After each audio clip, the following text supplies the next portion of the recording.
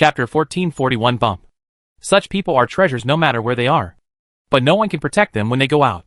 What does it have to do with you?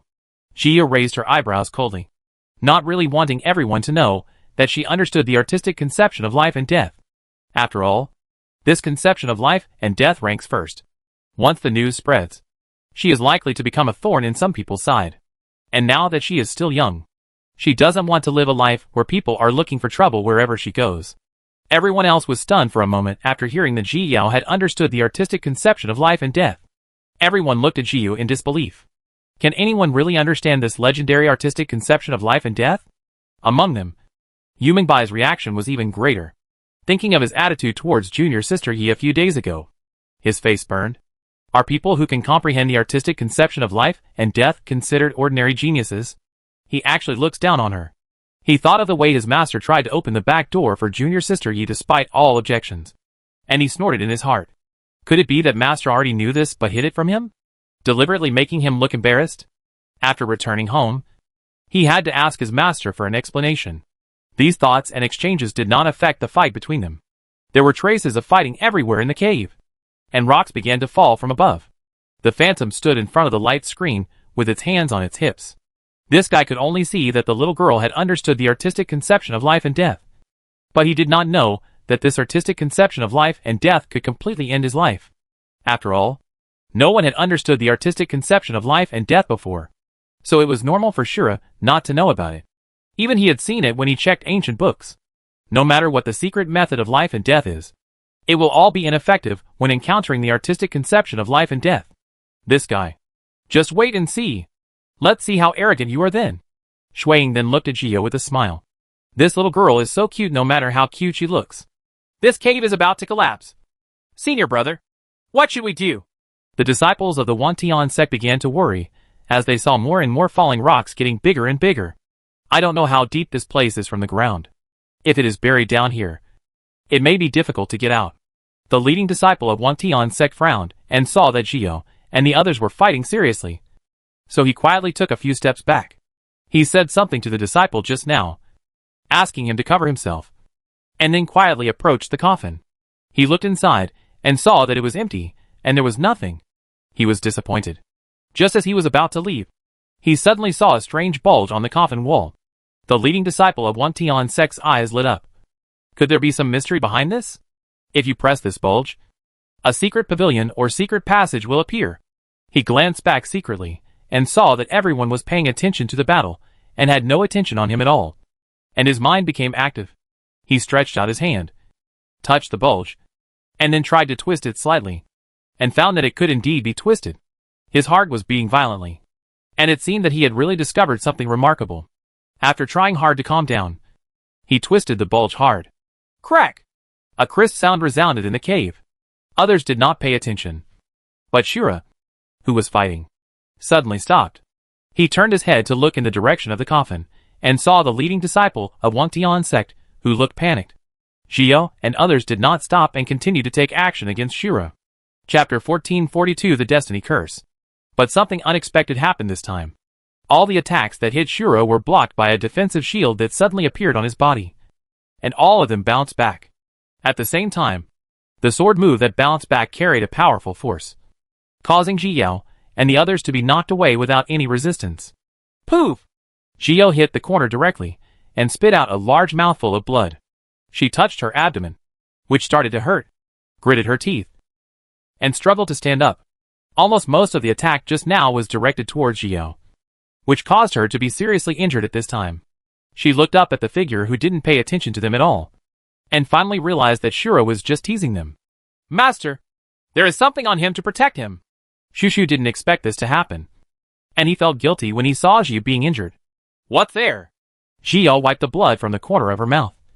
Her eyes firmly locked on Shura, planning to recover from her injuries before continuing. It should be the destiny curse. Shushu was 80% sure of this, but he was surprised that someone would actually use the destiny curse. What is the destiny curse?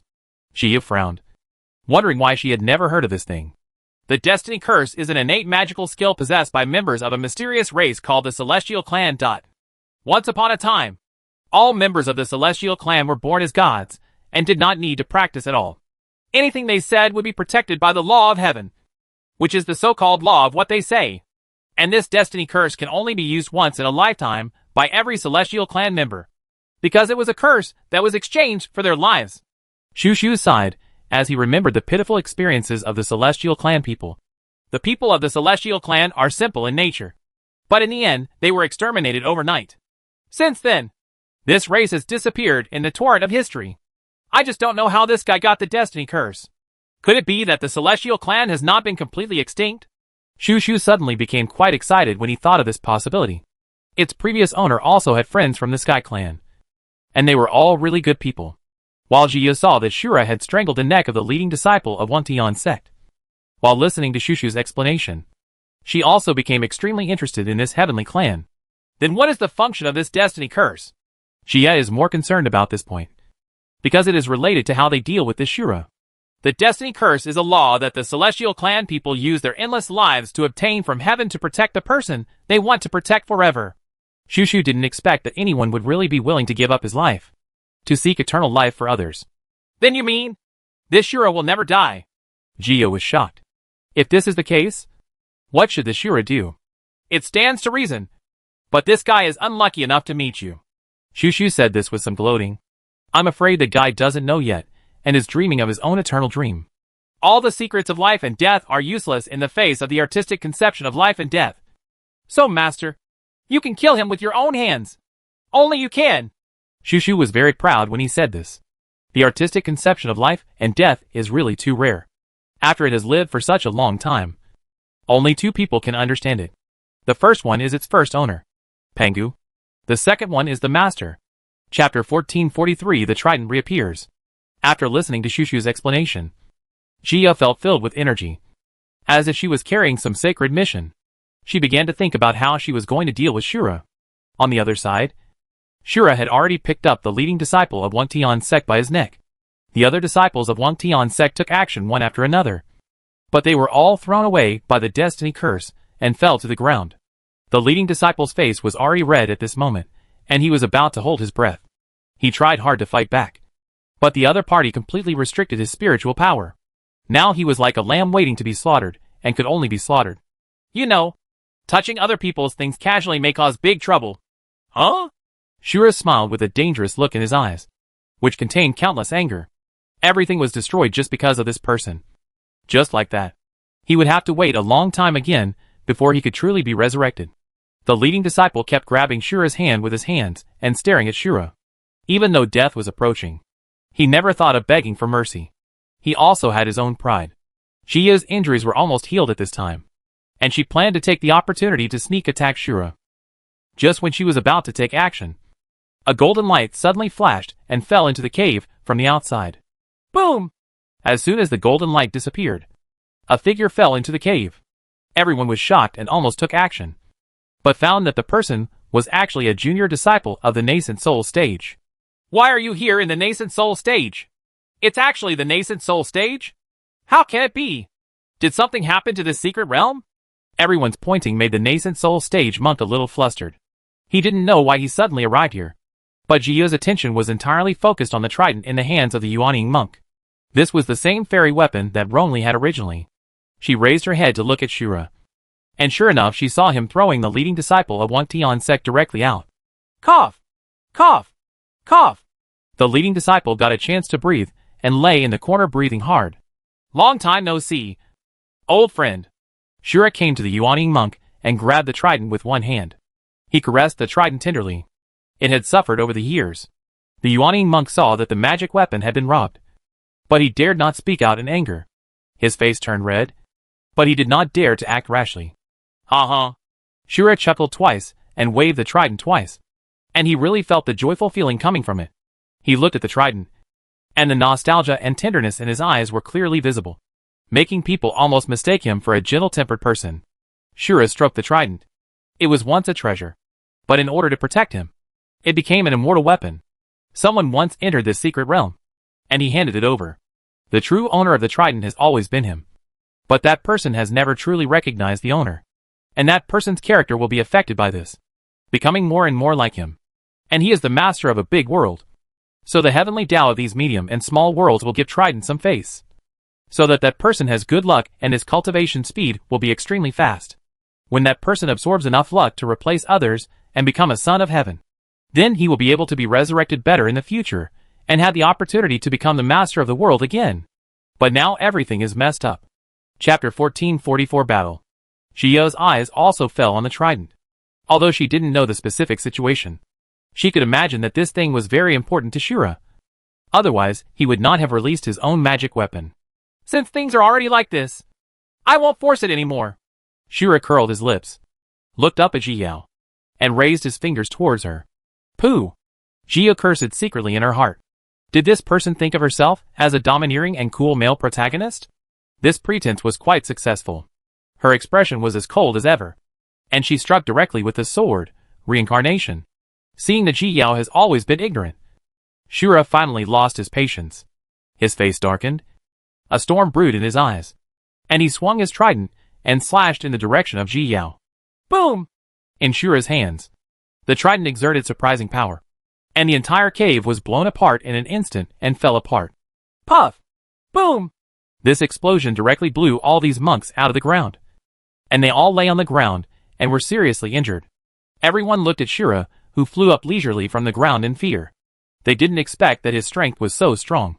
Xiao was also blown out and fell far away. She hurriedly took a handful of pills and stood up unsteadily. Bang! Shura threw the nascent soul cultivator in his hand directly and smiled lightly. The nascent soul monk had already lost his life breath and was thrown there like a rag doll. A murderous aura spread in Ji Yao's heart. This person is really selfish. Once others have no use value for him, he can be thrown away at will. You are all going to die. Shura raised his eyes and glanced at the sky. After hundreds of millions of years, he could finally embrace life again. His time is coming back again. The monks all knew at this moment that they could not only care about themselves. Only by uniting together could they have a chance to survive. Everyone looked at each other. And then, as if they had made an appointment, they all took action against Shura. Everyone came up with unique moves. Formations, talismans, and magic weapons were flying all over the sky. And sword moves and spells were dazzling. Xia didn't rest either. She took turns using all the available moves. But none of these could cause any harm to Shura. Not to mention that they were already injured. Shura just waved his trident casually, and a large number of monks around him would fall down. Soon, a disciple of the Hahuan sect died. Be careful and hide behind me. Upon seeing this, Yu Menbai hurriedly came to Ji Yao's side, who was taking action. If we can't resist, you run away. Yu Menbai also knew that Shura was interested in that heart. Although he didn't know what the heart was used for, he knew that Shura must not succeed. If such a person with no discernible cultivation left this secret realm, there would probably be chaos outside. We must resist. And I must kill him. Ji Yao's eyes were firm. She was able to advance with the help of dragon scales, and a cause and effect had been formed between her and the dragon. Therefore, she must kill Shura. Yu Menbai was so anxious when he saw that Ji Yao was not getting enough food and salt. He wanted to scold Ji Yao, but he could only hold back. In the end, he could only vent all his anger on Shura, and he used all his cruel moves. Bang! Another monk was knocked out and fell to the ground, unable to get up for a long time. Gradually, more and more monks fell to the ground. Everyone breathed a sigh of relief, and it was difficult to make any move. Chapter 1445 Master and Disciple Unite. Xiao was also in a state of embarrassment at this time. She was knocked out several times and got up again. Sure enough, he has understood the concept of life and death, and he is still alive and kicking after being so seriously injured, Shura said, looking at Xiao with his eyes shining. Take your dog eyes back. Yu Menbai saw Shura's wild eyes and angrily struck the ground with his sword, blocking Ji Yao's face. Xiao looked at his trembling back and frowned deeply. Everyone was seriously injured. Can she really defeat Shura on her own? Ha! Shura laughed angrily at Yu Menbai's actions. With just a wave of his hand, he knocked Yu Menbai away again. Xia quickly stepped forward to protect Yu Menbai, but was knocked away together. You dare! At this moment, a roar came, and at the same time a sword light struck in the direction of Shura. Shura was startled and waved his trident to block it, but was still hit by the sword light. He retreated a long way before he stopped. Master! Ji Yao shouted excitedly as soon as she saw Jian Song appear. No matter when, as long as the master is around, she can feel at ease and not afraid of anything. Girl, are you okay? Jian Song hurriedly came to Ji Yao, fed her the elixir, and looked at Ji Yao nervously, completely ignoring Yu Mengbai, who was lying beside her and could not move. I'm fine. Ji Yao fed Yu Mengbai the elixir, and then stood up with Jian Song's help. At this time, apart from Shura, the only people still standing on the ground were their master and apprentice. Bai Su was injured the most because he was at the front, and he was lying aside while being protected by Situ Huoyan. So you are this little girl's master? Shura twisted his neck, cracked his fingers, and smiled evilly. So what? Jian Song was filled with murderous aura. This man hurt his little apprentice, and the score must be settled. Do you think you can deal with me after getting the inheritance of Xiahou Qingyi? Ha ha ha! Shura laughed loudly, and even cried in the end. He reached out and gently wiped away his tears, curled his lips disdainfully and said, Even he died in my hands. Hearing this, Jian Song could no longer hold back the killing intent in his heart and struck him with a sword. Not long after he entered the secret realm, he accidentally fell into a forbidden area. There, he accepted the inheritance of Senior Xiahou Qingyi. As long as he thought that such a gentle and kind-hearted person as his predecessor was actually killed by this person, he would feel murderous intent in his heart. He struck Shura with one sword after another, and Shura kept hitting back with his trident. The two of them hit from the ground to the sky, and from the sky to the ground. Ji Yao glanced at her master with admiration. After her injuries recovered a little, she rushed forward with Li Yuan in hand. Yu Menbai wanted to rush forward and stop Ji Yao, but he couldn't even get up. He could only watch as Ji Yao rushed into the battle. At this time, Brother Jian Song's strength has also greatly increased. Although his cultivation has not broken through, it may be obvious that his strength has entered the integration stage. Otherwise, he would not be able to compete with Shura on an equal footing. But junior sister Yi was different. Her cultivation level was too low, so she was knocked out and rolled to the ground again and again, watching her vomiting blood again and again, but tenaciously getting up and rushing into the battle, seeing her face covered with blood but her eyes still as determined as ever. Yu Menbai felt her heart slowly soften. Chapter 1446, Gratitude and Grudges. He remembered his arrogant and rude attitude when the two first met, and for the first time he felt guilty in his heart. He, Yu Menbai, never owed anything to anyone, but this time, he owed junior sister Yi. Puff! Ji Yao was knocked out again and dragged on the ground for a long time before she hit a small hill and stopped. This time, the injuries inside her body became more and more serious, and she could no longer get up. She struggled hard and could only raise her head slightly to look at her master, who was still fighting hard. The gap between the combined stage and the distraction stage is too deep, even if she can cross the level to challenge. In front of the combined stage, she is just a child who has just learned to fight. Puff! She spit out a mouthful of blood again and closed her eyes against the pain. Shushu was very anxious, and the little guys inside him were also very anxious, and they all clamored to come out to help. This time, even Lu Huisher and He Lian couldn't sit still, but Shushu pressed them down and refused to let them help. If you want to break through the master's life and death conception, you must rely on yourself to overcome the difficulties in front of you. She has touched the threshold of the sword domain, and with just a little more, she can step in. It paid full attention to Ji Yao's situation, and if it really came to a critical moment, it would immediately come to help. Jian Song was also furious at this moment, especially when he saw the scene of his young apprentice being tortured. His anger had completely overwhelmed his reason. He only has one thought now, which is to kill Shura. Shura was not feeling well at this time. After all, he had only recovered not long ago and was not strong enough. However, because of Xiahou Qingyi's inheritance, this person had the strength of the combined stage during the distraction stage. How could he not be annoyed by this? He was once a genius that many people envied and envied? How many women are they attracted to? In the end, everything changed because of Xiahou Qingyi's emergence. People around him began to mention this name often and began to praise Xiahou Qingyi's talent. Some even praised him for having a benevolent heart. Ah! A benevolent heart? A monk's benevolent heart is just a pretense to deceive the world. He hates Xiahou Qingyi very much. His appearance took away his own light, and even the person with whom he had once sworn an oath turned against him because of him. So, he wants revenge.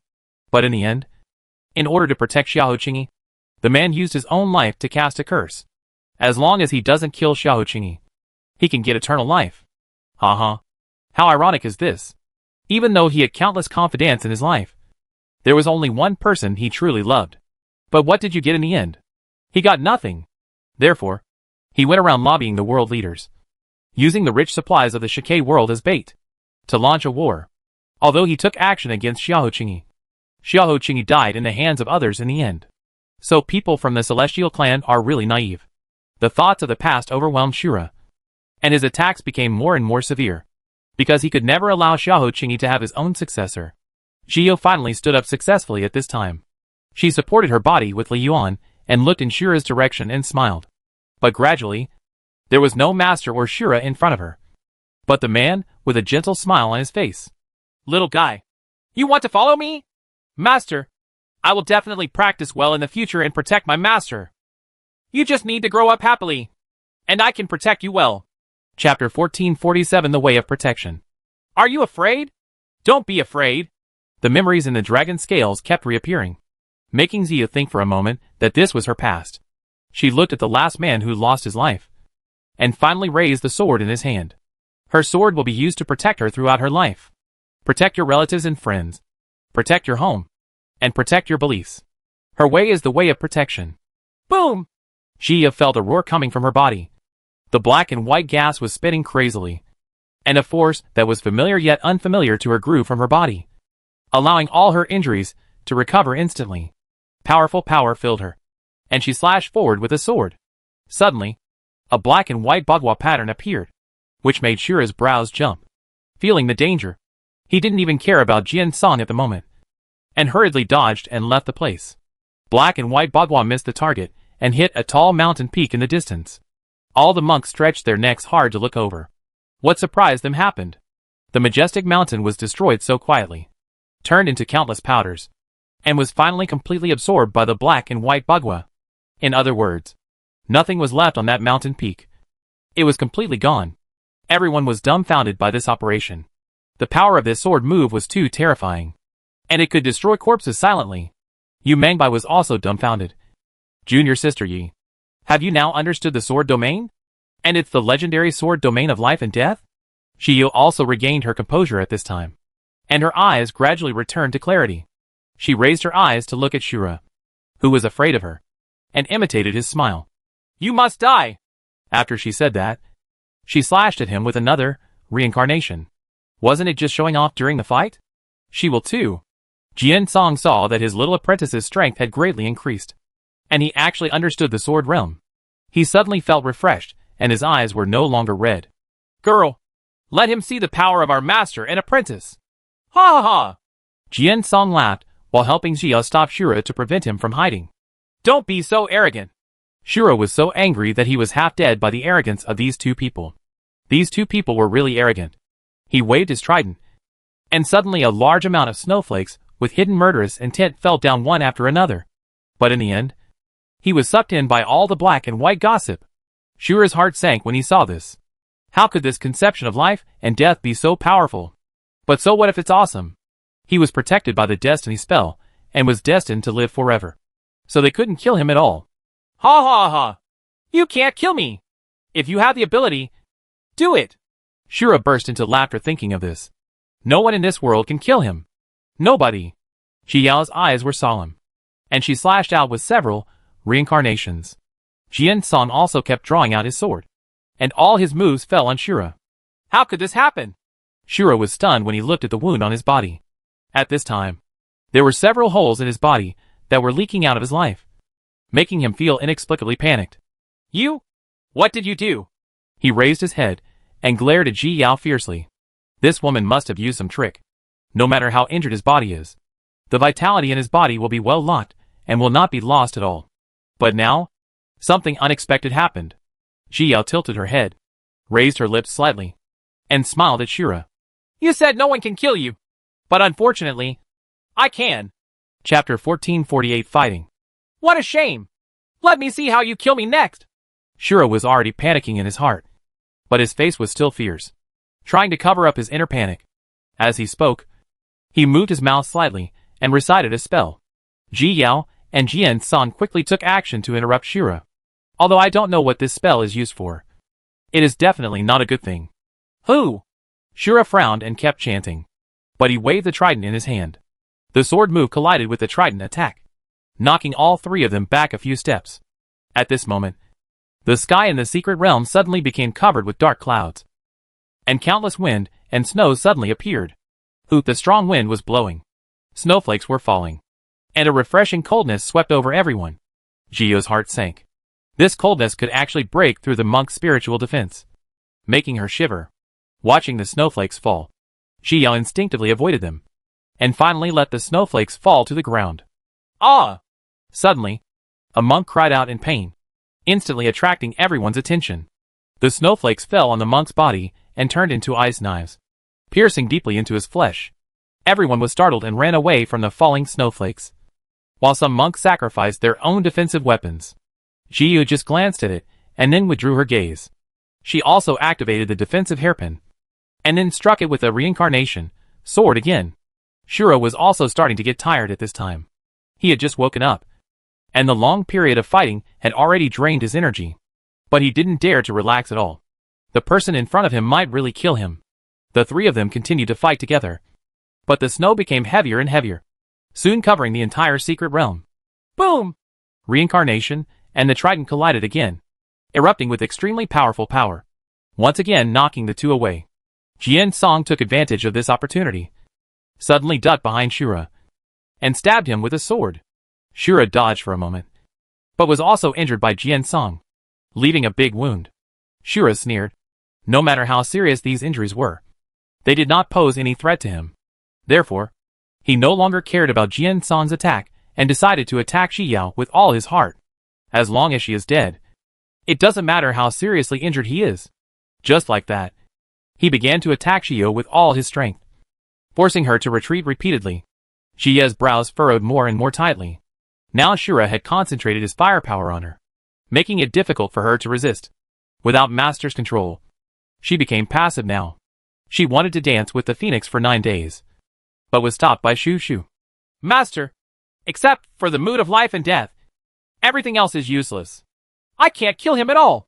Shu Shu was worried in his heart, afraid that Gio would not be able to defeat that man. Let's do this. Master, when you deal with him, immerse yourself in the realm of the sword of life and death. The master has just comprehended the sword domain of life and death, and it seems that it is not enough to deal with Shura at the moment. This will be dangerous. Gio was thrown away by the attack again, and she stabbed her sword on the ground to stabilize her retreat. She was worried that if she only focused on understanding, she would put Master and the others in danger. Only in this way can you kill him. There is no other way. Shushu has also thought about this problem. The Master still has the jade token given by the ancestor of the Feng family, which can at least protect her life. As long as the Master makes progress, he will definitely be able to deal with Shura. Chapter 1449 Working Together. While Jia was hesitating, Yu Mengbai, Bai Su and others also rushed into the battle. Suddenly, more than 10 people began to besiege Shura. Jia took a moment to take a look and saw that their injuries had improved a lot. Yu Mengbai was very cruel at this time. His temper had never been very good, but now he completely regarded Shura as the enemy who killed his father. He was very annoyed at this time. Even after being injured before, he could only let junior sister Yi stand here as a woman. This was hard for him to accept. With the help of everyone, the pressure on Jiao and Jian Song was reduced, but Shura still only focused on Jiao. Everyone, be careful and try to buy some time for me. After much hesitation, Jia decided to take Shushu's advice. Everyone in the battle is the pride of heaven. It is impossible that they don't have their own means, and they can definitely delay her for a while. Okay. Bai Su was the first to respond.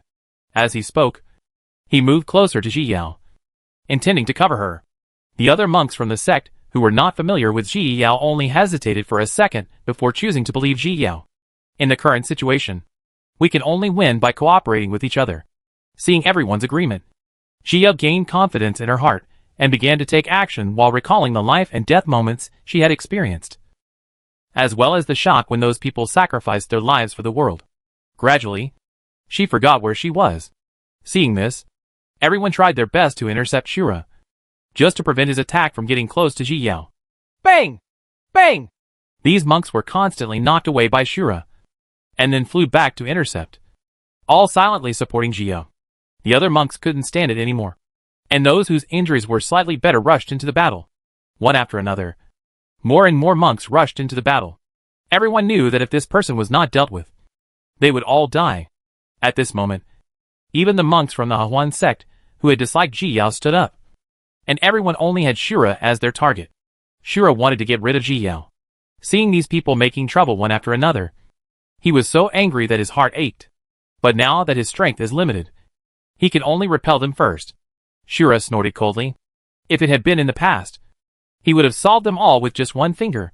Seeing everyone fighting fiercely, Shuang also became excited. The thing he regretted most in his life was not being able to join that battle, which he still can't let go of.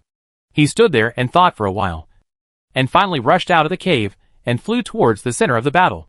There is no point in his life now anyway, so he might as well contribute in the end. Bang! Boom! Bang! Boom! The monks were constantly being knocked out, and many of them were unable to get up. The entire clearing was now a mess, with cracks everywhere. The snowflakes had stopped a long time ago because Shura no longer had that much energy.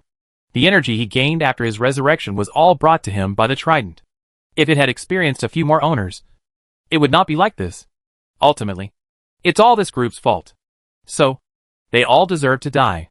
Thinking of this, Shura no longer attacked Ji Yao, but chose to capture and kill each one.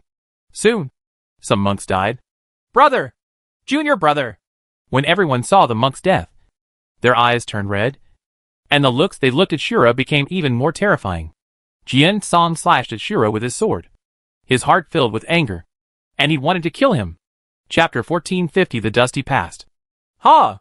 Shura endured the sword forcefully, and grabbed Jian Song's arm regardless.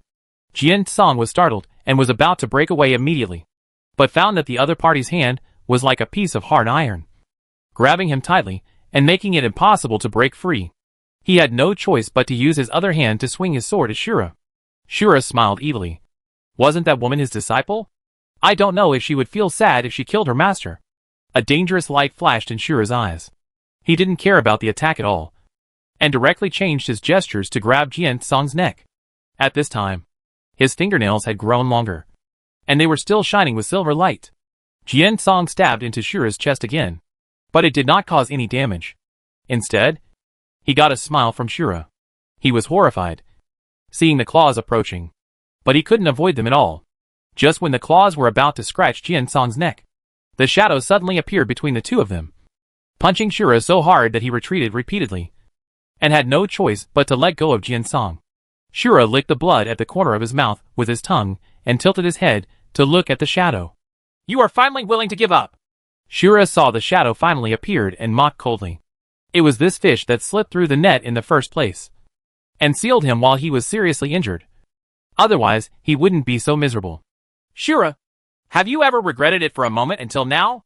Shuang looked at Shura, his eyes full of pain.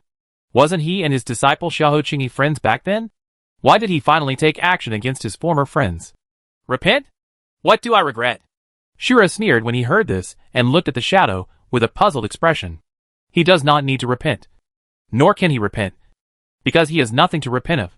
Qingyi regards you as a friend. Once you destroyed your Dantian and couldn't practice, it was Qingyi who searched for ways to find herbs for you. Don't you have a little gratitude? Shuang was originally for Ji Yao. He was procrastinating to say so much, but when he really thought about it, he was completely immersed in grief. Tears shone in his eyes, and hatred seemed to penetrate Shura's heart. I gave it back to him a long time ago. As soon as Shura mentioned this, he lost control of his emotions, and his face became ferocious for the first time. I will destroy Dantian. Why don't I thank him for it? Isn't it natural for him to find herbs for me? Why? Each of you must feel that I owe him. Shura shouted incomprehensively. This was completely like a nightmare, surrounding him day and night. Everyone felt that Xiahou Qingyi was good to him, and he owed Xiahou Qingyi. Why? Thanks to him? What did you say? Shuang was stunned, not understanding what he meant. In the beginning, if he hadn't insisted on saving that woman, I wouldn't have been hurt at all. Shura thought of the woman that Xiahou Qingyi had been thinking about, and felt sad in his heart. The person she loved so deeply even sacrificed her life for Xiahou Qingyi. Unfortunately, she couldn't even compare to a hair of that woman in Xiahou Qingyi's place. So, you have always hated them? Shuang suddenly felt very tired. And the reason for everything that happened was here. Yes, I just hate them. Shura didn't want to hide anything anymore and simply admitted. If it weren't for them, I wouldn't have destroyed my Dantian, and I wouldn't have delayed it for so long. It's impossible for Xiao Qingyi to surpass me. Chapter 1441. Everyone thinks that I can't compare to him and that I owe him. But I don't owe him anything. Shura slowly lowered his eyebrows, and his voice became weaker. He really didn't owe him anything. So, you will destroy him at all costs? Even destroy the world of Shike? Shuang can't understand at all how innocent those people are. Oh, yes. Whatever he has, I want to take away. Whether it's reputation, status, or women. As long as it's his, I will take it away at all costs. Shura gritted his teeth and replied. Did you know? Qingyi actually saved you. Shuang sighed, not understanding why Shura was so obsessed. When the world of Shike exploded in the end, it was he who used his last divine thoughts to protect you, so that you could survive. Impossible. Shura suddenly raised his head and roared. Qingyi once told me that he owed you his life, so he gave it back to you in the end. Shuang thought of the scene he saw at the beginning and closed his eyes. Qingyi is a kind-hearted silly boy. From childhood to adulthood, he only considers others and never himself. He will be kind to everyone around him and appreciate others' efforts. Even in the end, he still chose to fulfill his vow and spared his life. But it was such a kind person who sent a message to him at the last moment when he disappeared. I owe him this life. From now on, we will have nothing to do with each other. Master, kill him and avenge the people of Shike world. Seeing the monks fall, how guilty should Qingyi feel? Even if he died, he would not feel at ease because this time, he owed it to the people of the world. Impossible. Shura shook his head repeatedly, unwilling to believe this fact. Xiao Qingyi loves to pretend to be righteous. And this is what he does. Believe it or not. That's your business. I just want to tell you that he never felt that you owed him, but always felt that he owed you a life. Shuang's mood gradually calmed down, feeling sorry for his little apprentice. The young apprentice treated Shura with all his heart. But what he got in the end was betrayal. In fact, he understood that the real reason for all this was actually attributed to the word jealousy. Shura was jealous of his young apprentice's talent, and he was also jealous of his popularity. Therefore, jealousy is the original sin. At this moment, Xiao also opened her eyes. Xiao also heard some of their conversation just now and sighed in her heart. She did see some grudges between the two in Long Lin's memory. She saw Xiao Qingyi's various contributions to Shura, and also saw Shura falling out with him because of love. Although the clip was limited, she could see Shura's insincerity towards Xiao Qingyi from the beginning. She didn't believe that Xiao Qingyi couldn't tell. He must have been trying to be nice to Shura because of his debt. Unfortunately, people's hearts are complicated. Xiao has always felt that friends should understand and tolerate each other. They help each other and become better and better. Instead of feeling jealous when you see your friend, you want to take everything away from him. Such people don't deserve to have friends at all. Ha! Shura laughed softly. Since he owed it to him, there was no need for him to repent. Right? Everything was delivered by Xiao Qingyi eagerly. So what does it have to do with him? Chapter 1452 Attack. Seeing Shura's performance, Shuang knew that he was not aware of his problem, so he could only sigh helplessly. In this world, everyone has his or her own set of ideas, and there is no way I can force him to understand them. In this case, he doesn't need to pay too much attention to this issue. He glanced at Ji Yao behind Shura and winked at her. Girl, I will control him later, and then you kill him. The shadow sent a message to Ji Yao, intending to use his last energy to trap Shura. Ji Yao nodded slightly, stepped back a little distance, and was ready to attack Shura. At this moment, Phantom finally took action. He just pointed his hand upward, and then swung toward Shura fiercely. Shura was stunned, immediately stepped back, and then waved the trident towards the shadow. At this time, his energy was running low, and the power of his moves was much less powerful.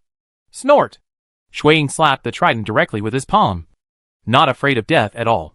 Now his purpose is to trap Shura. Nothing else matters. Boom! Boom! The two people's moves kept hitting the ground, and the entire open space was completely surrounded by dust.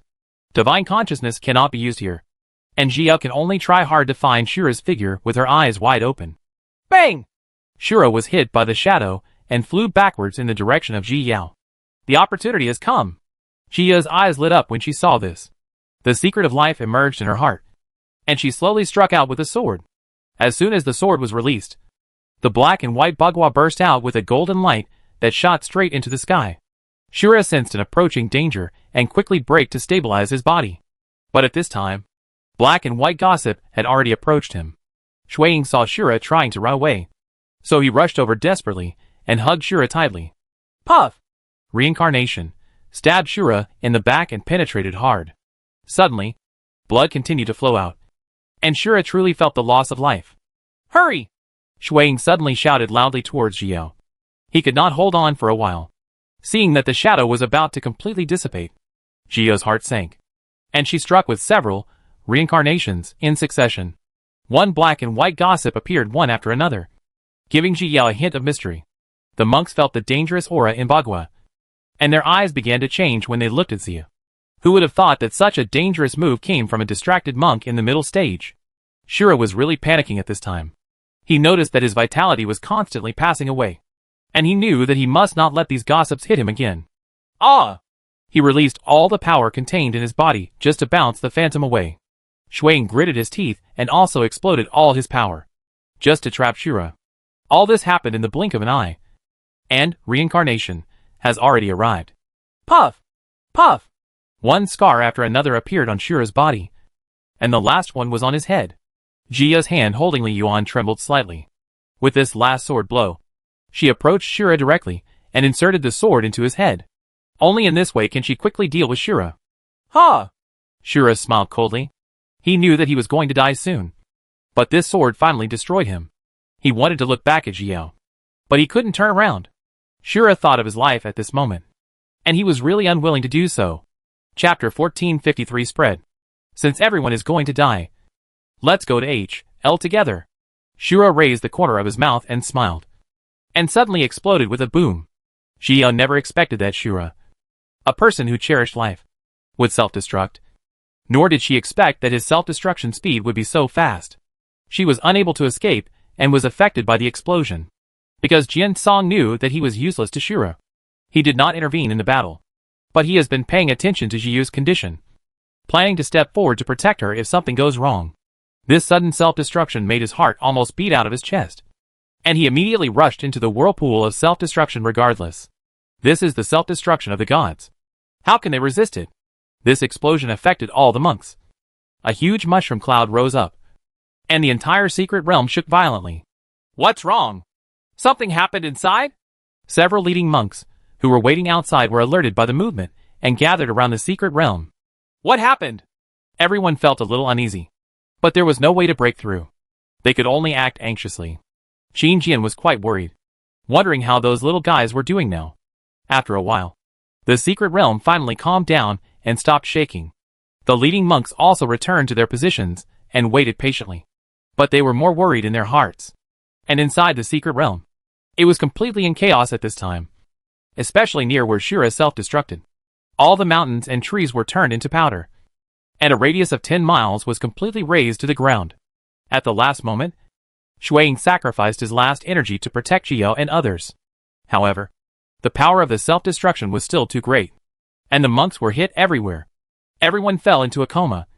Their bodies were scarred, and they were hanging with only one breath left. Ji Yao and Jian Song were the most seriously injured, and they both collapsed on the ground and were unconscious. The entire secret realm became quiet, and all sounds disappeared. Ancestor, what's wrong? Feng Qi asked curiously when he saw his ancestor suddenly sitting upright. Something happened to Xiaoba, Feng Ling said, and then suddenly disappeared from the place, rushing towards the direction she sensed without stopping. The jade token he left on Xiaoba just now was a warning. Although he knew Xiaoba was still alive, he was worried that she would be harmed. Several members of the Feng family looked at each other, got up and chased after Feng Ling. I've seen Senior Feng! The leading monks who were waiting saw Feng Ling suddenly appear and immediately saluted respectfully. At the same time, I was wondering in my heart what kind of wind blew this big man here. There are probably few people in the entire Fuchin world who don't know Feng Ling's name, and they are also very familiar with his face. The story that he once killed a master in the tribulation stage for his own juniors is still being circulated among the people. Yes, Feng Ling responded lightly, then looked towards the secret realm. with worry in her eyes. Soon, other members of the Feng family arrived, which made the leading monks even more confused. However, they didn't dare to ask, so they could only continue to wait outside quietly. 2 years later, Jia slowly opened her eyes. She looked at the blue sky and white clouds in the sky, and was stunned for a moment before she sat up suddenly and looked around anxiously. Soon, she found Jian Song, who was still unconscious. Jia hurriedly ran over, helped the master up a little, and then fed him the pill. When the explosion occurred, she saw the master rushing in desperately, trying to save her. But he also got in. Chapter 1454. It's over. If the senior hadn't sacrificed his life to save them, something might have happened to them both.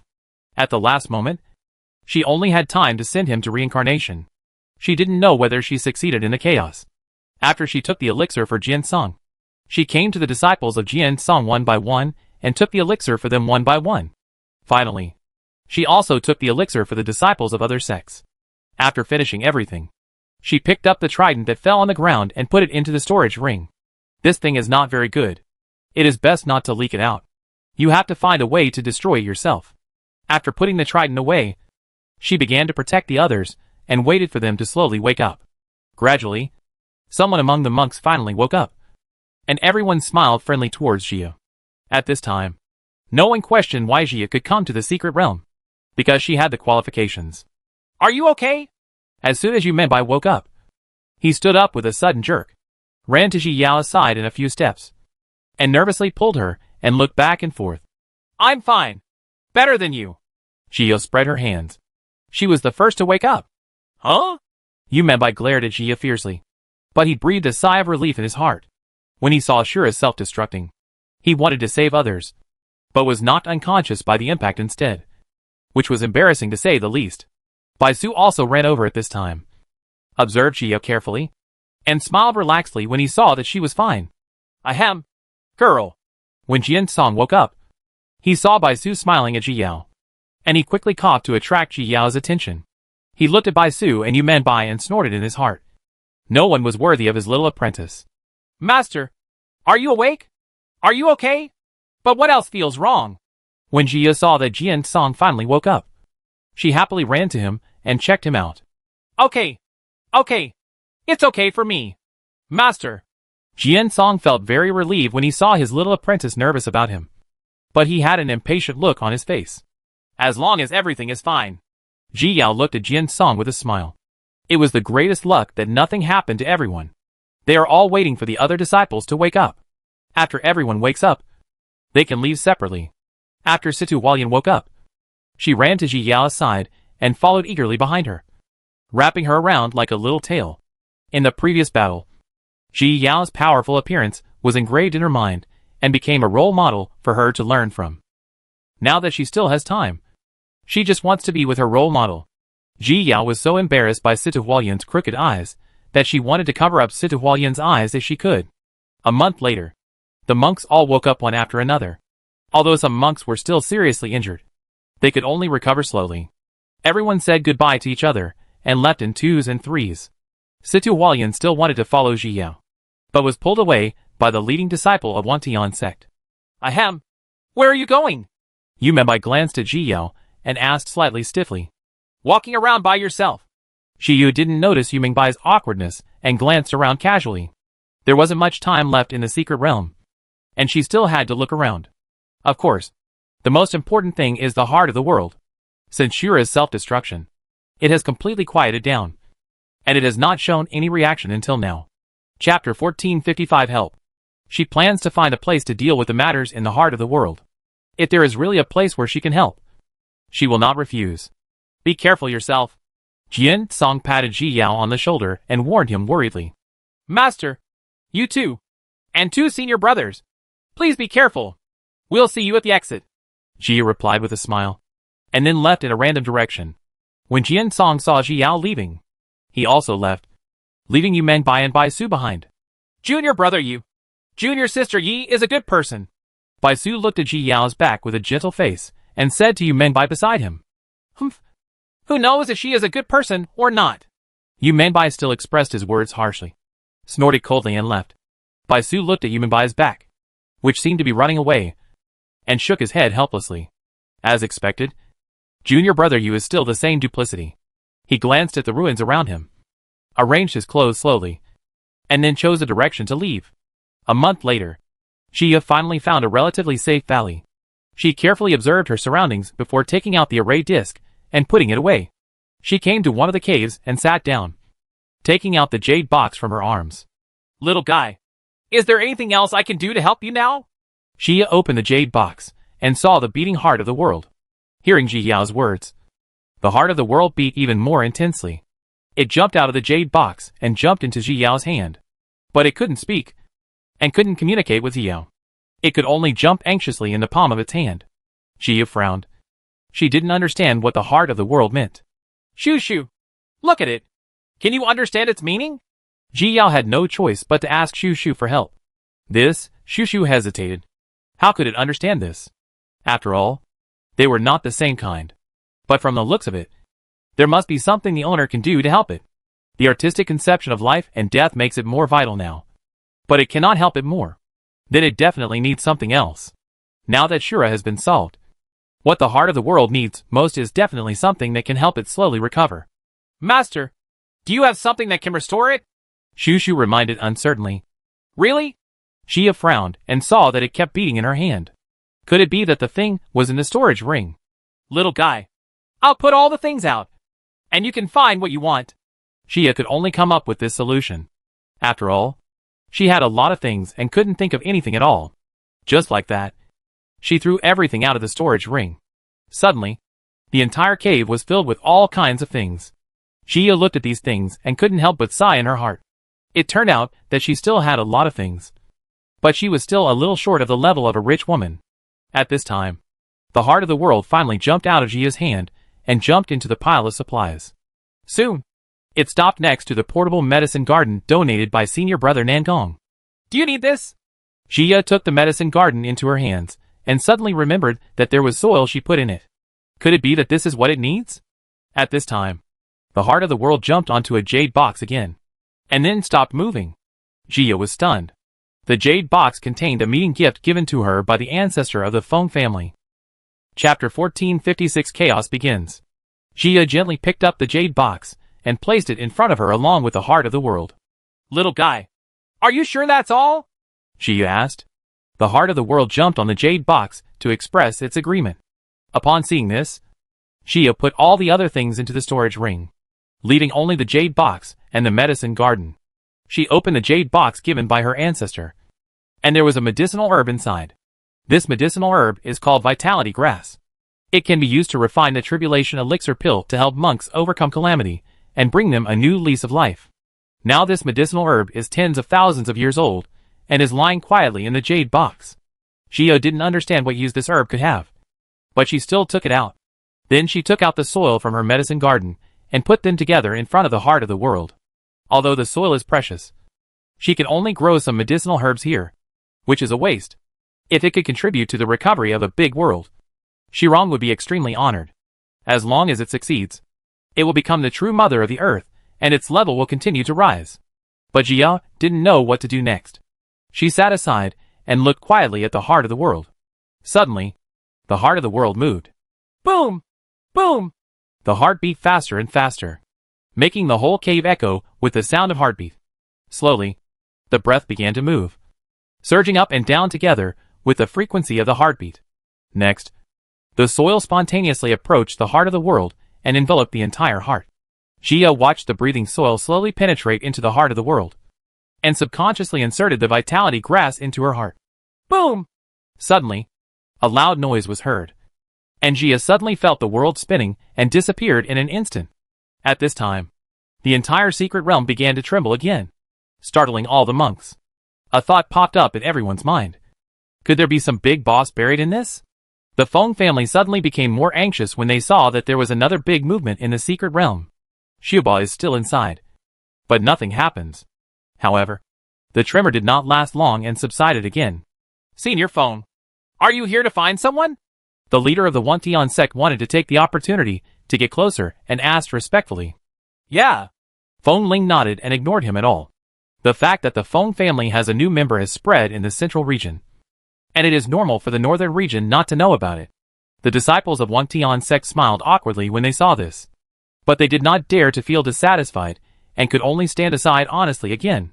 Qin Jian glanced at it but said nothing. At this moment, he was worried about those little guys, fearing that something would happen to them, especially for the little girl Yi Jiao. The sect leader had repeatedly asked him to take good care of her before going out. If she causes trouble in the secret realm, Jian Zong will directly protect her regardless of the reason. As for the subsequent problems, the sect leader will come forward to solve them himself. Everyone could see how much the sect leader valued her. If something happened to her, it would be hard for him to explain. On the other side, Xiao, who was being remembered, had come to another space and witnessed the beginning of chaos. Everything in front of her was gray. Gradually, the gray part slowly dispersed, and the space slowly became larger and taller. After a long while, the space finally stopped growing. At this moment, a bright light suddenly appeared in the corner of the space. Chapter 1457 Chaos Skyfire opens up wisdom. Shiyu's eyes narrowed. Before she could see clearly, the chaotic skyfire in her body rushed out and rushed towards the bright light. Is it actually the newly born Chaos Skyfire? Shi Yao's eyes widened. She actually bumped into the birth of Chaos Skyfire. She blinked her eyes. It seemed that Chaos Skyfire had a great opportunity this time. The two chaotic Skyfires quickly merged together, emitting a dazzling light, and finally turned into a firebird, chirping towards the sky. The sound was clear and bright, and it was the only sound in this space. The firebird chirped excitedly several times in succession, and finally flew in the direction of Jiao, setting off countless firelights along the way, which was really beautiful. Jiao stretched out her hand, and the firebird stopped on her hand, and gently pecked Jiao's palm with its small beak, which made her shrink back from the itch. Firebird raised his head and looked at Jiao with longing eyes, as if his mind had finally been born. Jiao's heart suddenly melted, and she stretched out her other hand to touch Chaos Skyfire. After so many years, Chaos Skyfire finally met the opportunity, and she was really happy. What's its name? Suddenly, a childish voice sounded, which startled Jiao. Who? She immediately took out Li Yuan and asked warily, Is there anyone alive besides her here? I am the master of this place. The childish voice came again, but he never showed his body. Are you the Tao of Heaven? Jiao was confused. Can the Tao of Heaven also speak? It should be. Right. The young voice was also full of uncertainty. It is the way of heaven. The way of heaven that has just been born. Shushu spoke at this time. However, it is already a completely reborn heavenly way, and is no longer the one that once self-destructed. It's really the way of heaven, Jia said in disbelief, because she had never heard of a way of heaven that could also speak. It is actually communicating with you using its thoughts. But this is its world, so it conveys its meaning in a way that you can understand. Shushu was very happy at the moment, because this is a big world in the future. She nodded to express her understanding. She looked at the lone living grass in the entire space, and pursed her lips. The world right now is too desolate. What's its name? Qiandao's voice came again, obsessed with the name of the firebird. Jia was a little embarrassed, and didn't know how to speak. She didn't know the name of Chaos Skyfire either. Not many of the little ones liked the name she chose. It's called Chaos? Jia shouted. Not even sure. Chirp! Firebird pecked Jia, turned his head to the side and ignored her. Ahem. Master, I think it seems to be a girl. Shushu kindly reminded that this kind of spiritual creature itself has no gender, but it will evolve later due to its own choices. The performance of this chaotic skyfire looks more like a girl. Yes, it must be a girl. Shilian was also excited. She would finally have a younger sister to accompany her. These are all younger brothers, and she also wants a younger sister. Okay. Jia looked at the chaos skyfire helplessly, but she really didn't see how it looked like a girl. It's called. Jia held it in for a long time, but still couldn't come up with a nice name, and finally couldn't tell the reason. Ahem. Our little baby is so beautiful. I have to think of a name. Shiyu smiled sheepishly. She really couldn't think of it. Chapter 1458 The End of the Secret Realm. Seeing that Jia couldn't explain the reason, Tiandao stopped worrying about this issue. This is a new world. You are welcome to come and play at any time. Tiandao looked at the lonely living grass and felt empty in his heart. The birth of other life forms will take endless time. Okay. Jia nodded in agreement. She also wanted to witness the growth of this big world. If you want to come in from now on, all you need is a thought. Tian Dao fell silent after saying this. It can feel the intimacy from Ji Yao. Although it doesn't understand the reason, it still doesn't prevent it from liking her. Ji Yu smiled slightly. It seemed that she could come and play from time to time in the future. She put away the chaos sky fire and thought of leaving. And sure enough, she returned to the cave the next second. Shoo shoo! Where's that world? Ji Yu was a little curious as to where the new big world would be. I don't know, but it must be very far away from here. Shushu doesn't know the specific location, but the big world is not very close to these medium worlds. However, no matter how far the distance is, it will not affect the owner's access. This is a privilege given to her by heaven. Well, since this matter has been resolved, I don't care about it. Ji Yu nodded. After worrying about these things, she could finally continue her adventure. She walked out of the cave, put the formation disc away, and continued to swing in the secret realm. Time passed by, and it was finally time for the secret realm to end. Ji Yu looked at her harvest and sighed again. She unexpectedly found so many good things. And she found a large area of those precious medicinal herbs. When she first saw it, she thought it was an illusion and didn't dare to pick it rashly. Ji Yu looked at the pile of old and expensive herbs and smiled slightly. These are all money. Money! She put her things away and suddenly felt that she was light when walking. She was finally going to be rich again. Shushu looked at Ji Yu's silly appearance with some helplessness. With the blessing of the great world's luck, the master's path will become smoother and smoother in the future, and he will finally attain the path of immortality. This time, they won the bet. The time in the secret realm is over, and more monks are coming out of the secret realm. Ji Yu also followed the others out of the secret realm, and immediately saw the Feng family that no one dared to approach. Ancestor! Uncle! Second uncle, Ji Yu flew towards several people in surprise, stopped in front of them, and called them one by one. Are you injured? Feng Ling pulled Ji Yu back and forth and looked at her, asking nervously. Yes. Shiba. Are you injured? If someone bullies you, just tell me, and I will beat him to pieces. Feng Chi raised his fist fiercely, and glanced at the monks threateningly. The monks turned their heads and looked away, trying to minimize their presence. The team leaders were all shocked at this time. The boss, who was cold and unapproachable just now, was now greeting Ji Yao. From that appearance, you can't tell it's the same person at all. Xin Jian was even more confused by this situation. When did Yi Ziyao become a member of the Feng family? Senior Feng. Jian Song came out of the secret realm and saw Feng Ling, and quickly stepped forward to salute. Young man Song, you don't have to be polite. Feng Ling looked at Jian Song with a smile, and saw that he was surging with spiritual power, and it was obvious that he was about to break through. Chapter 1459 Return. Not bad. Not bad. Feng Ling patted Jian Song's shoulder with satisfaction. It seems that Song Boy worked hard. Jian Song was a junior in front of Feng Ling, so he could only smile obediently. Gradually, all the monks came out.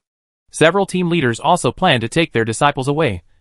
But with Feng Ling here, they didn't dare to say H, lo and leave. In the end, the leader of the Wentian sect took the lead. After saying goodbye to Feng Ling, he quickly left with his disciples. Then other sects followed suit and left one after another. They all rushed back to report the situation. After all, there was a little girl from Jian Zone who was from the Feng family in the central region. This news was enough to attract the attention of all the sects. After all, they were afraid that the girl would suffer some loss and be hunted down by the Feng family. In the end, only the sword sect disciples were left outside the secret realm. Qin Jian did not step forward to interrupt Jia's communication, but waited patiently. After all, once Jia's identity is revealed, those people will be a little wary of her in the future, which is more conducive to her growth. The sect leader must be very happy to know. Xiao Ba, please pay more attention to your own safety. When will you go to Phoenix Ruins again? Feng Ling pulled Ziyao and said reluctantly.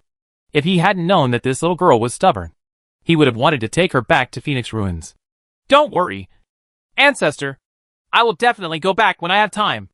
Jiyu agreed with a smile. She did not expect that the Feng family would come to the Northern Territory out of worry. After all, the Central Territory was very far away from the Northern Territory. Okay. I'll remember it. Feng Ling nodded, then raised her voice slightly. If someone dares to bully you, our Feng family will definitely not let him go. Don't be afraid. He said this mainly for the disciples of Jinzong. Not everyone can bully his Feng family's treasure. Let's go! After finishing speaking, Feng Ling patted Ji Yao on the head, and then left with the others. Xiao Ba, come back and play early. Feng Qi waved to Ji Yao as he walked. He missed Xiao Ba. Okay.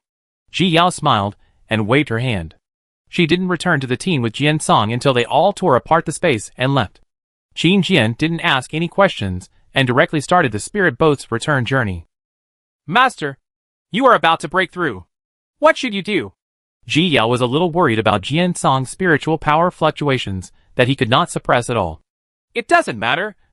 I'll go back to Jianzhong and make a breakthrough again. Jian Song smiled. He could hold it back. Ji Yao was worried. So she pushed him into the room and meditated to control her spiritual power.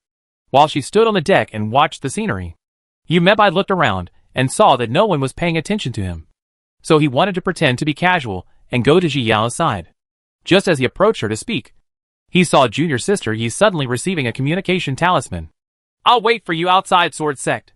As soon as he opened the communication talisman, Yu Meibai heard a cold male voice. And junior sister Yi smiled sweetly because of the communication talisman. He was stunned and suddenly felt a little bored in his heart. But he didn't know why. Okay. I'll be back soon. Jia happily replied to Nandong Yu. When she thought about seeing him soon, she couldn't hide the smile on her face. There was a smile between her eyebrows and her eyes were sparkling. And her happiness could be seen at a glance. But the more this happened, the more depressed Yu Meibai felt. Senior brother Yu, can you come out for some air too? Jia turned around and saw Yu Meibai in a daze, and asked with a smile. Chapter 1460 Meeting. What does it have to do with you? Yu Meibai flicked his sleeves, turned around and left.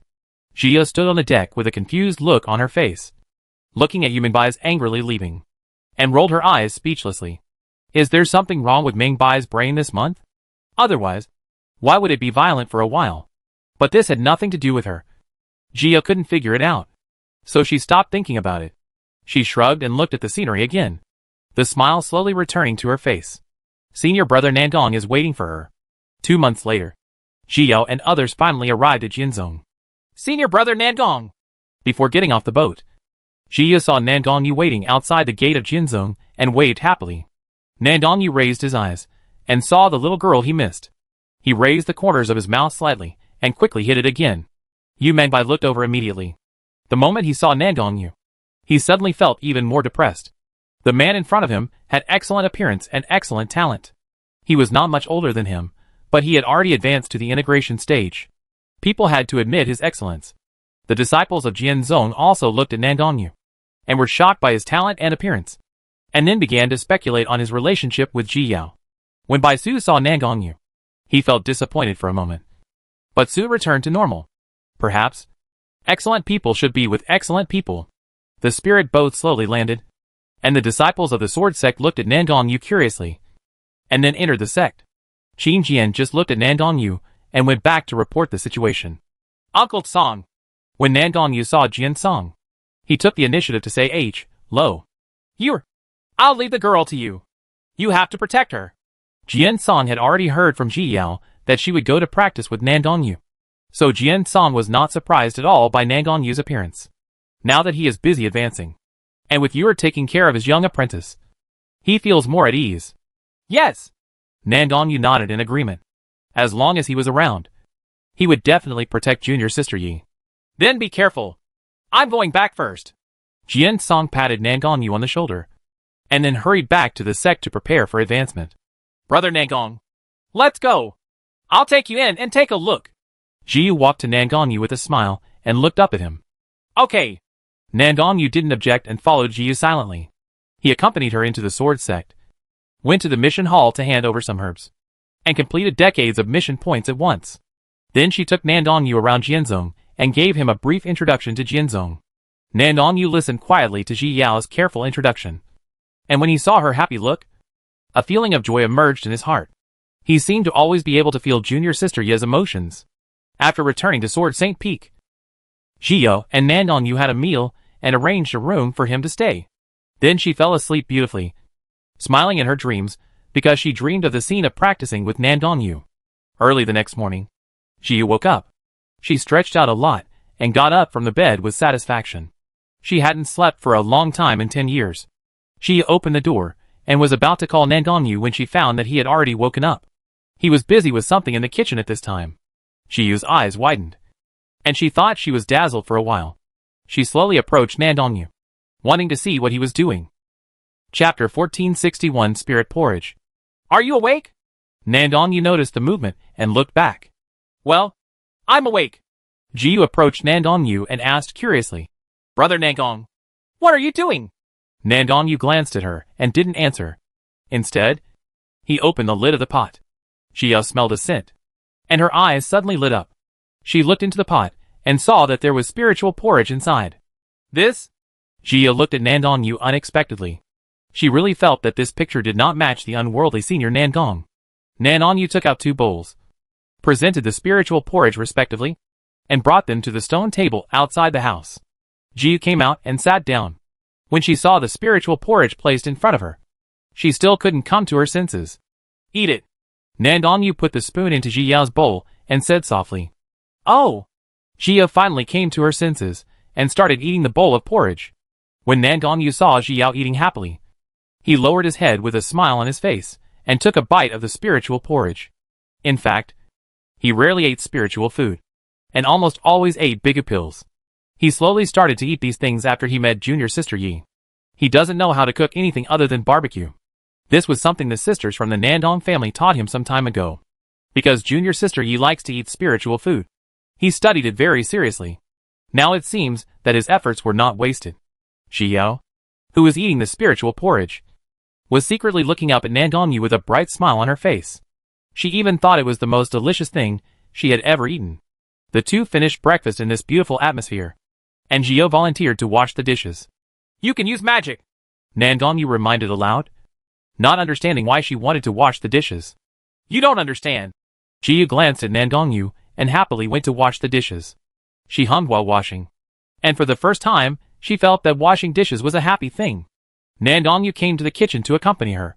But he was thinking, could washing dishes really make people happy?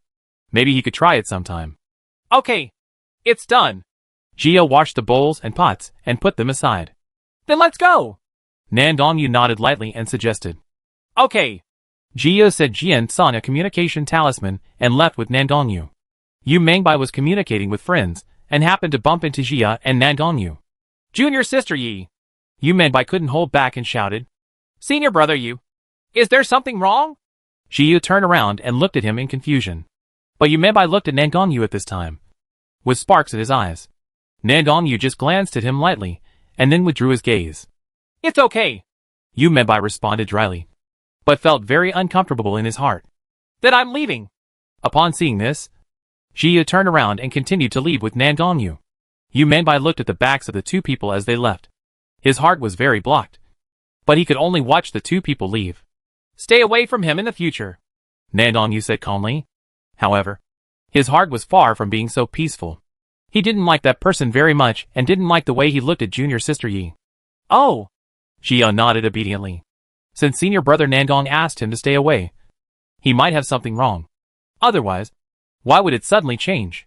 However, this question was quickly forgotten by her, and she didn't pay much attention to it at all. After all, she is with senior brother Nandong now. Where does she have time to think about other people's things? Chapter 1462 Western Region. This time, the destination of the 2 of them is the Western Region. Because a secret place will be opened in the Western Region in a while. And this secret place does not limit the cultivation level or the number of people. All monks can go wherever they want. Therefore, every time this secret place is opened, it attracts many people. And this time is no exception. Jiyu and Nandongyu were quite different in cultivation, so this kind of secret place was most suitable for them. Along the way, both of them were sitting on the spirit boat. Jiyu spent most of the time learning the formations, while Nandongyu was guiding them. Tired of studying, Jiyu discussed the attributes of space with Nandongyu, hoping to have a deeper understanding of Onwu 9 Heavens. Nandongyu had a deep understanding of the attributes of space, which inspired Jiyu a lot, and also introduced her to the attributes of space. But it's just a beginning. I don't know how long it will take to truly understand. The time the 2 of them spent together always passed quickly. Months passed in the blink of an eye, and they finally arrived at the border of the Western Region. When Jiyu got off the boat, she felt as if she had just stepped out.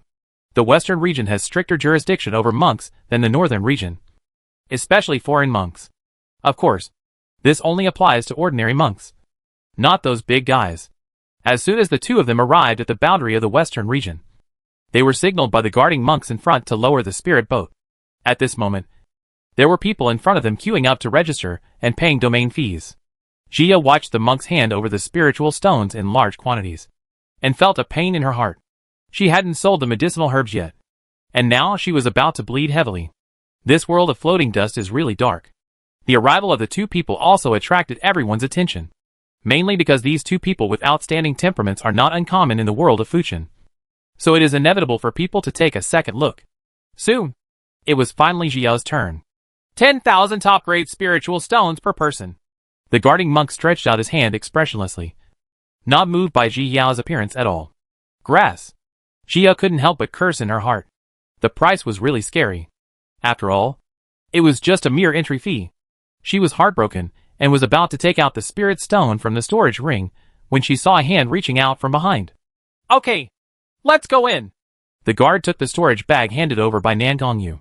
When he saw that there were 20,000 top-grade spiritual stones in it, he handed them 2 jade tokens and said, "Okay, let's go." Nan Gongyu walked to Jia, gently held her wrist, and led her forward.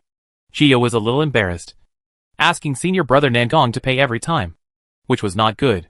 "Senior brother Nangong, I'll invite you to dinner later," Jia suggested to Nan Gongyu with a smile. She has been practicing for more than 100 years, and now she can finally practice without the psychological burden of ascending to the world of floating dust.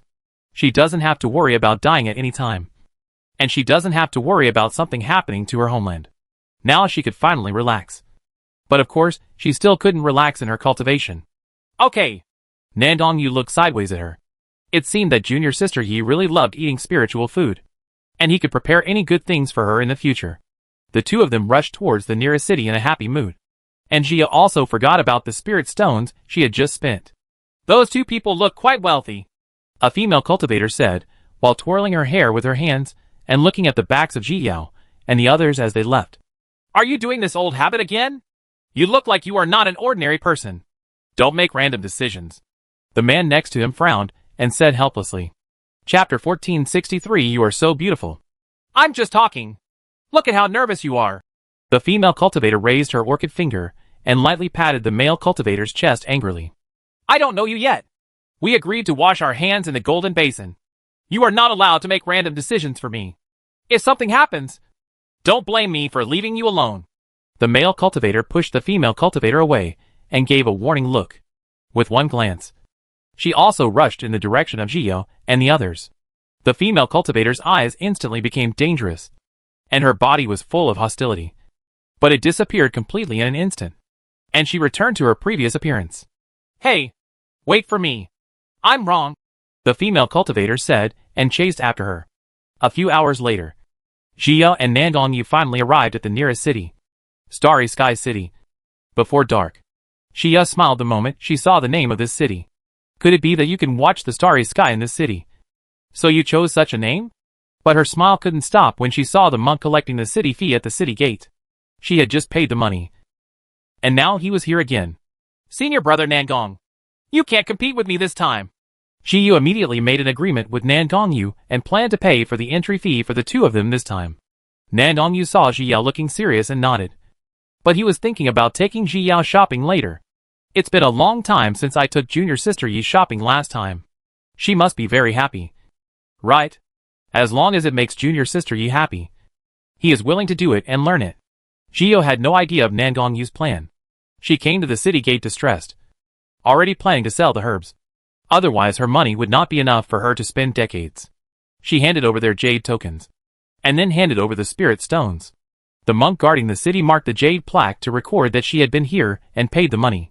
Jia admired this big boss in the western region for being able to come up with such a profitable management method. No matter where in the western region, only jade tokens are recognized. If there is no jade token, no place will accept you, and you will always be wandering in the wild. Therefore, a little loach like her can only pay the money honestly. After getting the jade token back, Jio and Nan Gongyu entered Starry Sky City.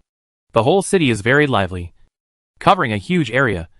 with various streets crisscrossing it, giving it the appearance of a large city. Seeing this scene, Xia thought of the Yi family in the lower world, and the city run by their Yi family. Senior brother Nangong, let's find a place to stay first. Xia looked at the busy streets and had the urge to go shopping, but resisted. Now it is more important to find a place to solve the accommodation problem. Nangong Yu didn't object, and after searching for a while, they chose Starry Sky Inn, the largest inn in Starry Sky City. This inn is 5 stories high and looks extremely dazzling among the surrounding shops. The two of them booked a room, ordered spiritual food, and found a table by the window on the second floor to sit down. Nangong Yu poured spiritual tea for Ji Yao and placed it in front of Ji Yao before pouring himself a cup. Jia watched Nangong Yu's movements with a sweet smile throughout the process, feeling a sense of satisfaction in being taken care of. She seemed to like senior brother Nangong more and more. When Nangong Yu saw Ji Yao staring at him and smiling, he put down the cup in his hand quite strangely and looked at Ji Yao in confusion. Senior brother Nangong, you are so good looking. Ji Yao praised sincerely. Chapter 1464 Nasty. Even in the world of cultivation that is full of handsome men and beautiful women, senior brother Nangong stands out and is truly good looking. At the same time, because he has good character, he looks better in Ji Yao's eyes. It was the first time that Nangong Yu heard someone compliment him so frankly on his good looks, and his face suddenly felt a little hot. For the first time, he avoided Ji Yao's shining eyes, lowered his head, and took a sip of tea to cover up. Ji Yao was stunned for a moment as she watched the crimson color crawl up behind Nangong Yu's ears and neck. When she wanted to take a closer look to confirm, Nangong Yu's face had returned to normal, and the red color had completely faded. Ji Yu blinked. Did she see it wrong just now? But she really saw it. She took a sip of the spiritual tea with some confusion, thinking about Nangong Yu's technique. It's just that at this time, she didn't know that Nangong Yu's technique had changed, and she was just wondering there by herself. Soon, the spiritual food was delivered, which also pulled Ji Yao out of her wild thoughts. Brother Nangong, please don't be polite and eat more. Ji Yao gave full play to her style of entertaining guests and enthusiastically put a piece of meat into a bowl for Nangong Yu. Eat more yourself. Nangong Yu looked at the piece of meat and raised the corners of his mouth slightly, but he quickly suppressed it. He took the initiative to bring a lot of vegetables to Ji Yao and gave her a full bowl.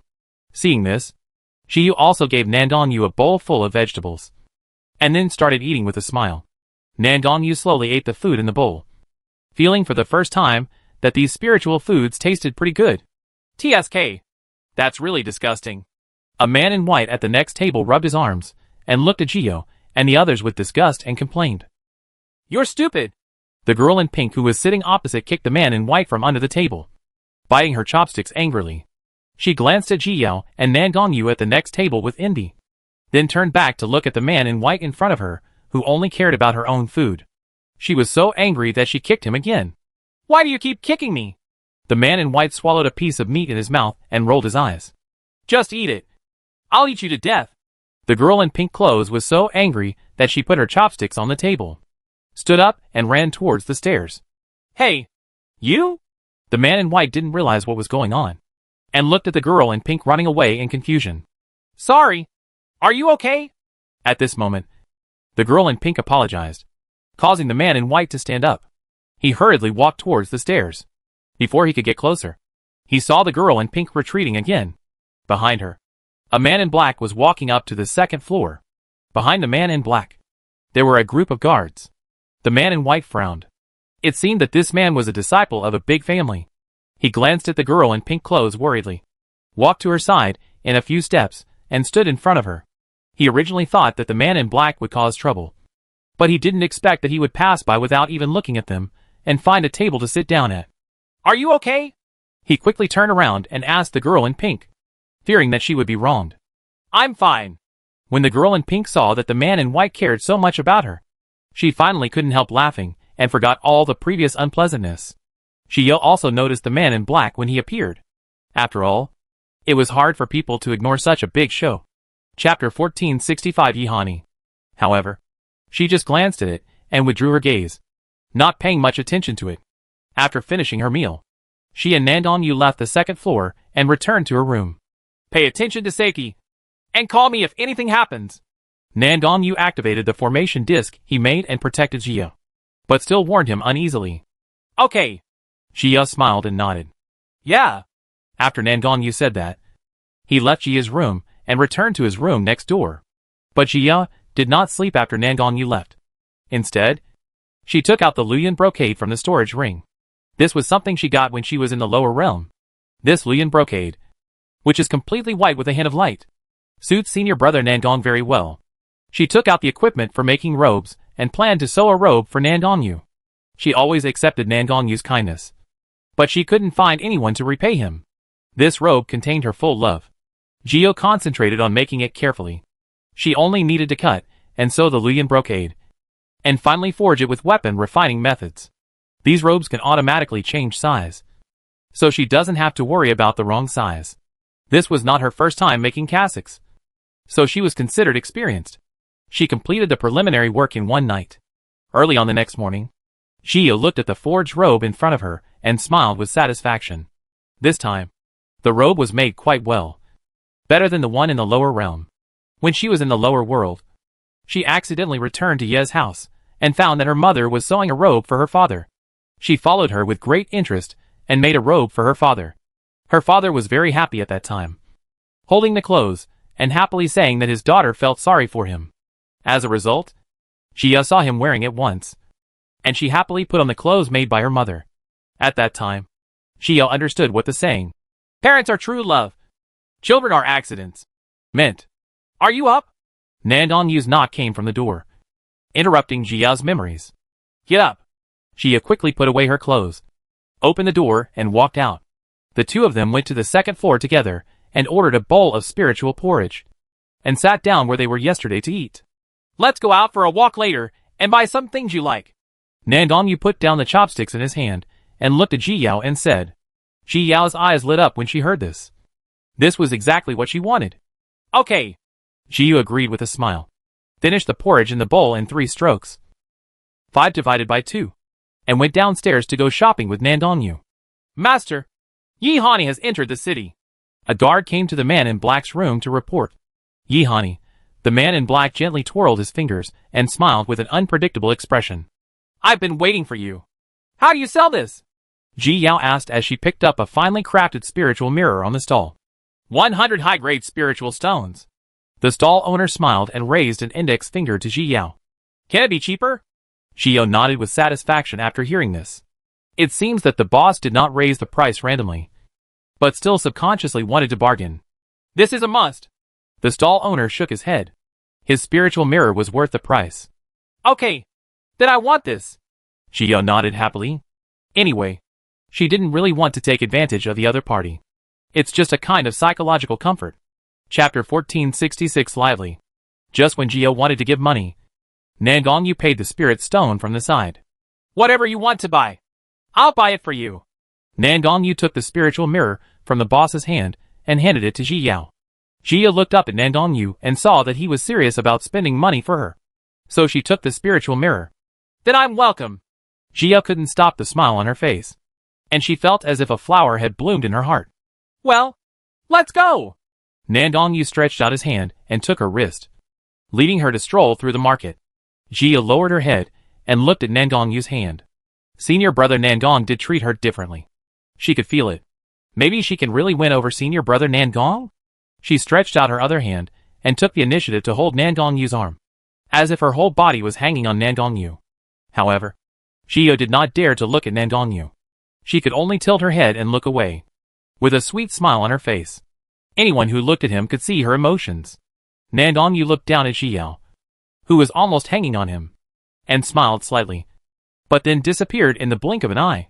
He carefully protected Ji Yao and prevented others from accidentally bumping into her, and his heart became more and more vivid. Just when the two were shopping happily, there was a burst of noise. "Why are you like this? Give me back my things. Come on. Someone is robbing something here." When Ji Yao heard the commotion, she looked at Nan Gongyu and squeezed towards the busy place. At this time, a bunch of people were crowded around the lively place. Seeing Ji Yao's interest, Nan Gongyu carefully protected her in his arms and pushed her to the front. Ji Yu was very surprised by Nan Gongyu's actions. She didn't expect him to make such a down-to-earth action. In her opinion, he should have left after a cold glance. However, this thought was quickly interrupted. "Let go." A cold voice came, immediately chilling Ji Yao's heart. She looked up and saw a man in white looking indifferently at the female cultivator who was holding him down. The man's appearance was extremely handsome, and his indifferent temperament also gave him a temperament. But Ji Yao instinctively didn't like him, because his indifference was not like Nan Dongyu's, but gave her a terrible feeling. Give me back the things first. The female cultivator shed tears as she said this, looking like she was being bullied. But as soon as she turned her head, she saw Ji Yao and Nan Dongyu watching the excitement, and her eyes suddenly lit up. She thought she wouldn't be able to find them when she entered the city, but she didn't expect that the world was so small and she would run into them. Yuichio! At this moment, a man suddenly rushed out and grabbed the female cultivator, with a look of bulging veins on his face. Senior brother! The female cultivator shrank her neck in embarrassment, not expecting the man to come back so soon. She finally had a chance to extort some money while the man was gone, but now she was in a terrible situation. I'm really sorry. My junior sister has some brain problems and caused you trouble. The man pulled the woman behind him and apologized to the man in white. Keep that hand. The man in white looked straight at the female cultivator's hand, completely regarding the senior brother as nothing. Ji Yao raised her eyebrows upon hearing this. It seemed that this person was not easy to mess with. This woman might be in trouble. She didn't mean it. The senior brother felt tight, but he still didn't want to cause trouble, so he defended himself. Chapter 1467 The Yi Family. Yuichio did not expect that the man in white would say such words. A murderous intention suddenly surged in her heart, but she looked surprised and frightened on the outside. Or a life. After saying this, the man in white took out the sword in his hand and pointed it at Yuichio. When the senior brother saw this, he knew he couldn't be kind, so he put away the kind expression on his face, took out the spirit sword and planned to protect Yuichio. Although he always said that he would leave her alone, he couldn't harden his heart after all. Seeing that they were about to fight, everyone stepped back to give them space. Ji Yao and Nan Dongyu also retreated far away. After all, it was okay to watch the fun, but it would not be good if they were accidentally injured.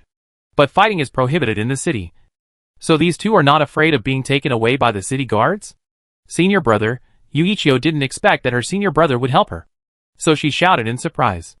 The senior brother didn't respond to her, nor did he look back at her. The man in white just glanced at Yuichio and then turned his attention to the senior brother. He just slashed towards the senior brother with a light sword. And suddenly a very strong offensive came, making Yuichio and the senior brother widen their eyes in surprise. The senior brother quickly fought back, but he had no power to parry, and was cut in half by the sword of the man in white. Yuichio suddenly panicked and quickly activated the teleportation talisman and left the place in a flash. The man in white didn't catch up. He had already planted tracking powder on her just now, so he didn't worry about not being able to find her. The hand that touched him must be destroyed.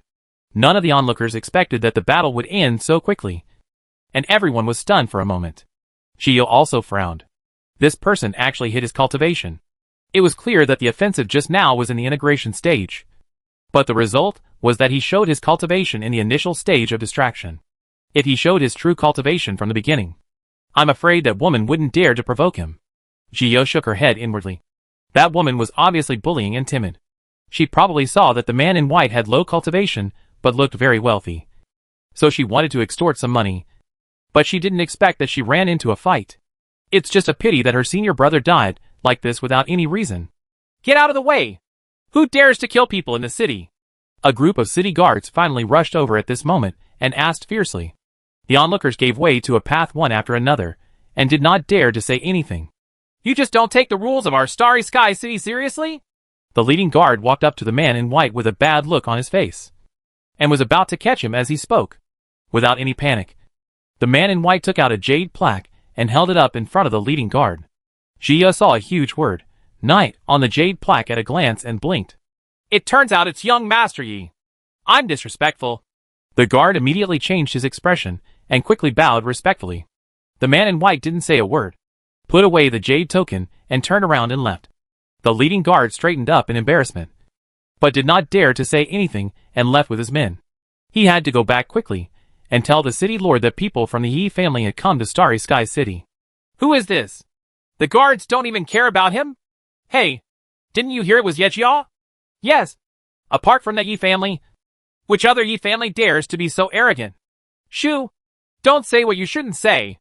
The onlookers dispersed with discussion, and Jiao and Nandong Yu continued shopping. But they still kept it in mind. Chapter 1468 Xiao Feimao and Yi Hani. Jiao remembered that Situ Hualien once asked her if she was from the Yi family in the central region. It seemed that the Yi family was not as famous as usual. She took this matter to heart. And then she put her mind away and started shopping happily with Nandong Yu. This trip lasted most of the day. Jiao bought a lot of little things she liked, which was a fruitful harvest. Jiao smiled and talked to Nandong Yu while following him back to the Starry Sky Inn. As soon as I walked into the inn, I saw the man in white who was booking a room. Jiao glanced at it and followed Nandong Yu upstairs to her room. Don't get close to that person, Nandong Yu warned as he walked into Jiao's room. He could tell that that person was not simple, and he was definitely not someone he wanted to be with. I don't know how. I feel uncomfortable just looking at him. Jiao also expressed her feelings directly. The first time she saw the man, she felt she didn't like him. Yes. Nandong Yu nodded after hearing this, and then said, We will continue our journey tomorrow morning, so have a good rest. After setting up the formation, he returned to his room. Jia took out all the small things she said she would buy today, placed them on the bed one by one, and looked at them one by one. When she went shopping today, it gave her the feeling of going shopping with male and female friends in her previous life, which was simply not too wonderful. She put the things away preciously, then took out a cauldron and began to forge the robe. Yi Hani, long time no see. The man in black broke into the man in white's room overnight, sat on a chair and drank some spiritual tea. Yi Hani, who was sitting on the bed meditating, opened his eyes, and a flash of black flashed across his eyes. Xiao Feimao. Yi Hani uttered 3 words, and then closed his mouth again. Ha ha. I didn't expect that Mr. Yi could still remember his name. It's such an honor. Xiao Feimao smiled, put the teacup on the table, and looked at Yi Hani. But Yi Hani just looked at Xiao Feimao with an indifferent expression and said nothing. In the end, Xiao Feimao couldn't bear it anymore. Master Yi must have come to the western region this time for that secret place. Right. How about we cooperate? Xiao Feimao proposed confidently, supporting his head with his hands. No need. Yi Hani refused directly without any hesitation. You? Xiao Feimao didn't expect Yi Hani to be so disrespectful to him, so he stood up immediately. Get out. Yi Hani's tone was still indifferent, fully expressing his disdain for Xiao Feimao. Xiao Feimao was so angry that his forehead jumped and his fists clenched tightly. But in the end, he endured it. Humph. Don't regret it. After Xiao Feimao said this, he left angrily and closed the door with a loud bang. Yi Hani withdrew his gaze. He felt someone was watching him as soon as he entered the city today, so he deliberately did not defend himself and waited for the person behind him to show up.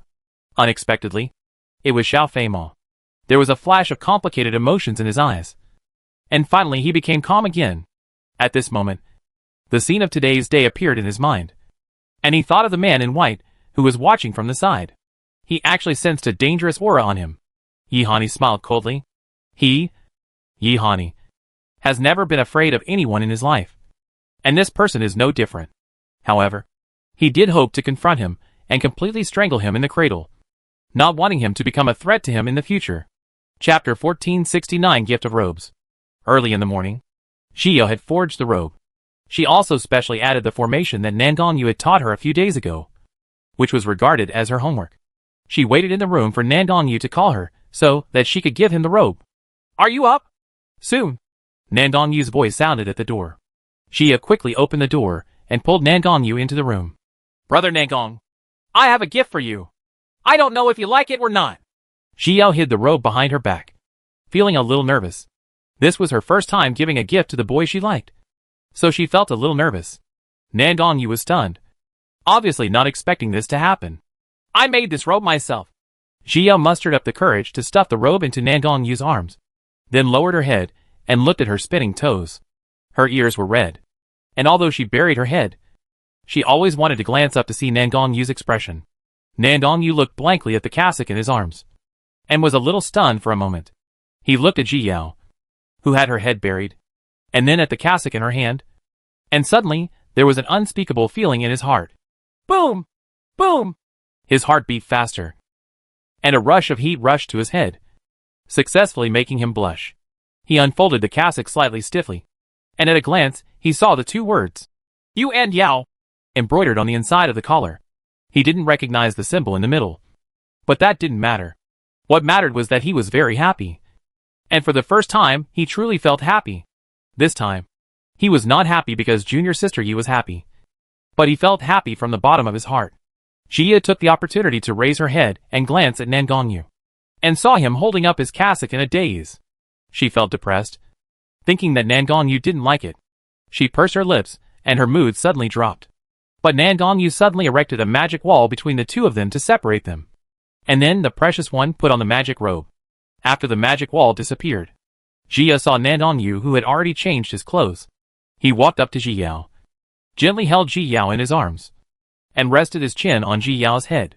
I like it very much, Nan Gongyu said softly, his heart beating fast. Ji Yao suddenly felt a rush of heat on her head when she heard this. Her face turned red, and she didn't know where to put her hands for a moment. Her heartbeat was also very fast, and her breathing was a little rapid. After a while, Nan Gongyu let go of Ji Yao. Let's go! He stretched out his hand to rub Jia's head. His eyes filled with tenderness. His junior sister Yi is still so cute. Oh! She was too shy to look up, so she missed Nan Gongyu's eyes. Only now did she realize how bold it was to give close. She was too unreserved. Jia was condemning herself, but she couldn't suppress the raised corners of her mouth. Qiyu, this is for you. Shangwan Nanxian handed the bouquet of flowers he had just picked to Qiyue, looking at Qiyue with eyes full of love. Then he gently inserted a small flower into Chi-Chi's temple and gently trimmed her ears and hair. Chi-Chi looked at Shangwan Nanxian, and her mind could hardly remember how cold he used to be since arriving in the upper world. The two of them no longer refer to each other as master and disciple, but choose to refer to each other as senior brothers and sisters of Wangtian sect. She never thought that one day her heart would become so soft, and she would be willing to let go of her guard for a man. Chapter 1470 Proposal. In July, I, Shangwan Nanxian, solemnly ask you to marry me. From now on, you will be my only Taoist companion in this life. Are you willing? Shangwan Nanxian finally summoned up the courage to say what he wanted to say most, and looked at Qiyue expectantly. He never said sweet words, but his heart was very sincere. In this life, he will protect Qiyue and never let her suffer any injustice. He will love her forever and accompany her the rest of the way. Chi-Chi didn't expect that Shangwan Nanxian would propose suddenly, and she was stunned. She never thought she would have this day.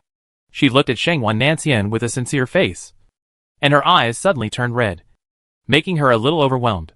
She was afraid that she would be addicted to this love, afraid that one day she would lose herself like those women. However, her heart wanted to agree. Her heart told her that she wanted to be with Shangwan Nanxian, to be with him for a long time, forever. I do. Chi-Chi raised her head and looked into Shangwan Nanxian's eyes. Love is like gambling, and she is willing to take a chance on herself, even if she loses completely in the future. She will not regret today's decision. Shangwan Nanxian's eyes also turned red when he heard this, and his eyes burst into tears instantly. For the first time in his life, he felt the urge to cry. I will definitely be good to you.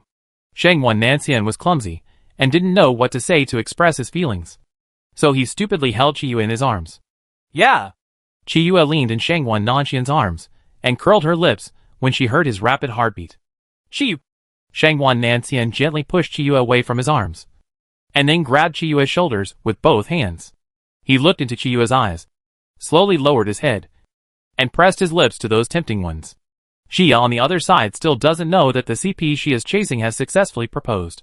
When she was in the lower world, she was still wondering why they didn't become Taoist couples in July according to the original book.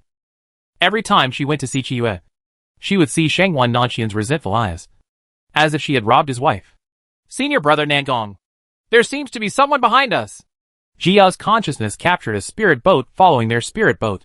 She didn't know whether it was along the way or following them deliberately. Don't worry about them. Nan Gongyu had noticed it a long time ago and had been paying attention to the situation. But he can just worry about this matter. Junior sister Ye's current task is to study hard. Oh. Jia nodded obediently, then held the book again and started reading. She was used to the feeling of studying next to Nan Gongyu, which made her feel very at ease. Nan Gongyu took out the spirit fruit and washed it, then cut it into small pieces. Open your mouth. He fed the spirit fruit to Jia's mouth. Jia opened her mouth in cooperation, and bit the spirit fruit in one bite. She smiled and accepted Nandongyu's feeding while reading. But in her heart she felt that she would always become more childish when she was with senior brother Nandong. But she was happy. After Nandongyu fed a spiritual fruit, he sat aside and took out a book to study. The atmosphere in the room for two is very warm and comfortable. Half a month later, the two finally arrived at their destination, Moon Valley. It is said that there is a mysterious race living in the Moon God Valley, called the Moon God Clan. They will only appear when the secret land appears, and are usually impossible to find. Chapter 1471 Strike up a conversation. At this time, Moon God Valley had not yet appeared, and it was still covered in white fog. But now there are many monks waiting, with all kinds of cultivation levels. Everyone also took out their own things to set up stalls and exchange them for other items, forming a small market. Nandongyu and Ji Yao stepped off the spirit boat and put it away, and the spirit boat behind them also landed. Ji Yao looked up and found that the man was actually the man in black from the inn before. It seemed that he was just along for the ride. She withdrew her gaze and found a place to sit down with Nandongyu. Xiao Feimao stepped out of the spirit boat, and his eyes fell on Ji Yao and Nandongyu. He had noticed the two of them before when they were at the inn, mainly because of their talents. The two of them are so young, yet their cultivation is so high.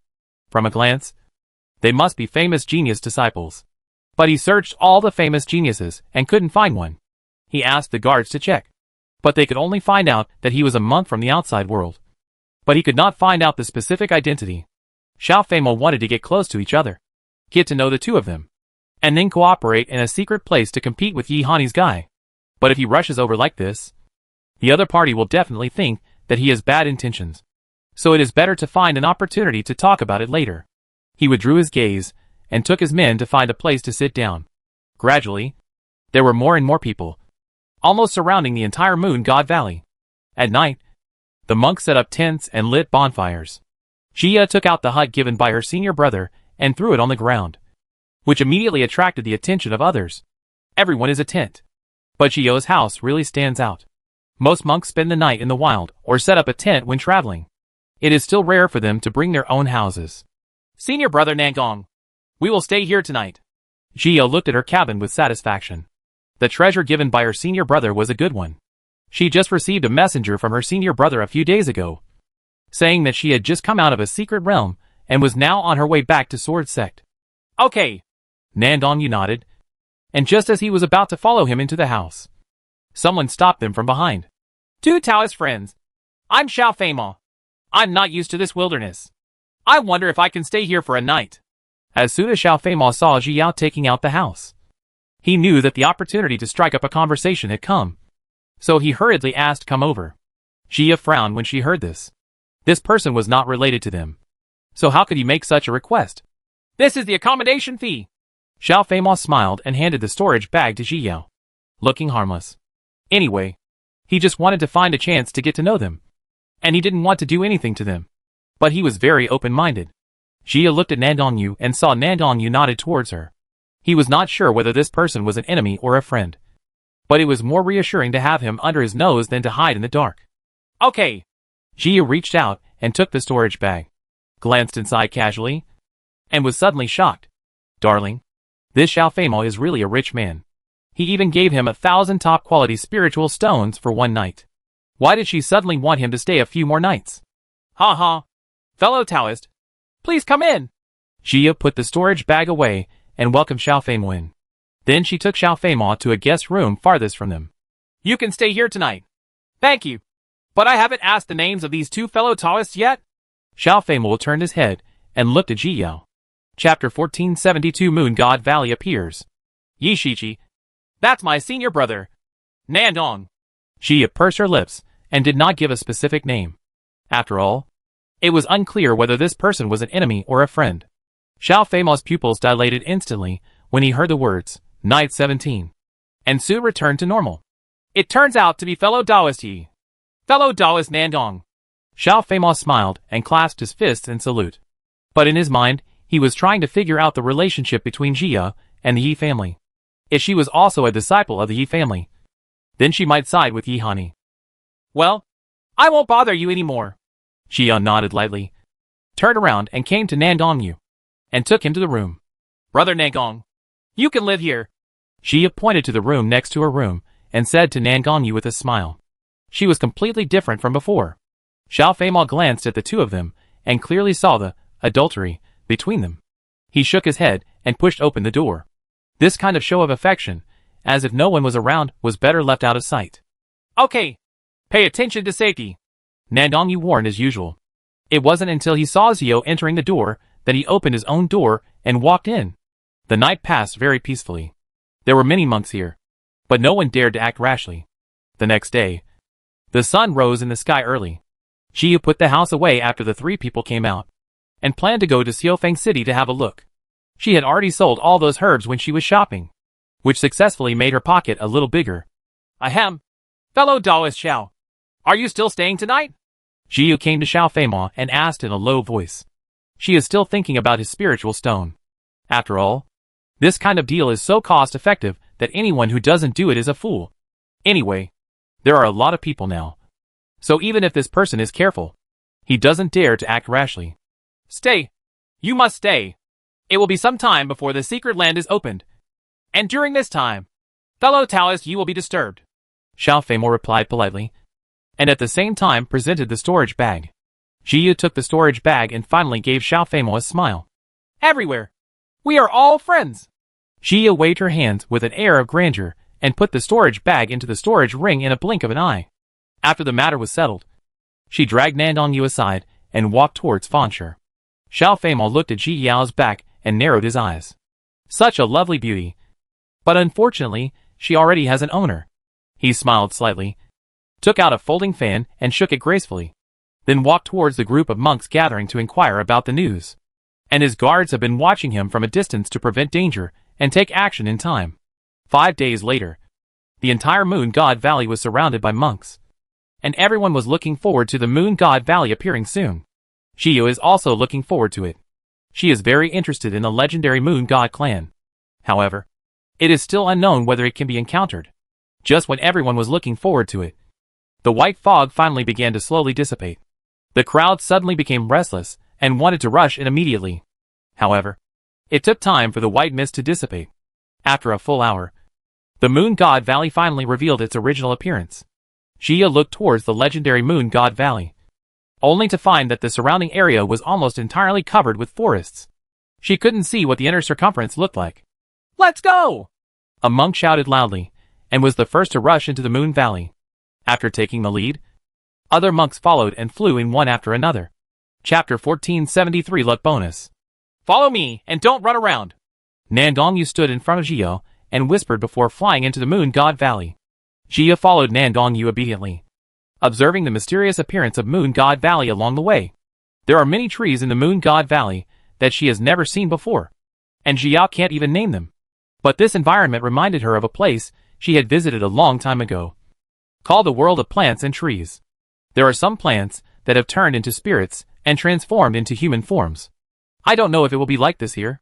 Not long after, Nan Gongyu took Zhiyu to the ground. No matter which secret place it is not safe to fly in the air for a long time. As soon as she landed on the ground, Zhiyu smelled a scent coming towards her, causing her to subconsciously close her sense of smell. In her opinion, the scents in these places are most likely to cause problems. What if she is hit by some aphrodisiac and knocks Nan Gongyu down? Cough. Zhiyu coughed and looked around pretending to be indifferent, trying to see what was emitting the strange smell. Soon, she spotted a small silver flower not far away, which made her eyes widen. Brother Nagong. That seems to be the Yinchuan flower. She pointed to the silver flower and said to Nan Gongyu. Yes. Nan Gongyu nodded, confirming Zhiyu's statement. Only then did Zhiyu dare to believe that this was the real Yinchuan flower. She swallowed. Was she so lucky now? As soon as I landed, I met the baby. Or is this the destiny of senior brother Nangong? But she didn't hesitate. She looked at Nangongyu and approached Yinchuan flower. She searched her surroundings carefully and didn't see any trace of monsters until she picked the Yinchuan flowers. Zhiyu felt a little dreamy. Where is the ferocious guardian beast surrounding the legendary Yinchuan flower? Why didn't she even look at the shadow? The Yinchuan flower was once the symbolic flower of a place called Lichuan. It was called the Yinchuan flower because of its color. The biggest function of this flower is to heal injuries, even if the injury is serious. As long as you take Yinchuan flower, you can heal instantly and regain your vitality in times of danger. This is completely the monk's second life, so it is particularly precious. I just didn't expect that there would be one in the Moon God Valley, and there would be no guardian beast. Let's go. Nandong Yu was worried that the guardian beast would suddenly appear, so he pulled Ji Yao and left the place immediately. Next, the two of them wandered around the forest to see if there was any such good stuff. At the end of the day, Nandong Yu's eyes became wrong. He glanced at Ji Yao. His heart sank, and he felt a little worried. Jia looked at the piece of Yinchuan flower she had arranged with her expression a little distorted. These things were like free rags that always appeared in Jia's field of vision, and finally found such a large area. At this time, Jia finally understood what Shu Shu said about the bonus of luck in the world. Junior sister Yi. Nandong Yu didn't know how to speak to Jia for the first time and looked at her hesitantly. What's wrong? Senior brother Nandong? Jia looked up at him with some confusion. Do you understand the truth that things must turn against each other? Nandong Yu was quite worried. Junior sister Ye's luck could easily cause her Taoist heart to become unstable. At the same time, he was also worried that God had given her such good luck because he wanted something from her, and he might have to pay an immeasurable price. Chapter 1474 Meeting again. Jia was stunned when she heard this, and suddenly remembered the kind of lucky life she had experienced before, and shuddered. That kind of life where all good things are automatically delivered to you can easily obliterate your pursuit, make you lose the motivation to move forward, and finally drift with the crowd. Jia felt a chill in her heart. It seemed that she would have to pay more attention to changes in her mood in the future. Thank you, senior brother Nandong, for reminding me. Jia said her thanks in a serious manner. Senior brother Nandong really made the right point, which made her even more vigilant. Well, it's good that you understand. However, since this luck has come, just accept it well. Nandong Yu patted Ji Yao's head. Anyway, with him watching by his side, he would definitely not let junior sister Ye's mood go astray. I understand. Ji Yao nodded with a smile and put everything away. Regardless of whether this luck is good or bad, she will treat it with a normal heart. She is just an ordinary member among countless monks. There is no shortcut to cultivating immortality. Everyone needs to go through various efforts to achieve the path of immortality. There are no shortcuts in life. If you want to get anything, you need to work hard. TSK. This Brawl City is really in chaos. Nandong Che shook his folding fan while looking at the men with bare arms around him. It's really an insult to politeness. Nandong Che thought of the scholars he met when he was wandering in the mortal world, and imitated them, and said with a sad face, "Who do you think is disrespectful to elegance?" Suddenly, a strong man walking in front of him turned around and grabbed Nandong Che's collar with an angry look. TSK. You still want to do something? Nandong Che put the folding fan away and pressed it against the strong man's hand. I think you just want to be beaten. The strong man snorted coldly and was about to take action at the first sight. Just as Nandong Che was about to fight back, he saw the strong man's hand being grabbed. He looked around and found that it was still someone he had seen before. The same person he met when he fell into a trap. Give me back the jade pendant. Feng Luoji looked at the strong man with a cold face, completely unaware of Nandong Che standing beside him. What jade pendant? The strong man's eyes shrank, and then he replied rudely. Feng Luoji didn't say anything, and just squeezed hard. There was a click sound, and the bones of the strong man's wrists were broken. The strong man never thought that he, a body-refining cultivator, would one day have his hand crushed by a cultivator. So he ignored the pain. When Nandong Che heard the clicking sound, he hurriedly stepped back and broke away from the strong man's hand. He looked at Feng Luoji with admiration in his eyes. This was the real hero among girls. This strength is not ordinary. Don't pay back? Feng Luoji asked again lightly. But it made both Nandong Che and the strong man shiver. I didn't take it. The strong man didn't want to admit it. He wanted to be tough for a while. But suddenly Feng Luoji grabbed his wrist and threw him to the ground. Bang! The strong man came into close contact with the ground and instantly made a big hole in the ground. The strong man faced down and came into close contact with the ground, and his nose began to bleed instantly. Nandong Che jumped back when he saw this. Could this woman also be a powerful physical practitioner? But looking at her soft appearance and the way she runs away when the wind blows, it's really a bit inconsistent. But in a flash, he thought of that girl Ji Yao. Wasn't she similar to the person in front of him? The fighting attitude was not just for show. Chapter 1475 Brawl City. Here you go. The strongman handed the jade pendant out with a swish of shaking hands, not daring to be harsh anymore. The monks in their Brawl City are bullies and shy of the strong. But in their own words, those who know the current affairs are called heroes. He claimed this jade pendant in a shop, saying it was picked up by a monk and placed there waiting for its owner. He saw that the material of this jade pendant was valuable and could be used to refine weapons. So he came up with this idea. Who would have thought that he would be caught before he had gone very far? Feng Luoji took the jade pendant back, and without even looking at the strong man, she returned to the shop and put the jade pendant back there again. This thing was left by the person who plotted against her some time ago. She used this trick to find him, not just to let these people take it away at will. When the strong man saw Feng Luoji leaving, he quickly got up and ran away in the blink of an eye. Nandong Che looked at him with contempt. So cowardly. If it were him, he would definitely run away. He glanced at the shop next to him and left without stopping. Some time ago, he ran out for a walk just after he advanced to the late stage of distraction. And he just arrived in Brawl City. It is said that the monks in this fighting city love fighting very much. And then other monks can place bets on the outcome. It can be said to be a large gambling city. Naturally, he also came to see the world and join in the fun by gambling a few times.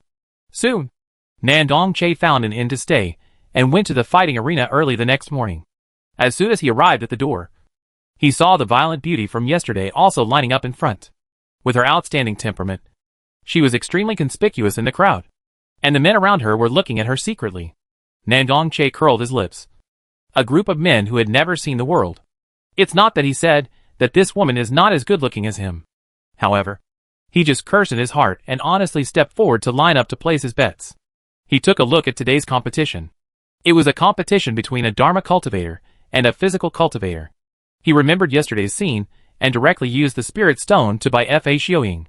Feng Luoji saw that he had put a large amount of spiritual stones into her to win, and she raised her eyebrows at him in surprise. Bang! She also put a storage bag on the table and bought it for herself. She is very confident about this. And her opponent was the one who plotted against her while she was fighting. This time, he must make him regret provoking her. On the other side, Xiao and Nandong Yu have also gone deep into the Moon God Valley. The further they go, the bigger the trees are and the older they are, which can be tens of thousands of years old. Various animals also began to appear, but most of them were low-level monsters. There are traces of fighting here, Xiao analyzed as she looked at the crushed grass everywhere in front of her, and the blood stains that had not yet dried on the ground. We haven't gone far yet. Nandong Yu spread his consciousness to check, but found that his consciousness suddenly couldn't be used. Xiao also noticed this problem and frowned. The two of them didn't say much, and continued to walk inside with extra caution. A few hours later, they finally met other monks. There were 4 people on the other side. 3 male cultivators in the integration stage, and 1 female cultivator in the distraction stage. Several people were wearing the same style of robes, and they should be disciples from the same sect. The 4 people glanced at the 2, and quickly moved towards them. I wonder if these 2 fellow Taoists have seen my junior brother, the leading male cultivator asked in a deep voice. Chapter 1476, Confrontation. I've never met before. You are the first people we met after we came in. Xiao shook her head in denial. If the other party is really looking for someone, that's it. I'm afraid that the other party is just looking for trouble. Really? The only female cultivator suddenly sneered and looked at Xiao. Xiao did not answer, and looked at her with Nandong Yu's indifferent expression. This man speaks in a shady manner, and does not seem to be a good person. What am I asking you? The female cultivator frowned when Xiao didn't speak. Junior sister? The leading monk scolded and winked at her. At this time, the female cultivator looked over and noticed Nandong Yu, who was already looking murderous. The moment she looked into Nandong Yu's eyes, she suddenly felt a murderous intent enveloped her. She subconsciously took a few steps back, lowering her head, and not daring to look at Nandong Yu again. 2 fellow Taoists. I'm sorry. Junior sister has a very good relationship with my junior brother. Now that junior brother is missing, she is a little nervous. It was definitely not intentional. The leading disciple stood up and apologized to Xiao and the other 2. Well, it's true that we have never met before. Let's take our leave now. Xiao nodded coldly and left directly with Nandong Yu. Brother, why are you apologizing? There are just 2 of them. Are we still afraid of them? The female cultivator looked at the backs of the two men with an unwilling face, feeling very dissatisfied with their arrogance. It would be fine if the other party was powerful, but the other party was obviously not as good as them. So why should they be asked to apologize? These two people are not simple. Especially the man in white, who gave me a completely unpredictable feeling. The leading disciple pursed his lips and continued. We are here to find opportunities, not to make enemies and kill people. Junior sister, please pay attention. But junior brother is missing, and there are only two of them around here. Maybe they are related? The female cultivator felt measured after hearing this, but she was still stubborn. Senior brother has always been steady. If he said those two people are not simple, then they must not be simple. Let's keep searching. Junior brother may have encountered some kind of opportunity. The leading disciple didn't want to say any more and continued to search with a few others. If they still couldn't find it, they would have no choice but to give up. On the other side, Ji Yao and the two quickly put this matter behind them and continued to look for opportunities. Ji Yao also failed to meet the moon god clan that she hoped for the most. They found many precious medicinal herbs along the way, and also saw some strange monsters that they had never seen before, which opened Ji Yao's eyes. This Luna Valley really has little to do with the outside world, and most things are not available in the outside world. On this day, the two were dealing with an unknown monster. They had just subdued the opponent when the sound of fighting suddenly came from not far away. Ji Yao and Nandongyu looked at each other, but they couldn't use their spiritual consciousness to see what happened. Let's go! Nandongyu grabbed Ji Yao's hand and pulled her forward, because the sound of fighting was obviously getting closer and closer. And if he didn't leave, he might suffer an unforeseen disaster. Junior brother and sister, wait for us! Suddenly, a shout came from behind. Ji Yao frowned when she heard this. She shouldn't be calling them, right? Junior brother and sister, don't run! The shout came again, making Ji Yao look back. They are still acquaintances. Isn't this the same group of people who asked their junior brother before? At this time, a few of them were running desperately, and behind them were actually 7 monks, and they were all in the fusion stage.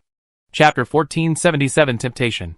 Ji Yao frowned and immediately understood the other party's intention, which was to drag them into the water. Angry in her heart, she turned around and squeezed Nandongyu's hand. Senior brother Nangong, these people want to plot against us. Ji Yao sent a message to Nandongyu, while flying a little faster. When Nandongyu heard this, he pulled Ji Yao to a stop and turned around to face the group of people behind him. Ji Yao was stunned, and when she was still confused, she saw Nandongyu slashing at the 4 people with his sword. Suddenly, a frightening power came out, causing the people chasing behind them to freeze. The monk who just called Ji Yao and the others felt his heart sink, and could only attack them with a sword. Poof! Nandongyu's sword light directly penetrated his sword move and hit his shoulder hard, leaving a deep scar immediately. When the 4 of them saw this, they could only stop and did not dare to get closer to Nandongyu and Ji Yao. Brother, are you okay? The female cultivator asked anxiously when she saw that her senior brother was so seriously injured. She looked around and saw that they were now surrounded by these 2 groups of people and were in a very dangerous situation. Have you hidden your cultivation? The senior brother ignored the female cultivator at all. Instead, he looked at Nandongyu with fear, thinking that he was a cultivator in the tribulation stage, because he didn't even have the slightest resistance to the sword strike just now. The other party cannot be in the fusion stage. Nandongyu did not answer. He was never one to let others calculate. In the face of strength, all calculations are in vain. The 7 people who were chasing before finally understood that these 4 people just wanted to drag others into the water. But unexpectedly they kicked the iron plate. Just now, they really almost misunderstood that they were a group.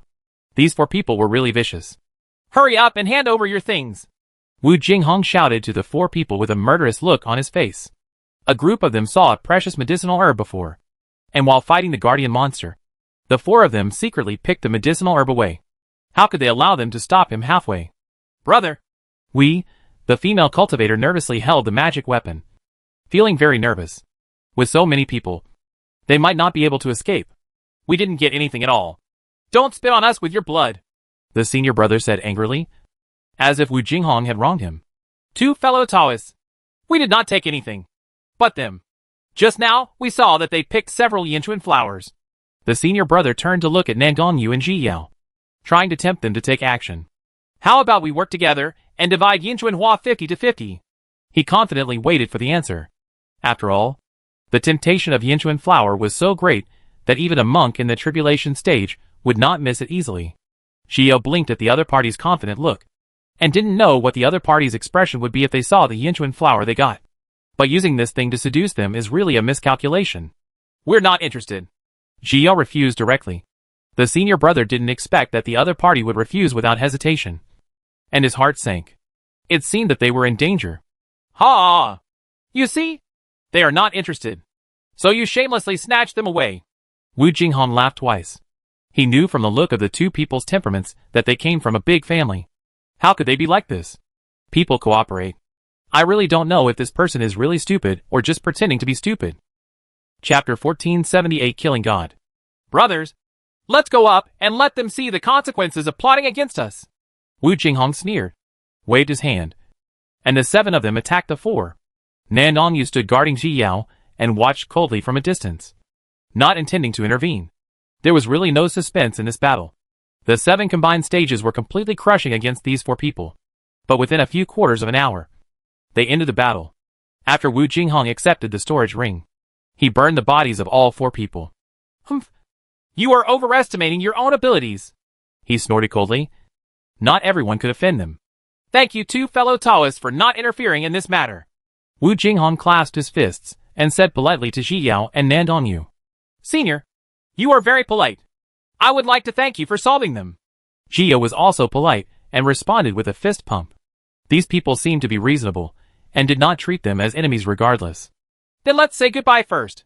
Wu Jinghong glanced at Nan Dongyu, who had no reaction, and said to Ji Yao with a smile, Fellow Taoist, walk slowly. Ji Yao smiled in the same friendly manner and stood still without moving. Wu Jinghong and the others left quickly, and nothing went wrong along the way. Ji Yao pursed her lips. It still makes sense that those who do evil will be killed. If they hadn't forced others into the water and wanted them to give them a backing to facilitate their escape, they might have been able to escape. Nan Dongyu reached out and squeezed Ji Yao's hand, leading her to continue walking towards the inner circle. Seeing that Nan Dongyu didn't choose to let go of her hand, Ji Yao narrowed her eyes with a proud smile. She pretended not to care and held Nan Dongyu's hand back, continuing to search for traces of the Moon God clan. Yi Hani, why is it you again? Xiao Feimao looked at Yi Hani with a headache. Why did he bump into him wherever he went? Damn it. He has already robbed him of so many treasures. Yi Hani didn't say anything and rushed directly into the cave. Young master, Xiao Feimao's guard said hesitantly. No need to go in. Xiao Feimao waved his hand resignedly. After so many times, he no longer wanted to argue with this guy. Not long after, Yi Hani came out again. He still just glanced at Xiao Feimao and left without saying a word. Well, Yi Hani. Xiao Feimao was so angry at Yi Hani's attitude that he deeply suspected that Yi Hani was following him to steal things on purpose. Let's go! Since he wants to rob me, I will rob him too. Xiao Feimao got into a fight with Yi Hani and followed him with his guards. In the following time, he witnessed Yi Hani's killing without blinking an eye. In the past, he had only heard Yi Hani's nickname of Killing God. But now he truly saw how powerful he was. As long as they offend him in the slightest or have any fight with him, Yi Hani will not let him go and will eradicate them. Moreover, his attacks were extremely ruthless, which frightened him. He swallowed nervously and finally understood why his parents didn't want his sister to marry Yi Hani. This guy is a real god of murder, and his anger is too strong. In the end, Xiao Feimao had no choice but to give in and stop following Yi Hani. After all, he still wanted to live a few more years. Yi Hani always knew that Xiao Feimao was following him, and when he saw him leaving, a murderous intent flashed in his eyes. If it weren't for Xiao Mo, he would have attacked Xiao Feimao long ago. The people of the Xiao family will pay the price for their choices sooner or later. Chapter 1479 Elf. Half a month later, Xiao and Nan Dongyu finally arrived at the center of the Moon Valley. This central area is still covered by white mist, casting a layer of mystery over the entire central area. Xia and Nan Dongyu cautiously stepped into the white fog and found that the white fog greatly affected their field of vision. With visibility less than 1 meter, Nan Dongyu finally found another reason to hold Xiao's hand. Be careful, he warned Xia with an expressionless face, but he felt a little happy in his heart. Yes. Xia nodded and didn't think much about it, because as soon as she entered the white mist, she felt uncomfortable. There is a depressing feeling here. The white mist was still dominated by towering trees, and Geo could see a big tree from a distance. They didn't go far before they saw the monk's body. The monk's face was covered with blood marks, as if he had been caught by something. There was also a scratch on his neck, and the scratch was black and looked poisonous. Gia raised her eyes and looked around. It seemed that something was hiding in the dark, and she might take action at some point. The two of them were more cautious, and their eyes kept scanning the surroundings. Not far away, Gia suddenly saw what seemed to be a pair of slightly transparent wings behind a tree. She and Nandongyu paused and stopped. "Stand still."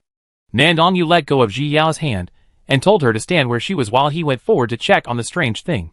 Gia looked behind her cautiously in case something appeared from somewhere else. Phew! Suddenly, the transparent wings flew out from behind the big tree and stopped on the branches of the big tree to stand. "Elf?" Gia exclaimed when she saw that thing, because its appearance was almost the same as the elf she saw in her previous life. In her previous life, Shiyu had learned about the origin of elves because she loved watching TV movies about elves. The origin of elves is in Nordic mythology. It is said that after the great god Odin killed the giant Ymir, the elves were born from the giant's corpse and absorbed the giant's essence to become spiritual creatures. Among them, the elves or lights were born on the side of the corpse facing the light. Elf. Those born on the backlit side are dark elves. The light elves are all bright and dazzling, and they are very beautiful. They are usually kind-hearted, cheerful and enthusiastic, and can communicate with trees, flowers, plants, fish and birds. So the gods regard them as their friends. Elf? Nandongyu turned to look at Jiao, somewhat curious about what an elf was. "Ha ha! I was just talking nonsense." Jiao smiled. She couldn't explain what an elf was. But how could something like an elf appear here? Elves use magic, and they are not the same thing as magic. Could it be that Eastern fantasy and Western mythology are combined? For the first time, Jiao had doubts about the larger world. Could it be that there is also a Western world here? However, the universe is infinite, so it is impossible to say that this is really possible. The elf felt relieved when he saw that Jiao and Nandongyu didn't attack her as soon as they met. She slowly sat on the branch, tilted her head, flapped her wings slightly, kept dangling her legs, and looked at Jiao and Nandongyu curiously. Is this what the elders call human beings? They look really weird. They don't even have wings. Senior brother Nandong. Could this be the legendary moon god clan? Chapter 1480H. Lo? Jiao immediately thought of this possibility. Probably. Nandongyu nodded. He had never seen the moon god clan, but this possibility was very high. Oh! Jiao looked at the elf with wide eyes, never expecting that one day she would be able to see the real elf. However, the elf didn't seem to be defensive and wasn't too scared when he saw them. Hello? Jiao tentatively greeted the elf. She should be able to understand English, right? What's your name? Seeing that the elf was unmoved, Jiao tried to ask again. The elf looked at the human, who was talking stupidly with a confused look on her face. She was not sure whether the other person was talking to her. Cough! Jiao coughed in embarrassment when she saw that the elf was completely ignoring her. She thought that the English she had studied so hard for many years would be of some use. Although she could only remember some commonly used spoken words now, she still knows a little bit. Nandongyu looked at Jiao with a somewhat incomprehensible look. He didn't know what the sound junior sister you made just now. Could it be some special language that can communicate with monsters? Forget it. Senior brother Nandong. Let's go! Jiao waved to Nandongyu helplessly. She had some doubts in her heart. The Moon God Valley had such a vicious reputation. It couldn't be that simple, right? Although I encountered some dangers when I came in, they were all minor obstacles. Nothing like the legendary Moon Valley. There is a very magical place in this Moon God Valley. That is, there are many monks who cannot get out, even when the secret place disappears. But Jiao has not seen any special place that can trap people so far. She and Nandongyu planned to leave without disturbing the elf. But unexpectedly, the elf took the initiative to fly in front of Jiao, fluttering its wings and flying non-stop. Jiao frowned. What does it want to do? What do you want? Jiao asked in a deep voice. The other party obviously didn't want them to leave. The elf couldn't speak and couldn't communicate with Jiao. It could only fly forward for a certain distance, then turn around and kept flapping its wings. Where is she going to take us? Nandongyu saw the elf's intention and pulled Jiao. They didn't know if the other party was a friend or an enemy, and they didn't know where they were going. Do you want to go? Jiao turned her head and looked at Nandongyu. still wanting to follow him and have a look. Go! Nandong nodded. The last thing he was afraid of was danger. He was just afraid that junior sister Yi would be in danger. Okay. Let's follow up and have a look. Jiyu pulled Nandong to follow with some excitement. She always felt that the secret of the Moon Valley was related to the elves. The two followed the elf around one corner after another, meeting many dead monks on the way. Those monks, like the corpse they encountered before, should have died because of the scar on their throat. But the elf didn't seem to have any ill intentions, and was just focusing on guiding them. This guide took 10 days to stop. Jiao and Nandong stopped and took a look, and a huge cave entrance appeared in front of them. The elf stopped at the entrance of the cave and kept flying, but had no intention of going in. Jiao and Nandong looked at each other. It seemed that this was where the elf wanted them to come. The entire cave was pitch black, and I couldn't see anything clearly, and I didn't know what it looked like inside. Let's go in and take a look, Jiu suggested. Chapter 1481 Farmland. Nandong had this intention, walked up to Jiao, and took the lead to walk into the cave. As soon as he entered the cave, Nandong took out a luminous pearl and illuminated the cave. There is nothing in the cave, only a tunnel leading to other places. The two of them walked cautiously along the corridor, not knowing where the end of the road would be. As soon as the elf saw the two people entering, he didn't stay any longer and flew away. She also has to lead others. Hey, I'm talking to you. Why are you ignoring me? Nandong looked at Feng Luoji opposite, who didn't say a word and only focused on drinking tea, and curled his lips. Noisy! Feng Luoji glanced at Nandong, feeling a little irritated. This person is like a dogskin plaster that cannot be shaken off. If I had known earlier, I shouldn't have accepted his words. You actually said that about me? My heart hurt so much. Nandong pointed at Feng Luoji and said with an affected expression of grief. Feng Luoji tried her best to resist the urge to hit someone, and warned herself over and over again not to get angry with such a fool. Nandong felt funny in his heart when he saw Feng Luoji pretending to be calm despite being very angry. He just wanted to see how long the other party could endure it. Fellow Taoist Feng, you won't be able to get married in the future if you look so cold. Nandong lay on the table and said with a look on his face. Feng Luoji's forehead jumped, and she drank all the spiritual tea in the cup. Pa! She put the cup on the table, got up, and went back to her room without even looking at Nandong. She was afraid that if she took one more look at him, she would be unable to resist beating his parents until they recognized him. Hey! Don't leave! Nandong shouted exaggeratedly, and when Feng Luoji closed the door with a bang, he shook the folding fan gracefully. TSK! TSK! With such a bad temper. Maybe I really can't get married. Nandong smacked his lips, picked up the spirit tea and took a sip. So delicious. On the other side, Jiao and Nandong finally saw the light after passing through the long corridor. The two of them did not pause, holding the magic weapon, and cautiously stepped out of the corridor. As soon as they stepped out of the corridor, the two of them were shocked. Their spiritual power was actually imprisoned. Nandong immediately pulled Jiao into his arms and protected her against his chest. After a while, the two finally adapted to the light and looked around. Just this glance made Hia feel like she was in the wrong place, because this place is too similar to the hidden village she visited when she first ascended. At a glance, she saw that there were large tracts of farmland everywhere. Now the farmland was full of rice that was about to be harvested. The golden tracts would ripple when the wind blew gently. Mom! Just when Jiao was worried, the soft and waxy cry of Carrot suddenly came. She was stunned, and when she looked down, she saw Carrot picking at her feet. Why did you run out? She squatted down and picked up the carrot in surprise. Her spiritual power was trapped. How did it get out? Mom, Carrot Crispy shouted again. The whole carrot was very excited, and the leaves were dangling. Jiao looked at Carrot with a headache. This guy could only say this until now. Nandong kept staring at the carrot, and when he heard it was called Jianyang, a faint light flashed in his eyes, which successfully made the carrot shiver. Chapter 1482 Working. Mom, Carrot screamed in fear, struggling to get into Jia's arms. Jia let go of its leaves, and saw that the carrot had gotten into the skirt of her chest, revealing two leaves that were shaking back and forth. A row of black lines fell off her forehead, and she tried to pull it out. But Carrot couldn't come out, and hid himself in his clothes. Jia had no choice but to give up. She couldn't use the storage ring anyway, and she didn't know where to put the carrots. Right now it's more important to figure out what's going on here. Senior brother Nangong. There seems to be someone over there. Let's go over and take a look at the situation. Jia raised her head and looked at Nandongyu and suggested. Okay. Nandongyu stared at the carrot leaves on Jia's chest, withdrew his gaze, and followed Jia towards the village in the distance.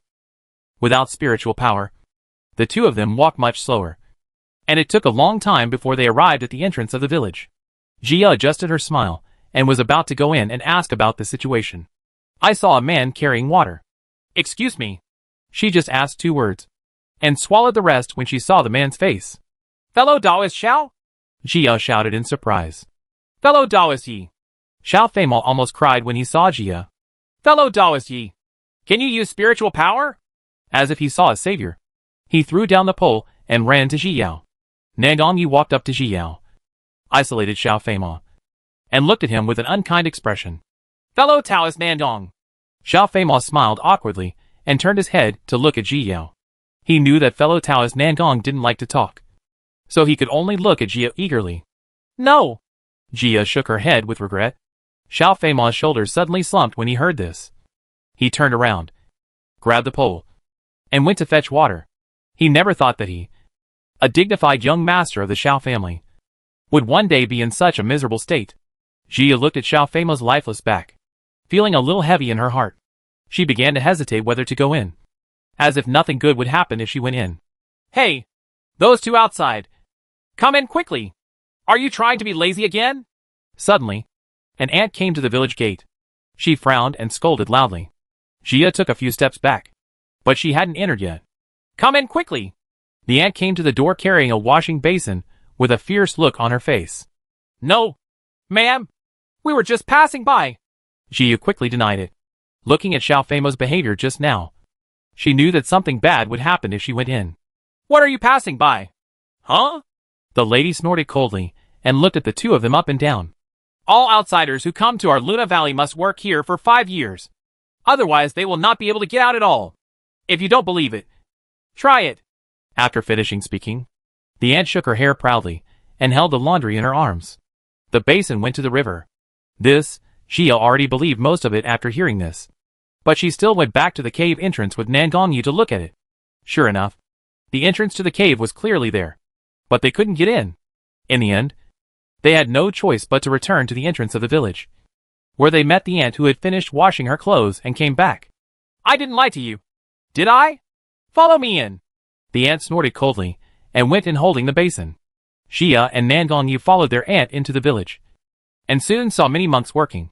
Chapter 1483 The Real Moon God Clan. It turns out that so many people have come in before us. Jia came to Nandongyu and complained. Those monks are now chopping wood, digging hoes, and there are actually people cleaning cow dung. Jia blinked. If not for looking at their clothes, she really couldn't tell that these people were monks. Most of the villagers here dress simply, so young girls should dress more elegantly. Therefore, the robes of these monks are extremely conspicuous here.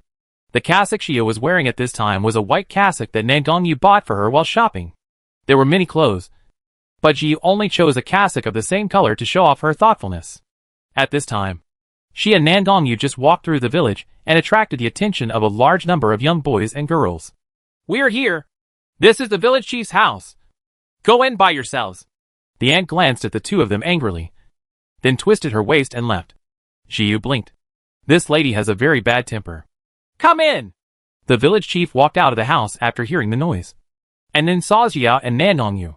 Jia and Nandongyu followed him into the courtyard and saw Xiao Feimao being pestered by a girl. Xiao Feimao's eyes lit up when he saw them, and he blinked at them. You two, please take a seat. The village chief asked Jiyao and the two to sit down, taking a puff from the pipe in his hand. You must have seen that all the monks who come here have to work for 5 years before they can leave. He raised his eyelids and glanced at Jiyao and Nandongyu, and said lazily, during this period of time, he has received too many such people, and he is getting tired of them. Village chief, can I ask why? Jia pursed her lips and asked the question in her heart. After all, this rule is really strange. 10,000 years ago, you cultivators stole the sacred objects of our moon god clan, and you haven't found them yet. So our ancestors made a rule that the monks must stay and work and repay you for the mistakes you committed. The village chief didn't want to say more, and he didn't have a good impression of these people. Moon God Clan? Are you the Moon God Clan? Xia looked at the village chief in surprise. Are they the Moon God Clan? What is that, elf? Yes, we are the Moon God Clan, the village chief responded proudly. Who is the one who leads the way? Xia did not expect that these mortals were actually the real Moon God Clan. That's the guardian beast of our Moon God Clan, Winged Immortal. After the village chief finished speaking, he stood up impatiently. Follow me. He patted his pipe and motioned for the two of them to follow. Xiao and Nandong followed him without knowing why, and finally stopped outside a dilapidated courtyard. This is where you live, the village chief murmured toward the yard, and then took out a piece of paper. There are jobs you can choose here. Once you choose, you will work for 5 years. You can make your own choice. Xia took the paper and looked at it. Most of them were about cutting firewood, herding sheep, feeding pigs, etc. Chop wood, Nandong said calmly and chose to chop wood. I also choose to chop wood. Xia thought for a while and also chose to chop wood. Why are you, a little girl, chopping firewood? That's all men's work, the village chief objected. Just herd the sheep. He took the paper back with a wave of his hand. Remember to go to work early tomorrow morning. The village chief greeted them, then turned and left. Chapter 1484, A Different Life. Senior brother Nandong, we have to work for others. Xia is still a little confused now. Not long ago, they were awesome monks. How come they suddenly have to work to pay off their debts? And this is not the debt they owe. It's okay. I'm here. Nandong rubbed Xiao's head and comforted. I can help you herd the sheep. As he spoke, he led Xia towards the yard. Xia laughed when she thought of the scene of Nandong herding sheep. It was really hard for her to imagine senior brother Nandong herding sheep. Sit down for a while I clean up the yard. Nandong sat Xia down on the stool and began to clean up the dilapidated yard. I'm here to help, too. Xia stood up with a smile and found tools in the yard. One of them tidied the yard. The other tidied the room. And soon the whole yard was cleaned. Goo suddenly. Xia's stomach growled. Xia's face turned red instantly, which was really embarrassing. But she had just eaten big a pill not long ago. So why was she hungry now? Is it possible that when you come here, you have to eat every day like a mortal? I'm going to see if there's anything to eat. Nandong didn't tease Xia, but walked towards the kitchen. Xia followed him and also went to the kitchen to have a look. There was only a bag of rice, a piece of Chinese cabbage, and nothing else in the entire kitchen. I'll cook porridge for you, Nandong said, scooping out some rice and washing it with water. At this time, he was a little glad that he had learned a little bit before.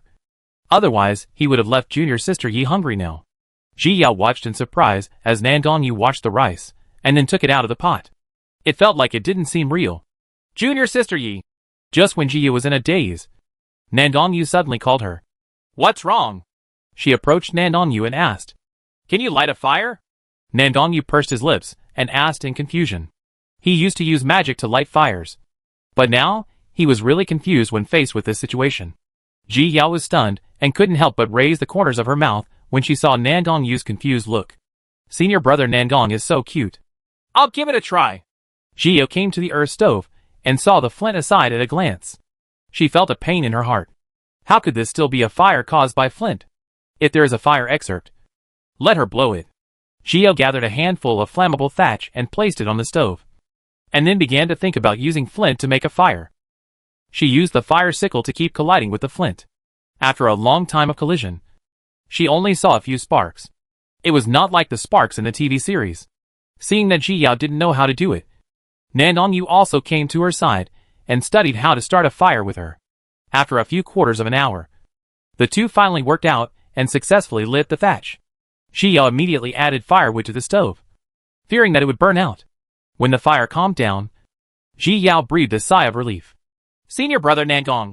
Xia turned her head and was about to praise Nandong when she saw the dirty black marks on his face, which were caused when he started a fire. Xia looked down at her hands, and sure enough, her fingertips were also dark. She suddenly got into the idea of playing a prank, put her hand on Nandong's face, and soon gave him 2 darker marks. Ha! Senior brother Nandong, you are so beautiful. Xia looked at her masterpiece with a smile, her hand still pinching Nandong's cheeks. Chapter 1485, Daily Life. Nandong did not dodge, And the doting Ren Jiao made trouble. He also knew what Ji was doing. He could tell just from her silly smile. He also raised his hand and pinched Jia's cheek. Jia's eyes widened. Senior brother Nangong actually learned the lesson badly. She was unconvinced and drew a line on Nangong Yu's forehead. Soon Nangong Yu followed suit and wiped it on her forehead. The two of them drew back and forth, and finally succeeded in turning each other into a big painted face. Ha ha! Senior brother Nangong, you are so ugly! Jia looked at Nangong Yu, who could not recognize his original appearance at all, and couldn't help laughing anymore. Nangong Yu looked at Ji Yao's smile and started laughing too, with the corners of his eyes curling up. This was the first time he smiled so happily. Jia was smiling happily, but when she saw Nangong Yu's smile, the smile froze on her face. She blinked, briefly thinking she was dazzled. Will senior brother Nangong laugh? How can this be? Didn't he learn the 7 emotions Ju, and don't have the 7 emotions and 6 desires? Idiot! Nangong Yu saw Ziyu's open mouth but dumb look, reached out and pinched her nose, his eyes full of endearment. Jia was so dizzy that she couldn't come back to her senses for a long time. She vaguely had an answer in her mind, but she didn't dare to think deeply for fear that she would be disappointed. She was about to ask Nangong Yu when she suddenly found that the fire she had finally lit was extinguished. Ah! Jia exclaimed softly, and quickly picked up the flint and lit it again. Nangong Yu looked at Ji Yao's clumsy appearance, with a flash of helplessness in his eyes. Junior sister Yi could learn everything quickly, but she couldn't do anything with this flint and steel. He walked over to take the flint and steel, but found that he seemed to be about the same size as junior sister Yi. Senior brother Nangong, you are so stupid! Ha ha ha! Jia laughed loudly without giving any face. Everyone says that senior brother Nangong is a genius. It doesn't take long for him to learn anything, but he can't make fire. Shut up! Nangong Yu pinched Jia's face, pinching her even darker before continuing to get angry. Ha! Why don't you let people call you stupid? It was rare for Jia to see Nangong Yu like this, and she smiled happily than anyone else for a while. Nangong Yu couldn't help but raise the corners of his mouth, his eyes full of smiles. It's just that both of them ignored Nangong Yu's changes at this time. By the time the two finally finished cooking, it was already dark. Nangong Yu's luminous pearl is still on him. He didn't put it back into the storage ring at first, but now it has become a lighting tool for the two of them. Under the dim light, the two of them started eating a bowl of porridge. It's delicious. Jia gave Nangong Yu a thumbs up and praised it. Although this porridge has no technical content, men need to be praised. This way, he will be more motivated to cook. Eat more. Nangong Yu stood up and filled another bowl for Ji Yao and placed it in front of her. Ji Yao finished it in a show of dignity and almost burped while leaning on the chair. She quickly covered her mouth and forced back. If she really burped in front of senior brother Nangong, she might as well die. Nangong Yu stood up automatically, put away the bowls, and went to the kitchen to wash the dishes. Jia felt a trance while watching Nangong Yu busy in the kitchen. Senior brother Nangong, Ji Yu suddenly shouted. Huh? Nangong Yu asked without looking back and continued washing dishes. Nice to have you. Chapter 1486, the first day of work. Nangong Yu paused his hands, said, softly, and continued to wash the bowl in his hands. But the corners of his mouth kept rising. But he didn't notice it. Jia leaned forward on the table and watched eagerly as Nangong Yu washed the dishes and started to boil water again. Wash up. Nangong Yu brought the water to Jia. Thank you, brother Nangong. Jia took the basin with a smile and began to look for something to wash with. If the storage ring cannot be opened, it is really inconvenient. In the end, she and Nangong Yu both washed up casually. The rooms for both of them were very shabby, and the quilts also had a musty smell. Ji Yao and Nangong Yu both refused, so they just wrapped up their clothes and made do with it for the night. Early the next morning, Shio got up. She rubbed her uncomfortable waist. This place was really evil. Even if she didn't have spiritual power, she, a monk with physical training, wouldn't be able to get backache after sleeping. This is the rhythm of being completely assimilated into a mortal. She twisted her waist twice and walked out of the room holding the musty quilt. As soon as she arrived at the yard, she saw Nangong Yu chopping firewood. She pursed her lips and smiled. Senior brother Nangong looks good even if he is chopping firewood. Senior brother Nangong, I will take out your quilt and dry it in the sun later. Jia put the quilt on the branch next to the yard and said while adjusting the quilt. Okay. Nangong Yu turned around and glanced at Jia, then turned back and continued chopping firewood. It was time to start work today, and he had to go up the mountain to chop wood. Jiyu dried her quilt and ran to Nangong-yu's room to take the quilt out.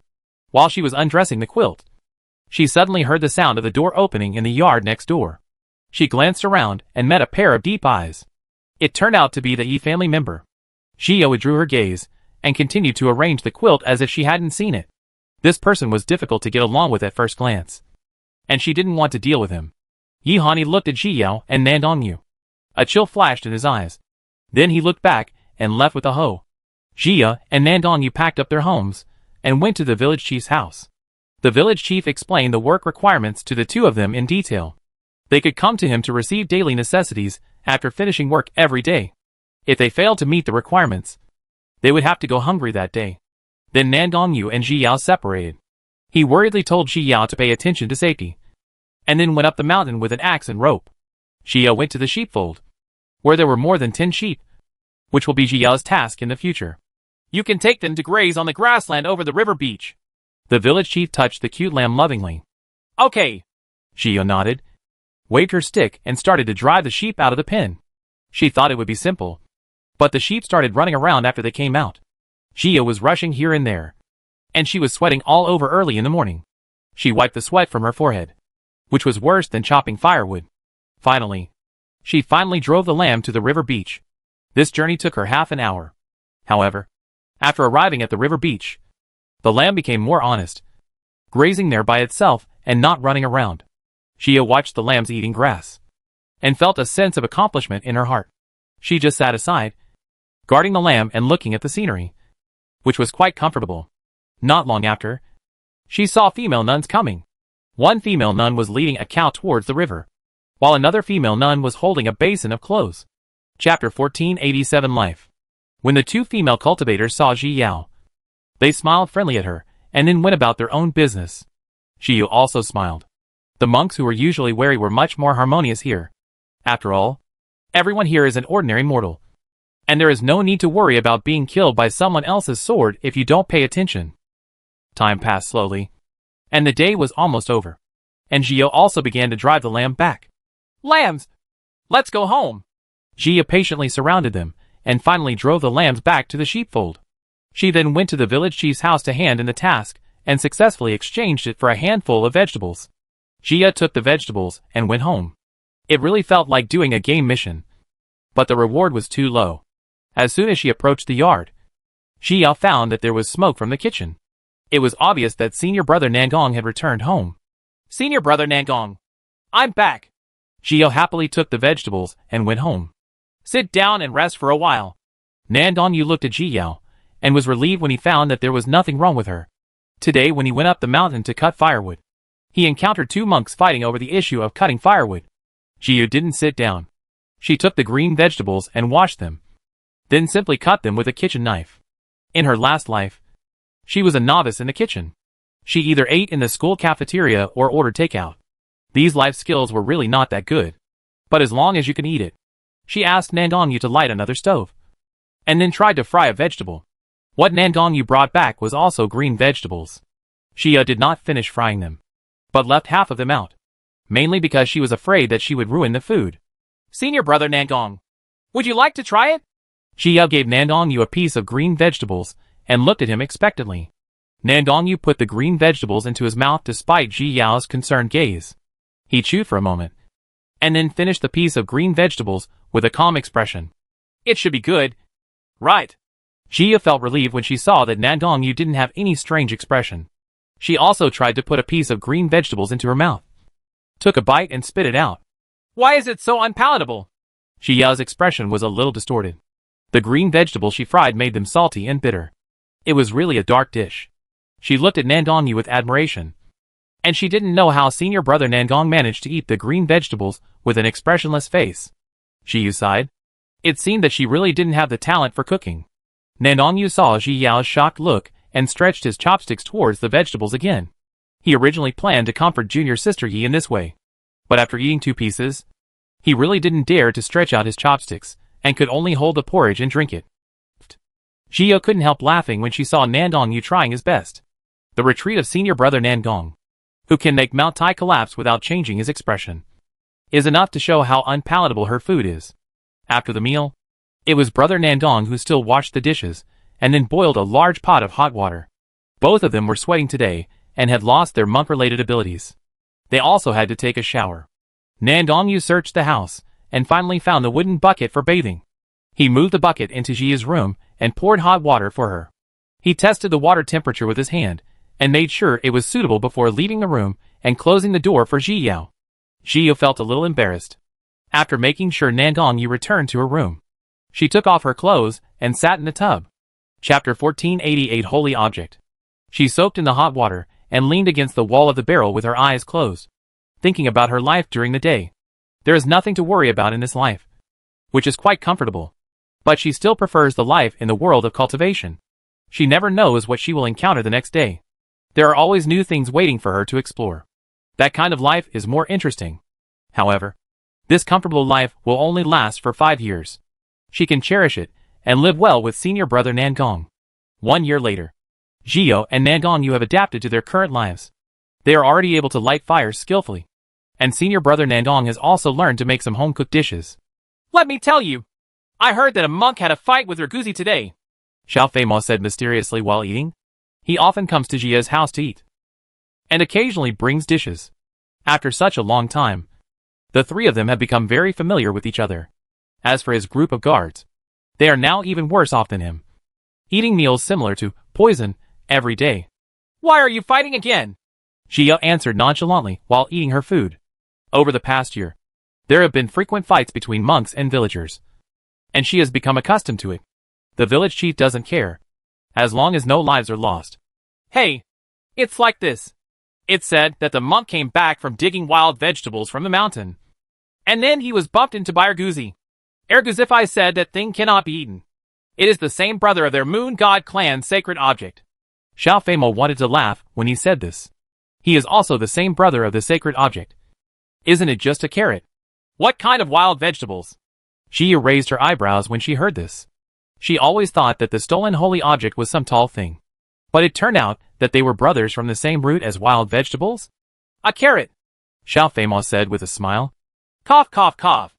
Jia suddenly choked and coughed violently. Nandong quickly handed her the water, and after she drank it, he passed it along her back. You said that holy object is a carrot? Jia said and looked at the carrot growing in a pot. Ever since she couldn't go back to Shanghai, Carrot followed her out to play every day. When she came back at night, she would keep it in a pot as a potted plant. She originally thought the carrot would object, but it enjoyed it. Every day when she got home, it got into the pot and couldn't pull it out no matter how she pulled it out.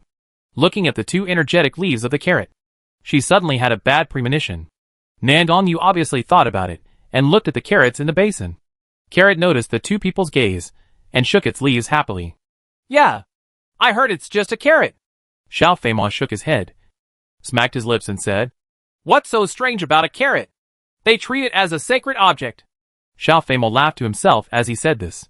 He really thought it was funny that a carrot was a sacred object. Just when he smiled, he saw Jia looking at him with idiotic expressions, which made his smile freeze on his face. You don't really think that a carrot can be a sacred object, do you? Xiao Feimo looked at Jia and Jia in surprise, but saw the two of them nodding in an unusually serious manner. Maybe a carrot that calls you mother can do it, Jia said with a serious face. As soon as he arrived here, Carrot ran out of the sea of consciousness on his own, which was something that had never happened before. Now combined with the situation, the probability that the carrot is the sacred object of the Moon God clan is very high. Chapter 1489 The carrot is missing. Xiao Feimo didn't understand what Jia meant, so he gave her a strange look and continued eating. After he left, Jia came to the potted plant. Carrot, are you a sacred object of the Moon God clan? Jia touched the leaf of the carrot curiously. She had gotten this thing for a long time, and she still didn't understand its function. She had long regarded it as a root, treated like an ordinary carrot. Carrot happily shook its leaves and called Mother with a sweet voice. I'll go check out the situation tomorrow. Don't worry. Nandong came to Jia's side and reached out to touch the carrot leaves.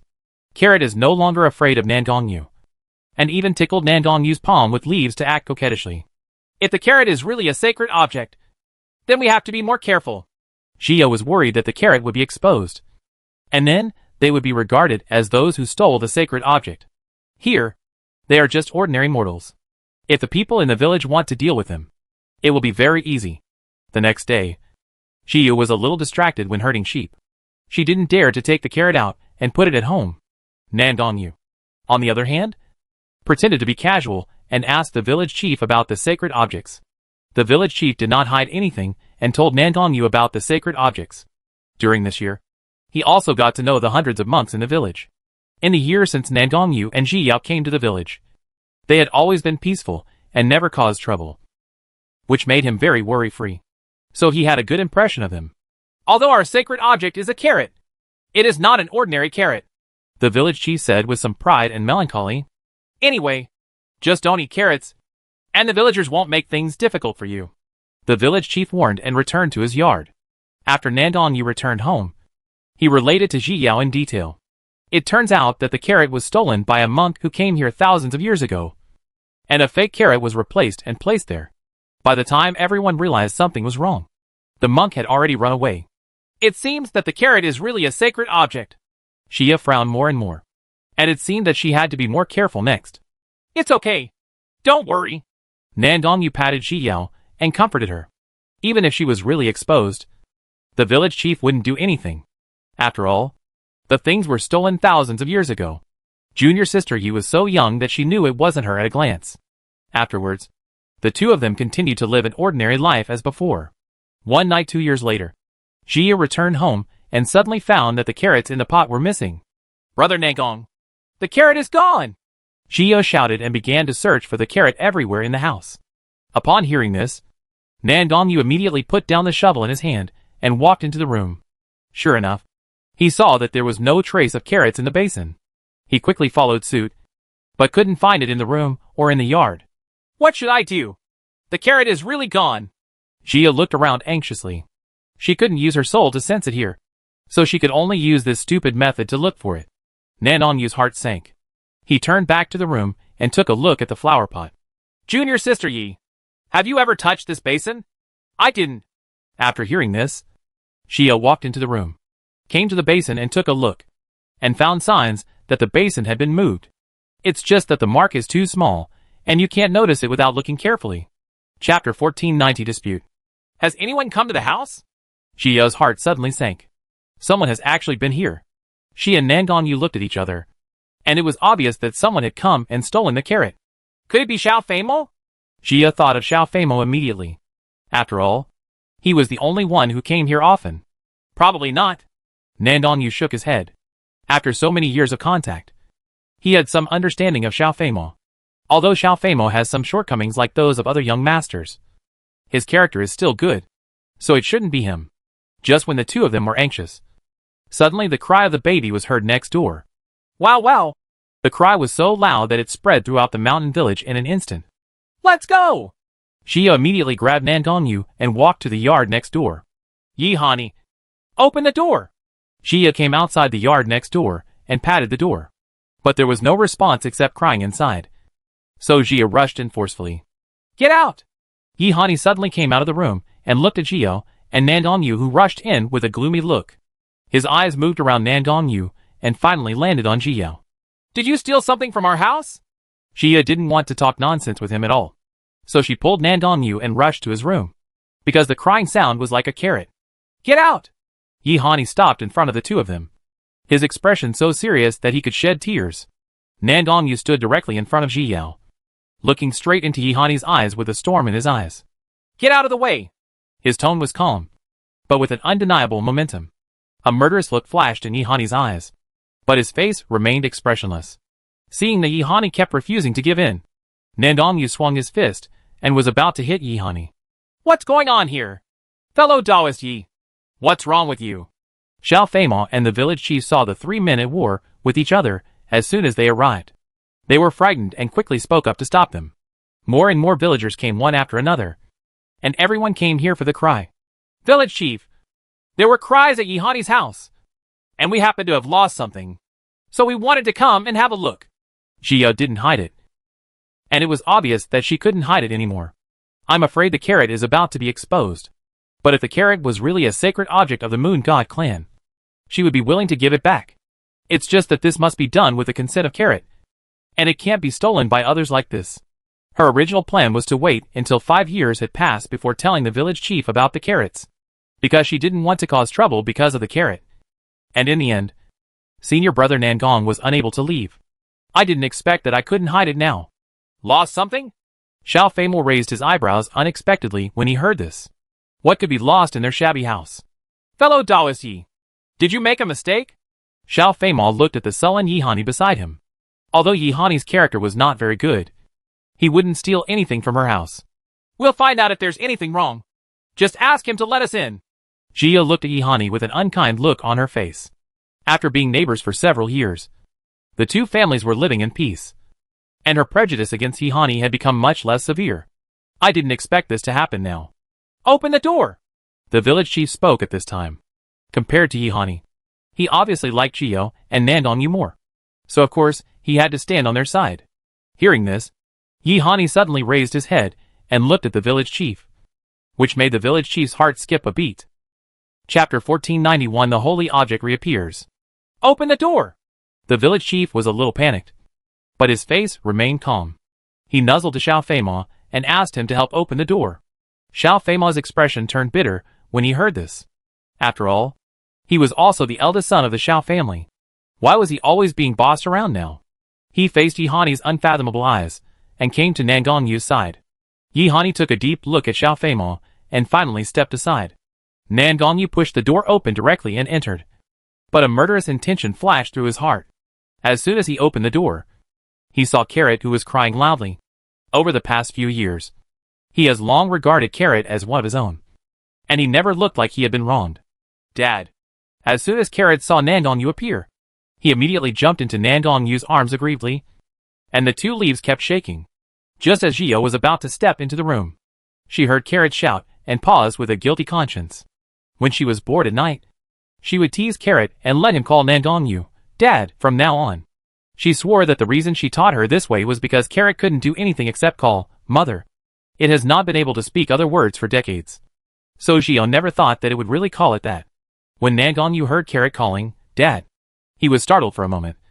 But then the anger in his heart slowly calmed down. The blush slowly crept up to his ears, causing him to stiffen and turn around. He handed the carrot to Jiao's arms, and was too embarrassed to look into Jiao's eyes. Nangong Yu secretly blamed himself. No matter how stupid he was, he still knew the meaning of Father and Mother. But when he heard the title of Carrot, he actually felt faintly happy. But this will greatly affect junior sister Ye's reputation. Mom. When Carrot saw Jiao, she immediately cried louder. It's okay. It's okay. Don't be afraid. Jia quickly coaxed the carrot and patted it distressfully. Xiao Feimel was confused when he looked at the carrot in Jia's arms. This carrot could actually call Father and Mother and cry.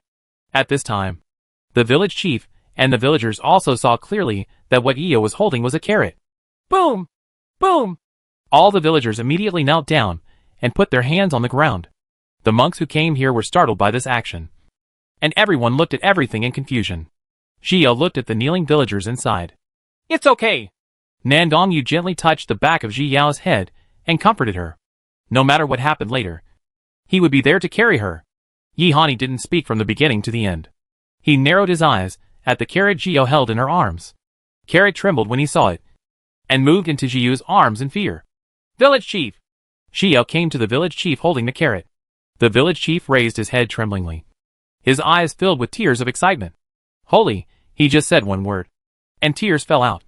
Retrieving the sacred object was the wish of countless generations of descendants of the Moon God clan.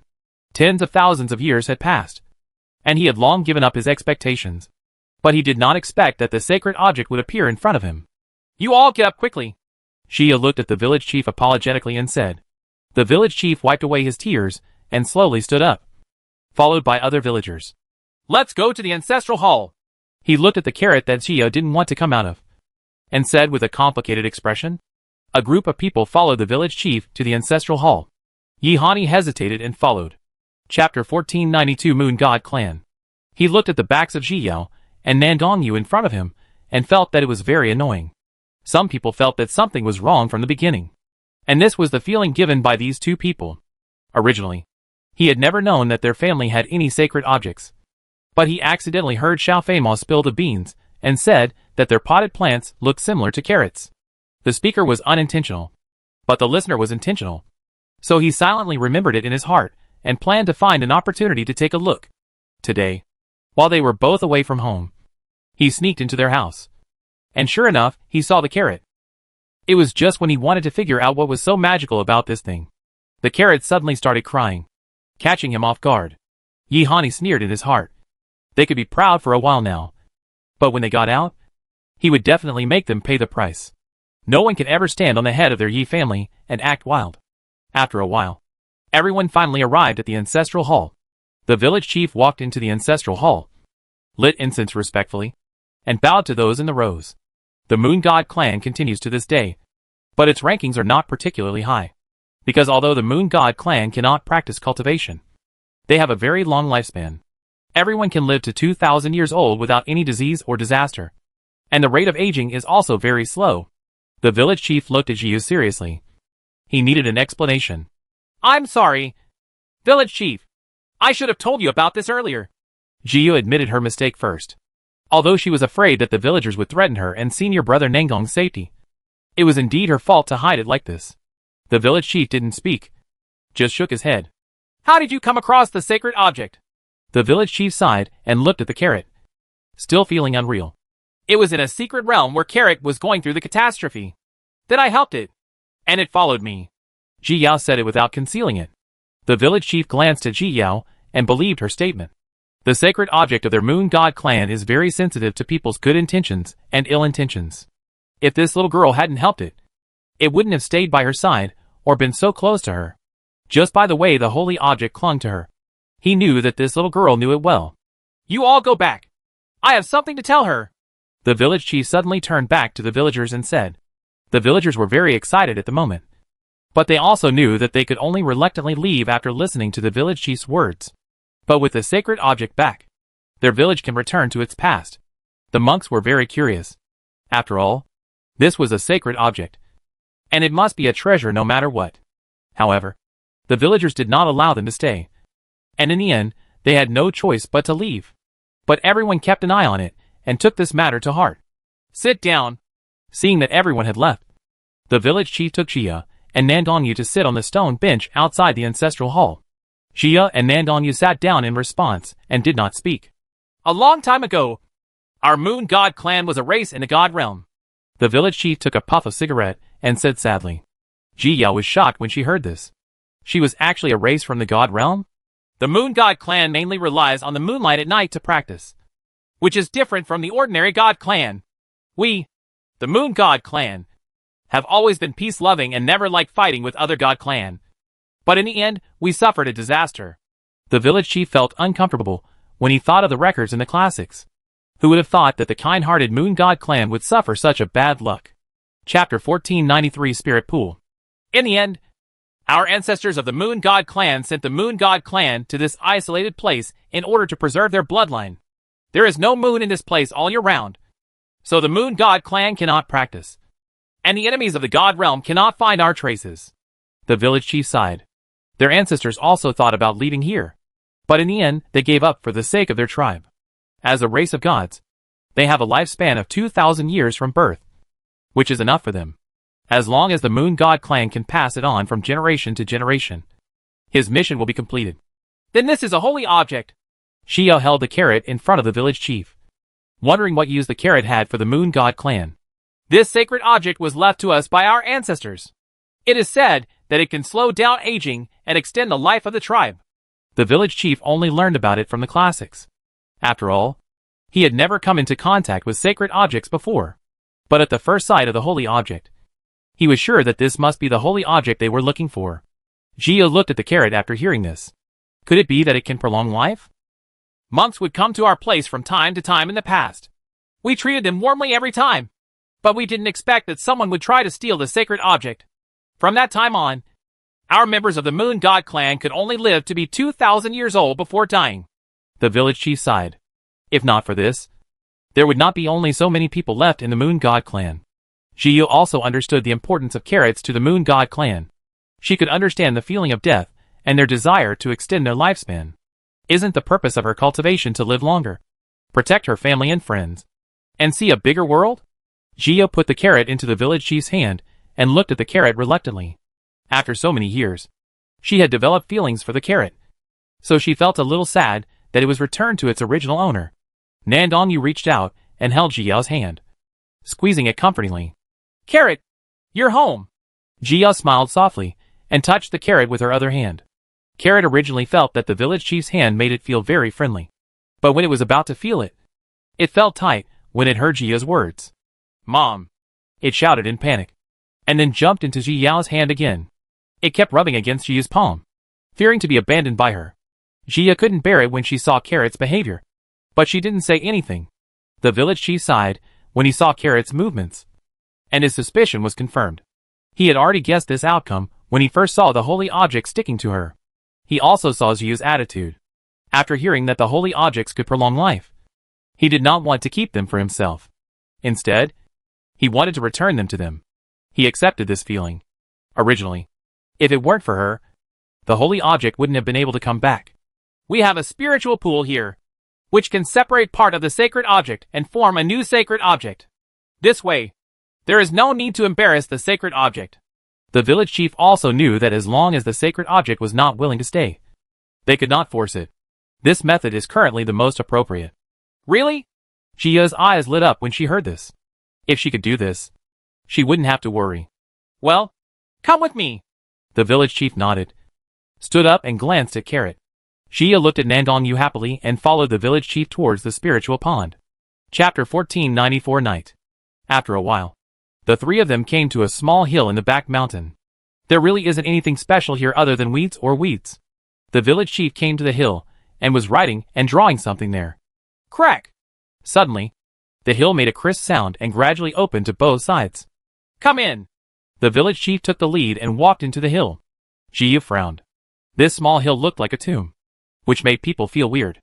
But she still followed in, with Nandongyu walking at the back. Soon after entering, Jia saw a spiritual pool that was emitting spiritual energy. As soon as this long-lost spiritual power came into contact with her, she felt refreshed and all her fatigue disappeared. This is right here! The village chief pointed to the spiritual pool, remembering the scene when his father brought him here. At that time, they thought that on this day, even if the holy object came back, their hearts would no longer be with the Moon God clan, and they are not willing to force the holy objects, because they have always been unilaterally accepting the gifts of the holy objects. This Fangling Pond is the only place where they can repay the holy things. As soon as Carrot felt the breath of the spirit pond, he jumped up excitedly and plunged into the spirit pond. Jia didn't stop it and let it jump in. It will take time for this holy object to absorb this spiritual pool. Let's leave first. The village chief was worried that others would notice this, so he could only take the two of them away first. Jia saw that Carrot jumped into the spiritual pond and disappeared, and it was obvious that he would not come out in a short time. So she followed him back to the village. When I go back, I will tell the villagers that the sacred objects are being cultivated in the ancestral hall. Don't let it slip. The village chief specifically warned, not wanting to cause any accidents. Especially Yihani. He was worried that that person would come to cause trouble. Don't worry, village chief. Jia nodded seriously. This was related to the future of Carrot, and there was no room for any mistakes. After the village chief warned, he returned to his home, and Jia and Nandongyu also planned to go home. The two of them walked on the path at night. The sound of frogs croaking in their ears added a touch of fun to the night. Nandongyu held Jiao's hand and walked slowly on the road. Neither of them spoke, but the atmosphere was extremely harmonious. Jia finally breathed a sigh of relief at this time. Ever since she knew that the carrot might be a sacred object, she had been worried that it would be discovered. Now that she was really discovered, she breathed a sigh of relief and felt less burdened. After coming here for several years, Jia misses the life in the world of cultivation very much. No matter what danger she encounters, she can fight with her strength instead of just worrying about it like now. It is now that she understands more and more how important strength is to her. Only by possessing strength can you always be free in any environment. Don't think too much. Nandongyu looked down at Jiyao beside him and pinched her fingertips. Jia raised her head and looked at Nandongyu. Although there was no moon at night, and only the faint light from the houses in the village, Jia could still see Nandongyu clearly. In the past few years, She has been with senior brother Nangong every day, and has become accustomed to living with him. After going out, they may be separated again soon. Thinking of this, she squeezed Nandong Yu's hand with some reluctance. What's wrong?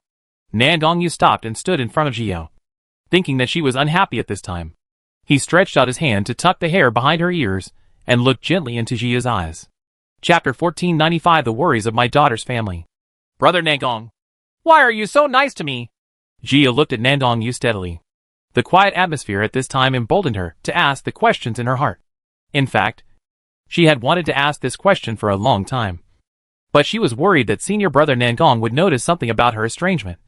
So she kept holding back. Now, she wanted to hear his answer. Nangong Yu was stunned when he heard this. Why was he so nice to junior sister Yi? I don't know either. Nandong Yu retracted his hand and shook his head. He didn't know why. He just felt like doing it. So he did it. He always followed his heart and never thought about why. I know. Jia felt disappointed when she heard this. In fact, she had expected this result. After all, she had always known that Nandong Yu's character was to never love. Let's go back. Jiu smiled reluctantly, then missed Nandong Yu and went home directly. Nandong Yu didn't understand why Jiu suddenly felt even worse, so he could only follow her to protect her safety. Bang! When Nandong Yu returned home, he just wanted Ji Yao to have a good rest when she shut the door with a bang. Have a good rest. Nandong Yu warned outside the door before returning to his room. Although he didn't know the reason why junior sister Yi was angry, he knew that it was him who made junior sister Yi angry. I have to find a way to make her happy tomorrow. Jia laid down on the bed when she heard Nandong Yu's door closing. Alas! Jiu sighed. She was so pretentious just now. Originally, she had always thought that as long as she liked Nandong Yu, she didn't need his response. As long as he was special to her, she would be satisfied. But after really getting along with him, she understood what the saying, "People are greedy," meant. The more they get along with each other, the more she wants to be with senior brother Nangong. She wants someone to collect his unknown appearance, wants to monopolize his good qualities, and wants to be the most important person in his life. Jia covered her head with a quilt. It seemed that what netizens said in her previous life was true. She hasn't even fallen in love yet, but she's already having these troubles. And she's starting to become pretentious, which is really not a good sign. Jia closed her eyes and put all these thoughts aside. These romantic things were indeed not suitable for her, so she had better not think about them anymore. Soon, Jia fell asleep in her own mental brainwashing. Nandong Yu on the other side did not fall asleep.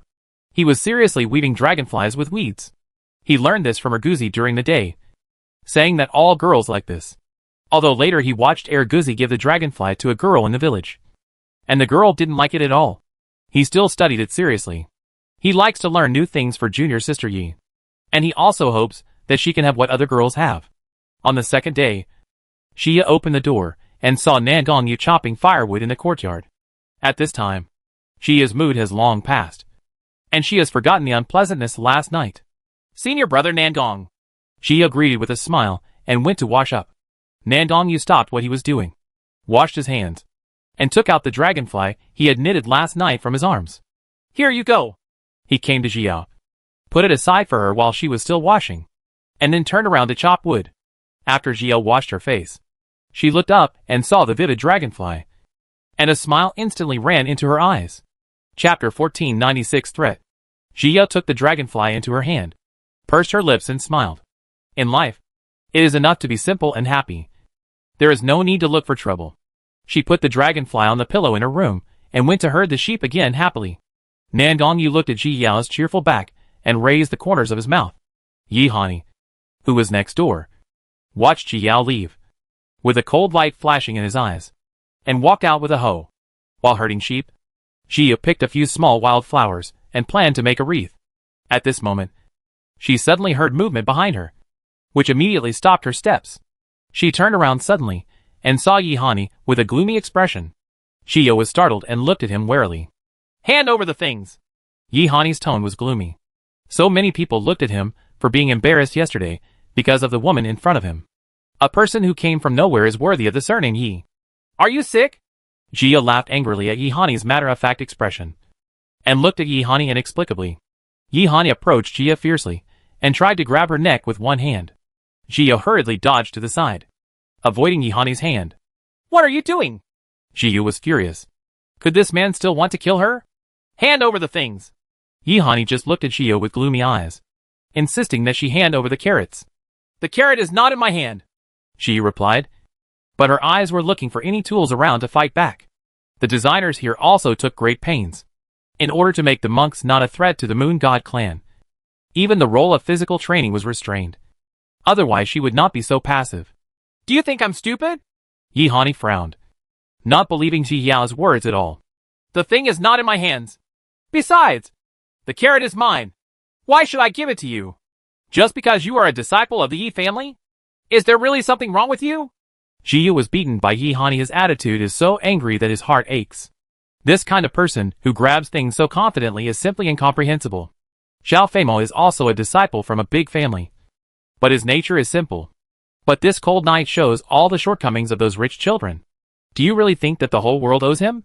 I never can't get anything I want. Yihani's eyes were slightly cold. Everything, as long as he wants it, as long as he can get it, is his. Huh? Ji Yao was speechless at him. If such a person had not had a family background, he would have died hundreds of times. However, they are still self-righteous and think that they are a nobody, which really embarrasses their surname Yi. Seeing that Ji Yao was still unmoved, Yihani didn't want to waste time and rushed towards Ji Yao. Ji Yao was shocked, ran a few steps, picked up a stick from the ground, turned around and hit Yihani. Yihani blocked it with his arm, and then grabbed the stick with his other hand. Crack! He broke the stick directly and threw it to the ground. You actually attack a woman? Jiyu backed away while stalling for time, trying to find another tool. In my eyes, there has never been a woman. Yihani glanced at Jiyu, waved his hand and grabbed Jiyu. Yihani, what are you doing? As soon as Xiao Feimo came to the river, he saw Yihani planning to attack Jiyu, and he was so frightened that his heart skipped a beat. He shouted and hurried towards the two of them. Chapter 1497 Enmity. Yihani heard the shouting and retracted his hand. He turned around and looked at Xiao Feimo, who was running towards him, with murderous intent boiling in his heart. It was this person who made trouble every time. If Xiao Moa hadn't been of great use to him, he wouldn't have left Xiao Feimo as an eyesore. Jia turned Yihani around, looked back, and found a pile of small rocks not far away. She took a few steps back, grabbed small stones, and threw them at Yihani. She has never been a soft persimmon who can be manipulated by others. Not to mention that this person just planned to kill her. Hiss! As Xiao Feimo ran closer, he saw a pile of rocks coming from behind, all of them hitting Yihani's head. He suddenly took a breath of cold air. With Yihani's vengeful temperament, fellow Taoist, he would definitely be in trouble. Yihani felt the pain coming from the back of his head and reached out to touch his head. He put his hand in front of his eyes and saw blood on his hand.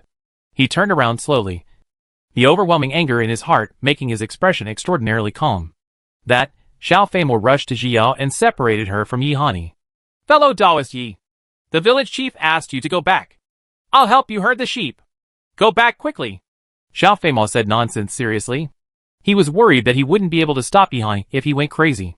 Jia glanced at Yihani and recorded the account clearly in her mind. The two people have obviously become enemies, and there will probably be a fight after they go out. Go quickly. Seeing Jia not moving, Xiao Feimo quickly turned around and winked at him. You, Jia frowned, not wanting to implicate Xiao Feimo. He didn't dare to touch me. Xiao Feimo didn't dare to say anything and could only express his words to Ji Yao through lip language. Although Hani was cruel to others this night, he was still kind to the Xiao family. Seeing that Xiao Feimo kept letting him go, Jiu finally nodded and left the river beach. Thanks to Xiao Feimo's help this time, she kept this feeling in her heart. Yihani, fellow Taoist Yi is a woman. Xiao Feimo waited until Jia left and wanted to have a good chat with Yihani. He knew that although his parents did not agree with Yihani's marriage to his sister's heart was with Yihani. This person is likely to be his future brother-in-law, so he wants to have a good chat with him. Except for your sister, no one else is a woman in my eyes. Yihani rarely said such a long thing in one breath, but he succeeded in making Xiao Feimo choke. In the world of cultivation, strength is respected, and it really doesn't matter whether you are a man or a woman. But here, everyone knows to give way to women, at least not to hit people. After all, the difference in physical strength is too big. But this stubborn donkey obviously didn't understand. Forget it. I'm too lazy to care about you. Xiao Feimel really didn't want to talk to him anymore. So he was so angry that he threw away his hands and went to herd the sheep. Yi Hani reached out and touched the back of his head, feeling murderous intent boiling in his heart. Anyone who bullied him would have no choice but to die. On the other side, Jia went straight home and found that Nan Gongyu hadn't come home yet. So she started preparing dinner at home. By the time she finished cooking, it was already approaching dusk. And Nan Gongyu should be back soon. Jia was sitting at the table waiting for Nan Gongyu to come home, but suddenly heard something moving outside. She frowned slightly, stood up and looked outside the courtyard, and saw two people struggling with each other outside the courtyard. Senior brother Nan Gong? Jia was stunned when she saw that one of them was Nan Gongyu. Chapter 1498 Fighting. Jia never thought that senior brother Nan Gong would be fighting with others. This scene made her unbelievable for a moment. Senior brother Nan Gong! Jia reacted and rushed outside the yard, and found that the person fighting Nan Gongyu was Yi Hani. Both of them were in a very embarrassed state now, with stains on their faces. Senior brother Nan Gong punched Yi Hani in the face, his expression as calm as ever, looking quite strange. Yi Hani was much more normal, and his expression at this time wanted to eat Nan Gongyu. Xia came to the two of them, but did not choose to start a fight, but joined in. She kicked Yi Hani in the face to avenge today. How dare you!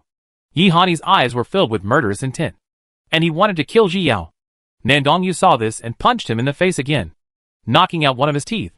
Jia retracted her foot, and in order not to hinder Nan Gongyu, she went around and kicked him a few more times. They've already made enemies anyway, and anyone who doesn't take the opportunity to beat him up is a fool. Hey! Stop fighting! Stop fighting! A villager passing by noticed the three people fighting and quickly stepped forward to stop them. Jiu stretched out her hand to pull Nan Gongyu up and looked coldly at Yi Hani lying on the ground. Okay. Okay. It's no big problem. You can go back to your own home. The villagers were used to this kind of fighting and waved their hands for the three of them to go back to their homes. After hearing this, Jia helped Nan Gongyu and walked into the yard without even looking at Yi Hani. Nan Gongyu glanced back at Yi Hani. After leaving, he couldn't keep this person. He withdrew his gaze and obediently let Jio help him into the yard. Yi Hani lay on the ground, wiped the blood from the corner of his mouth, got up from the ground, and stumbled back to his yard. Brother Nan Gong, please be patient. Jia asked Nan Gongyu to sit at the table and took out medicinal wine to wipe the wounds on his face. Hani was not someone to be trifled with that night, and Nan Gongyu had several scars on his face. Nan Gongyu allowed Ji Yao to give him the medicine, and the anger in his heart slowly died down. If he hadn't heard Xiao Feimao talk about it on the way back, he wouldn't have known that junior sister Yi had been wronged. This was a dereliction of duty on his part. Jia felt a little distressed when she saw the injury on Nan Gongyu's face. There was no elixir here that could make brother Nan Gong recover instantly. She also didn't expect that the indifferent senior brother Nan Gong would actually fight with Yi Hani like a mortal. Senior brother Nan Gong, are there any injuries on your body? Jia asked after applying medicine to the injuries on Nan Gongyu's face. Nan Gongyu shook his head. Jia pursed her lips and put the medicinal wine on the table. Senior brother Nan Gong. Jia was about to speak when she was suddenly hugged by Nan Gongyu. Are you afraid? Nan Gongyu asked in a low voice in Jia's ear. Huh? Jia was stunned when she heard this, not knowing what Nan Gongyu was referring to. Nan Gongyu held Ji Yao tightly in his arms and said no more. In this, junior sister Yi is just a little girl and has no ability to protect herself. She must be very scared when facing Yi Hani. He was filled with guilt for not taking good care of her. Jia didn't say anything and patted Nan Gongyu on the back. After a while, Nan Gongyu let go of Ji Yao. Brother Nan Gong, let's eat. Jia put the vegetables in Nan Gongyu's bowl and said with a smile, trying to lighten the atmosphere. My cooking skills are much better now. You can definitely take the third bite. Chapter 1499 Experience. Nan Gongyu cooperated by picking up the food and eating it in his mouth. Senior brother Nan Gong, why did you fight with Yi Hani? Xiao had a guess in her mind, but she was not sure. Nan Gongyu looked up at Ji Yao and put down the chopsticks in his hand. You should tell me if you feel wronged. He looked at Ji Yao, feeling slightly angry in his heart. He was angry that junior sister Yi didn't tell him when she was wronged, and she took everything on her own. This was also the first time he felt what it meant to be angry. Ji Yao had expected this reason, so she was not surprised. I didn't plan to tell you later, Ji said to Nan Gongyu with a smile. But while she said this, she knew in her heart that she wouldn't say it. Over the years, she has become accustomed to dealing with problems by herself and does not want to trouble others. She also didn't want to think of relying on others whenever she encountered a problem, even if that person was senior brother Nangong. But senior brother Nangong was willing to stand up for her, which made her really happy. Nangong Yu saw through Jiyu's lies at a glance and became even more angry. Senior brother Nangong, why don't you eat the food? Jiya saw that something was not right with Nangong Yu, so she quickly picked up the food for him and looked at Nangong Yu pitifully. Nangong Yu immediately softened his heart and sighed in his heart before continuing to eat. Jiya quickly continued to serve him food and confuse the problem. The next night, Jiya invited Xiao Feima to have dinner with her. After all, he had helped yesterday. I heard that you guys had a fight yesterday. Xiao Feima looked at Jiya curiously and asked. He had heard that it was Taoist Yi and he who beat Yi Hani together. Yes. Jiya nodded and did not deny it. TSK. TSK. TSK.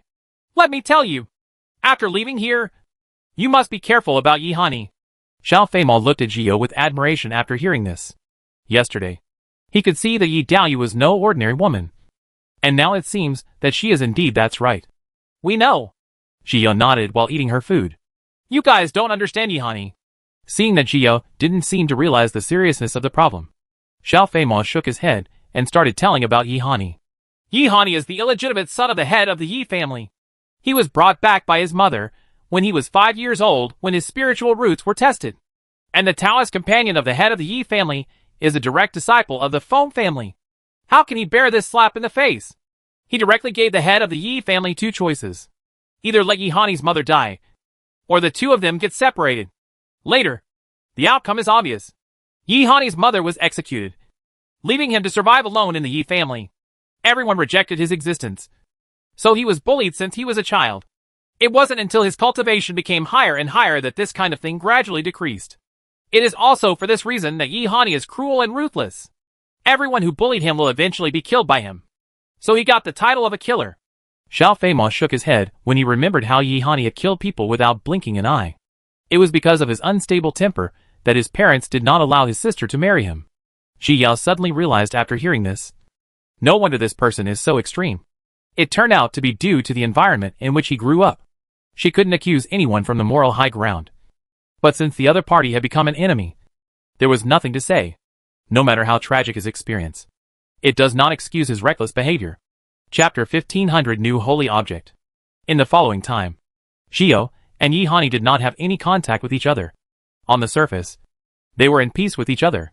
In fact, everyone knew what happened after they went out. Soon, it will be time for Jiya and the others to leave the Moon God clan. Village Chief. Jiya and Nangong Yu came to the village chief's house again. Carrot was still in the back mountain, and they didn't know what the situation was. Let's go. It's almost time. The village chief understood what Jiya and the two meant, and took them directly to the back mountain without any nonsense. After the village chief opened Shankyu, the three of them entered the cave. Mom! Carrot screamed in surprise as soon as he felt Jiya's breath, and jumped into Jiya's arms. Yi! It's okay. It's okay. Jiya looked at the crying and sad Carrot, dumbfounded. This guy really had a similar personality to Xiao Baituan. Mom? At this moment, another carrot tilted its leaves and hid behind a stone. Shouting timidly, Jiya glanced over and saw a leaf swaying somewhere. Ahem. Village chief. I'm calling you. Jiya winked at the village chief, gesturing for him to come forward and look at the carrots to get married. Ah? The village chief was stunned. He was clearly calling her mother, so it was not appropriate for him to go. Aren't you afraid that this sacred object will also run away with me? Jiya asked with a smile when she saw the village chief didn't move. Hey, dear, mother is here.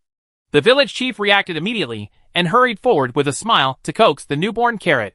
The carrot was very obedient and jumped directly into the village chief's hand, wrapping himself with the only leaf. It was obvious that he was very timid. The spiritual pool was also absorbed by the two little guys, and now it is just a big bear pit. Let's go back first. Jiya was afraid that they would attract other people's attention if they stayed too long, so she hid the carrots and left the cave. The village chief also sealed the cave again to prevent traces from being discovered by others. After returning with the sacred object, he released the news that a sacrificial ceremony would be performed the next day to welcome the return of the sacred object. Although everyone didn't understand why the ceremony took so long, They were all very excited. Only Yihani had deeper doubts about this matter. He originally guessed that the carrot was in Yi Xiao's hand from the beginning. But now, he is even more certain of his judgment. I just don't know what means they used to hold the sacrificial ceremony. It wasn't until the second day of the sacrificial ceremony, when he saw the carrots, that he understood everything. This is not the same holy object at all. One leaf is obviously missing. Others may not know. But he knows very well what the sacred object looks like. Xia also knew that Yihani would see the flaws. But there was no way for Yi Zi to pretend. And there was no need for her to pretend. She and senior brother Nangong have already discussed this issue. And they are both clear that they will fight Yihani. But they don't need to worry about him. Not long after the sacrificial ceremony, monks left one after another. And Xiao Feimao and Yihani also left one after another. Xia and Nangongyu came in later. So they left relatively later. Xia and the other two took carrots to find the sacred object of the Moon God clan to say goodbye. And saw the village chief talking about something alone. When she took a closer look, she saw that the names of their monks were all written on the paper, followed by words indicating numbers. Chapter 1501 Reward. Village chief, what is this? Xia looked at the words on the paper curiously and asked. This is your reward, the village chief said meaningfully, as he took a drag on his cigarette. After 5 years, they are leaving, which really makes people feel a little sad. However, these monks came and went, and he was used to parting, so he didn't sigh too much. Remuneration? Xia raised her eyebrows when she heard this. The monks had all left, and they didn't see any reward. The village chief put the piece of paper away without saying much. Xia took a quick look and found that the numbers behind her and Nangongyu seemed to be larger. Okay. You should leave quickly, and don't waste time with us. Seeing that they had said goodbye to the holy objects, the village chief hurriedly let them leave. These two young men brought back sacred objects for their Moon God clan. And he would also give them more rewards, and would not treat them badly. Take care, village chief. Xia said goodbye to the village chief reluctantly. The people of the Moon God clan are simple in nature, and the villagers treat them well. The village chief waved his hand, and turned back to his yard. He didn't like this parting scene. Xia and Nangongyu looked at each other, turned and walked towards the cave entrance outside the village. This time, the entrance of the cave did not hinder them, allowing them to return to the corridor smoothly. As soon as he stepped onto the corridor, spiritual energy filled his body again. Xia curled her lips and smiled, feeling more at ease this way. Just as she was about to speak, a majestic spiritual power suddenly came out of her body for no reason, and she almost lost her breath for a moment. Xia quickly focused her attention on sorting out the majestic spiritual power, and finally let it stay in her body obediently. This spiritual power greatly improved her cultivation level. But because she had just advanced a level not long ago, this spiritual power did not allow her to advance. She raised her eyes to look at Nangongyu, and saw that he had successfully advanced to the late stage of integration.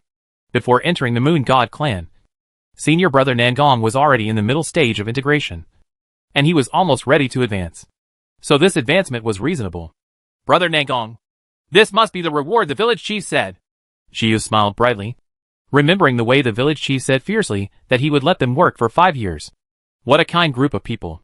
Nangongyu stabilized his newly promoted cultivation before opening his eyes and looking at Xiyao. Be careful when you go out. Nangongyu thought of Yihani and walked to Xiyao. I know. Xiyao nodded seriously. She didn't need Nangongyu to explain clearly, but she also knew what he said. The two walked together cautiously, and stopped when they were about to exit the cave. Nangongyu glanced at Xiyao, and took the lead to step out towards the entrance of the cave. As soon as he stepped out, a sword light suddenly fell from the sky and struck straight towards Nangongyu as if tearing the sky apart. Nangongyu had been prepared for a long time. He raised his hand gently, and a special mark flew out of his hand, heading towards the sword light. As soon as the mark came into contact with the sword light, it swallowed it up directly, and the mighty sword move disappeared silently. At this time, Yihani also walked out of the darkness, holding a sword in his hand and looking at Nangongyu coldly. Nangongyu looked indifferent, turned slightly, and stretched out his hand, pulling Xia out of the hole. Xia stood next to Nangongyu, her brows slightly knitted. She didn't expect that Yihani had already understood the sword cultivator of the sword domain this night, and it seemed that he had a deep understanding of the thunder attribute. Chapter 1502 Confrontation between sword cultivators. Yi Tao's fellow. Xiao Feimao happily ran toward the cave entrance with his guards. intending to cooperate with Ji Yao. But he stopped the car when he saw the three of them tense. Hearing this, Ji Yao looked at Xiao Feimou, nodded lightly to him, and returned her gaze to Yi Hani. Xiao Feimou looked at Yi Hani, who was dressed in murderous aura, and frowned dissatisfied. This man was too violent, and was really not suitable for his sister. Brother Nangong, let me fight with him first, and you will take action later. Ji Yao secretly sent a message to Nangong Yu at this time.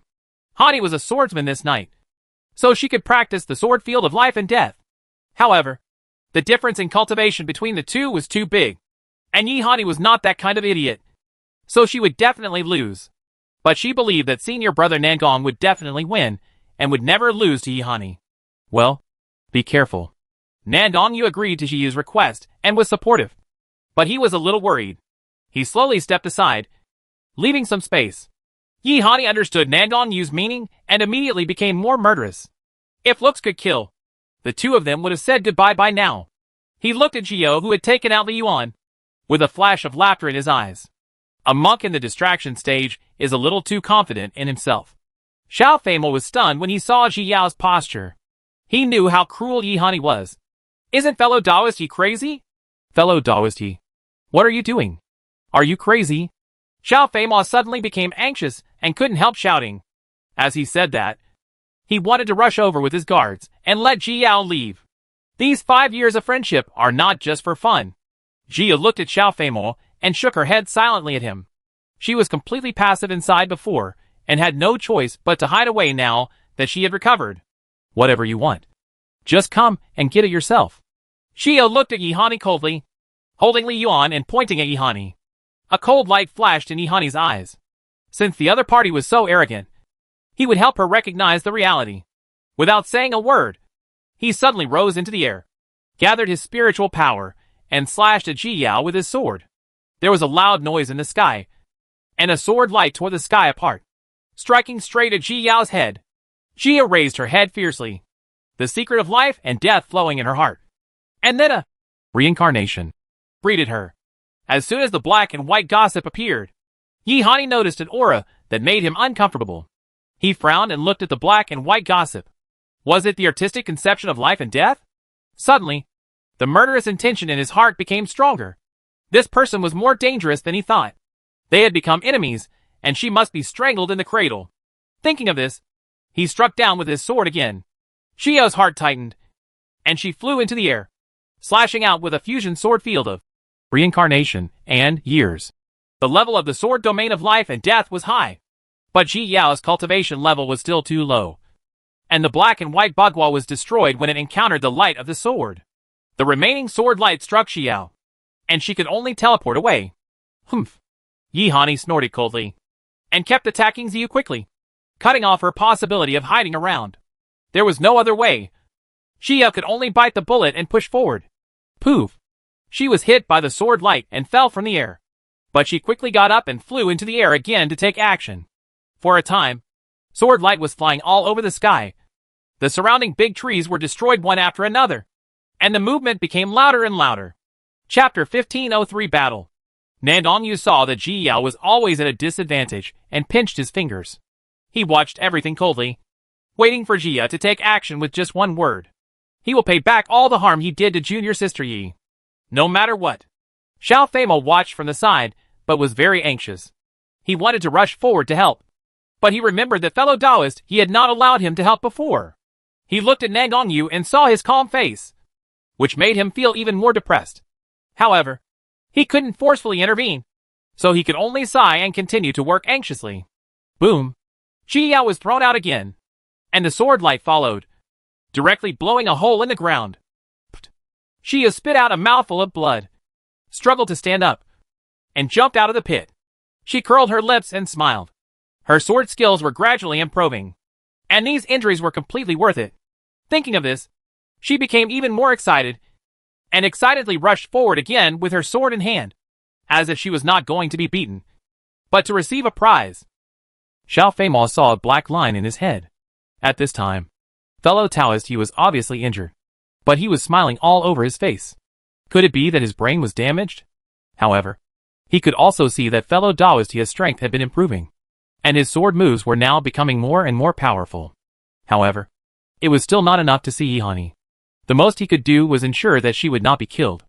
Yihani no longer had any patience in his heart at this time. He originally thought it was just a small insect. But unexpectedly it turned out to be an entangled snake. A strange light flashed in his eyes. And suddenly 2 lights emitted from his eyes. Just as Jiao struck out with her sword, 2 rays of light came in front of her. She was injured by the 2 rays of light before she could dodge and fell backwards. Nan Dongyu flew forward and quickly caught her, only to see 2 holes appeared in front of Jiao, who was bleeding profusely. He immediately fed Jiao the elixir and put her in a corner. Leave the rest to me. Nan Dongyu's heart was full of anger at this time. For the first time, he experienced the feeling of being overwhelmed by anger. He stood up with an indifferent expression, turned around and looked at Yihani. Senior brother Nandong. Ji Yao looked at Nan Dongyu and felt that something was wrong with him now. Nan Dongyu didn't look back. He slowly rose into the air. When Yihani saw Nan Dongyu, his expression immediately became much more wary. Nan Dongyu had always given him a vague sense of threat. And unexpectedly he actually turned against him. And now the opponent's level has obviously increased. So he must be treated with caution. Xiao Feimao looked at the atmosphere between the two in midair and swallowed nervously. He always felt that there would be a big battle next. He quickly came to Yeo with his guards to protect her from being affected. Xiao's bleeding had stopped at this time. She recalled the 2 lights before and frowned. If she felt good, the 2 lights just now had the aura of karma. Because she has the purification pearl, she is more sensitive to the breath of this karma. A person's moves already contain karma. So I don't dare to think deeply about how many people he has killed with this move. Ji Yao was puzzled.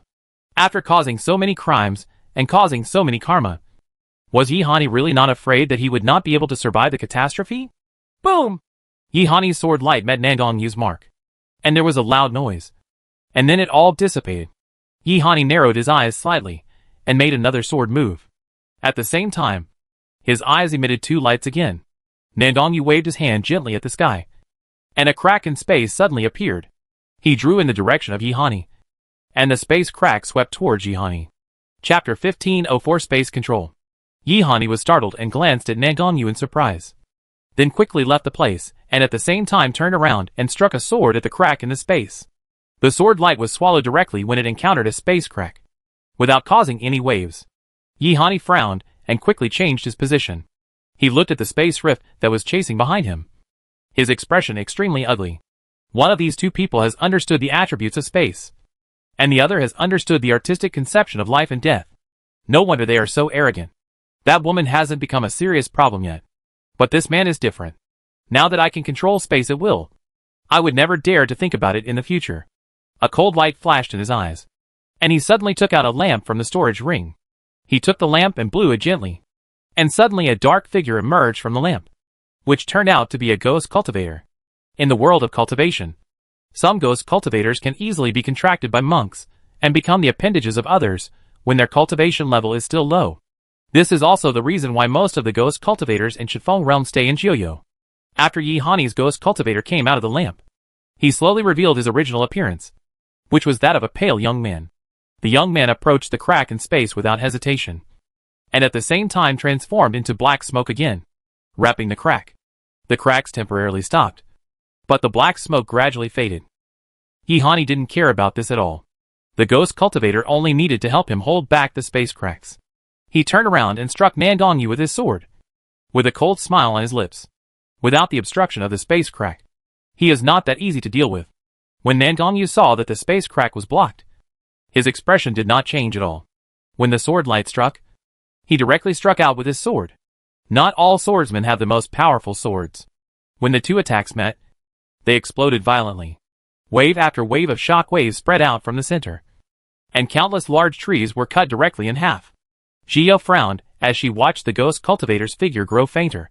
Yihani was actually consuming the ghost cultivator's life and cultivation to temporarily block the space crack, and didn't care about the ghost cultivator's life or death at all.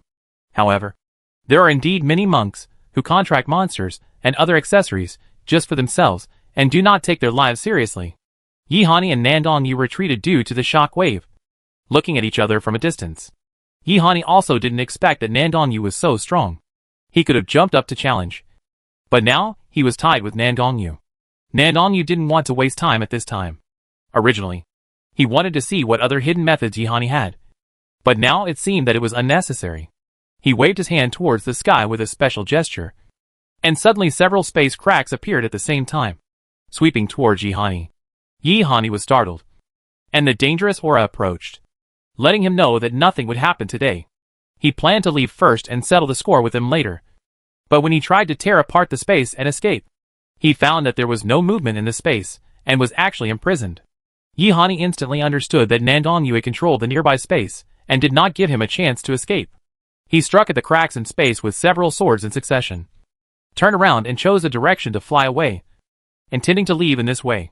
He still has a trump card, but he shouldn't use it in this kind of place.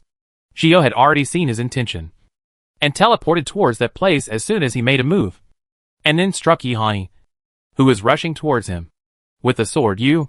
Chapter 1505 Top Talisman. Get lost! Yihani didn't expect that Shio would suddenly rush out to block the road. He roared and struck at Shio with his sword. Boom! The sword light paused for a moment before slashing towards Ji Yao, immediately making the hairs on Ji Yao's body stand up. She hurriedly teleported away from where she was. But there was no time. Seeing that the sword light was about to strike her, Jia suddenly found that the space in front of her was suddenly distorted. Jia's eyes lit up, and she quickly took the time to leave the place. Yihani was made to pause by Ji Yao. And in that moment, the space crack caught up with him. Yihani was heartbroken. When he wanted to break out, the space in front of him was actually imprisoned. Space cracks surrounded him from several directions, making it impossible to escape. He panicked in his heart. Things like space cracks were no joke. They would kill people. At this time, he didn't care about hiding any trump cards and took out the top-level talisman. The power of this talisman was such that even a monk in the tribulation stage would not dare to mess with it, and it helped him survive many crises. But the number of uses was only the last, and it was really hard for him to use it here. But now, he didn't have much choice. He could only take out the talisman. After Yihani activated the talisman suddenly emitted an astonishing aura, which made everyone present feel frightened. Even the monks who were far away were aware of this power. Nandong Yu's heart tightened, and he immediately stepped back, came to Ji Yao's side, and pulled her back again and again. Run! Xiao Feima also shouted and immediately flew away.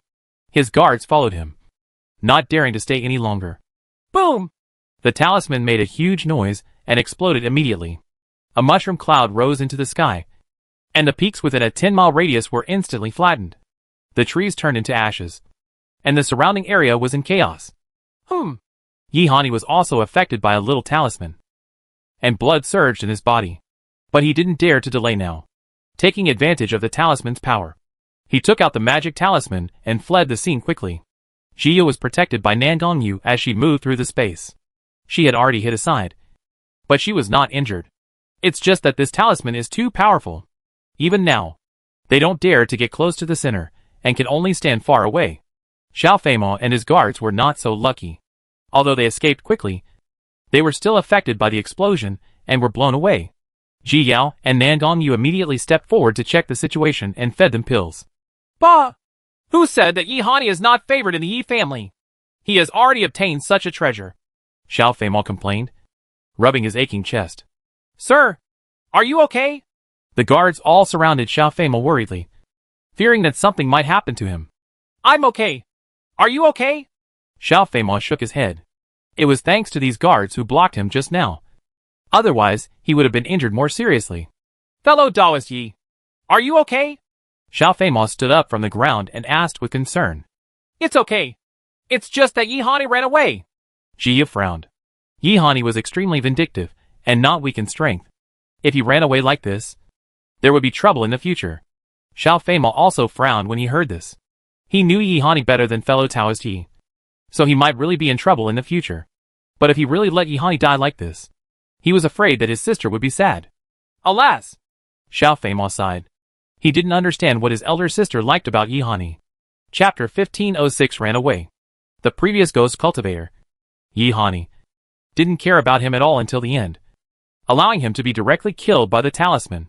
How could a person who was so ruthless to his contracted ghost cultivator be kind to his elder sister? It seems that he has to do some work when he goes back. If it doesn't work, he can arrange more young talents for the elder sister. Anyway, he must make her forget about Yihani. You should be careful in the future. Yi Hani will definitely retaliate. If you make him suffer such a big loss, he will definitely not let it go. Xiao Feimo warned uneasily. Well, we understand. Xiao nodded and smiled at Xiao Feimo. By the way, if my uncle knew that Yi Hani almost harmed you, he would definitely go to trouble him. Xiao Feimo thought of this and made up his mind. Wanting his uncle to teach Yi Hani a lesson. My uncle has always disliked Yi Hani. But now that he has a reason, he may not be able to wait for a moment. Jia shook her head in amusement upon hearing this. She did not expect Xiao Feimo's brother-in-law to be Senior Xiao Chutang at first. When she traveled to the upper world before, she got along with him for a while. But she hadn't seen him since she ascended. It was also because of Xiao Chutang that they quickly became familiar with Xiao Feimo. Let's go! Jia glanced at the messy ground and didn't want to stay any longer. She looked up at Nandong Yu and took the initiative to reach out and hold Nandong Yu's hand. Nandong Yu squeezed her hand and took her flying away. Xiao Feimo followed behind him with his guards, planning to ask Jia and Nandong Yu to go to that place together. He was not sure at first, but after seeing the strength of fellow Taoist Nandong, he suddenly became full of confidence. Hey, fellow Taoist Feng, you can't be so heartless. Nandong Che looked at Feng Luoji, who was about to leave with a grieved expression, and pouted in a pretentious manner. Feng Luoji looked at Nandong Che's appearance, and the veins on her forehead were twitching. She tried to calm down her emotions, and try her best to look calm and calm. The emotion she has always maintained will always be destroyed after meeting this messy person. But this man's cultivation was not weak, so she couldn't get rid of him. If you follow me again, I will kill you. Feng Luoji said harsh words directly. Now she really wanted to strangle him to death. Can you bear to look at my face? Nandong Che moved his face forward and confidently gave Feng Luoji an electric eye. Feng Luoji was so angry at Nandong Che that her heart ached. But she was not really the kind of person who killed people randomly, so she could only flick her sleeves and leave. Hey, wait for me. Hee hee. I knew you couldn't let go. Nandong Che followed him humbly, as if he had no idea how annoying he was. Master, I'm back. As soon as Luo Chuan returned to Jian sect, he went to find Jian Song. He looked at his master, who was practicing swordsmanship, and smiled faintly. The scene seemed to have returned to Zufeng. Humph. Do you still remember that you have me as your master? Jian Song put away his sword and snorted coldly. He arrogantly walked aside and sat down without even looking at Luo Chuan. Luo Chuan came to sit next to Jian Song and poured him spiritual tea. Master, drink tea. He placed the spiritual tea in front of Jian Song. Only then did Jian Song look at Luo Chuan lightly, picked up the teacup and took a sip. Apprentice just heard that my junior sister and I are going to have a junior wife soon. Luo Chuan gently put down the teapot and asked with a raised eyebrow. Chapter 1507 Nanshinga. Jian Song spurted out all the tea he had just drank. Ahem. What are you talking about? Jian Song suddenly slapped the stone table, blushing and shouting at Luo Chuan. Luo Chuan's eyes were smiling, but he didn't deliberately tease Jian Song anymore. Disciple just heard about it. He thought of the senior he just met, who was enthusiastic towards him after knowing his identity. It seems that the senior has a lot of affection for his master. Don't talk about me. Do you know that after you left, that little girl Nanshinga often came to see you? Jian Song quickly changed the subject for the sake of his old face. When Luo Chuan heard Nanshinga's name, he immediately stopped smiling and couldn't laugh at all for a while. Hee hee. Actually, although that girl Shinga is a bit squeamish, she is a very nice person. Jian Song winked at Luo Chuan, looking like he was gossiping. Luo Chuan frowned, not wanting to discuss this issue at all. Junior sister hasn't come back yet? He abruptly changed the topic and asked a question he knew he was asking. Isn't that right? She went out for training with Yuer. Jian Song missed Ji Yao even more when he mentioned it. The little girl was more considerate, and this boy would cause trouble for him. Yes. Luo Chuan nodded. He knew about this matter from the previous communication with his junior sister. Hey, I have something to do as a teacher, so I'll leave first. Jian Song saw the approaching figure in the distance at a glance, stood up knowingly, said something and ran away. Luo Chuan sighed in his heart. Although he didn't look back, he knew that Nanshinga must be here. Senior brother Luo Chuan. As soon as Nanshinga heard that Luo Chuan was back, he rushed over without saying a word. She landed on the Sword Saint Peak and called out nervously, Junior sister Nan. Luo Chuan turned around and nodded coldly. Nanshinga pursed her lips and smiled, standing there wringing her fingers and not knowing what to say for a while.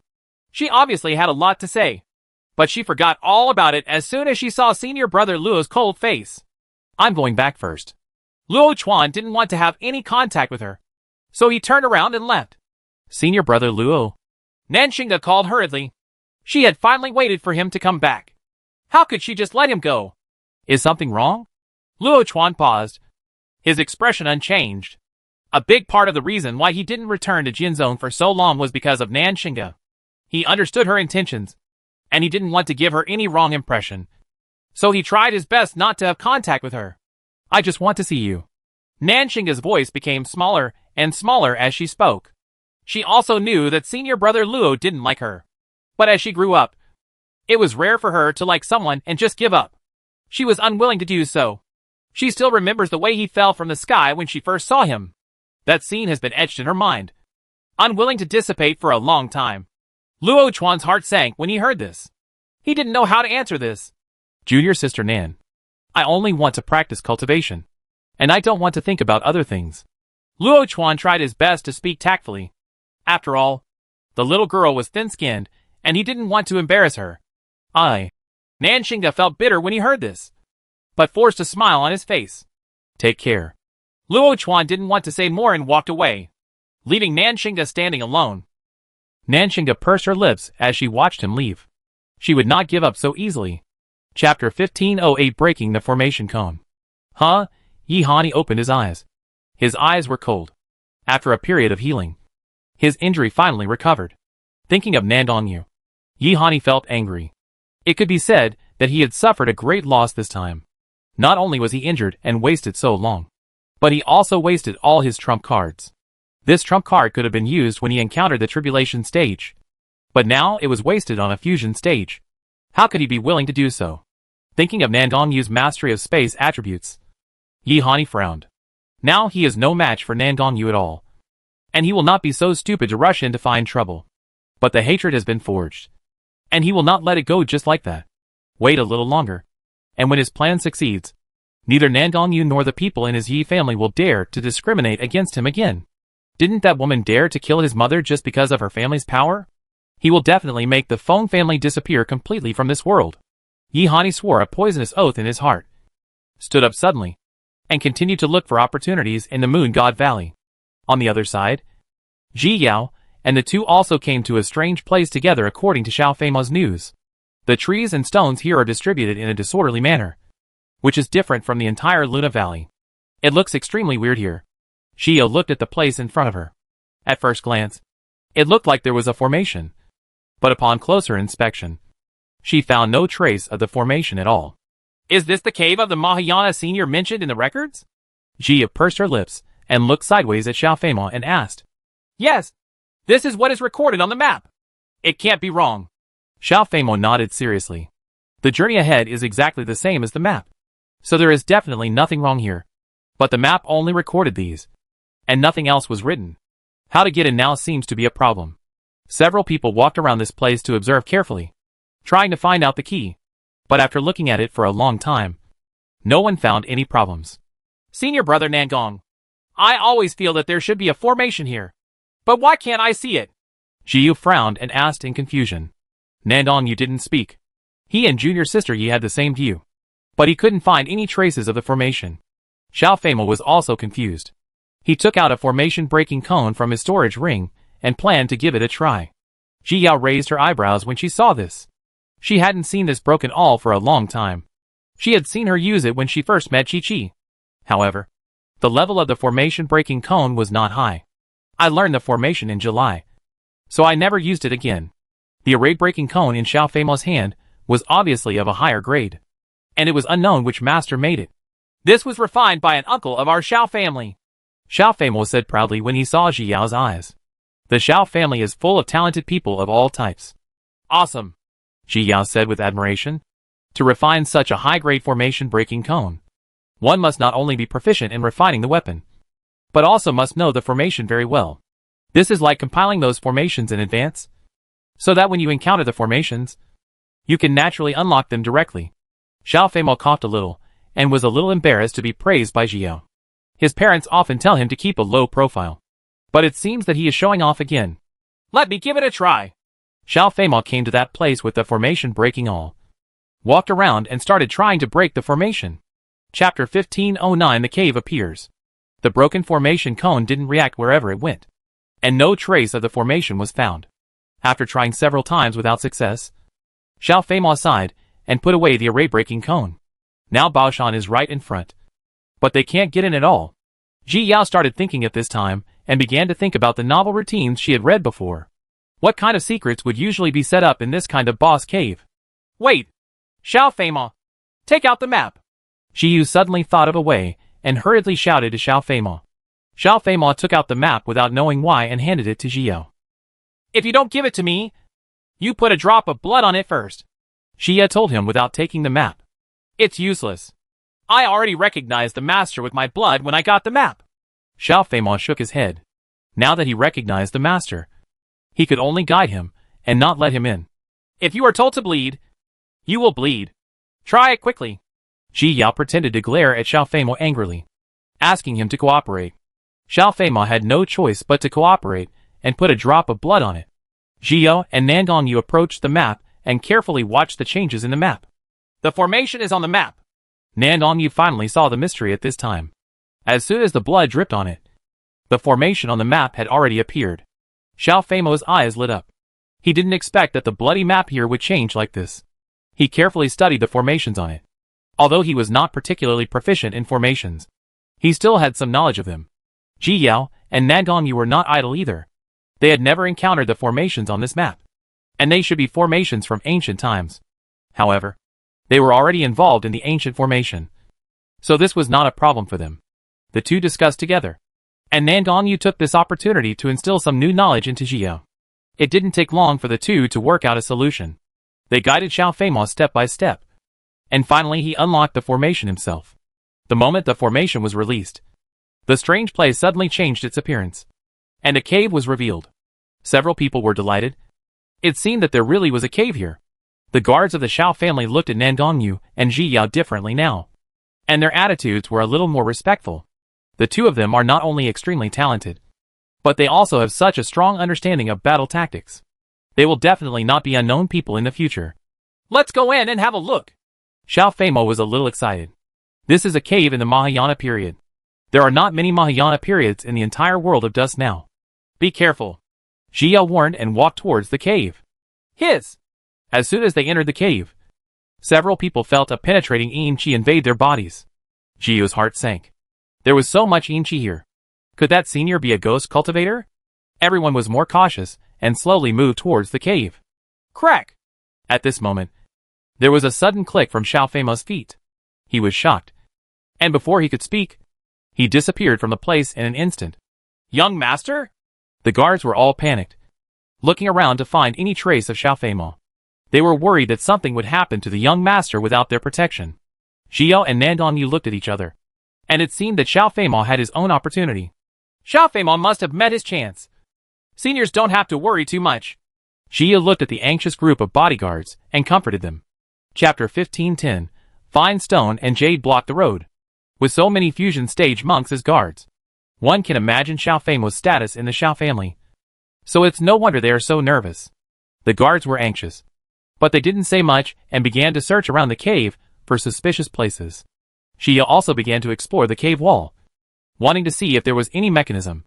Nan Gongyu's eyes were focused on a stone on the top of the cave at this time. The stone was in the center, so it was suspicious that it was impartial. He flew up, and as soon as his hand touched the stone, the entire cave suddenly burst into bright light. Everyone was so stimulated that they closed their eyes. But suddenly they felt a spin and disappeared from the place in an instant. When she opened her eyes again, Ji Yao found herself in front of a gate, and there was no trace of Nan Gongyu around. Ji Yao's heart sank. It seems that this should be the design left by the owner of the cave. She held Li Yuan tightly and began to look at the door in front of her. The entire door is made of emerald green jade, and it looks like a piece of ordinary jade without any trace of aura. But the jade that can be used here is definitely not ordinary jade. Ji Yao looked at the piece of jade carefully, but suddenly found that her own appearance was reflected on it. But the shadow's movements were different from her own. At this time, she was combing her hair sideways and strangely. Ji Yao swallowed her saliva and suddenly felt uncomfortable in her heart. She could clearly see that it was her reflected in the door. As she watched, the figure suddenly turned his head, raised his head, and smiled at Jiyo. Her eyes were all dark, but the exposed teeth were blood red. Jiyo's heart skipped a beat, and she struck the jade with her sword. Hey, the previously powerful sword domain of life and death did not leave any traces on this Kuayu at this moment. After a harsh sound, the attack dissipated. Jiyo hurriedly took a few steps back and looked at the jade warily. What is the origin of this jade? It's so solid. This is the fine stone and jade of the immortal world. At this moment, Shushu in the Sea of Consciousness spoke. Jade from the immortal realm? Jiyo was shocked when she heard this. Anything that is attached to the immortal realm is not easy to deal with. Yes. This jade actually doesn't have much effect. Its characteristic is that it is extremely hard and cannot be destroyed without special means. Therefore, in the fairy world, this kind of jade is often used to make palaces. Shushu looked at this piece of jade. Presumably a monk got such a piece of jade and used it as a door. I wonder if the flowing flint stone will be useful. Jiyo thought of the flowing flint stone as soon as she heard about such a solid thing. That guy was specially used to cause destruction. She coaxed the flowing flint out and motioned for it to try to see if it could break through the door. After all, this door is both strong and evil, so it would be better to just break through it. The flowing fire stone ran out of the Sea of Consciousness and walked leisurely to the jade. It didn't do anything. It just stepped forward and touched it. The so-called immortal jade stone turned into ashes in just an instant. Jiyo gave a thumbs up in admiration. Her flowing flint was indeed the most powerful. Hey, although this flowing fire stone does not belong to her family, but it has been settled in her Sea of Consciousness for so long, so it can be considered a family. The flowing fire stone solved the Jingshur jade, and then returned to the Sea of Consciousness, revealing a great sense of confidence from top to bottom. Chapter 1511 Weird. The jade door opened. Jiyo carefully approached the door and looked inside. What came into view was a simply decorated room, and there was nothing unusual about it at first glance. Jiyo looked around carefully and made sure that there was no big problem before cautiously stepping into the room. As soon as she stepped in, a gloomy energy came again, making the hair on Jiyo's body stand up. The weird scene on the jade before appeared again, making Jiyo feel bad. Could this really be the cave of some senior ghost cultivator? She observed this room carefully, and it seemed that it was not a woman's boudoir, but a men's room. The most conspicuous thing in the whole room was the large mirror standing in the corner, which caught Jiyo's attention. But she didn't dare to walk over rashly, fearing that another strange scene would appear in the mirror. After a while, curiosity still led Jiyo to take a look inside. However, there was no strange scene in the mirror, which made Jiyo breathe a sigh of relief. But just as she breathed a sigh of relief, a hand suddenly stretched out from beside her feet in the mirror and grabbed her feet suddenly. Hack! Jiyo jumped suddenly and quickly looked back, but did not see the shadow of that hand. She looked back at the mirror and found that hand tightly grasping her leg. What are these things? Jiyo felt confused and quickly moved aside, no longer looking at the mirror. But she didn't know if it was due to psychological effects.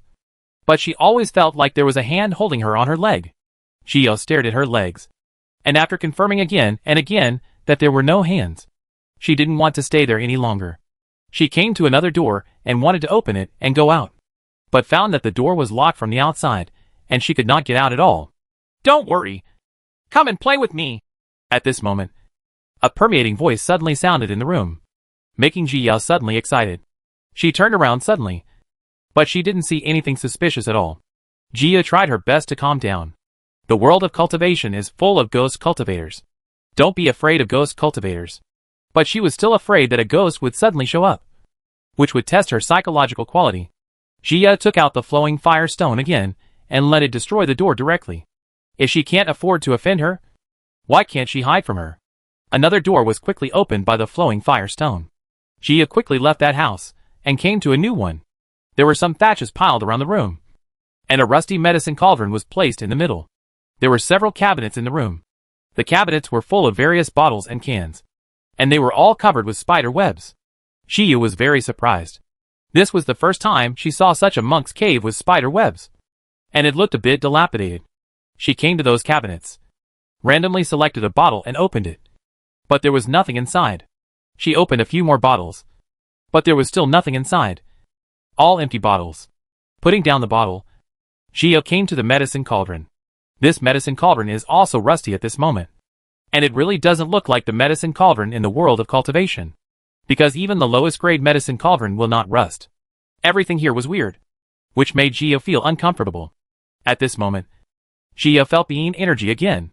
And she could only take out the Jingyuan bead. Sure enough, as soon as the Jingyuan pearl was taken out, the yin chi disappeared instantly. Chapter 15:12 Jingle Creek. Gio breathed a sigh of relief.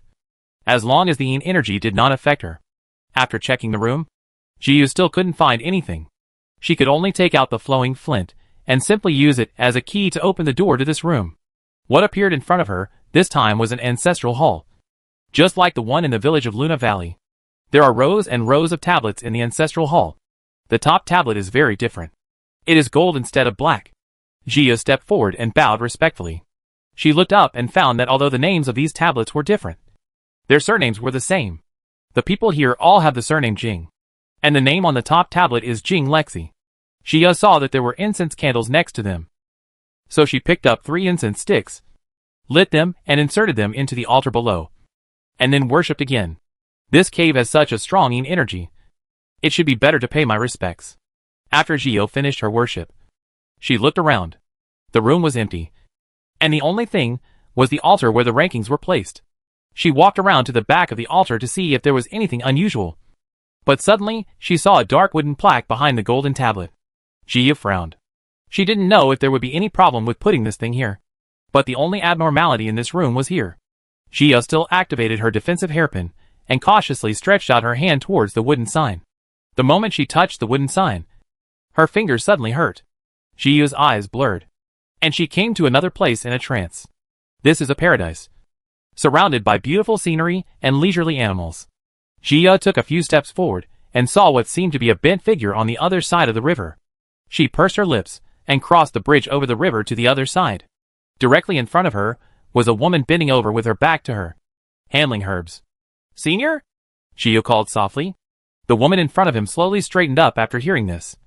Turned around and looked over. Gio was startled when she saw the woman's face. And was stunned by her beauty. After entering the world of cultivation for so long, she has never seen such a beautiful woman. At this time, the woman was dressed very simply, with her hair tied back.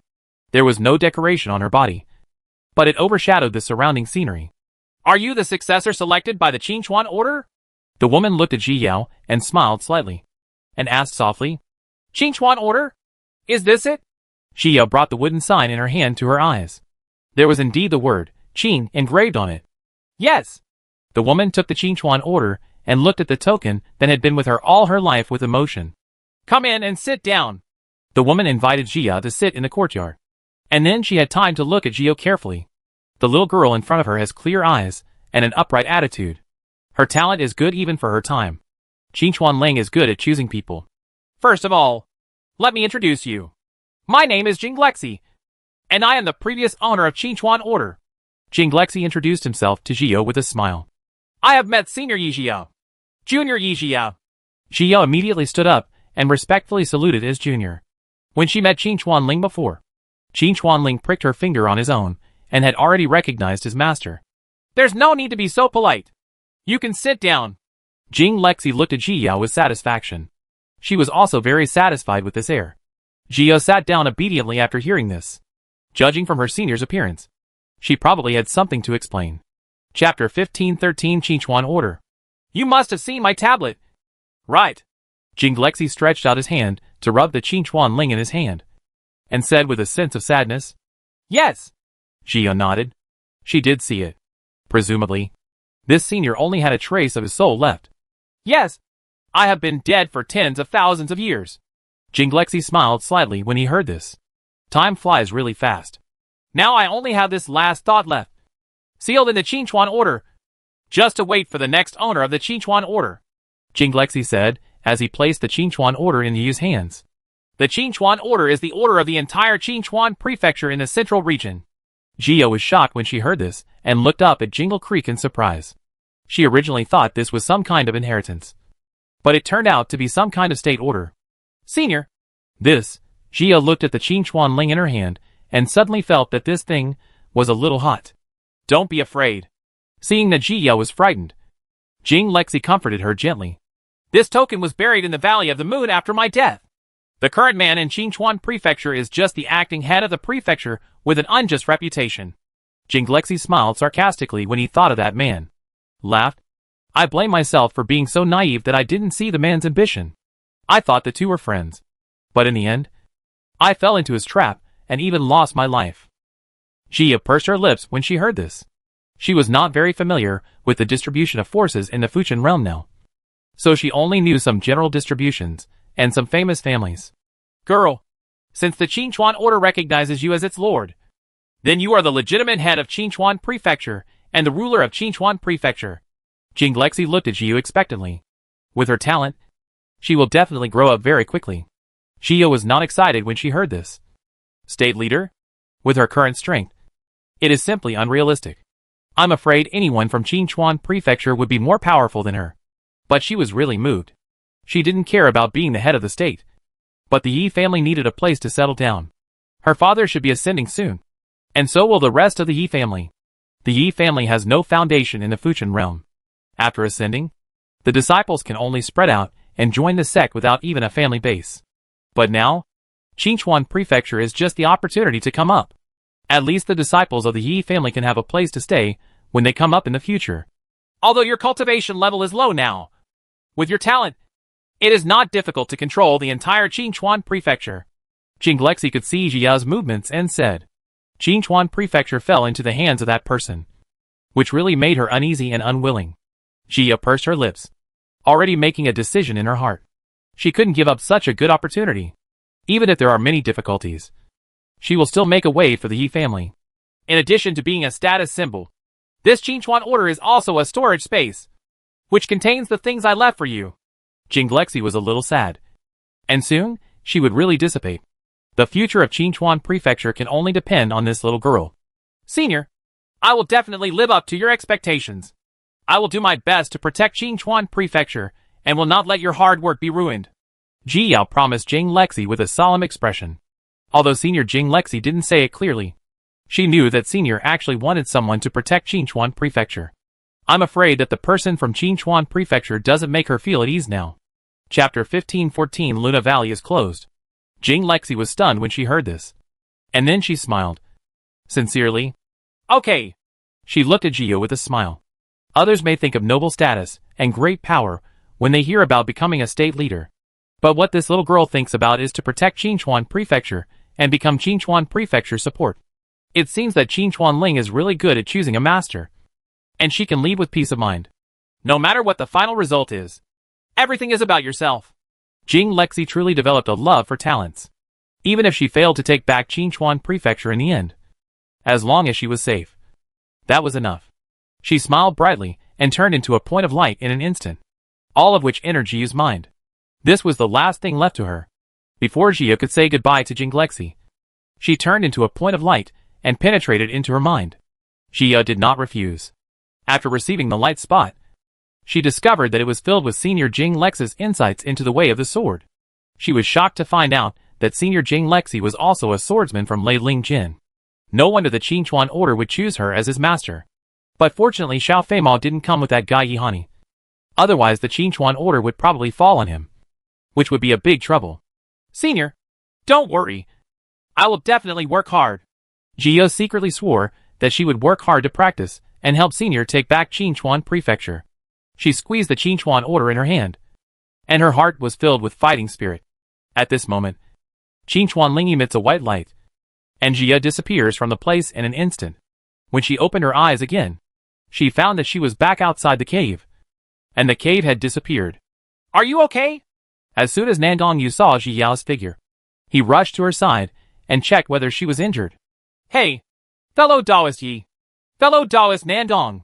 As soon as Xiao Feimao was teleported out, he saw Ji Yao, Nandong Yu, and a group of his guards. Seeing that nothing happened to everyone, he greeted them in a good mood. It's okay. Ji Yao shook her head, looked back at the cave that had disappeared, and sighed in her heart. Originally, she planned to take away the memorial tablet of her seniors and place it in Qingchuan Prefecture for enshrinement in the future. Unexpectedly, the entire cave had disappeared. Fellow Taoist Yi, what are you looking at? Xiao Feimao came to Jiao and waved his hand in front of her. I didn't see anything. Xia withdrew her gaze, and when she looked at Xiao Feimel, she realized that he had advanced to the middle stage of integration. It seemed that he had got the opportunity. Congratulations on your advancement. Gio congratulated with a smile. He. Xiao Feimel smiled sheepishly. He did encounter something good this time. However, this trip to the cave surprised him. He didn't encounter any danger. Okay, let's leave here first. Xia looked around, worried that someone would notice something unusual here, and asked everyone to leave. Everyone got some good things more or less, and left here in a good mood. In the following days, everyone was looking for treasures, and fighting monsters in the Moon Valley. But they didn't encounter any big trouble. The monks are also relatively peaceful. Unless there is some interest involved, they will not take action easily. Time passed quickly, and the Moon God Valley was slowly covered by white mist again. Everyone could only rush to the outside, and finally left the Moon Valley before the white mist covered it. When the white mist completely submerged the Moon God Valley, the Moon God Valley also disappeared. The monks did not dare to stay any longer, fearing that they would be targeted by other monks. So they left as soon as they came out. Chapter 1515 Qinchuan Prefecture. After Jia and the others came out, they did not leave directly. They wanted to see if Yihani had left. If not, they would seize the time to solve this hidden danger first. But in the end, they didn't wait for Yihani. It seemed that they left early in the morning. Forget it. Forget it. We can't wait any longer. Let's go to Xinyu City for dinner. I'll treat you. Xiao Feimao suggested in a great mood. He felt so comfortable both physically and mentally after getting the opportunity. Okay. We have to blackmail you. Right. Senior brother Nandong? Xia teased. Eat more. Nandong nodded seriously. I lack everything except spiritual stones. Xiao Feimao bragged shamelessly when he saw Ji Yao and the others teasing him. Then let's go. I'm afraid I'll make you cry when the time comes. Jiu blinked. This Xiao Feimao is a good friend. Let's go. Let's go. Xiao Feimao nodded, waved to the two of them, and took the lead toward Xinyu City. His guards were helpless. The young master showed his true nature when he was with these two people, and the image he had put on before was gone. Not long after, Xia and the others arrived at the best inn in Xinyu City. Along the way, Gio has experienced what real showmanship techniques are. From the moment Xiao Feimao entered the city, he looked like he would avoid strangers, and his whole body exuded an unfathomable aura. Dressed in black, he adds a sense of mystery to him, and the guards behind him reveal his strong family background. Since he entered the city, many monks were looking at him. I admire you. Gio sat down and gave a thumbs up with admiration. Hi. You're welcome. Xiao Feimao waved his hand with a smile, knowing that Ji Yao was joking with him. He had no choice but to do this. He was naturally more active by nature, but as the young master of the Xiao family and the eldest son of this generation, he had to establish a good image and would only reveal his true nature in front of acquaintances. Xia smiled and did not tease him again. After the spiritual food arrived, several people chatted while eating.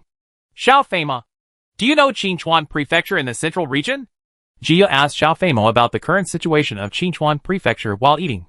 When Nandong Yu heard the words, Qinchuan Prefecture, he lowered his head and glanced at Ji Yao, and then continued to pick up food for Ji Yao as if nothing had happened without interrupting. Qinchuan Prefecture? Why do you ask this? Xiao Feimao raised his head in confusion when he heard this, wondering why Ji Yu jumped on the topic so quickly. I'm just asking. I plan to go and practice in the future. Xia did not rush to tell the real reason. People here are too talkative and will only cause trouble for themselves. That's it. Then I advise you not to go to Qinchuan Prefecture. Xiao Feimao shook his head, his face full of disapproval. Why? Gio frowned upon hearing this. Qinchuan Prefecture is in the central region, so it shouldn't be too bad. Right? Qinchuan Prefecture is too chaotic now. Not suitable for training. If it were 10,000 years ago, it would be a good place. Xiao Feimao sighed when he thought of the current chaos in Qinchuan Prefecture. How desirable Qinchuan Prefecture was in the past. And now there are so many people in Qinchuan that people shy away from. What happened to Qinchuan Prefecture? Gio's heart sank. Could it be that something has happened in Qinchuan Prefecture now? 10,000 years ago, the state leader of Qinchuan Prefecture, Jing Lexi, died, and her good friend In Hun temporarily took over as the state leader. From that time on, Qinchuan Prefecture was in chaos. Xiao Feimo explained to Zhiyao. Chapter 1516 Past Events in Qingchuan. Senior Jing Lexi is a legendary figure. Not only does he have a beautiful appearance, but he is also extremely powerful in combat. He is a swordsman with thunder attributes. Xiao Feimo was in awe when he talked about Jing Lexi. The Qingchuan Prefecture was not yet called Qingchuan Prefecture. It was a chaotic and unruly area. Later, with the efforts of Senior Jing Lexi, Qingchuan Prefecture was successfully established. It's suspicious that such a legendary figure suddenly died in the end. No one knows how she died or where she fell. It's just that the soul lamp stored in the State Lord's mansion went out, Xiao Feimo said. Sigh. Qingchuan Ling also disappeared because of this.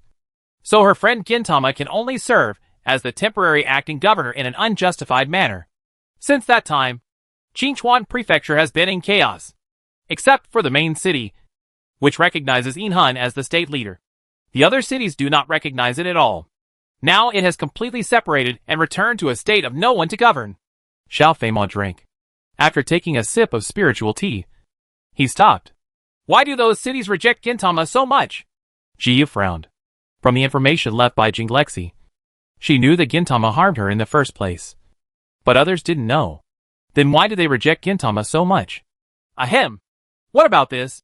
When Xiao Feimo saw Zhiyao asking this, he suddenly approached Zhiyao with a gossipy expression on his face.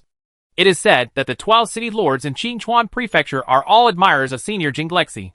As soon as Senior Jing Lexi died, those city lords were shocked. Some left the city behind and left, while others handed over the city. I gave it to the younger generation to manage and then disappeared without a trace. And they all have one thing in common. That is, they hate Gintama very much. Because Senior Jing Lexi had a very good relationship with him during his lifetime. Xiao Feimo's eyes were shining when he said this. After all, few people don't like gossip. So that's it. Zhiyao was very surprised after hearing this. It turned out that there was such a twist in it. However, since Senior Jing Lexi is so outstanding, it is normal for him to have so many admirers. However, it seems that the current situation in Qingchuan Prefecture is not optimistic. She promised Senior Jing Lexi to protect Qingchuan. The most important thing is to take back the position of state leader first, and let Gintama show his true face. In order to hurt Senior Jing Lexi pay the price. However, the biggest challenge is to reintegrate Qingchuan Prefecture. And it is not just about strength and Qingchuan order. It seems that she has a long way to go. Isn't that right? At the beginning, even in the central region, few people in Qingchuan Prefecture dared to offend. Because except for Senior Jing Lexi, these 12 city lords were all famous big shots. But in the end, they were all willing to stay in one for Senior Jing Lexi. City. Xiao Feimo shook his head, looking like he had seen through the world. It's just a pity. Things are unpredictable. Who would have thought that Qingchuan Prefecture would be like this now? Zhiyao felt a little sad when she heard this.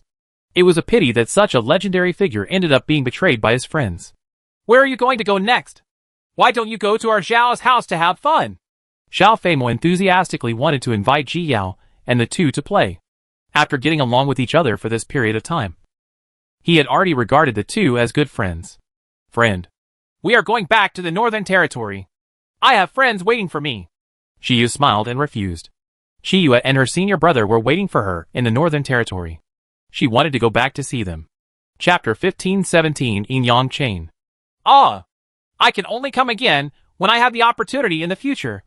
Xiao Feimo was a little regretful. It seemed that the three of them would be separated soon. Well, I will definitely go if I have the chance. Zhiyao nodded. She had a very good impression of the Xiao family, and the family atmosphere should be very good. Come on! Come on! We must have a drink. Xiao Feimo was not persistent. He picked up the wine glass on the side and poured spiritual wine for each of the three of them.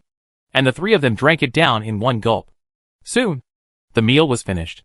After the three said goodbye, Xiao Feimo left with his guards. Ji Yao and Nandong Yu also took out their spirit boats and flew back to the Northern Territory without stopping. Nandong Yu and Ji Yao were still learning along the way. There are always things you don't understand in the world of cultivation. And the endless learning is vividly demonstrated here. Ji Yao also particularly cherishes the days when Nandong Yu is by her side. Because in the world of cultivation, it is difficult to stay with anyone for a long time. Even Taoist lovers will not stay together all the time. Senior brother Nandong.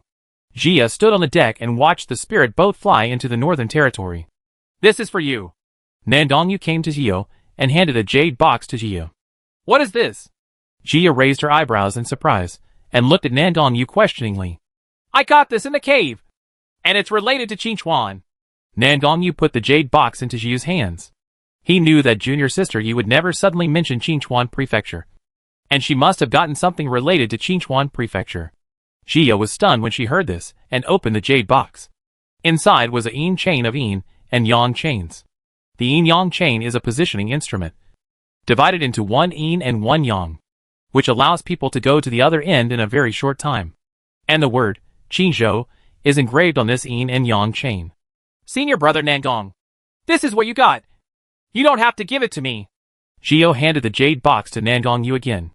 This was an opportunity given to senior brother Nangong, and she couldn't take it. I got other things. Not just this. Nan Dongyu did not take the jade box. He did get other things in the cave. He didn't just want to give the thing to Jia, but because he knew that it would be more useful in her hands. There are secrets in the world of cultivation. He doesn't want to find out about junior sister Yi's chances. He just hopes to be able to help her. However, don't use this thing casually. Nan Dongyu looked at the yin and yang chain. It was unknown where the yang chain was and in whose hands it was, so he couldn't take risks casually. Just take it. It's of no use to me. After saying this, Nan Dongyu returned to sit down at the coffee table, picked up the book and started reading again. Jia looked at the jade box in her hand and finally put it away. She watched Nan Dongyu purse his lips, then sat down at the coffee table and took out the Qingchuan order. Originally, she planned to go find out the situation by herself first, and then tell Nan Dongyu and the others about Qingchuan Ling. But after thinking about it carefully, she realized that she was not willing to rely on anyone else if it was just about practicing. But if she wanted to unite Qingchuan Prefecture again, she could only seek help from senior brother Nangong. Master, senior brother and Yi family. She has been practicing everywhere and knows nothing about how to manage a city. She has a lot to learn. And these people are her closest relatives. And she trusts them. As soon as Nan Dongyu saw Qingchuan Ling, he understood the situation before Jia explained the situation. Do you want to reorganize Qingchuan Prefecture? Nan Dongyu raised his eyes and looked at Jia seriously. As long as junior sister Yi needs it, he will definitely help. Chapter 15:18 Senior Brothers and Sisters Reunited. Yes, I promise Senior Jing Lexi. Jia nodded solemnly. No matter whether it was successful or not, she would give it a try. Okay. Nan Dongyu didn't say much. He believed that junior sister Yi also understood what he meant. Yes. Jia smiled and picked up the book again. As long as she had their support, she was not afraid of anything. Nan Dongyu looked at Ji Yao, who was reading seriously, and secretly made up his mind to go back and practice in seclusion. It will never be easy to reorganize Qingchuan State. He must work hard to be junior sister Yi's backing so that she can free her hands and feet to do what she wants to do. Senior brother Nangong. See you next time. Shio arrived at the door of Jinzong and reluctantly waved to Nan Dongyu. Practice hard. Nan Dongyu took 2 steps forward and tucked Ji Yao's wind-blown hair behind her ears. I will definitely do it. Jia nodded confidently. She will definitely catch up with senior brother Nangong. Go in. Nan Dongyu patted Jia's head and motioned for her to go in first. Yes. Jia pursed her lips, feeling reluctant but not hesitant. She waved her hand again and walked towards the sword sex gate. It wasn't until Ji Yao's back disappeared completely that Nan Dongyu reached out and touched his chest. At this moment, he suddenly felt empty and had an indescribable feeling in his heart. Yu Mengbai had just returned to Jinzong with his sister when he saw Nan Dongyu standing at the door. His smile suddenly dropped, remembering how junior sister Yi was happy with this man. Seeing her brother's expression, Yu Xianga looked forward with some confusion, and saw Nan Dongyu, who had just turned around. Nan Dongyu also saw Yu Mengbai at this time. He glanced at him lightly and left Jinzong. Yu Xianga looked at Nan Dongyu's back, her heart beating a little fast. Brother, who is he? Yu Xianga turned to look at Yu Mengbai and asked. I don't know you. Yu Mengbai flicked his sleeves and entered the sword sect, leaving Yu Xian go with an inexplicable look on his face. Senior brother.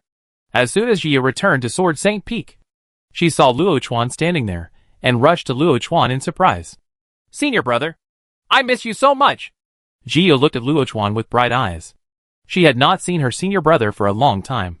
Advanced again. When Luo Chuan saw Ji Yao, he smiled gently, stepped forward and approached Ji Yao. and touched her head as before. Senior brother, it's so nice to see you. Jia was completely immersed in excitement at the moment and didn't notice there was another person beside her. Nanshinga had never seen Luochuan like this before, and he was standing aside looking at the two people in deep shock. Girl is back? As soon as Jian Song returned to Sword St. Peak, he saw his cute little apprentice, and his mood immediately brightened. Master! Ji Yao turned around and looked at Jian Song after hearing this. Her eyes were so full of smiles that there was only a slit left. Jian Song smiled and glared at her, then looked at Nanshinga aside. Little girl Shinga, let me introduce you. This is my little apprentice Yi Jiao. Jian Song introduced Nanshinga with a smile. It was really rude of these two brothers and sisters to put the little girl aside. Jiu only looked at Nanshinga at this time. She had seen someone beside her senior brother before, but seeing that her senior brother was too excited, she didn't pay attention. Now when I took a look, I realized she was a beautiful little girl, and the name was really nice. Hello, senior sister Yi. Nanshinga blushed when Jian Song pointed her at him, and looked at Ji Yao nervously. Chapter 1519 Reunion. Nanshinga looked at Jiu. This senior sister was prettier and more talented than her. It was no wonder that senior brother Luo liked her. Hello, junior sister Shinga. Ji greeted with a smile and winked at Luochuan teasingly. How long has it been since we last seen each other? And the senior brother is actually having a heart-to-heart talk with the little girl here? My name is Nanshinga. Senior sister, you can just call me Shinga. Nanshinga's face turned redder when she saw Ji Yao smiling at her. This senior sister Yi should be considered her love rival. But why doesn't she hate her at all? And she smiles so beautifully. Okay, then I'll call you Shinga. Jia saw that the little girl's eyes were clear, and this first meeting left a good impression on her. Let's go. The girl is back today. Let's celebrate together. Jian Song had long known that his apprentice would like Nanshinga, so he took the lead towards his cave with a wave of his hand. Let's go. Jia smiled at Nanshinga and asked her to come with her. Okay. Nanshinga walked up to Yi embarrassedly, pinching her fingers and keeping glancing at her from the corner of her eye. Luochuan followed Jio with a smile on his face. When they arrived at Jian Song's cave, they saw that he had already prepared all the barbecue tools. Master, are you going to roast the meat for us yourself? Jio asked teasingly, blinking her eyes. Go. Go. Go. Why don't you disciples have any awareness at all? Jian Song pretended to glare at Ji Yao angrily, and then looked at Luochuan. Isn't this your senior brother's job? Luochuan didn't object when he heard this, and stepped forward to start grilling meat. Nanshinga watched from the side, a little envious of the atmosphere between the three of them. Shinga, come and sit down. You must have never tasted senior brother's craftsmanship. Right? It's a good time to try it today. Jio greeted Nanshinga, who was standing beside her, and pulled her to sit next to her. At this time, she thought that her senior brother had a special attitude towards Nanshinga, and she was deeply afraid that Nanshinga would feel uncomfortable. Nanshinga came to sit next to Ji Yao and didn't speak much. She almost answered Ji Yao's questions. Jian Song watched with surprise. It was said that Nanshinga was arrogant by nature and did whatever he wanted based on his family background. At first, he thought the rumors were right, but it wasn't until she started pestering his eldest apprentice that he discovered that the rumors were not at all true. This little girl is actually very simple, not scheming, nor arrogant. On the contrary, she is very sensible. Now in front of her little apprentice, she was very nervous. Where could she see the slightest hint of arrogance? I don't know how these rumors spread. After Luochuan roasted the meat, the four of them chatted and ate the meat, and the atmosphere was very harmonious. Nanshinga also became much more relaxed from being nervous at the beginning, always looking at Jio with a smile. Jio looked at Nanshinga and thought she looked like a little kitten. Cute and cute. Senior sister Yi, can I come see you more often in the future? After finishing the meal, it was time for Nanshinga to go back. She looked at Jio expectantly, feeling very nervous, fearing that Jio would reject her. Okay. As long as I'm free. Jio nodded and handed the communication talisman to Nanshinga. Nanshinga took the communication talisman and excitedly handed his own communication talisman to Yao. Is it finally possible for her to have friends of her own? Nanshinga was feeling dizzy until he returned. TSK. Senior brother. It seems that I am more charming than my junior sister. Ji Yao teased deliberately when she saw that Nanshinga didn't even say hello to Luochuan when she left. Chapter 1520 The Night Wind Soars. Well, You are the cutest. Luo Chuan smiled and knocked Ji Yao on the head. Ji Yao and Luo Chuan quarreled for a while, and then returned to their caves and sent a summons to Qiyue. She had been in contact with Qiyue before, and also knew that she had joined the Wantian sect. And now she was in the same sect as senior brother Nangong, Nandong Che, and Shangwan Nanxian. After making an appointment with Qiyue, Qiyue fell asleep beautifully. When he woke up early the next morning, a communication talisman flew in front of him. Qiyue's sleepiness dissipated instantly, and she sat up immediately. This is actually her father's messenger talisman. Xiao excitedly opened the communication talisman and heard her father's familiar voice. 17. Dad finally ascended, and is now in Lian City in the Northern Territory. Xiao grinned excitedly. Her father finally ascended. Dad, I'm in the Northern Sword Sect now. How about I come to pick you up? Xiao quickly wrote back to Yi Phone. She missed her parents and her brothers and sisters in the Yi family. Speaking of which, those brothers and sisters should be about to ascend. Right. The two ancestors of the Yi family have ascended long ago, but now they are not in the Northern Territory, and Jiao has not had the chance to see them yet. After returning the communication talisman, Jia left the cave. Lian City is not too far from Jianzhong, and she will be able to meet Chi when she comes back. As soon as she went out, she met Luo Chuan, who came to see her. What's wrong? Luo Chuan asked worriedly when he saw Ji Yao's hurried appearance. My father has ascended. I will pick him up. Ji replied with a smile. Then let's go together. Luo Chuan was very happy when he heard that Uncle Yi had ascended. Okay. Jia did not refuse. She left Jian Song a message and left Jian Song with Luo Chuan. When Nanxingda arrived at Sword Saint Peak, the two of them had already left, and they finally missed. She returned to her mountain in disappointment. As soon as she reached the foot of the mountain, she met someone she didn't want to meet. 9 sisters. When Nan Shiyuan saw Nanxingda come back dejected, she guessed that she had hit a wall again. Nanxingda raised his head and glanced at Nan Shiyuan, intending to leave without paying any attention to her. Hey, Xiao Mei, are you still angry with your sister? Nan Shiyuan grabbed Nanxingda's hand with a sad look on her face, preventing her from leaving directly. Let go! Nanxingda scolded with a frown.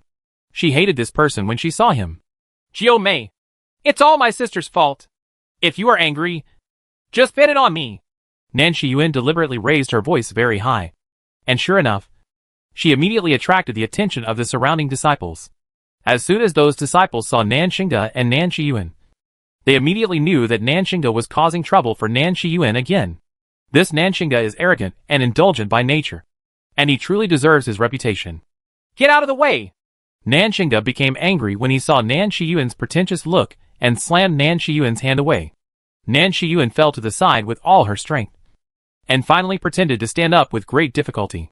Xiao Mei, it's all my sister's fault. Nan Shiyuan lowered her head and said in a low voice. Anyone who looked at her would have suffered a lot of grievances. Nanxingda tried hard to hold back her anger and left without even looking at Nan Shiyuan. At this time, she knew that tomorrow there would be rumors in the sect that she bullied Nan Shiyuan. When Nan Shiyuan saw Nanxingda leaving angrily, she curled up her lips and then quickly put it away. Soon, there were disciples around to comfort Nan Shiyuan. After all, Nan Shiyuan had always been a representative of gentleness and had a very good reputation in the sword sect. After all, most sword sects are straight men who only know how to practice. How can they recognize white lotus and green tea? Chapter 1521 Goodbye. When Nanxingda returned to his cave, he sat down on the chair angrily and slapped the table in annoyance.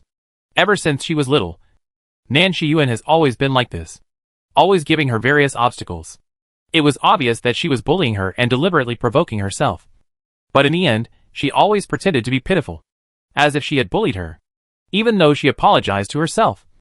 Others still felt that she was coerced by her. So since childhood, Nanxingda's reputation has been that she is arrogant by nature, unfriendly to her sisters, and bullies family disciples in various ways. In the entire Nan family, only her parents believed her and knew who Nan Shiyuan was. The more she thought about it, the angrier she became. It was because of Nan Shiyuan that she had been so miserable for so many years. Now she is worried that senior sister Yi will think bad of her when she hears this rumor and won't let her go to her in the future. On the other side, Nan Shiyuan returned to her cave. She took out a mirror, looked at herself in the mirror and laughed. Even that idiot Nanxingda wants to fight with her. She deserves it. Nan Shiyuan smiled coldly. She still remembered that when she first returned to Nan's house. She saw Nan Qingda like stars holding the moon. And she could only huddle in the corner and watch all this with envy. After so many years, she has finally completely ruined her image, and everyone is on her side. Nan Shiyuan slowly arranged her hair. A gentle smile that she had practiced for many years bloomed on her face. And she put away the mirror with satisfaction. 10 days later. Dad! When Jia saw Yi Feng, her eyes suddenly turned red, and she threw herself into Yi Feng's arms. Dad! You finally ascended. She buried herself in Yi Feng's arms, and told her feelings of longing. Okay. You are so old. Why are you still the same as when you were a child? You are not shy. Yi Feng complained. But the corners of his mouth almost went to the back of his head. He finally saw Shurqi. Humph. Jia pouted, withdrew from Yi Feng's arms, and glared at Yi Feng. Uncle Yi sure. Luo Chuan also smiled, and stepped forward to say Lo. Boy Chuan! Yi Feng patted Luo Chuan on the shoulder, and shouted without warning. Luo Chuan is Shurqi's senior brother.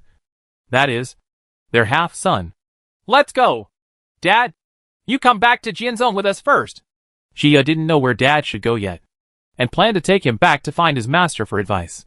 At this time, Jia wanted to go to Qinchuan Prefecture as soon as possible. If she could stabilize, the Yi family would be able to have their own place to stay. Okay.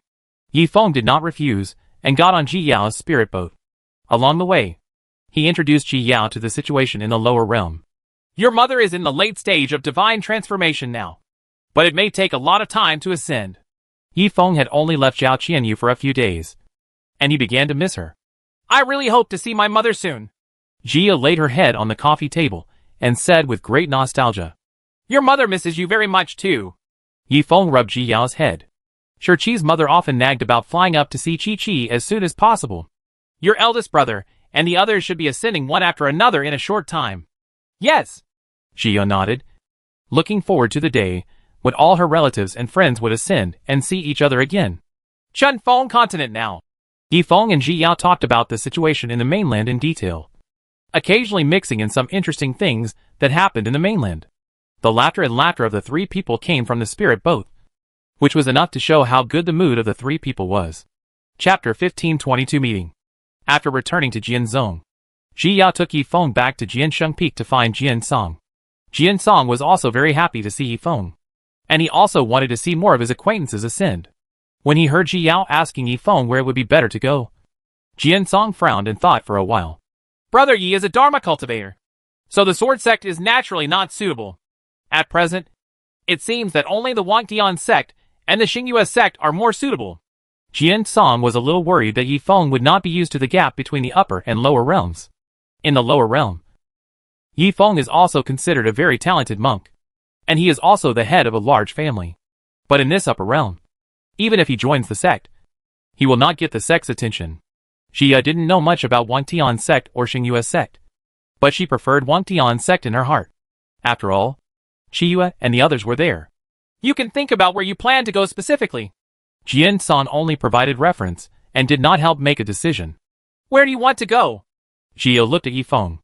Most of the monks, who had ascended from Shifeng continent, had no foundation in this field. Once they ascended, they would almost have only one option to join the sect. But if your talent is not very good, it will be almost useless in the sect, and it will be difficult to develop it. Now it's her father. And then, there are the other Yi family members. I'll go to Wangtian sect. I have more acquaintances. Yi Feng thought about it, and chose Wangtian sect. Anyway, you have to rely on yourself to practice, so there won't be a big difference between them. Jia nodded upon hearing this. This was also her plan. After discussing it, Yi Feng did not leave immediately, but stayed with Ji Yao at Sword Saint Peak for a while. Later, Jian Song contacted Qin Chen and asked him to bring Yi Feng to Wangtian sect. After all, it was much more convenient to have someone introduce him. Jio finally met Senior Qin Chen, but they didn't get together for long before he left with Yi Feng. Master, Senior brother, I want to find Qiqiu. After seeing Qiqiu, I plan to go to Qinchuan Prefecture. Seeing that Yi Feng had left, Ji Yao explained to Jian Song and the others. She had told them about Qinchuan order before, and everyone expressed support, but it was not suitable to take any action now. How about we come with you? Jian Song frowned worriedly. Qingchuan province was in such chaos that he was worried that his young apprentice would be in danger. No, I just went to explore the situation in Qingchuan prefecture. Not to do anything. Jia shook her head and refused. With her current strength, she couldn't do anything. She just went to take a look. Master and senior brothers all have their own things to do, so there is no need to hang around her. Then be careful. Jian San also knew that his little apprentice always had ideas, so he didn't force it. He just warned him. He looked at his rapidly growing young apprentice and felt that he would be surpassed soon. Contact us if you have any questions. Luo Chuan also reminded him that he would need to retreat for a while when he came back this time to stabilize his cultivation. Don't worry. I'm leaving then. Xia waved to the two of them and left Sword St. Peak. She hadn't gone far from Sword St. Peak when she ran into Nanshinga. Sister Yi. Nanshinga's eyes lit up when he saw Ji Yao, and he took a few steps forward and came to Ji Yao. Shinga, are you here to see your senior brother? Shiyu smiled slightly when she saw Nanshinga. I'm here to find you, Nanshinga said in a low voice embarrassedly, still a little worried that Yi wouldn't like her after hearing the rumors. Chapter 1523 Encountering White Lotus. Looking for me. Jia was stunned when she heard this. What were you looking for? Shouldn't she be looking for her senior brother? Yes. Nanshinga looked up at Jia nervously, hoping that she had not been affected by the rumors. But Jia was just about to say that she was busy when she found two fellow senior sisters coming not far away. 9 sisters. Nan Shiyuan saw Nanshinga and Ji Yao from afar and rushed over immediately. She looked at Ji Yao carefully, then looked at Nanshinga, and she understood that Nanshinga wanted to be friends with others. But how could she let her have friends? When Nanshinga saw Nan Shiyuan coming over, his heart sank, and he couldn't hold back his anger. Ever since she was little, she couldn't help but get angry every time she saw Nan Shiyuan, because she felt really aggrieved. This time, it seemed that I was going to lose a friend again. Jia saw Nan Shiyuan raise her eyebrows. It seemed that she was Nanshinga's sister. Jiao Mei, it was my fault that day. Even if you took action against me, it was right. Nan Shiyuan used her special skills again and looked at Nanshinga with tears in her eyes. When Nanshinga saw this, she closed her eyes and clenched her fists loudly. Her heart was filled with the urge to take action. Xiyo immediately understood what was going on when she saw Nan Shiyuan's behavior. Isn't this the most common White Lotus in novels? Shinga, what did she do to you? Jia looked at Nanshinga and asked. I fell in love with something in Fanshe, and she wanted it too. And then a senior brother attacked me because of her. Nanshinga lowered her head and felt even more uncomfortable when Jia asked her this. Everyone will stand on Nan Shiyuan's side in the end. Then it's definitely her fault. The thing you like first is yours. Why should she want it? Jia raised her eyebrows and looked at Nan Shiyuan, who had a frozen expression. Nan Shiyuan didn't expect Jia to say that, so her expression stiffened for a moment before she continued to talk to AI. Yes, it's all my fault. Although you are unwilling to accept no matter how much I apologize, and you still attack me. These are all my fault, and I am willing to accept anything. Third sister, what are you talking about? It was senior brother Lu who did it. Not you. You have already apologized. It was her who refused to let you go, and still did it to you. What's your fault? The woman next to Nan Shiyuan was unhappy. Yes, he said angrily. Besides, none of us know that Nanshinga is arrogant by nature and has bullied you since childhood. Can you not bear all the mistakes on yourself? She got angry when she saw Nan Shiyuan blaming herself. The third sister is you are so kind to be bullied like this. Nanshinga looked at Nan Shiyuan with a numb expression. This conversation was too familiar. She had heard it countless times. These are her sisters from the Nan family. No, they should be Nan Shiyuan's sisters, not hers. Seeing this, Shiyu finally understood. Has he bullied her since childhood? I'm afraid this woman has bullied Nanshinga since she was a child. Right? To be honest, what Jio has always hated the most is Bai Lianhua. She feels better if she wants to rob her. But she really deserves to be beaten when she robs something and still builds a memorial arch. Senior sister, what you said is indeed right. You want to grab something that your sister likes. This is the first thing you did wrong. You let outsiders bully your sister and have no sense of family friendship. This is your first mistake. 2 mistakes. Jiyu agreed seriously. Chapter 1524, Cure White Lotus. Xiyao's expression was sincere, as if she was saying something heartfelt, which made Nan Shiyuan confused. After hearing this, Who would think that Nanshinga is ignorant? Why are she still talking down to her now? Nanshinga looked at Jiyu with surprise. She didn't expect anyone to be on her side. Jiyu didn't care so much. Although she wasn't too familiar with Nanshinga. Nanshinga was a friend of her senior brother, so she had to protect him. Shinga, you are too kind, and you don't know how to ask for justice. If I were you, I would have to ask her to return the things to me. Just apologizing is not enough. Jiyu sighed pretentiously at this point. It seemed as if Nanshinga had really suffered a big loss. Isn't it just pretending? Who wouldn't? Nanshinga was stunned. Why was this situation different from what he imagined? Nan Shiyuan's facial expression was also ugly at this time. She tried hard to maintain that perfect smile. But it still had a hint of weirdness. Jiya's words undoubtedly pushed her out. If she wanted to maintain her considerate image, she had to spit it out. But in this case, doesn't she just lose? Nan Shiyuan planned to continue to pretend to be pitiful and let the sister next to her stand up for her. She didn't want to spit out what came into her mouth. Third sister, she has already apologized. What else do you want? The woman beside her really couldn't see Nan Shiyuan being wronged. So she immediately stood up. Then Shinga slaps her and apologizes to her. So they can be even. Okay. She will definitely apologize anyway. Jiyu looked at the two of them innocently with her big eyes. Look. Of course not. The woman immediately refused. Why not? Didn't I say she would apologize? She will apologize. This senior sister is so considerate, so she will definitely not blame her. Ji Yao looked at Nan Shiyuan with a smile, as if the other party was really considerate. Good people. Nan Shiyuan's eyes flashed with confusion. She had met someone who was better at pretending than she was. It's not okay to apologize. It just won't work anyway. The woman also found that she was not paying attention at this time, so she could only refuse vaguely. I knew that a considerate person like our senior sister would definitely not just apologize and return the things to Shinga. Jiyu said and looked at Nan Shinga. Shinga, do you see that you need to learn more from this senior sister? Well, I will definitely study hard. Nan Shinga also understood at this time that Jiyu was helping her, and nodded seriously, looking like she was being taught. At this time, the smile on Nan Shiyuan's face could hardly be maintained. In the current situation, she must return the things. Otherwise the image she has maintained for so long will be damaged. This is something she absolutely cannot tolerate. Jiu Mei, it's all my sister's fault. I planned to give this to you from the beginning, but you never gave me a chance to speak. Nan Shiyuan took out the jade box in pain and handed it to Nan Shinga. At this time, she did not forget to throw some dirty water on Nan Shinga. Here's the spirit stone for you. Nan Shinga didn't want to ask for her things in vain. After the senior brother took action, he took the initiative to buy Nan Shiyuan this thing with spiritual stones. Nan Shiyuan's smile froze, and she took the spirit stone. Then I will accept it, sister, so that you won't feel bad about it. Chapter 1525 Ornaments. Then let's go first and come and play with my sister when we have time. Nan Shiyuan did not forget to maintain her image as a good sister in the end.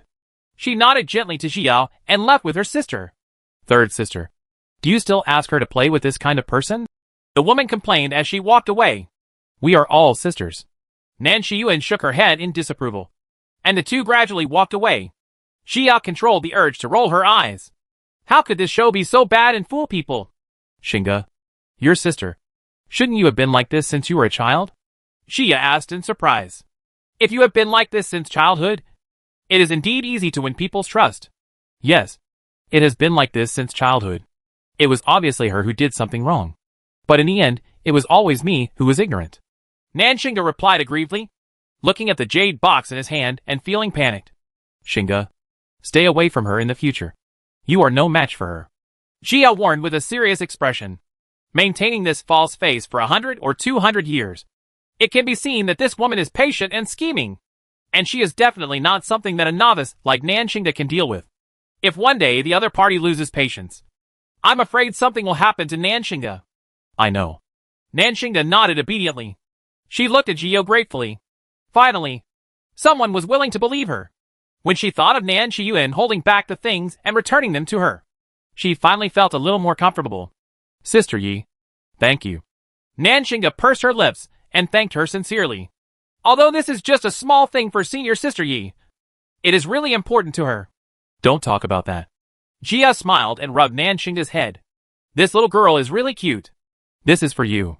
Nan Xinga handed the jade box to Jiya's hand. Nan Shiyuan took it away, and she looked in shock. And if it weren't for senior sister Ya's help, she wouldn't have come back. So it was just right to give it to her. No. You can keep it for yourself. Xia extended her hand to refuse. She helped just because she didn't want to see her being bullied. Not for anything. She took this thing, and I don't want it anymore. Senior sister Yi. Just accept it for me. Nan Xinga insisted on giving the thing to Jiao, because she knew that if she gave other things, senior sister Yi would be even less likely to want it. This is just a small object, not a treasure. So just accept it. Nan Xinga was afraid that Jiao would be burdened, so she quickly explained. She opened the jade box and found that it was indeed a ceramic ornament of a horse. After thinking about it, she accepted it. But for such a decoration, the senior sister is competing with Nan Xinga. It seems that she really dislikes Nan Xinga. Seeing Jiao accept it, Nan Xinga finally smiled happily. I still have something to do. I have to leave for a while. Remember to stay away from your sister. Seeing that it was getting late, Xiyu planned to leave. Are you going to be gone for a long time? Nan Xinga felt reluctant to leave when he heard this. He didn't expect that senior sister Yi was about to leave. Well, it may take a long time. Xiyu nodded. She didn't know how long she would have to go this time. I know. I will wait for senior sister Yi to come back. Nan Xinga looked at Xiyu eagerly. This was the only person who understood her and trusted her. Xiyu smiled, waved to Nan Xinga, then turned around and flew towards the door. Xinga. Xiyu stopped just after flying out. She turned around and looked at Nan Xinga, who was standing there stupidly. Huh? Nan Xinga looked at Xiyu in confusion. Chapter 1526 Goodbye July. Don't care about other people's opinions. You are very cute. Xiyu smiled at Nan Xinga, made a cheering gesture, then turned around and left completely. Senior sister Yi. Nan Xinga's eyes suddenly turned red, and tears fell instantly. No one has ever praised her for her cuteness. Everyone who mentions her is arrogant and ineffective. It turns out that she is also very cute. Bang! Nan Shiyuan slammed the spiritual mirror in her hand, and the smile disappeared from her face. Today she actually suffered a loss at the hands of that woman. Over the years, has Nan Xinga ever had the upper hand? He actually dared to ask for things back. She finally snatched away little by little the love her family had placed on Nan Xinga, and she would never be allowed to take it back again. In this world, only dead people will fight for nothing. 10 years ago, she failed to kill her, and she must not fail again this time. July! Xiyu stood up suddenly when she saw the oncoming spirit boat. Come up! Xiyu waved to Jiyao, and Jiyao put away her spirit boat and flew to Chiyu's spirit boat. Oh! You miss me so much! When Xiyu landed, she pounced directly on Chiyue, hugged her and rubbed her. Chiyue curved her lips and smiled, letting Xiyu do whatever she wanted without pushing her away. Chiyue, do you miss me? Xiyu stood up straight and asked with her hands on her hips. I want to. Chiyue nodded helplessly. If she said she didn't want to, this girl might be in trouble for a long time. I knew that you must miss me a lot since I'm so beautiful and lovely. Jia raised her head. As long as she was with Chiyue, she felt very comfortable and didn't have to worry about anything. Perhaps because they both came from time travel. She always felt that Chiyue was different from others. After not seeing each other for so long, I'm getting thicker and thicker. Chiyue pulled Jia to sit on the spirit boat and said with a smile, No, I can't be as thick-skinned as Shangwan Nancian. Jia righteously rejected this statement and curled her lips. Why? Shangwan Nancian didn't come. Jia winked at Chiyue. When she was in the lower realm, Shangwan Nancian would always be jealous whenever she played with Chiyue. But he always acted coldly. That way he could deceive others. But he couldn't deceive her. After all, she knew very well about his cold appearance and warm heart. It's just that in the original work, the two became Taoist couples in the lower world. With her intervention, the two of them have no confidence now. He didn't come. He was in seclusion. Chiyue smiled and shook her head, blushing slightly when she thought of Shangwan Nancian. Oh! Chiyue didn't care. It would be better if he didn't come, so as not to poke her with his eyes all the time. This is for you. Chiyue took out an invitation from the storage ring and placed it in front of Jia. When Jia saw the invitation, she opened her mouth and looked up at Chiyue in surprise. She reached out to open the invitation, and sure enough she found that it was an invitation to their double cultivation ceremony. Yu Xiao knew that the two of them would become a Taoist couple, but they didn't expect that it would be 5 years later. I plan to give it a try. Chi-Chi pursed her lips and smiled. This time, she planned to take a gamble on a future without betrayal. This double cultivation ceremony will be held at the Shangwan family. Although the Shangwan family is only a small family in the upper world, it is better than her being alone. She hasn't spread the news yet, and Jiu is the first person to receive the invitation. Chapter 1527 Mother's Family. Jiu looked at Chiyue and said nothing, but her eyes gradually turned red. She knew that Chi-Chi had experienced betrayal in her previous life, and it took a lot of courage to speak out so calmly and give it a try. You will definitely be happy. Very happy. Very happy. Jiu knelt down and sat up, reaching out to hug Chiyue heartily. In this life, July will definitely be happy. Why are you so excited? Chi-Chi was very touched in her heart, but she didn't say anything. She reached out and patted Jiao's back, and her own eyes turned red. Chi-Chi despised herself in her heart. Why did she become sentimental now? Aren't I happy for you? Jia reached out and lightly slapped Chi-Chi's back, muttering, she is getting married in July and she should be happy. But what is the mentality of this old mother who is marrying her daughter? It's still early. Chi-Chio smiled. This ceremony will still be a few years away. Jia let go of Chiyue, sat back in her seat, took a sip of the spiritual tea. July, if Shangwan Nantian dares to be bad for you, you tell me. I beat him. Shi Yao put the teacup on the table.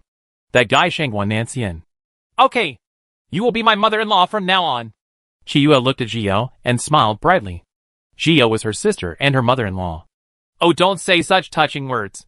Jiao couldn't hold back after hearing the words, and tears flowed down her eyes. She quickly reached out to wipe it off and glared at Chi-Chi. She was still crying in July before she got married. If she really waited until the day of the ceremony, she might not know how she would cry. Little crybaby. Chiyue looked at Jiao with an endearing smile and reached out to gently wipe away her tears. Humph. It was obvious that the wind and sand had blinded me just now. Jiao snorted coldly. She was not a little crybaby. Yes. Yes. Yes. Chiyue stopped teasing Zio and talked to her about what happened during this period. Jia also told her about Qin Chuan Ling and told her her next plan. Naturally, Chi Chio will side with Ji Yao. It will definitely be difficult for Ji Yao alone to succeed in this matter, so everyone can only help together. After a brief discussion, the two made an appointment to have dinner and go shopping together. After playing for 2 days, they separated again. Both of them had their own things to do, and it's enough to get together occasionally. Book a room. Shio came to the counter, handed over the spirit stone, and planned to book a room. After 3 months of traveling, she finally arrived at the border of the central region, but she was still far away from Qinchuan Prefecture. I'm sorry, sir. There are no more rooms in the shop, the shopkeeper said apologetically. It's full too? Ji frowned. Is this central area so busy? She has asked several inns, and the answers she received were that they were fully booked. Yes, I'm really sorry. The shopkeeper looked apologetic. Every inn was full at this time. Shopkeeper, is there any activity here recently? Ji Yao asked in confusion. Isn't the guest here to participate in the Tianju conference? The shopkeeper was stunned when he heard this. Seeing that this girl was extremely talented, he thought she was also here to participate in the Tianju conference. Now it seems that this monk should not be from the central domain. Shopkeeper, can you tell me in detail? Ji Yu suddenly became interested when she heard about the Genius Conference. If you watch those geniuses, you might be able to learn something. Chapter 1528 The Prodigy Conference. This Genius Conference has been our Central Territory's tradition for hundreds of millions of years. Every 100 years, geniuses from all over the Central Territory will gather here, and everyone will discuss together. The shopkeeper didn't hide it, and he casually inquired about this matter. It's all clear. Thank you, shopkeeper. Shio understood the situation, thanked her and left the inn. She looked for several inns in succession, but they were all full, and there was no place to stay. In the end, Gio had no choice but to reluctantly rent a yard as a temporary place to stay. Otherwise, she would have to live in her own mobile home outside the city. After renting the yard, she went out for a walk to see if she could find out any useful information. When she came to the street, she saw many talented people, all of whom were young but very accomplished. When she was sizing up others were also sizing up her. After all, Everyone was here to compete and make friends at the same time. After walking around the street, Jia finally figured out the situation of the Tianju conference.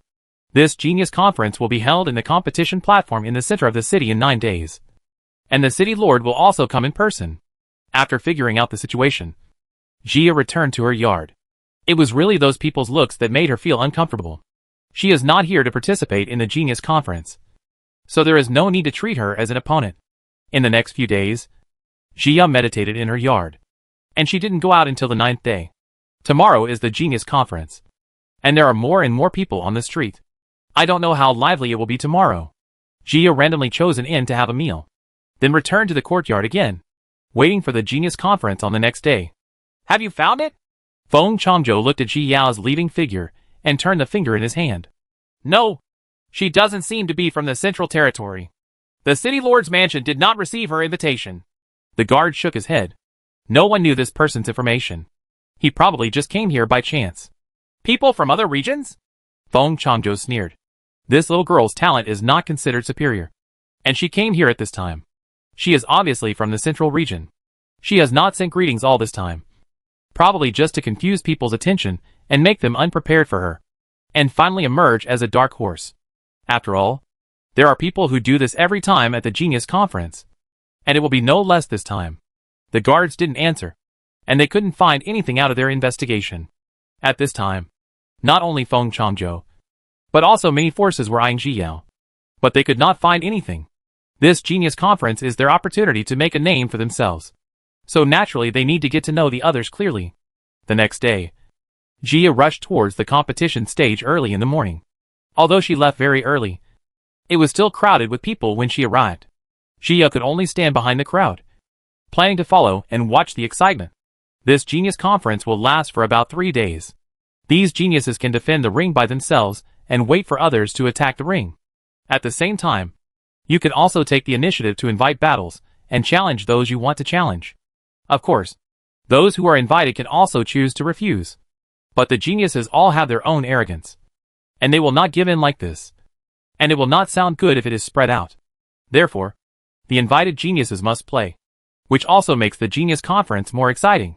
The onlookers were discussing enthusiastically, and everyone was talking about the people they were optimistic about, and believed that the people they were optimistic about would shine. Chapter 1529 The Prodigies. Jia looked at these people with a blank stare and didn't know them at all, let alone take a fancy to them. However, listening to the discussion among these people, the two people named Feng Changzhou and Ji Qianming were the loudest, and they must be very powerful. It didn't take long for the geniuses to come over one after another. Each of these geniuses had a unique temperament, and they were a beautiful sight when they walked over. Jia stood in the crowd, but many geniuses glanced at her when they passed by. At this time, Jia was wearing red clothes, with a beautiful face and a red lotus on her forehead. She had an outstanding temperament. Even if her qualifications were not mentioned, she was very dazzling when she stood in the crowd.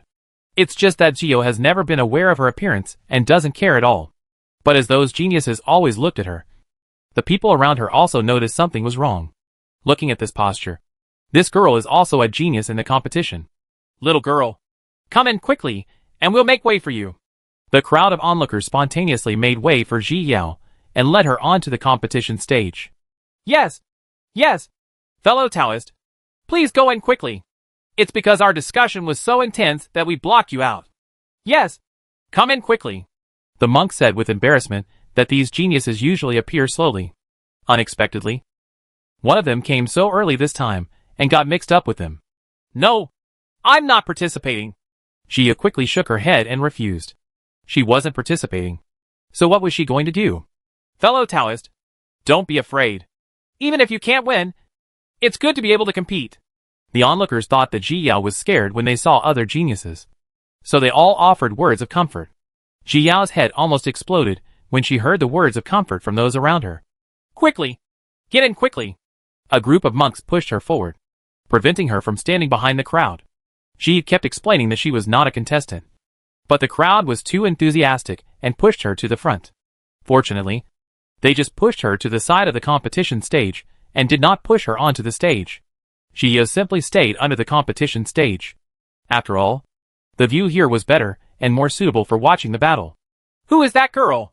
As soon as the city lord appeared, he saw Jiu surrounded by onlookers. Those monks were so excited. Could it be that this girl was favored?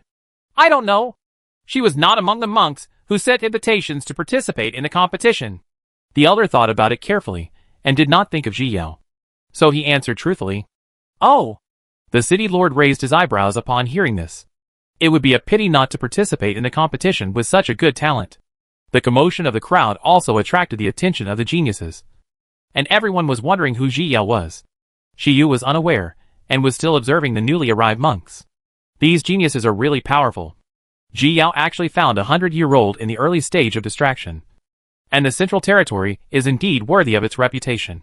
Just as she was sighing, there was a sudden commotion from the crowd. Jiu looked over and saw two geniuses, a man and a woman, walking over. The man's bone age is 160 years old, but he has reached the peak of the late stage of distraction, and is only one step away from entering the integration stage.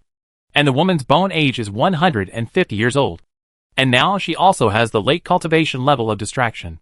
From the discussions of people around her, Jiu finally knew that these two people were Feng Changzhou and Ji Qianming. Feng Changzhou and Ji Qianming walked directly onto the competition stage without looking away, and stood at their positions without saying anything. Jiu looked at the geniuses standing on the competition stage and sighed in her heart. This is really a world outside the sky. And there are people outside the world. Chapter 1530. The conference begins. Welcome to all the geniuses and Taoist friends. The rules of this genius conference are still the same as before. The geniuses can decide whether to defend the ring. The elder came to the competition stage and introduced the rules of this genius conference. Next, let's invite the first genius to defend the ring. The elder announced the start of the meeting and stood aside to wait. He is the referee of this genius conference and needs to maintain the order of the conference. The onlookers were all excited when they heard this. Everyone liked to watch this kind of excitement. Hey, fellow Taoist, why don't you go up? Has this started? Jiu was waiting for the first person to appear when she suddenly heard the monk behind her asking. She blinked, feeling helpless. She had already said she was here to watch the fun. But why did she think she was here to compete? Does she look so bellicose? I'm not a monk from the central domain. Jiu turned around and reiterated again, then looked away with a smile. Hey, don't be afraid. These geniuses are just right and won't do anything harsh. The monk behind him was still advising. The genius conference is just an opportunity for communication, and everyone is just exchanging ideas. Furthermore, most of these geniuses come from big forces, so no one dares to make enemies casually. Jiu felt a headache as she listened to the murmurs behind her. She could only try to ignore the sounds behind her and concentrate on looking at the competition stage. Her whole body exuded an aura of keeping strangers away. Seeing that Jiu stopped replying, the monk behind him shut up and said nothing more. At this time, the first genius to defend the ring finally came out. Sui Qifeng of the Sui family in Yincheng has asked himself to defend the competition. Please give me some advice from fellow Taoists. A man with an upright appearance was the first to stand up. After announcing his name, he stood in the center of the competition platform waiting for the challenge. After a while, a handsome-looking man stood up and saluted Sui Qifeng with clasped fists. I am the young master of the Ling family in Yunchuan Prefecture. Please give me some advice from fellow Taoists. It turns out to be the Ling family of Yunchuan Prefecture. Yes, your family actually participated. The onlookers started a heated discussion as soon as they heard about the Ling family. After all, the Ling family in Yunchuan Prefecture had an unusually large background. Listening to the discussion of those people, Jiu felt more and more that she was right to watch the excitement. These people talked about everything, even the grudges of the Ling family. This place is really suitable for inquiring about information. Please enlighten me. Sui Qifeng clasped his fists in return, and then took the lead to take action. Sui Qifeng is a Dharma cultivator. With a single wind spirit root, he can create a large wind blade with one move. As soon as the wind blade appeared, Jiu, who was in the audience, felt the painful feeling of the wind blowing on her face. Jiu felt embarrassed. There was no defensive barrier in this competition stage. She was so close. Wouldn't all those attacks affect her? She suddenly felt that this was not a good location. But she didn't know something. The Tianju conference deliberately did not set up a defensive shield. After all, if a defense was set up, other people could only see them fighting fiercely, and could not truly feel the power of the Tianju. In this way, without a defensive shield, their strength can be better demonstrated. Sure enough, as soon as Sui Qifeng took action, the onlookers below began to comment. Ling Xiaozong is also a law cultivator, but he is also a formation cultivator. Seeing countless wind blades approaching, he did not panic. With a wave of his hand, several formation flags appeared and revolved around Ling Xiaozong. Chapter 1531, The Prodigy's Attack. The formation flags did not rotate randomly, but according to their own rules, and finally formed a defensive formation around Ling Xiaozong. When Jia saw this, she immediately started to study. After all, she mainly studied formations, and had no experience in fighting flags. However, these things all have something in common, and they may inspire her. The formation protected Ling Xiaozong, and the wind blade could only wander outside the formation. However, Ling Xiaozong was not idle either. He made a small gesture with his hand, and a white 5-petal flower suddenly appeared in his hand. The 5-petal flower flew out of his hand, rushed out of the formation, and immediately transformed into countless small flowers, heading towards the wind blade. Seeing this, Sui Qifeng took out his spear and slashed hard at Ling Xiaozong. Suddenly a roaring white tiger appeared, rammed into the formation, broke the formation instantly, and bit Ling Xiaozong. Ling Xiaozong frowned, raised his hand, and put it in front of the white tiger. There was a strange formation in his palm. Bai Hu felt dizzy just after taking a look at it, and stopped as if he was hypnotized. Jia also took a close look at the text, and suddenly felt dizzy. Fortunately, the flower of soul helped her eliminate the effect and made her wake up immediately. She looked at Ling Xiaozong with a surprised look on her face. He was really a talent. It looked like he had researched this formation himself. I'm afraid it could be used to hypnotize or make people dizzy.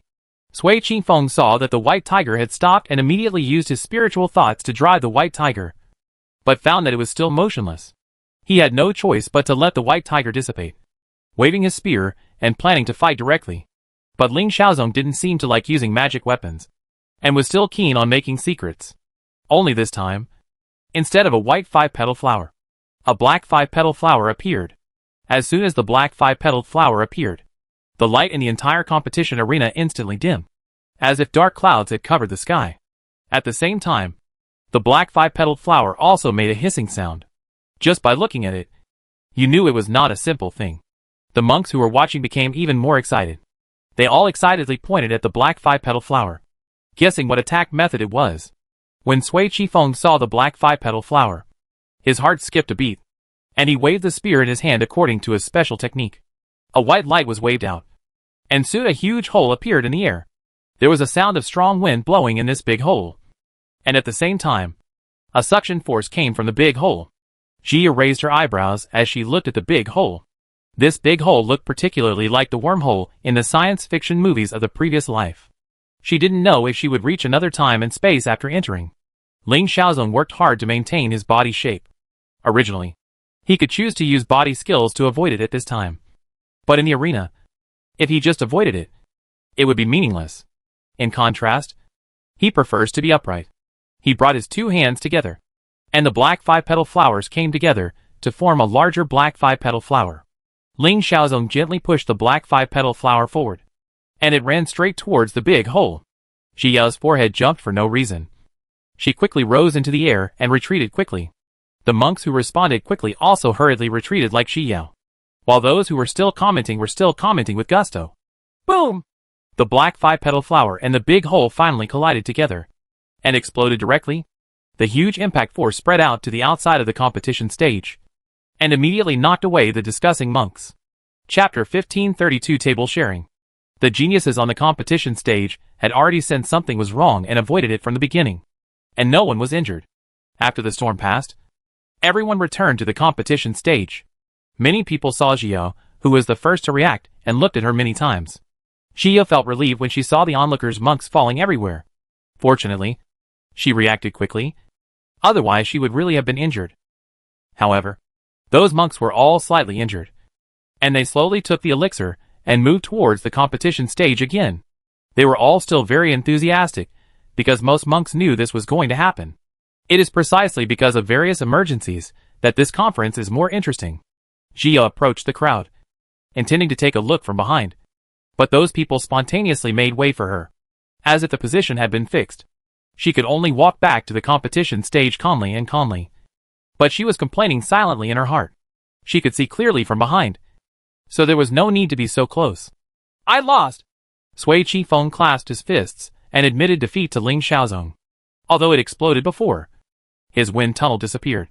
But the opponent's black five-petal flower was still well preserved. Although he has other methods that are useless. Why not the other party? This time, he lost the duel. Concession! Ling Xiaozong clasped his fists and smiled. He also stood in the center of the competition stage and started a new round of defense. Seeing the two people's calm looks, Jia nodded inwardly. It seemed that everyone was in a good mentality, and they were not the kind of people who blindly pursue victory. This Tianju conference is really on point. Ha! Our geniuses are getting better and better. Seeing the end of the first round of competition, the city owner also came out to make some official speeches. But this first round was so exciting.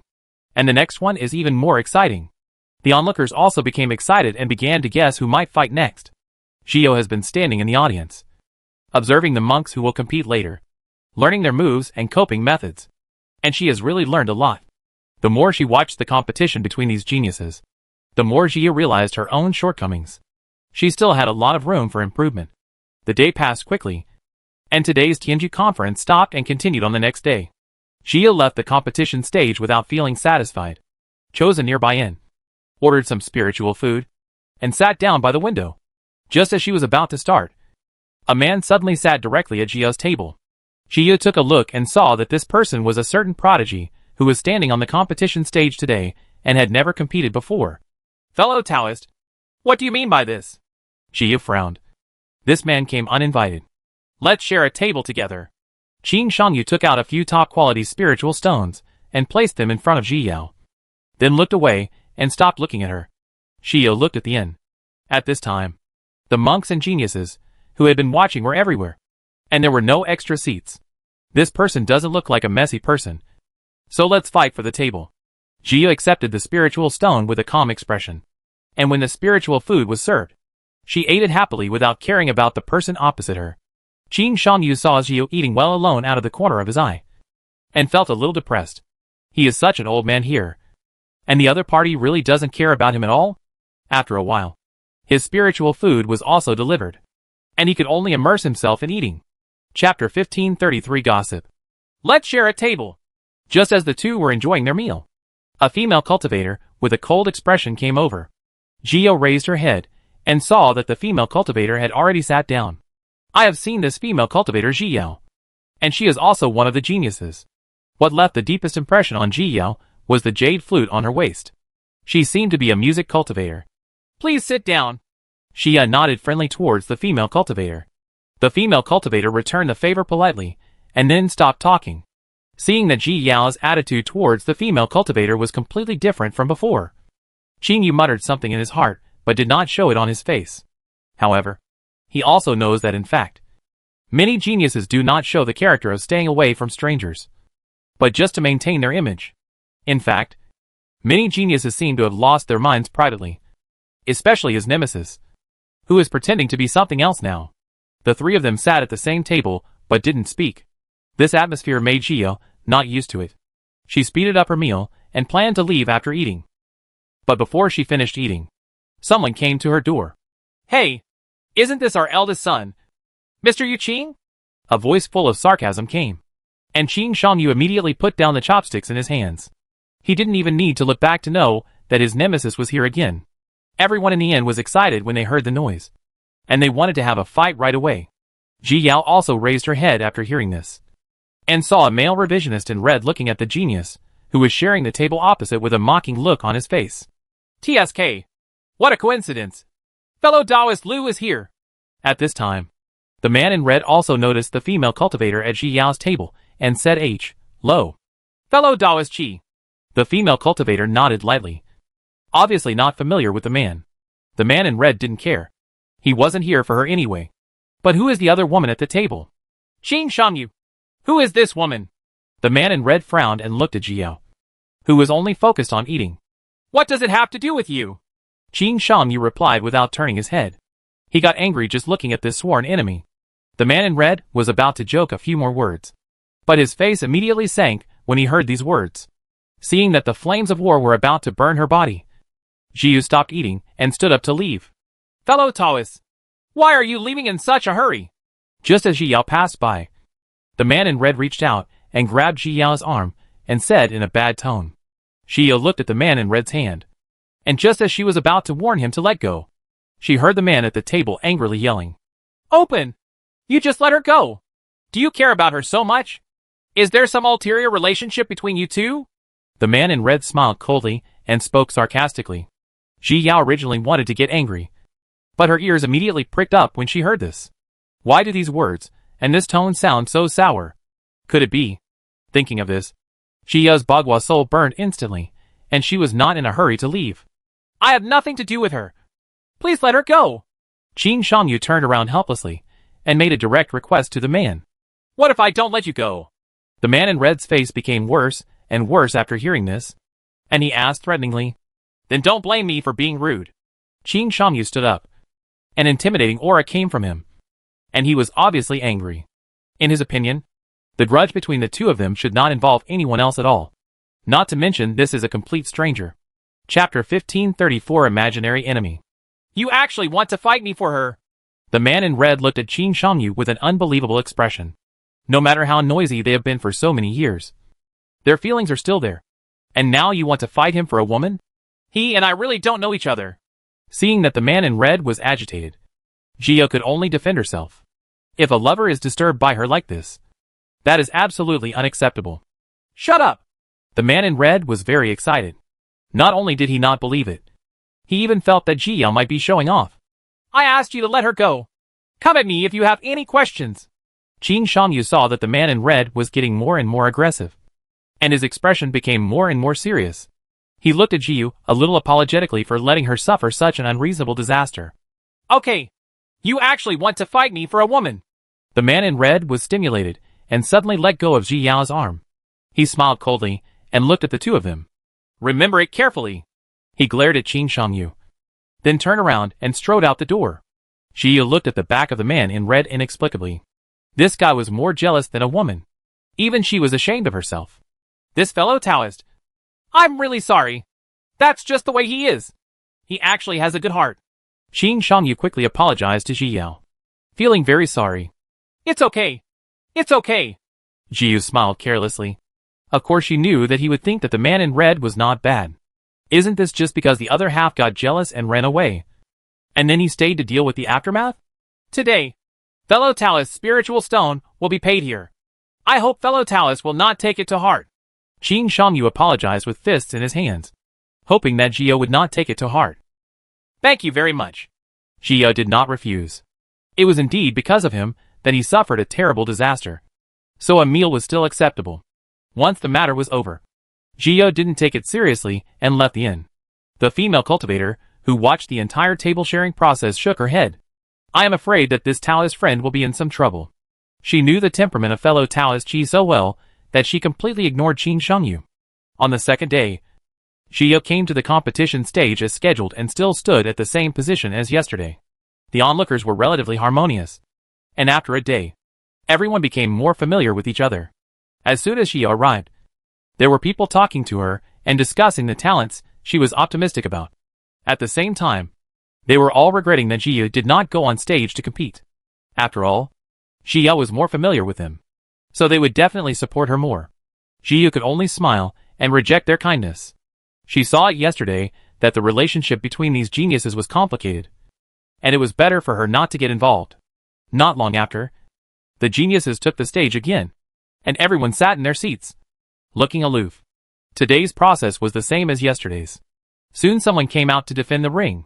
It was the female nun who shared the table yesterday. The female cultivator held a jade flute in her hand and stood calmly in the center of the stage, waiting for the challenge from the geniuses. Soon, the challenger came out, and he was a swordsman, but his knife was actually made of wood. Ji Yao raised her eyebrows in surprise. She didn't know what kind of special material the wood was made of, but it was definitely extraordinary. The competition between these two geniuses was relatively simple. The two did not move from start to finish, simply competing for artistic conception. One person attacks with sound. Another person attacks with sword. You move one move and I move another. But there is no distinction between superior and inferior. Jia was affected by the artistic conception of the two and could only retreat back again. Chapter 1535 Challenge. But after watching the Tianju conference for so long, she really likes this model. Each genius will use the moves they are good at to compete. But they will not only focus on winning, but will truly learn from each other. Everyone competes with a learning mentality. Of course, it would be even better to become famous in one fell swoop. After a while, the competition between the two finally ended.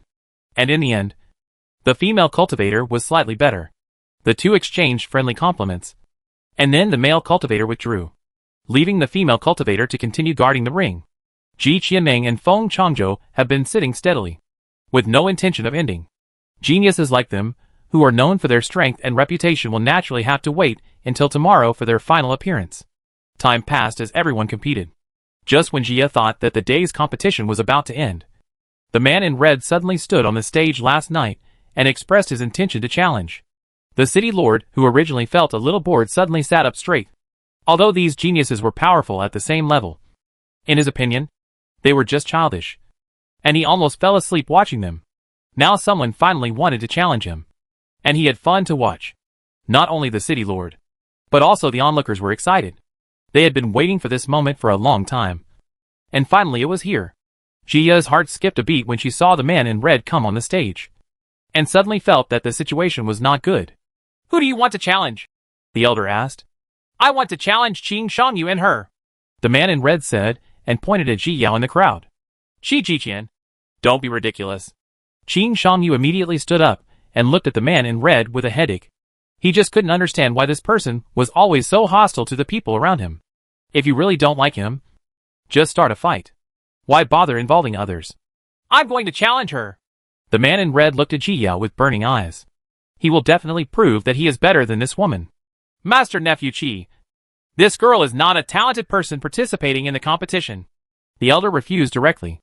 None of them were talented people participating in the competition. How to accept the challenge? Little girl, go up and beat him. Yeah. Don't be afraid. We all think highly of you. This man is too arrogant. He must be taught a lesson. Come on. The onlookers began to boo, trying to encourage Jiu to come on stage. Jiu felt very calm. She was not afraid whether she was on stage or not. They sword cultivators are warlike by nature, and it is not like their sword cultivator style to have others clamoring not to fight. But she doesn't want to get involved in other people's disputes like this. Who knows what kind of trouble those two people will have. But when all the chaos is involved in her, that will be the real trouble. However, she had never experienced the feeling of being treated as a love rival by a woman. Now that she was treated as a love rival by a man, it was a bit strange to think about it. I don't care whether she participates in the competition or not. She is obviously a genius. What can't she challenge? The man in red said with a serious face. This woman's talent is almost the same as his. So why can't she compete? Qi Jiqian, don't be ridiculous.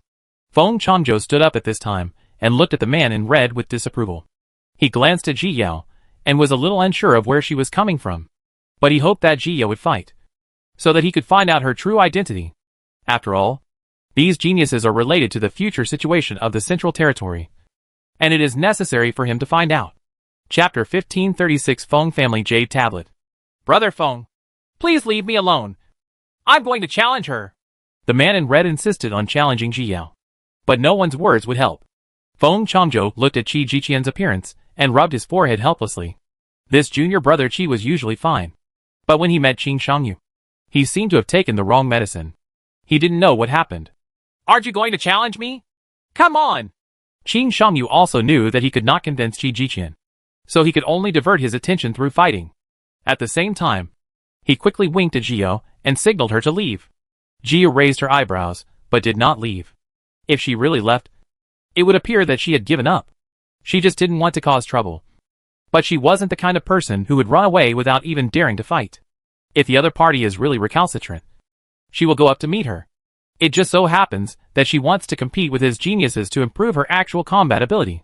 After thinking about it like this, Jiu really had the urge to go on stage. As for the identity of the central domain, the Feng family's jade token can solve all problems. But if we lose miserably, then I'm afraid we will embarrass the Feng family.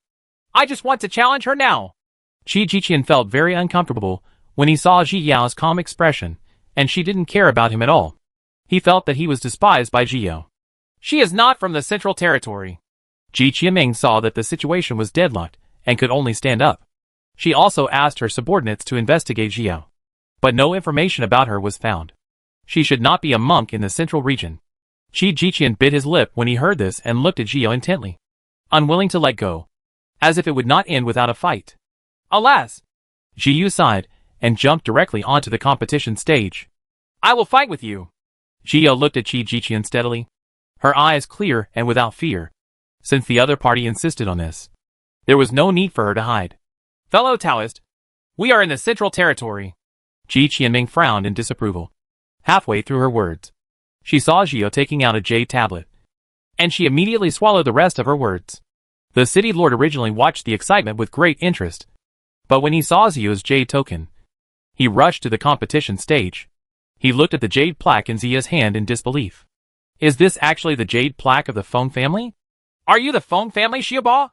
The city lord raised his head and looked at Jiao in shock. He never expected that the Feng family Xiaoba would be her. The Feng family recently recognized a new member of their clan, the 8th, and this news has long spread throughout the Central Territory. Moreover, it is said that Xiaoba is highly valued by the Feng family and is an untouchable figure. And he could guess that she was Xiaoba of the Feng family because the juniors of the Feng family were almost unknown among the big forces in the central region, because they are all objects that cannot be messed with at will. Otherwise, they will attract revenge from the entire Feng family. It's just that no one has any information about Xiaoba, and they don't know what she looks like. I didn't expect that the Tianji conference would come now. But if Qi Jiqian didn't force her, she would definitely not come on stage. She was really low-key. Yes, this junior has met the senior. Jiao cupped her fists and saluted the city lord without denying it. She had considered exposing her identity. She was willing to fight just because she wanted to fight, which did not mean she was willing to cause trouble. The identity of the Feng family is very useful. At least it can help her escape from these troubles. Why not? And she didn't use the jade card to show off her identity or do bad things. So she didn't need to worry too much about it. Chapter 1537, Fighting. The Tianji people did not expect that Ji Yao was actually from the Feng family, and they were all surprised for a while. Among them, Ji Qianming and Feng Changzhou were the most surprised, because they had specifically investigated Ji Yao's identity. But they did not expect that this person's background was stronger than any of them. Feng Changzhou rolled his eyes. Maybe he could try to win over this person. When the Feng family decentralizes power in the future, he might be more advantageous. The onlookers were also surprised. After all, the Feng family rarely showed up, and they had been talking to the Feng family before. Only Qi Jiqian had no influence. He doesn't care about Ji Yao's family background. He just wants to compete with her to see who is better. If she is really better than him, he will never bother them again. Although both of them said they didn't know each other, he knew that this was all to prevent him from causing trouble. He was not really unreasonable. He just felt that those people were not worthy of Qin Shengyu. If the other party is really better than him, then he has no right to say anything more. Shi Yu was completely unaware of Qi Jiqian's psychological activities at this time, and was maintaining a standard smile to deal with the city lord's greetings. After the city lord found out that Ji Yao was from the Feng family, his attitude was so enthusiastic that they all clamored to take her back to live in the city lord's mansion. It's not that he wants to curry favor with Ji Yao, but he is afraid that Ji Yao will be wronged here, and the big boss of the Feng family will find out about it after he returns and come to settle the score with him. That's a big boss in the Mahayana stage, and one slap can make him disappear. City lord, I still want to compete.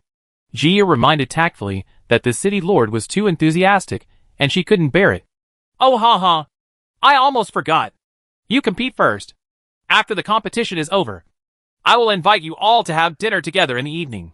The city lord put down his words and returned to his seat, not giving Ji Yao a chance to refuse. Seeing that the city lord was finally gone, Ji Yu breathed a sigh of relief and took out Li Yuan. Aren't you going to challenge me? Let's start. Ji Yu looked serious and was ready. Qi Jiqian, please give me some advice from Taoist fellow Taoist.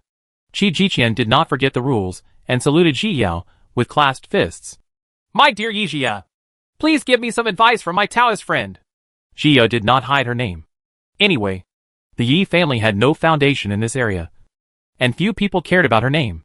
As soon as she finished speaking, Qi Jiqian took action. Qi Jiqian was a Dharma cultivator, majoring in the golden spiritual root. His magic weapon was a long sword. As he slashed out with his sword, a golden light flashed and struck Xiao. This golden light looked very inconspicuous, but everyone felt the hidden danger in it. Xiao didn't hold back, and as soon as she took action, it was the sword domain of life and death, and a black and white gossip rushed towards the golden light. It's actually a sword cultivator. TSK. TSK. Little girl. You are amazing. I really have good taste. Is this the sword realm of life and death? It turns out to be a real artistic conception of life and death. At first, everyone only noticed that Ji Yao was a sword cultivator. And then, they noticed Ji Yao's sword domain of life and death. Everyone's tone was suspicious, because they had never heard of anyone comprehending the artistic conception of life and death in recent times. The geniuses were also shocked by the artistic conception of life and death. Although this fellow Taoist was not as talented as them, his understanding was astonishing. It's just that they didn't know that Zio was a monk who ascended from a sealed world. And they thought that Zio was also a monk from a floating world. Her talent can only be regarded as a genius, but it is still inferior to them. Chapter 1538 Competition. However, this understanding is really astonishing. This is the legendary artistic conception of life and death. The last senior who understood it was already in ancient times. Everyone's eyes changed when they looked at Jiu. It was because of her background before, but now it's because of her own strength. All thoughts are just between the lightning and flint. The black and white gossip and the golden light have collided together. There was a huge energy hidden inside the golden light, and when it burst out, it was completely enveloped by the black and white bagua. Upon seeing this, Qi Jiqian immediately recited the mantra silently, and saw that his whole body was slowly covered in gold, just like a gold-plated dummy. He raised his hand, performed a hand trick, and forcibly detonated the golden light directly in the black and white gossip. But the black and white gossip directly absorbed the energy of the golden light explosion, and disappeared without a trace even if it was transmitted. Jia pursed her lips, not surprised by this. The opponent's cultivation level is higher than hers. If they really fight, she may not be able to win. But if we compare the understanding of these artistic conceptions, the other party is obviously slightly worse than her. In addition, the other party only comprehended the artistic conception of metal, while hers was the artistic conception of life and death. So there were some differences in itself. Therefore, she will not lose. She saw this clearly, and so did others. Qi Jiqian also understood this. But in the end, he felt a little unwilling to do so. But if he was allowed to bully Jia based on his cultivation, he would not want to. You take one more move from me. If you catch it, I will admit defeat, Qi Jiqian said to Jio with a solemn expression. Okay. Jio nodded. It seemed that the other party was not a person who was completely carried away by impulse. Qi Jiqian took a deep breath and let gold cover his body again. And soon his fists also turned gold. He raised his fist and punched Jio with all his strength. A golden fist phantom came out and attacked Jio. Jia did not use the concept of life and death to receive this punch, but chose to receive it with her own fist. She waved her fist forward, and suddenly several white tigers roared out of her fist and bit into the golden fist. The golden fist and the white tiger collided with each other, sending out a strong impact that spread to the surroundings. The onlookers quickly retreated to avoid the impact. Jia was forced to take a few steps back by the impact, but quickly stabilized her figure. Qi Jiqian also took a few steps back. It can be said that the move just now was on par with Ji Yao's, but he still lost. I lost. Qi Jiqian admitted defeat generously. Since the opponent took his move, he lost. Thank you, fellow Taoists, for showing mercy. Jia also knew that the other party did not bully her based on his cultivation. Although he had objections to her, he still did not use despicable methods. Because if the other party attacks her based on her cultivation, no one else can say anything wrong. After this fight, she had a much better impression of him. Huh? Qi Jiqian snorted coldly and turned his head to the side without even looking at Ji Yao. Seeing that Ji Yao was not harmed in the end, Qing Shangyu finally let go of the big stone in his heart. It seemed that he really wanted to find an opportunity to have an honest talk with Qi Jiqian. If he really had a problem with him, he would find a way to solve it so as not to implicate innocent people all the time. Ha! You geniuses are indeed better than others. Today's competition is over. Everyone, please move to the City Lord's palace. Seeing that the competition was finally over, the City Lord finally breathed a sigh of relief. Chapter 1539 Banquet. Fortunately, nothing serious happened to this little girl. The city lord waved his hand, and the entire competition was completely over. The onlookers could only leave without feeling satisfied. Along the way, we also discussed today's geniuses. The geniuses on the competition stage followed them to the city lord's mansion. This time, the city lord invited all the geniuses to dinner in the banquet hall, and all the geniuses showed up with dignity. Most of these geniuses knew each other, but Ji Yao was not familiar with anyone, so she could only sit awkwardly and eat some spiritual fruit. Feng Changzhou took the initiative to sit down next to Ji Yao, and gave Ji Yao a friendly smile. I'm down by Feng Changzhou. Can you sit here? Feng Changzhou took the initiative to give his name. Fellow Taoist Feng, please take a seat. Jia politely asked Feng Changzhou to take a seat. She didn't think much about it, and looked away after he sat down. Feng Changzhou frowned slightly, then relaxed when he finally thought of the topic. Fellow Taoist Yi, you weren't in the central domain before, right? The Feng family was a member of the clan recognized more than 10 years ago, which meant that she had not been in the Phoenix ruins before. Yes. Jia nodded, but didn't say much. She was completely unfamiliar with this person, so it was best not to reveal too much. Uh-huh. Feng Changzhou could only smile. He thought that the other party would tell her where she lived before, so that he could follow her to check her information. But I didn't expect this person to be so tight-lipped and unable to speak. He sat aside and stopped talking.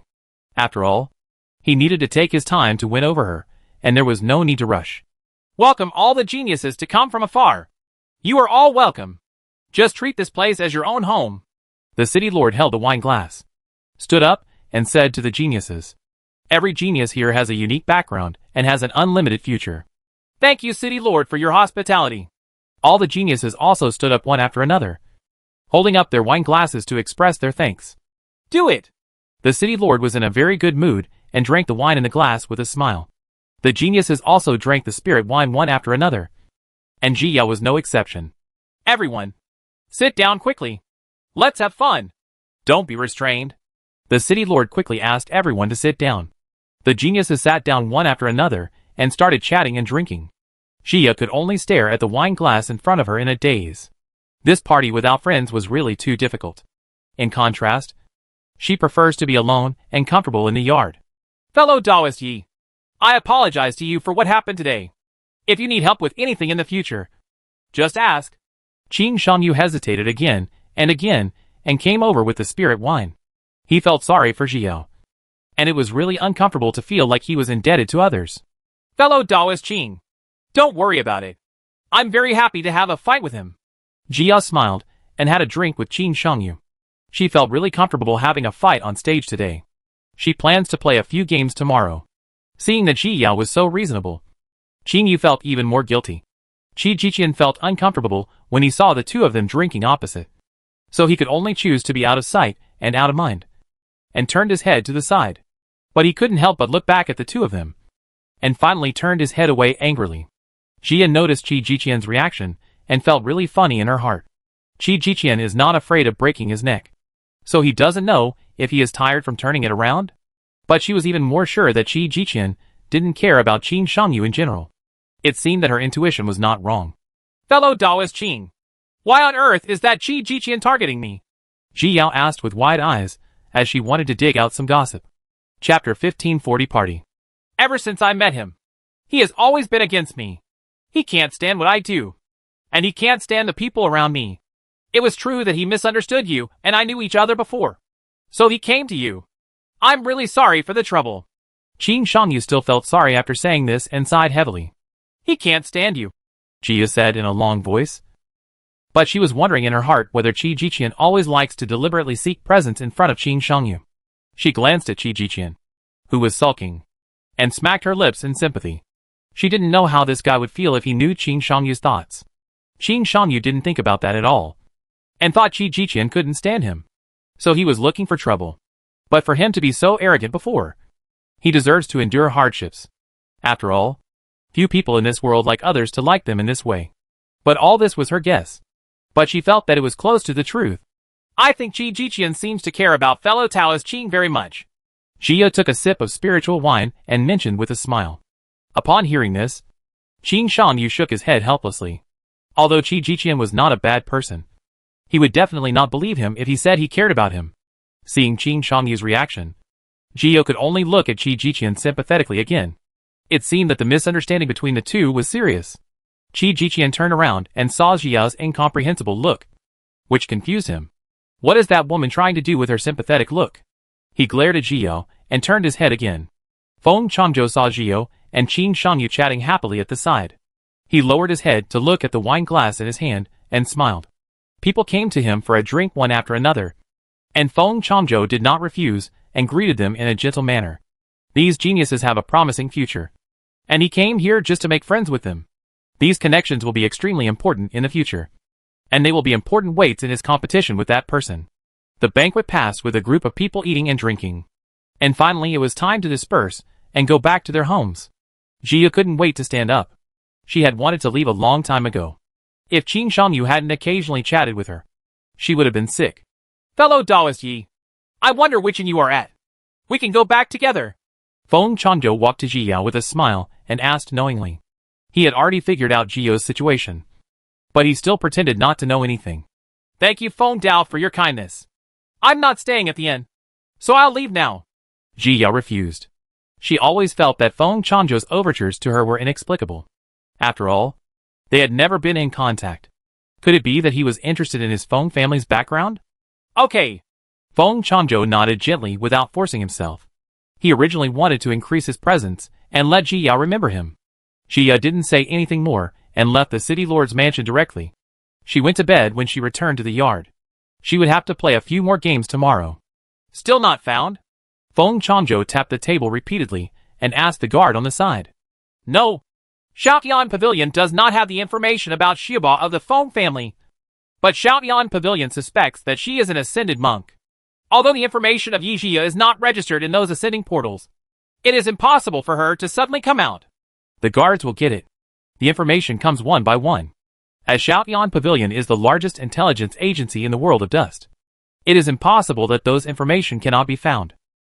Chapter 1541 Making Up Your Mind. Therefore, Shaotian Pavilion felt that this woman was an ascended monk.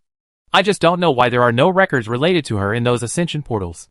Is it possible that he is a hermit? The ninth elder of the Feng family asked aloud. Maybe she is a hermit who has lived in seclusion and only came out some time ago. It's unlikely.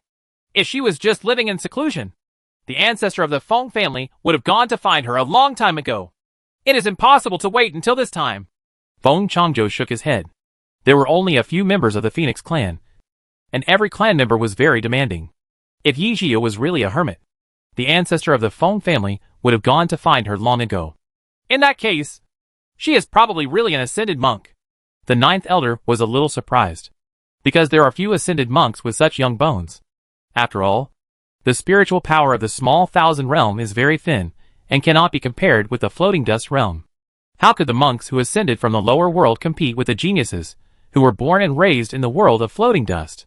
However, this girl's aptitude and understanding were stronger than many geniuses, especially the artistic conception of life and death. When he saw it in the audience today, he couldn't believe it. Get out! Feng Changzhou waved to the guard and let him go down. What do you think? Uncle Jiao? Feng Changzhou frowned and stopped tapping. This woman's own cultivation qualifications are excellent, and with the support of the Feng family, she has a bright future. The ninth elder sighed. Just the background of the Feng family is something that many monks can only dream of. I want to win her over. What does Uncle Jiao think? Feng Changzhou directly stated his plan. Uncle Jiao has always been on his side and is one of his own. This is a good idea. Uncle Jiao nodded in agreement. If he really wins her over, it might be of great help in the future. Changzhou, I think there is a more appropriate way. Elder Nine thought for a moment, and suddenly his eyes lit up. What can we do? Feng Changzhou raised his eyebrows and looked at the ninth elder curiously. Become a Taoist companion with her. The ninth elder smiled confidently and continued. Just winning her over won't bring you much help, but becoming a Taoist partner is different. Once you become a Taoist couple, the Feng family will become your background, and no one in the Feng family can compete with you. Moreover, this girl is extremely talented and has such beauty, making her a perfect match for you. As the ninth elder talked, he thought of the beautiful scenes in the future, and wished that they would come true right away. Feng Changzhou rubbed a finger on his hand and considered the feasibility of the ninth elder's words. He has never been interested in these kinds of love affairs. He is only interested in rights. Originally, he planned to marry the eldest lady of the Yi family. But no matter how he looked at it now, he felt that Yi Xiao was more suitable for him. Not to mention anything else. Just having such an excellent Taoist companion would give you more face when you take him out. Coupled with her background, she is indeed the best choice. What Uncle Joe said is absolutely true. Changzhou knows what to do. Feng Changzhou curled his lips and smiled. The opportunity was presented to him. He would be a fool if he didn't seize it. The ninth elder patted Feng Changzhou on the shoulder happily. They were finally getting through it. Early the next morning, Xiao arrived at the competition stage early. Little girl, we are keeping an eye on you, and we'll beat them down later. That's right. Fellow Taoist Yi, those people are no match for you. The onlookers were still enthusiastic. Some were acquaintances, and some were monks who wanted to get closer. Chapter 1542 Conference. Xiao just smiled and nodded, not answering. Today she did not stand in the audience, but jumped directly onto the competition stage. Those geniuses hadn't arrived yet. Xiao waited for a while before they arrived one after another. Fellow Taoist Yi. Qing Shangyu came up to the stage and greeted Xiao with a smile. After chatting last night, the two of them are now considered friends. Fellow Taoist Qing. Xiao returned the greeting with a smile. Humph. Qi Jiqian walked by and snorted casually, glancing at the two of them out of the corner of his eye. Fellow Taoist Yi, did you have a good rest yesterday? Feng Changzhou went straight to Xiao as soon as he came on stage and sat down next to her. Very good. Thank you, Taoist Feng, for your concern. Xiao responded politely, but she was mumbling in her heart. Why does Feng Changzhou look more familiar? Will fellow Taoist play again tonight? Feng Changzhou was quite satisfied when he saw that Xiao had a good attitude. As long as he put some thought into it, this girl will definitely fall in love with him. Yeah. Xiao nodded, not wanting to deal with Feng Changzhou. The two of them were obviously not familiar with each other, and they didn't know where the words came from. As soon as Ji Qianming came on stage, she saw Feng Changzhou talking next to Xiao. She sneered and immediately understood Feng Changzhou's plan. The men in their Feng family are exactly the same. They are all a bunch of selfish people.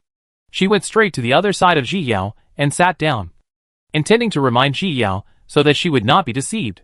Although the two have no relationship, she just can't stand people who take advantage of other people's feelings. If it's just a transaction, that's it. It's despicable to deceive others. Xiao did not expect Ji Qianming to sit next to her. Now the two most popular geniuses sat next to her, highlighting her perfectly. More and more talented people and the public are focusing on her. And the feeling of being treated like a monkey makes her feel like sitting on pins and needles. She wanted to get up and change positions, but she was afraid that Ji Qianming would misunderstand that she was prejudiced against her. In the end, Xiao still had no choice but to stay.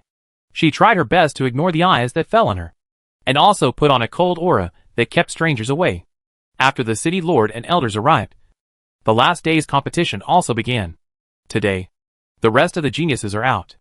After all, they can't just go through the motions. Xiao also chose a few geniuses to challenge them. She did not always use the artistic conception of life and death, but tried to challenge them based on their strengths. She lost and won. And at the same time, she also realized more of her shortcomings. She should be able to improve after going back and thinking about it slowly. Although she didn't win all the time, the way everyone looked at her gradually changed, because she knew a lot of things and seemed to know everything, which always surprised people, especially Yin Gong. No matter how the opponent attacks, she has no reaction. She is calm, and finally forces the Yin Gong genius to admit defeat. The smile on Feng Changzhou's face became more and more obvious.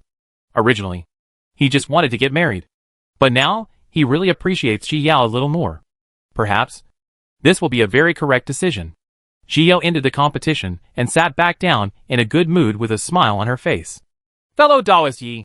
Feng Changzhou took the opportunity to increase his presence, but before he could finish his words, he was intercepted by Ji Qianming, who was standing aside. Performing well. Ji Qianming looked at Xiao and praised lightly. She glanced at Feng Changzhou and snorted in her heart. Chapter 1543 Feng Changzhou and Ji Qianming. Fellow Taoist Ji. That's a compliment. Xiao was surprised when she heard Ji Qianming's praise. After all, this master never ignored her. Yeah. Ji Qianming just wanted to divert Feng Changzhou's communication, and without saying much, she withdrew her gaze. A cold light flashed in Feng Changzhou's eyes. Ji Qianming has been secretly competing with him since he started practicing. These people always love to compare the two of them, which is really annoying. However, the other party never goes too far in terms of face, and he can't find an excuse to fall out with him. Xia didn't know the tit-for-tat between the two, and was still thinking about Ji Qianming's intentions. Seeing the sky slowly getting dark, it was finally Ji Qianming and Feng Changzhou's turn to take the stage. The two of them are the talents that everyone is most looking forward to at this conference. So as soon as they came on stage, the onlookers started a heated discussion. Everyone has their own ideas, and they are all guessing who will be better. Although Ji Qianming's cultivation level is a little lower than Feng Changzhou's, he is still younger after all, so his qualifications are no worse than Feng Changzhou's. Xia also sat up straight, not to mention others. She was also looking forward to the competition between the two. Feng Changzhou and Ji Qianming had known each other for a long time. They just cupped their fists and saluted each other, and took action without saying a word. Feng Changzhou's magic weapon is a soft sword with many small rings hanging on it. When he drew his sword, the ring jingled. Jia raised her eyebrows when she saw this. Feng Changzhou had really put a lot of effort into the magic weapon. This ring turned out to be a sound attack method. Ji Qianming had known about Feng Changzhou for a long time, and had already prepared spiritual weapons to defend against sound attacks. Although it cannot deal with those professional sound attacks, it is more than enough to defend against Feng Changzhou's sound attacks. She calmly rotated her hands in front of her body, paddling something as if doing Tai Chi. Suddenly, a black and white gossip also appeared in front of her. But this gossip did not have the atmosphere of life and death, but exuded a smell of light and dark attributes. Jiyu's eyes widened when she saw Bagua. There was actually someone who could understand the two attributes of each other and merge them into one move. She looked at Ji Qianming with admiration. This fellow Taoist had an astonishing understanding. Feng Changzhou had never seen Ji Qianming's move before. He knew that Ji Qianming was a monk with a single light attribute, but he didn't expect that she could also comprehend the dark attribute. Her sudden move was obviously prepared, and she wanted to step on him and make a name for herself. Feng Changzhou snorted coldly, raised the sword in his hand, and struck at Ji Qianming. At the same time, he turned his hand into a claw and grabbed it in the direction of Ji Qianming. Ji Qianming saw that the black and white gossip had taken shape, and pushed it forward to meet it. The sword light struck Bagua, causing Bagua to sway, but finally stabilized his figure. At this time, Feng Changzhou's paw reached Bagua, and when he gently grabbed it, a bunch of flame suddenly ignited on his hand.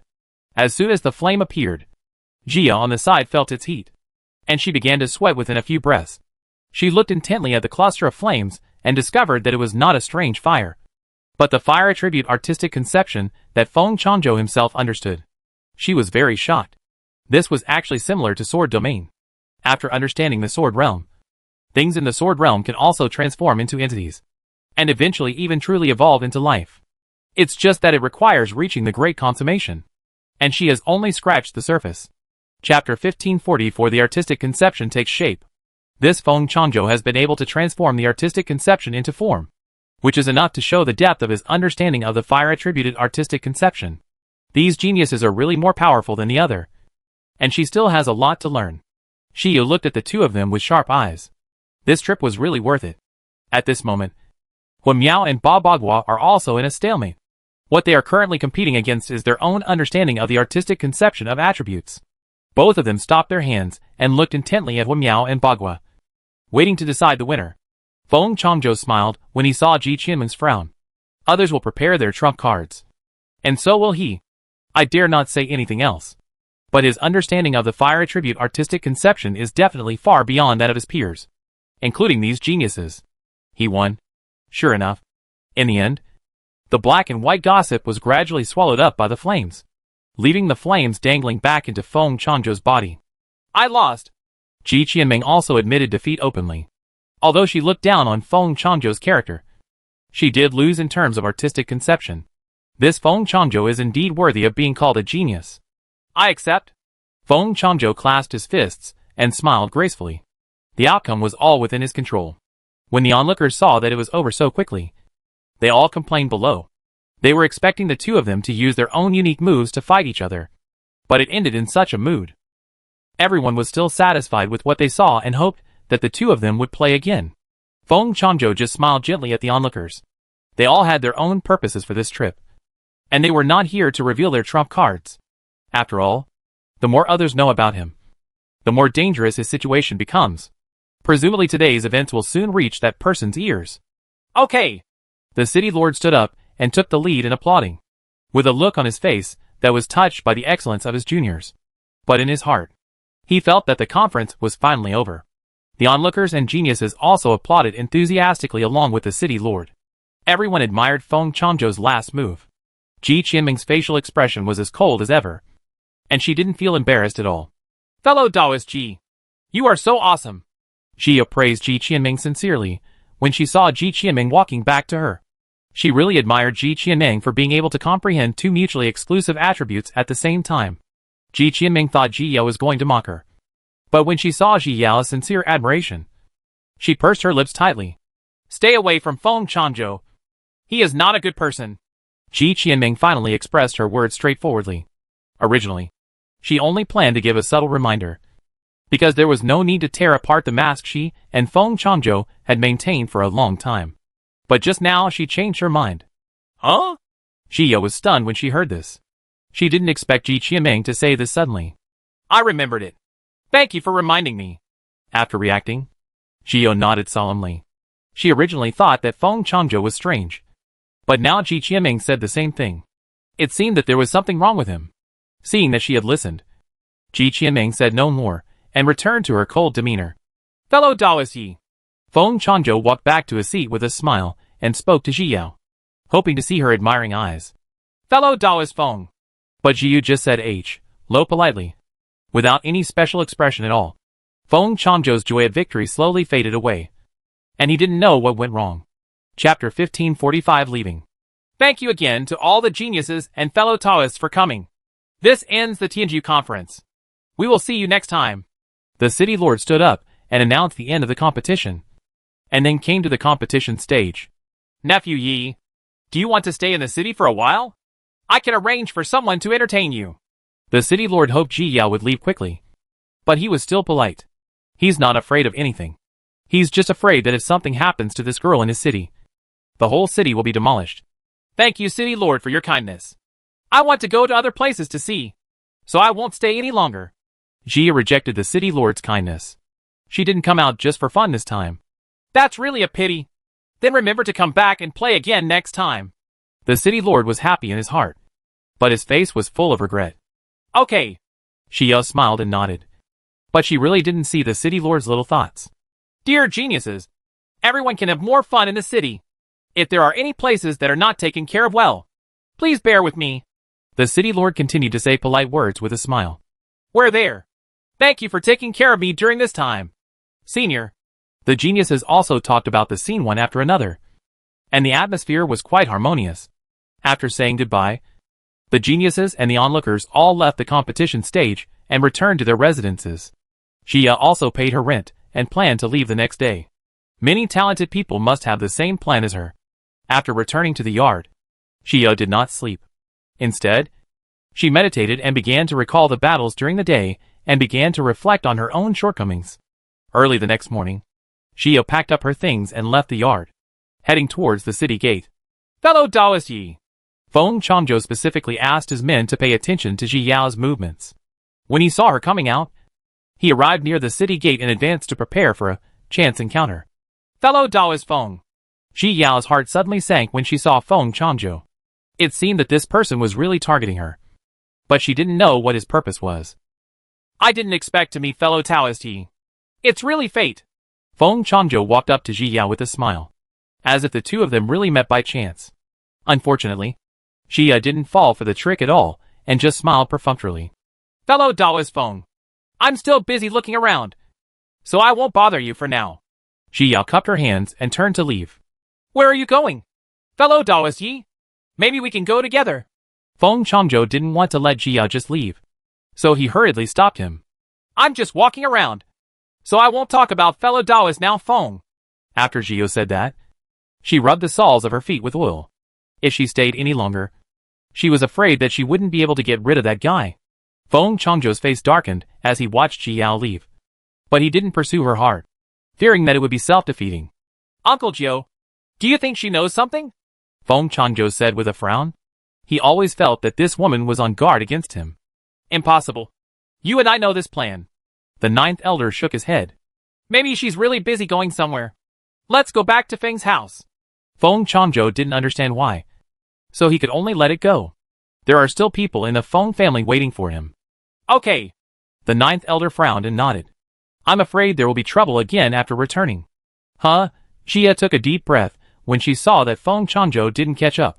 Next, she should continue to Qingchuan Prefecture. Jia continued on her way in a good mood.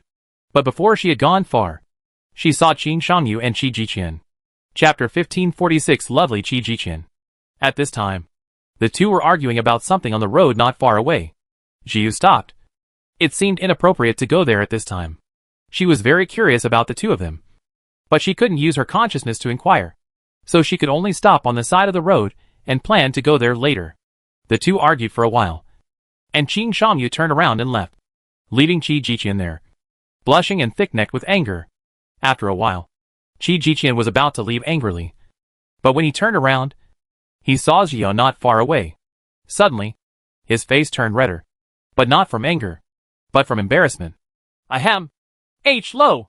Fellow Taoist Qi. Jiu greeted with a guilty conscience. Although she didn't eavesdrop. What was the reason for this inexplicable guilty conscience? Qi Jiqian was so embarrassed that he didn't know what to say or whether the woman heard anything. He had been embarrassed enough just now. But he didn't want to be laughed at. Fellow Taoist Qi. Actually, if you have something to say, you can tell Taoist Qing directly. Seeing Qi Jiqian's appearance, Jia couldn't help but remind him. In fact, a straight man like Qin Shangyu would not understand Qi Jiqian's thoughts on his own. And this would only be self-defeating. And she thinks Qi Jiqian is actually quite cute. Not the kind of unreasonable person. Don't talk nonsense. Qi Jiqian's eyes widened when he heard this, as if he was frightened by Ji Yao. Actually, feelings are a thing. Jia also wanted to instill some chicken soup for the soul that she heard in her previous life to comfort him, but was hurriedly interrupted by Qi Jiqian. Qi Jiqian walked to Ji Yao in a few steps and reached out to cover Ji Yao's mouth. He did not forget to glance in the direction where Qin Shangyu left, fearing that he might suddenly turn back and hear him. Jia took a few steps back and looked at Qi Jiqian jokingly. We're not that familiar yet. I told you to shut up. Qi Jiqian was afraid of what Jia would say, and his face turned red with anxiety. Okay. I won't tease you. Jia looked at Qi Jiqian and smiled. She had no intention of saying it out loud. But she just saw that Qi Jiqian seemed to be shocked and wanted to cheer him up. Now it seems that he is still the same Qi Jiqian. Nothing has changed. Huh? Qi Jiqian snorted coldly and turned his head to the side. After a while, he spoke softly again. Am I being obvious? It's not obvious. Jia shook her head. In the current environment, I'm afraid not many people can notice it. She can tell because she has rich experience. Really? Qi Jiqian turned his head and looked at Jio in disbelief. Really? Jio nodded. Then how did you tell? Qi Jiqian glared at Jio. He felt that Jio was teasing him. Because I have a special skill called mind reading. Ji Yao said nonsense seriously. Qi Jiqian was startled when he heard this, and hurriedly stepped back, looking at Ji Yao with a scared look on his face. Can you read minds? Didn't that mean that she knew all his thoughts? Ji Yao couldn't help laughing when she saw Qi Jiqian's actions. Why is this guy so innocent and cute? When Qi Jiqian saw Ji Yao's smile, it took him a long time to realize that Ji Yao was just teasing him. Suddenly his face turned green, and he turned around and left in anger. Hey, I was wrong. I was wrong. I apologize. Ji quickly stopped Qi Jiqian and apologized to him sincerely. She was just joking and didn't mean to laugh at him. But she didn't expect him to take it seriously. Chapter 1547 Heart-to-Heart Talk. A joke must both parties find it funny before it can be called a joke. Since Qi Jiqian was angry, the joke was wrong. Really? I was really wrong. I apologize to you. But I really didn't mean to laugh at you. Shio also knew that what she did was wrong and quickly apologized. She looked at Qi Jiqian eagerly, hoping to gain his understanding. Humph. Qi Jiqian felt relieved when he saw Shio's attitude, but still snorted coldly. But after such a fuss, he felt a lot closer to Jiao. After all, she was the only one who knew his secret. Are you not angry anymore? Jio looked at Qi Jiqian with a smile. She actually liked people who showed their emotions. They were much better than people like Feng Changzhou. Shut up! Qi Jiqian glared at Ji Yao, but the corners of his mouth slowly turned up. Since you hate me so much, I won't be annoying anymore, and let's go first. Jia looked amused, waved to Qi Jiqian, and turned around to leave. Qi Jiqian felt anxious. He had finally met someone with whom he could share his secrets. Why did he leave before even chatting? But he felt that he couldn't lose face, so he could only follow Jia angrily. Why are you following me? Jia walked some distance away and turned around to ask. Who is following you? Does this road belong to your home? Qi Jiqian raised his head and replied. Jia spread her hands, turned around and continued walking. When Qi Jiqian saw Ji Yao's reaction, he could only continue to follow Ji Yao in frustration. This follow-up only lasted half a month. It wasn't until they arrived at a new city that Jia stopped. Do you want to eat together? I'm treating you. Jia raised her eyebrows and looked at Qi Jiqian behind her. Because of your enthusiasm, I'll have to give you a hard meal. Qi Jiqian was secretly happy in his heart, but he still spoke arrogantly. Actually, it doesn't matter if you don't eat, Jia said with a chuckle. Qi Jiqian could only pretend not to hear and strode towards the nearest inn. Jia followed behind him in a funny way and entered the inn together. The two randomly chose a seat and sat down, waiting for the spiritual food to be served. Jia poured spiritual tea for Qi Jiqian, and then poured a cup for herself. Are you still angry? Jia asked knowingly. No. Qi Jiqian finally stopped tensing up at this time and lowered his head listlessly. TSK. Could it be that you will never recover from this blow? Jia smacked her lips. His appearance was really unaccustomed. I wasn't hit hard. Qi Jiqian laid down on the table and didn't pretend to be in front of Ji Yao. She had seen through everything anyway. Then what happened to you before? Jia raised her eyebrows. She was a little surprised when she asked this question. It turned out that she had become a lot closer to the other party unknowingly. He asked me why I always go against him. If I really hate him so much, I will have a good fight with him. Life or death. And we will have nothing to do with him from now on. Qi Jiqian felt uncomfortable when he thought of this. He will have nothing to do with me anymore. Jiu sighed after hearing this. This guy didn't seem to understand what the problem was. Do you really like him that much? Jiu asked curiously, holding her chin with her right hand. Well, I've liked it since very early on. Qi Jiqian's face turned slightly red when he heard this, but he finally admitted generously. In fact, the two of them were just friends at first, and he didn't know why it became like this later. Chapter 1548 Awakening. By the time he realized his feelings, it was already too late, and he was stuck in the mud. Do you think this kind of thing is ridiculous? Do you think I'm disgusting? Qi Jiqian looked up at Ji Yao pitifully. He has been suffering from inner torture for so many years. He also knows that he shouldn't have such feelings, but he can't control himself. He was also afraid that others would discover him and treat him as a monster. So every time he faced Qin Shengyu, he behaved abnormally. I don't think so. Jia shook her head. This matter might be a bit absurd to people of this era, but it was nothing to her. In the face of love, everyone is equal, as long as it is sincere. It is not absurd. You don't have to comfort me. Qi Jiqian felt depressed and continued. Can I drink? Okay. Jia nodded with a smile, then found the waiter and ordered a bottle of spiritual wine. As soon as she poured it for Qi Jiqian, he picked up the wine glass and drank it all in one gulp. Actually, there's really no need for you to feel disgusted. You can't decide your feelings by yourself. And there's no need to stick to men and women. Ji Yao had no choice but to speak out to enlighten Qi Jiqian. This guy is really nice and talented, so there is really no need to be ruined by feelings. It was the first time Qi Jiqian heard such remarks. He looked at Ji Yao stupidly while holding the wine glass, but did not interrupt her. You don't have to care about other people's opinions. As long as you have absolute strength, everyone will shut up. Jia said with bright eyes. In this world where strength is respected, there is really no need to think too much. When your strength reaches a certain level, many things will be different. But do you know what your problem is? Jia really wanted to wake up Qi Jiqian now, so she didn't hide it. I don't know. Qi Jiqian shook his head stupidly. Your fault is that you cause trouble to others because of your love. Jia said with a serious look. There is nothing wrong with you liking Qin Shengyu, but you only consider your own feelings and cause him trouble. This is wrong. You can tell him directly, or you can choose to hide it in your heart. You shouldn't hide it while trying to let him understand your feelings. Actually, many times you also know that Qin Shengyu has nothing to do with others. You just want to attract his attention. Jia looked at Qi Jiqian disapprovingly. She really did not agree with this approach of implicating other people. It's okay to like someone, but you can't lose your true self because you like someone. After Jia said this, he said no more. He needed to understand these principles himself. She was drinking and didn't care about Qi Jiqian. I understand. Thank you. Qi Jiqian thought for a long time before sitting up straight and looking at Ji Yao with bright eyes. What do you want to understand? Jia asked, raising her eyebrows. I will practice hard and then tell him face to face that I like him. Qi Jiqian is full of fighting spirit. He will definitely practice hard and no longer have to worry about other people's eyes. Good job. Ji Yao gave a thumbs up in agreement. It seemed like this guy could still be saved. I will never target him again. What happened before was my fault, and I sincerely apologize to you. Qi Jiqian scratched his head in embarrassment, his face burning up when he thought of what he had done before. Chapter 1549 Meet. I was wrong to joke with you before. We are even. Jia smiled and picked up the wine glass, clinked it with Qi Jiqian, and then drank together. Ahem. I don't see that you are quite good at comforting people. Qi Jiqian was in the mood to joke now, and joked with a smile. That's right.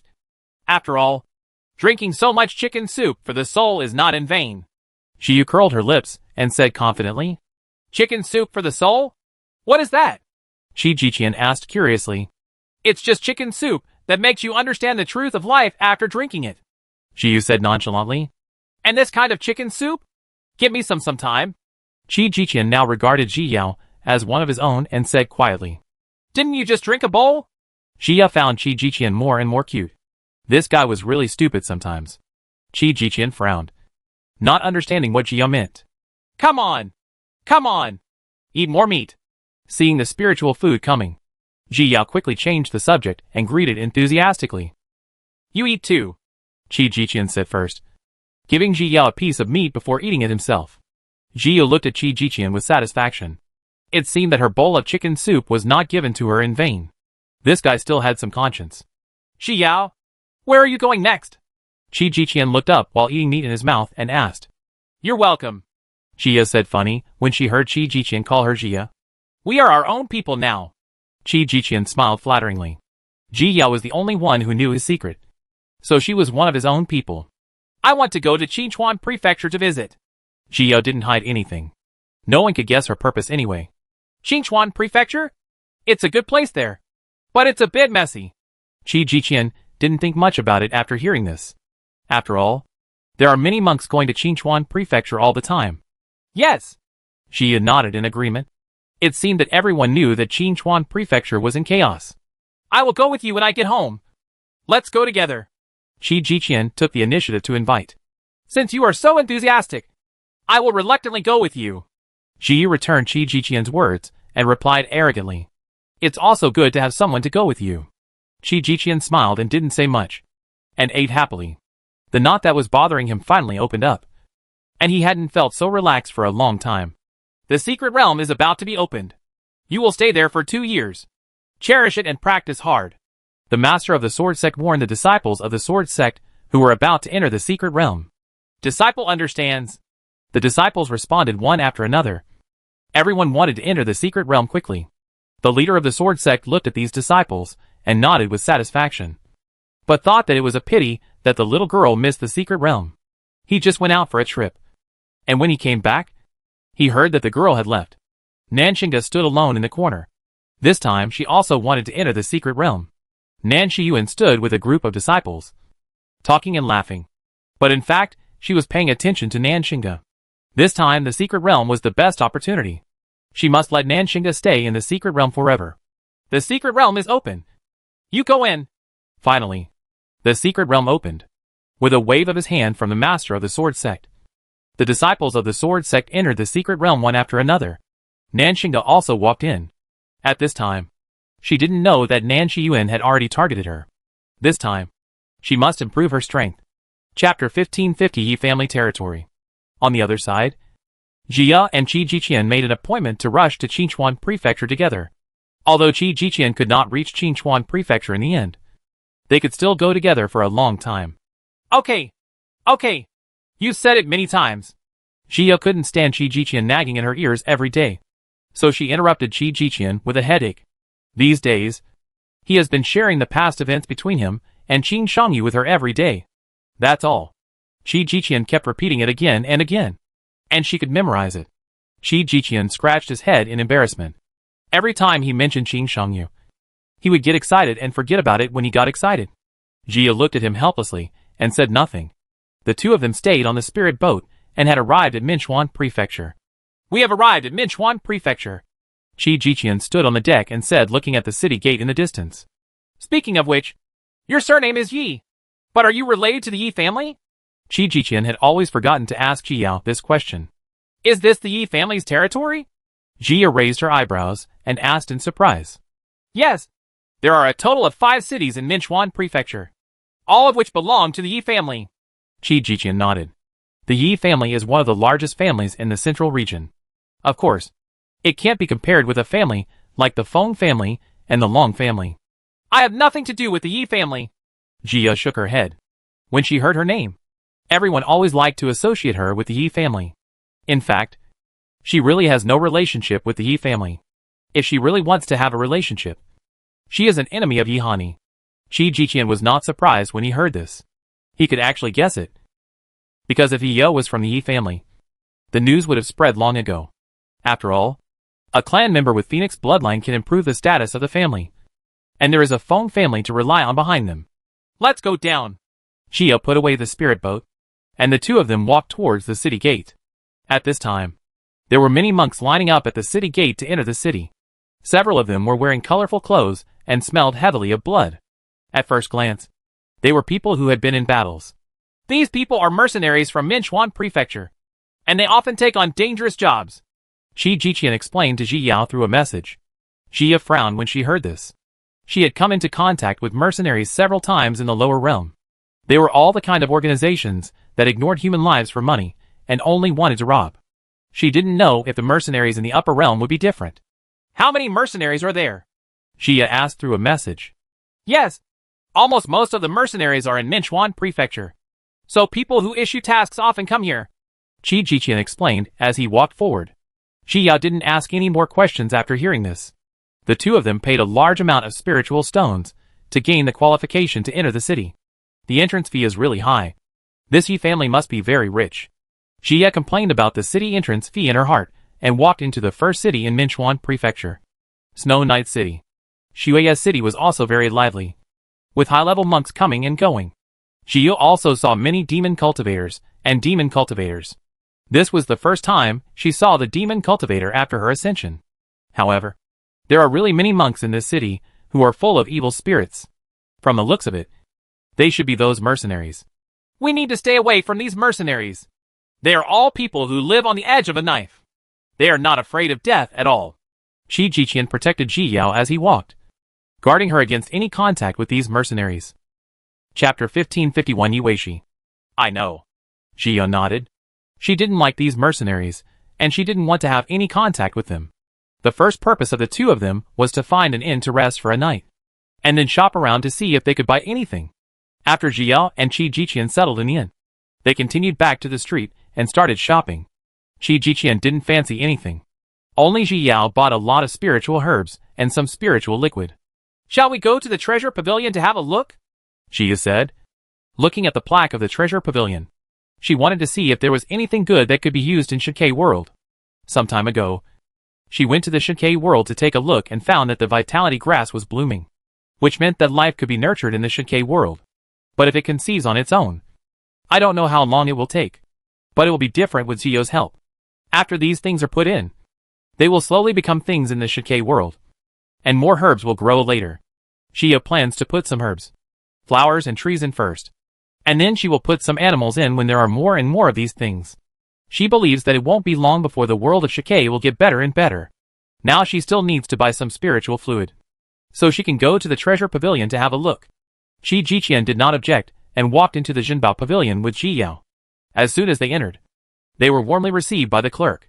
After all, they looked like wealthy people just by looking at their clothes. I want to buy some spiritual liquid. Do you know if your store has it? Ji Yao asked gently. Yes. I'll get it for you right away. Please wait for a while. After the clerk said that, he immediately went to the warehouse. Jia didn't rest either, walking around the store and looking at the things in the display cabinets. Fellow Taoist Qi. At this moment, A pleasant female voice came. Fellow Taoist Yi. Qi Jiqian turned around when he heard the voice, and immediately said Lo. Xiao also turned around and looked over at this time, and saw a beautiful woman in purple smiling at Qi Jiqian. Who is this? Yi Weishi had already noticed Xiao, and asked casually. This is fellow Taoist Yijia Yi. And this is fellow Taoist Yi Weishi.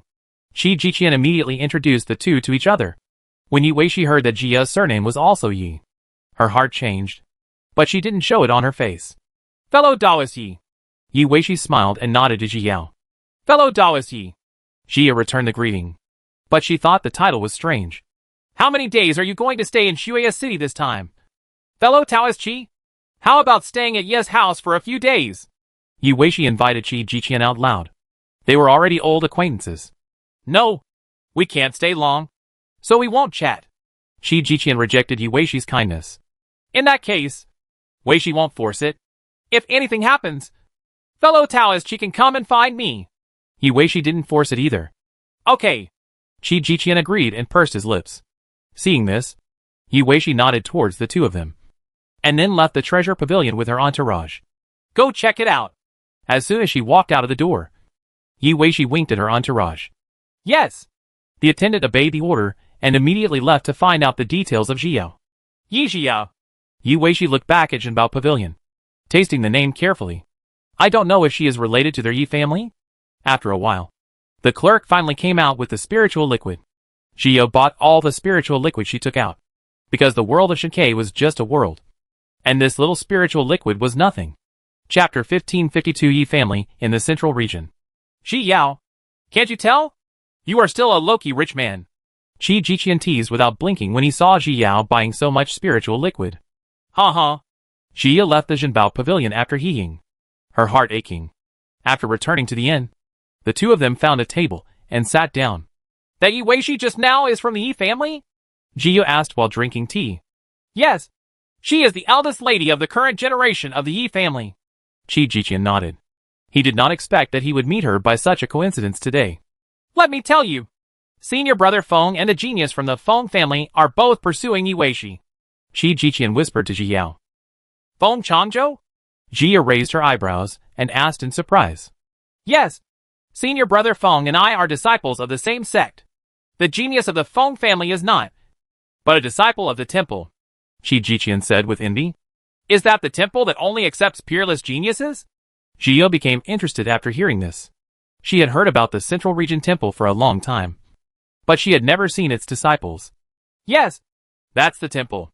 Qi Jiqian actually didn't know much about the temple. He only knew that the temple only accepted geniuses, and that there were many big bosses in the temple. Hearing this, Jia really wanted to meet the peerless genius of the Feng family. As for the story between Feng Changzhou and that genius, she wasn't interested. Anyway, it was either a love triangle or a power struggle. After Jia and Qi Jiqian finished eating, they went back to their rooms and lay down on the bed to sleep. Found it? Yi Weishi sat on the swing, gently rocking back and forth. She is from the Feng family. The entourage was still surprised at this moment, never expecting that she was from the Feng family. What?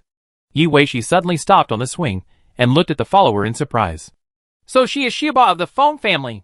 Yi Weishi reacted and pursed her lips. Originally, when she saw that person's talent and her name, she was still guessing whether she could be the illegitimate daughter of an uncle from the Yi family. Since she is from the Feng family, it is definitely impossible. Go down. Yi Weishi waved her hand and asked the entourage to go down.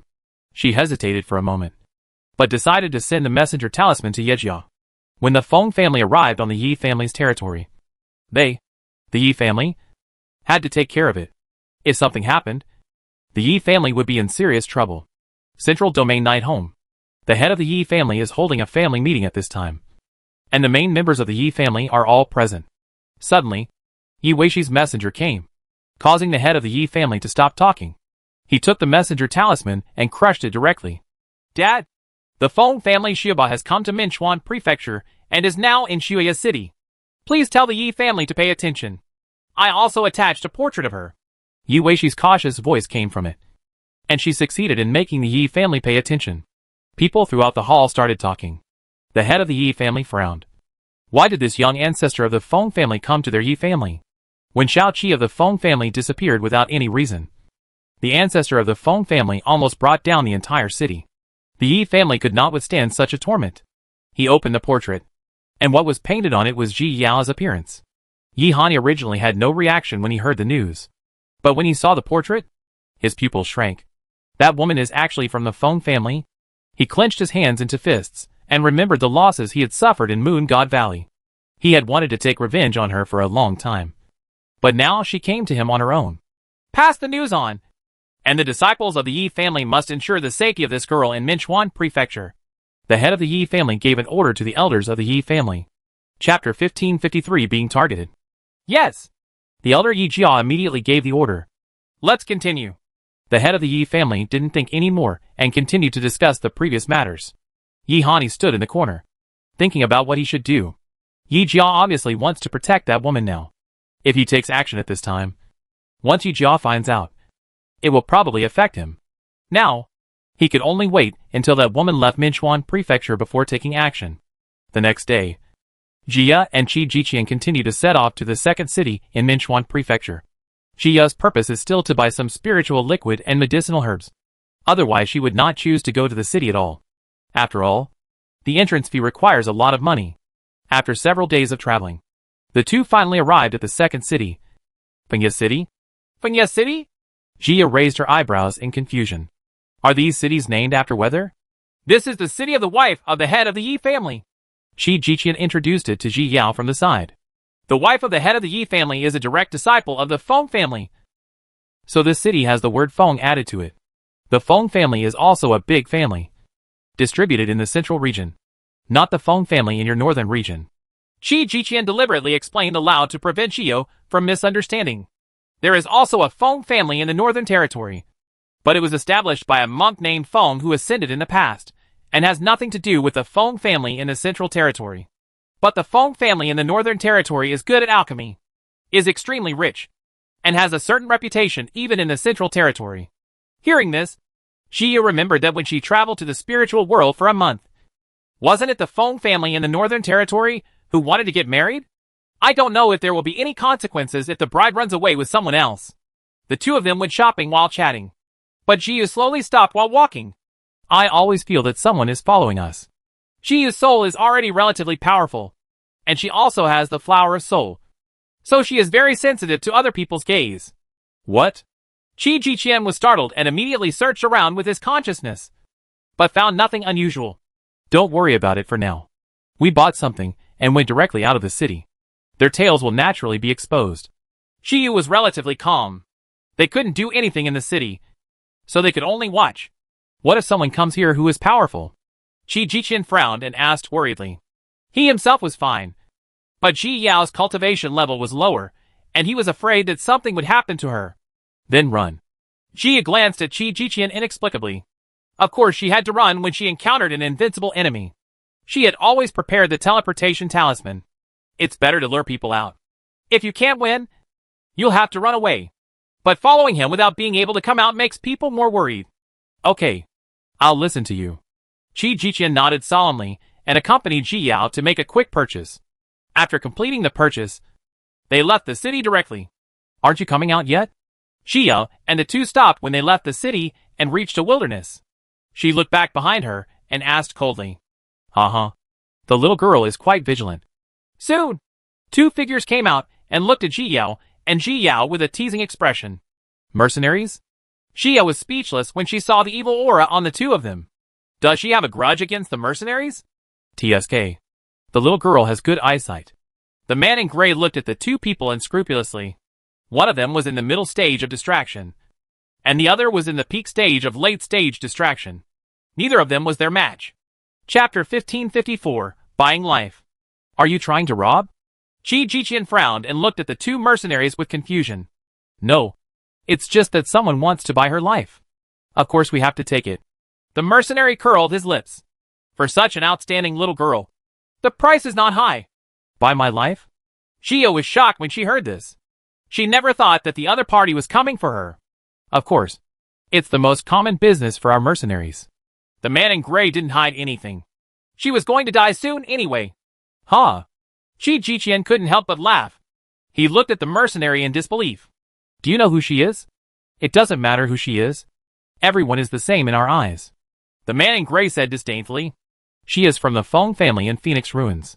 Qi Jiqian looked at the man in gray speechlessly. This was the first time he heard that someone dared to kill the Feng family so blatantly. What?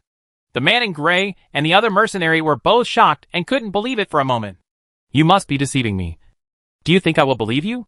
The man in gray realized and smiled coldly, thinking that the two of them were lying to him. Believe it or not, you will believe it when you are on the run. Qi Jiqian didn't want to talk too much. Although the two people on the opposite side were both at the peak of the late distraction stage, he and Ji Yao might not lose. After all, Ji Yao is a sword cultivator and can challenge beyond levels. The man in gray clothes and his companion looked at each other, feeling somewhat convinced in their hearts. The two of them cursed the person who spent the money in their hearts. If they had known that this person was the baby of the Feng family, they would never have accepted the order. Now, the arrow is on the string and has to be fired. Even if they stop, the opponent will obviously not let them go. The only way now is to kill these two people and then run away to avoid being pursued by the Feng family. Just thinking about the miserable life in the future made both of them feel regretful. Can you tell me who wants to kill me? Let me be clear about it. Jia wanted to find out who was behind the scenes. She ascended to the upper world and has not offended many people so far. The only one is Yihani. And this happens to be the Yi family's territory. So it seems very likely that it is him. Stop talking nonsense and go to H.L. The man in gray did not answer directly. They still had professional ethics as mercenaries. The outcome was already determined anyway. So it was better to deal with the opponent quickly. He took out two broad knives and waved his left and right hands at the same time to attack Xiao. His companion, on the other hand, held a black umbrella that was not opened and danced towards Qi Jiqian. Qi Jiqian and Ji Yao looked at each other, divided their tasks tacitly, and faced their opponents. Xia didn't want to waste any more time. It wasn't very far from the city. She was worried that other people would come. As soon as she made a move, it was a perfect year, and she instantly froze the man in gray waving a broad sword. The time attribute is too rare. The man in gray had thought about Ji Yao's various methods, but he never thought it would be this. He was only frozen for a breath, but was enveloped by the reincarnation coming from behind Ji Yao. When he broke free, one of his wrists had been completely cut off, and the broadsword in his hand fell to the ground. You? The man in gray was extremely angry. He had already taken the enemy seriously, and did not underestimate it. But he did not expect that he still underestimated the opponent's strength. Chapter 1555 Battle. Xia didn't answer at all. She teleported to the man in gray several times and struck him with a sword. At the same time, she tapped her hand toward the sky a few times. And with a final stroke, an 8th level formation suddenly appeared, covering the surrounding environment and cutting off the two people's retreat. The man in gray had just dodged away when he saw the rising formation, and his heart suddenly sank. It seems that this time we are really going to fight to the death. He was angry in his heart. The mercenaries had encountered so many dangers and passed them. How could they be afraid of her? The man in gray clothes took the elixir and formed a seal with one hand. Get up! Following his command, countless hard soil thorns rose up from the ground, and they all stabbed toward Xiao. At the same time, the man in gray brandished a broad knife and attacked Ji Yao at close range. The earth thorns rose rapidly, and Ji Yao had no way to avoid them. She could only take out the glass comb and pat the earth thorns on the ground. The glazed comb transformed into a large mountain, and the sharp thorns at the bottom happened to touch the earth thorns, and the earth thorns were quickly destroyed. After Ji Yao threw out the glazed comb, she struck out again with a combination of years and reincarnation. At the same time, she flicked the fingertips of her left hand, and the 9 heavens divine thunder transformed into a giant dragon and wrapped around the man in gray. In the past, her cultivation level was too low and the divine thunder could only transform into a wolf. But it was different now. The man in gray didn't expect Ji Yao, a sword cultivator, to have such complicated methods. Just as he dodged the sword attack, he was bitten by the giant dragon. He slashed with his knife and quickly scattered the dragon. But a wound was bitten on his body by the dragon. The 9 heavens divine thunder crackled and flickered, and it could not be healed at all. The man in gray just glanced at his wound and took out a disposable magic weapon, a pair of scissors, from the storage ring. He smiled coldly, activated the scissors, and threw them in Ji Yao's direction. Ji Yao's heart sank. This scissor exuded a violent spiritual power, and was definitely not a good thing. She immediately teleported away from the place, but found that the scissors could determine the direction of her teleportation. Ji Yao could only turn around and throw a thunder ball at the scissors, but found that the energy of the thunder ball and the scissors just collided and suddenly disappeared. Her heart tightened. Can these scissors absorb energy? I don't know who invented it. Qi Jiqian had just finished dealing with his opponent when he saw the scissors attacking Ji Yao. He was shocked and immediately rushed to help. Don't come over! Ji Yao also saw his intention and quickly refused. She is not at the end of her rope yet and does not need help. Hearing this, Qi Jiqian could only stop and stood aside, watching the two of them nervously. But at this moment, the man in gray clothes was panicked. His companion had been killed. If the two of them were to combine, he would definitely not be able to escape. After all, this woman alone was enough to cause a headache. A cold light flashed in his eyes, and it seemed that he could only make a quick decision and run away. The man in gray began to slowly back away from the scissors. Ji Yao also noticed the abnormality of the man in gray, and her heart sank. She had already guessed something. She no longer avoided the scissors, and struck at it with the sword Time.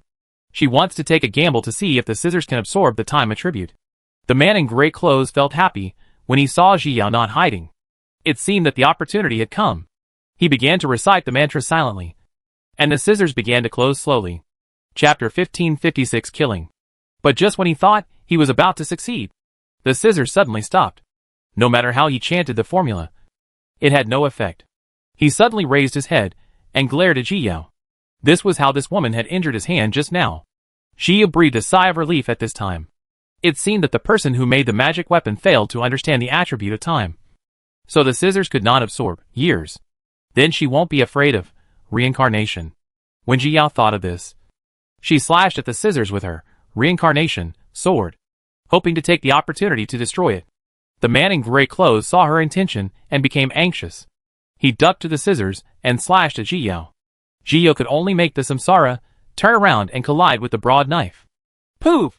The man in gray was forced back a few steps by the huge impact, causing internal injuries. Ji Yao also took a few steps back. The higher the level of cultivation, the more difficult the challenge. Even if it is 2 small levels, it is still not something that can be completed casually. A trace of blood spilled from her face, and she was also slightly injured. Qi Jiqian was anxious, but at the same time he felt that Ji Yao, who was so cold now, was particularly domineering. She was holding a long sword in her hand, exuding murderous intent all over her body, and looked at the man in gray with cold eyes. This appearance was far different from her usual appearance. As expected, he was a swordsman. Ji Yao wiped the blood from the corner of her mouth and rushed forward again holding Li Yuan in hand. The man in gray was extremely afraid of Zia at this time. This woman was very cunning, and she was not a simple sword cultivator at all. I am afraid that she would really fall here today. When faced with danger, their mercenaries always make decisive decisions and run when they need to, so they can survive until now. Thinking of this, the man in gray bit his finger and flicked the blood onto the scissors. Because of this, he failed to escape Ji Yao's reincarnation and was directly knocked out and fell to the ground. However, he was not surprised but overjoyed. He didn't even care about the injury he had just received, and hurriedly recited the mantra silently. Get out of the way! Ji Yao noticed something was wrong. Her eyelids twitched, and she yelled at Qi Jiqian. Then she teleported several times and quickly moved away from her place. When Qi Jiqian heard Ji Yao yelling, he didn't have any doubts and quickly fled back. Boom!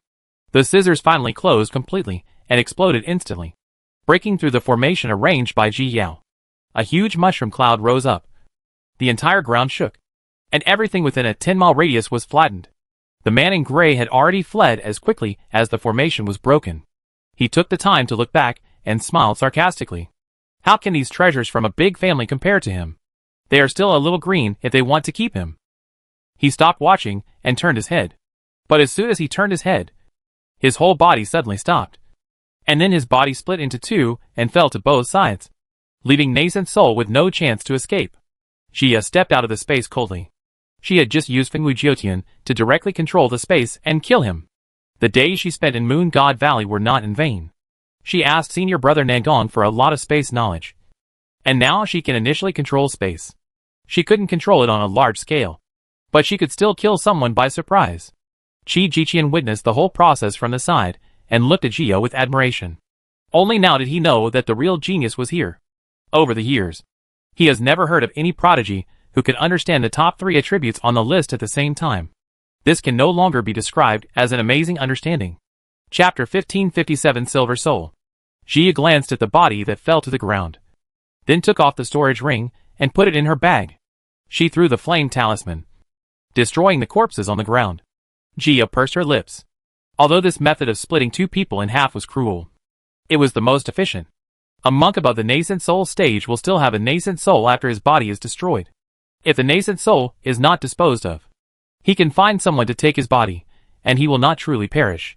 This simple and crude method can directly skip the subsequent steps, which suits her very well. Let's go! Jia said low to Qi Jiqian, and then flew away quickly. The explosion was so loud just now. Someone will definitely come to investigate the situation. Here we come! Qi Jiqian followed immediately. Master, we failed. A man in black reported to another man. Oh, I underestimated her. Gintama smiled. Not seeing her for so many years, the little girl grew up really fast. He originally came out to have fun and look for new prey, but he didn't expect to meet this little girl again. When he kidnapped the bride, he originally wanted to take this girl away with him, but he didn't expect that Gai Shao Chutang to suddenly appear and hinder his good deeds. Don't worry about it. Go down. Gintama waved his hand and let his men leave. He originally wanted someone to kill the girl on the Yi family's territory, and then drag the Yi family into the water and let them bear the Feng family's wrath. But now he has changed his mind. Such an interesting prey cannot be killed immediately. Gintama picked up the wine glass, raised his head, and drank it all in one gulp. Poof! Suddenly, he spurted out a mouthful of blood, and his whole body began to tremble. Gintama gritted his teeth and quickly took out the elixir and drank it. He endured the severe pain and did not make a sound. It was not until an hour later that he slowly regained his composure. Gintama put his hand on the table hard enough to crush the corner of the table. Jinglexi! Gintama shouted through gritted teeth. It was all because of that person that he ended up in this situation. Otherwise, how could he, a monk in the tribulation stage, be restrained by Shao Chutang's combination stage? If it had been before, he could have killed him with one move. But now, his cultivation is regressing bit by bit, and the poison in his body will explode every year. And he can only rely on human elixir to suppress it. If he wanted to completely detoxify, he could only find a monk who was born with a wood spirit body, and make her into an elixir and take it. But there are so few such spirits, and he has not been able to find them for thousands of years. When he is completely detoxified and recovers his cultivation level, he will completely capture the entire Qinchuan prefecture. He will settle all those people's accounts one by one. Who wants to kill you? Qi Jiqian asked with a frown. For this reason, the two of them did not go to the city again, but chose to go to the wilderness. The bonfire was crackling and burning. Qi Jiqian rolled the rabbit meat on it and sprinkled a little seasoning on it from time to time. I'm not sure, but it's probably Yihani, Jia said uncertainly, all of which were just her guesses. But besides Yihani, she couldn't think of anyone else. That illegitimate son of the Yi family? Qi Jiqian looked at Ji Yao in surprise when he heard this. If he was targeted by the murderer, it would be a big trouble. Why did you get into trouble with that murderer? That's a lunatic. Qi Jiqian frowned when he thought of Yihani. Chapter 1558 Separation. In a secret realm, if he wants to steal something from me, he will kill me if I don't give it to him. Jia spread her hands, feeling helpless. She didn't mess with him on purpose. This is in line with his character. Qi Jiqian sighed after hearing this. That guy is actually pitiful. He was bullied since he was a child. He had to steal what he wanted, so he became like this. Qi Jiqian's tone was full of pity. In fact, Yihani's talent was really good, but it was a pity that it was all taken away by Yihani. The home is destroyed. His character is too extreme. He has almost no friends, but a lot of enemies. No matter how pitiful he is, there is no excuse for him to bully others. Jia shook her head when she heard this and said in disapproval. Under the same bad circumstances, some people will choose to grow up with a sunny heart and kindness. He can try to escape his fate, and he can take revenge, but he shouldn't do this to others, because others don't owe him anything. Jio has always felt that there is a desire for revenge and resentment. just like Chiyua's character. And she really appreciates it. But when venting to other unrelated people, she doesn't feel that the other person deserves sympathy at all. Because those who are relevant are the most innocent. Oh, that's right. Chi Jiqian sighed. Although he felt Yihani was pitiful, he really couldn't like him. However, the person behind this time is probably not Yihani. Why? Jia raised her eyebrows in confusion and looked at Chi Jiqian.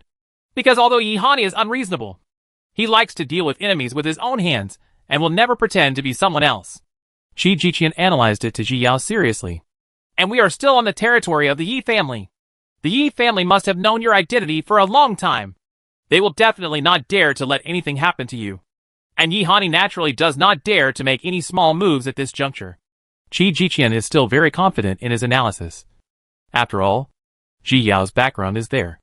Jia fell into deep thought. She didn't expect that the Feng family's background would play such a big role. But if it weren't for Yihani, this matter would be even more troublesome. After all, Yihani was at least on the bright side, while that person was hiding in the dark. It seems that she will have to be careful on the next journey. How about I accompany you to Qingchuan Prefecture? Chi Jiqian was also a little worried about Ji Yao, fearing that she would be hunted down again. No, your Qi family still has something waiting for you. Ji Yao refused aloud. Chi Jiqian's clan brother will get married in a while, and he must go back to attend. And he can't mess with things because of her. The meat is ready. Seeing that Chi Jiqian wanted to persuade him again, Ji Yu changed the subject directly. Upon hearing this, Chi Jiqian looked at the rabbit meat and found that the meat was almost burnt. He hurriedly took out the rabbit meat and shared it with Ji Yao to eat. In the evening, Jia took out her cabin and stayed overnight with Chi Jiqian in the wilderness. Early the next morning, the two of them rushed towards several other cities of the Yi family.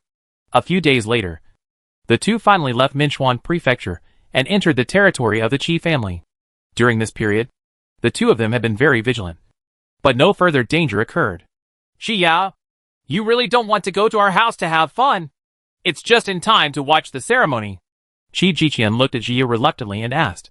The two of them had been together for so long, and now they were suddenly separated, which made him feel very uncomfortable. No, let's play again next time when we have a chance. Jiyu smiled and shook her head. Chapter 1559, Sisterly Love. She is still rushing to Qingchuan Prefecture, and will rush back to the Northern Territory to attend the double cultivation ceremony in July. I really don't have time to play here. Well, you must pay attention to your own safety. If you are in danger, remember to call me. Chi Jiqian warned worriedly. The person behind it has not been caught yet, and he is worried about Jia's safety. Okay. Remember to practice hard and don't think too much. Jiu agreed with a smile, waved to Chi Jiqian and turned around to leave. Chi Jiqian looked at him reluctantly for a while, then turned around and went home. He will definitely practice hard. Jiu Mei, are you okay? Nan Shiyuan asked hurriedly, pretending to be worried when she saw Nan Xingda was injured. Nan Xingda bit her lip tightly. Blood was flowing from her arm, and she was already injured. Junior sister Nan, please pay attention to your safety and don't worry about others. A sword sect disciple shouted to Nan Shiyuan while killing the monster. Third sister, please leave her alone. The sister of the Nan family also shouted dissatisfied. Now that it is so dangerous, the third sister still only cares about the safety of others. It's okay, as long as nothing happens to ninth sister. Nan Shiyuan frowned slightly and said with concern. And then she was about to approach Nan Xingda again. Get out! Nan Xingda shouted angrily when she saw this. It was because of Nan Shiyuan that she was injured just now. Now this person obviously wanted to repeat his old tricks. On the surface, he said he wanted to protect her. But in fact, he was influencing her, causing her to expose her flaws and be injured by the monster. Nan Xingda, what's your attitude? The sister of the Nan family was completely angry when she heard this. She was about to rush towards Nan Xingda with her sword in hand, not even caring about the monsters.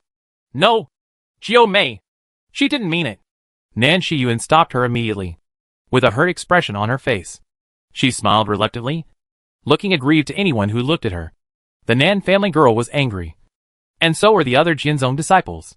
Everyone couldn't stand Nan Xingda's behavior, but Nan Xingda had an identity and background, and ordinary disciples didn't dare to say anything.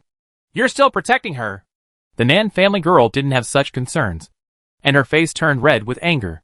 Nan Xingda, however, didn't even look at them and concentrated on killing the monster in front of him.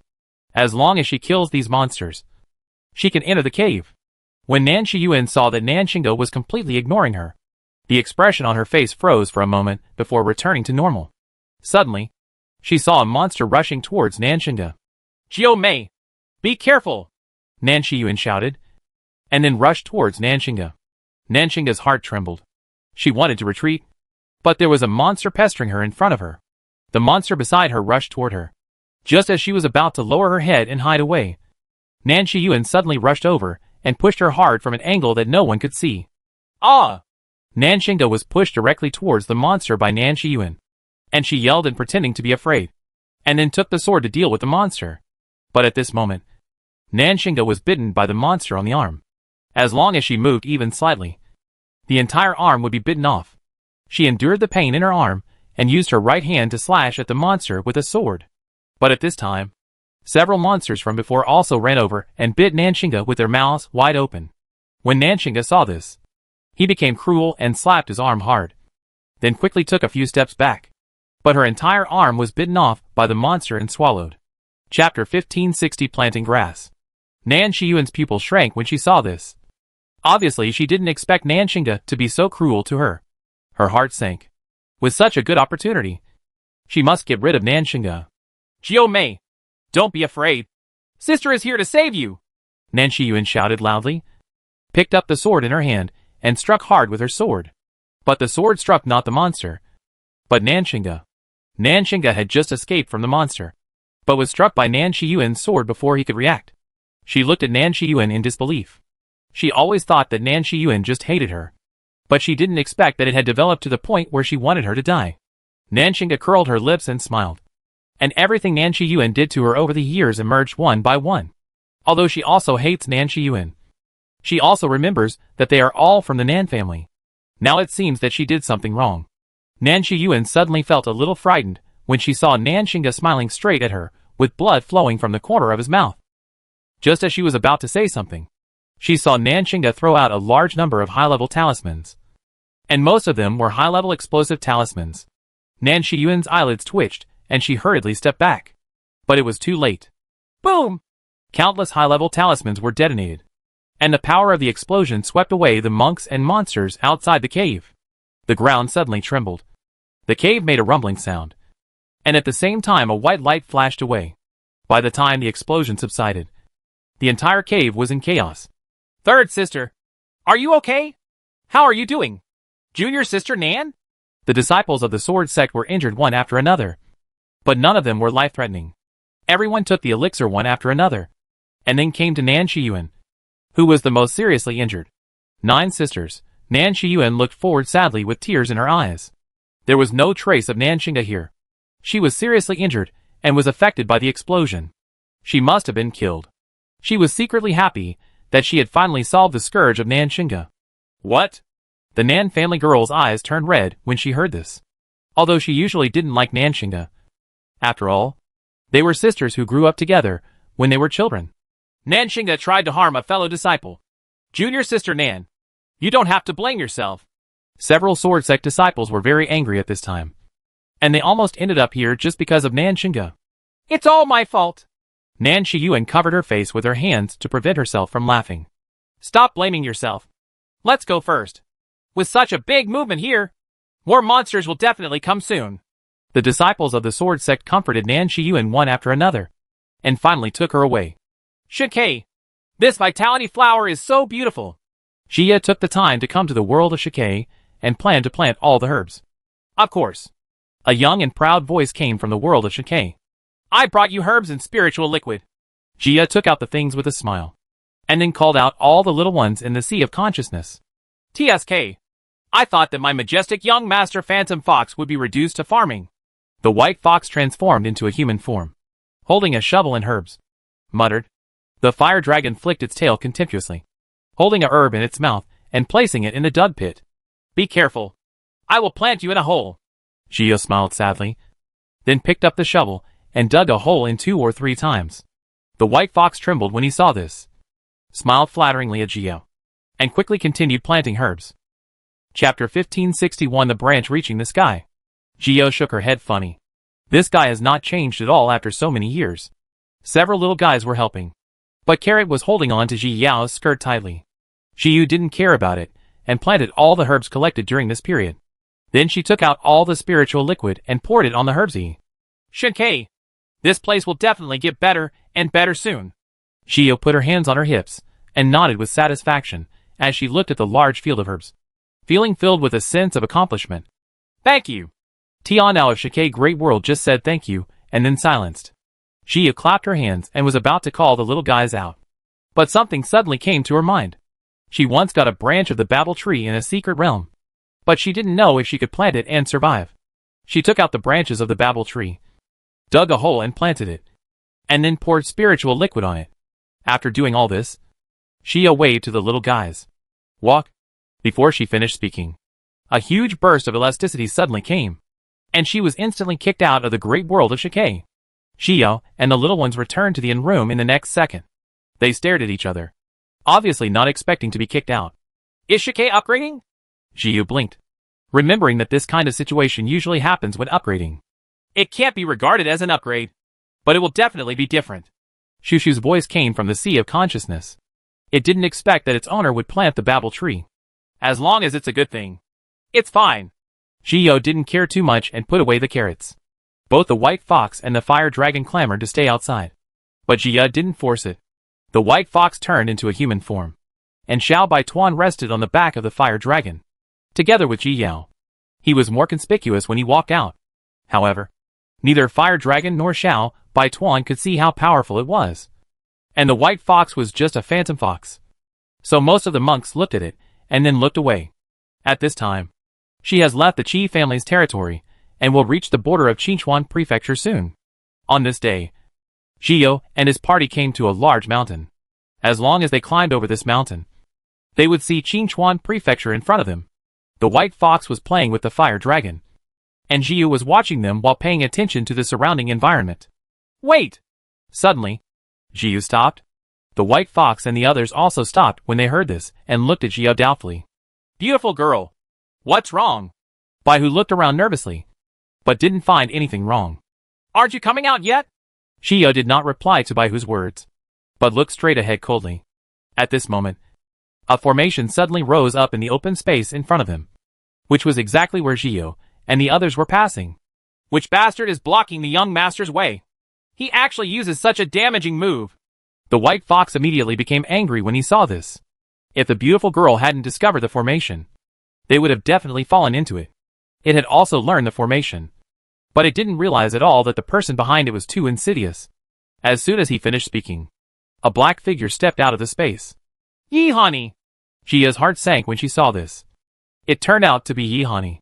Yihani stood in midair and looked at Jia indifferently, as if he was looking at a dead person. Jia held the yuan in her hand and met Yihani's eyes without fear. This time, I'm afraid it's going to be much worse. Chapter 1562 Yihani intercepts and kills. Yihani is a sword cultivator in the integration stage, and she is someone who can surpass the challenge. She has no chance of winning in the middle stage when she is distracted. Reincarnation can't cause any harm to Yihani at all. The only way is to use Fengwu Jiotian to confuse Yihani's sight, and then use the teleportation talisman to escape. After making up her mind, Jio put away Li Yuan and held the teleportation talisman in her hand. Yihani watched her movements coldly, not caring about her little movements at all, because in the end, she has only one ending, and that is death. The white fox and the others also noticed something was wrong. They were very quiet at this time, but they were already ready to take action. Suddenly, Yihani moved. He just gathered all his spiritual power and struck Ji Yao with a fierce sword. There was a rumble in the sky, and a sword light tore through the sky and struck straight at Ji Yao. Jia's heart sank. Her mind was racing with Phoenix dancing in the sky, and she stretched out her hand and waved in the direction of the sword light. The space in front of the sword light suddenly opened a hole, trying to swallow the sword light. However, it failed to swallow the sword light completely, and was scattered by the sword light. The remaining sword light struck Ji Yao, and Ji Yao could only teleport to avoid the sword light. Yihani snorted coldly in his heart.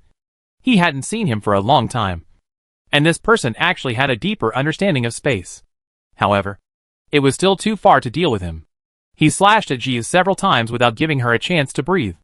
The white fox could only keep throwing illusions at Yihani, but its cultivation level was lower than Ji Yao, so it had no effect at all. The fire dragon kept spitting fire at Yihani, and Xiao Bai Tuan bit Yihani with his big mouth. Everyone wanted to help stop Yihani, fearing that he would hurt Ji Yao. Unfortunately, Yihani destroyed all their attacks with just one sword blow, and at the same time knocked them away and was injured. Ji Yao's heart tightened when she saw this. She didn't have enough control over Feng Wujiutian now, and she couldn't keep activating the space. She had just blocked a ray of sword light, but before she had time to dodge, she was hit by the remaining sword rays. Poof! Ji Yao was seriously injured and was knocked to the ground. She gritted her teeth, quickly took the little ones back to the sea of consciousness, and immediately activated the teleportation talisman. Seeing that she wanted to leave, Yihani smiled and struck Ji Yao with his sword again. Boom! The sword light falling from the sky hit Ji Yao again. Seeing that it was about to interrupt the transmission of the teleportation talisman, Ji Yao could only pull out the spiritual hairpin on her head and throw it towards the sword light. The defensive hairpin delayed the sword light for a breath, but bought Ji Yao time. The teleportation talisman was activated. Ji Yao disappeared from the place instantly, and the sword light also fell to where she was before. When Yihani saw Ji Yao disappear, he just smiled coldly and spread his consciousness to the ground. Soon he caught Ji Yao's traces. He smiled coldly and chased after Ji Yao. In the face of absolute strength, no amount of tricks were useless. At this time, Ji Yao was traveling underground. She endured the pain in her body and hurriedly took a few pills. At this time, she thought of the Yinchuan flowers she got in Moon Valley, and her eyes suddenly lit up. She took out the Yinchuan flower, put it directly into her mouth, chewed it a few times and swallowed it. Sure enough, a strong with spirit power emerged from her body, which healed Ji Yao's injuries in an instant without leaving any sequelae. Ji Yao sighed in her heart. No wonder Yinchuan flowers are so precious. They are a second life at a critical moment. Chapter 1563 Escape. Thinking that she still had a lot in her storage ring, Ji Yao felt a little relieved. However, Ji Yao felt heavy when she thought that Yihani was still watching behind her. A quarter of an hour later, the teleportation talisman finally lost its effect, and Ji Yao immediately activated another teleportation talisman. At this time, the farther she ran, the safer she would be.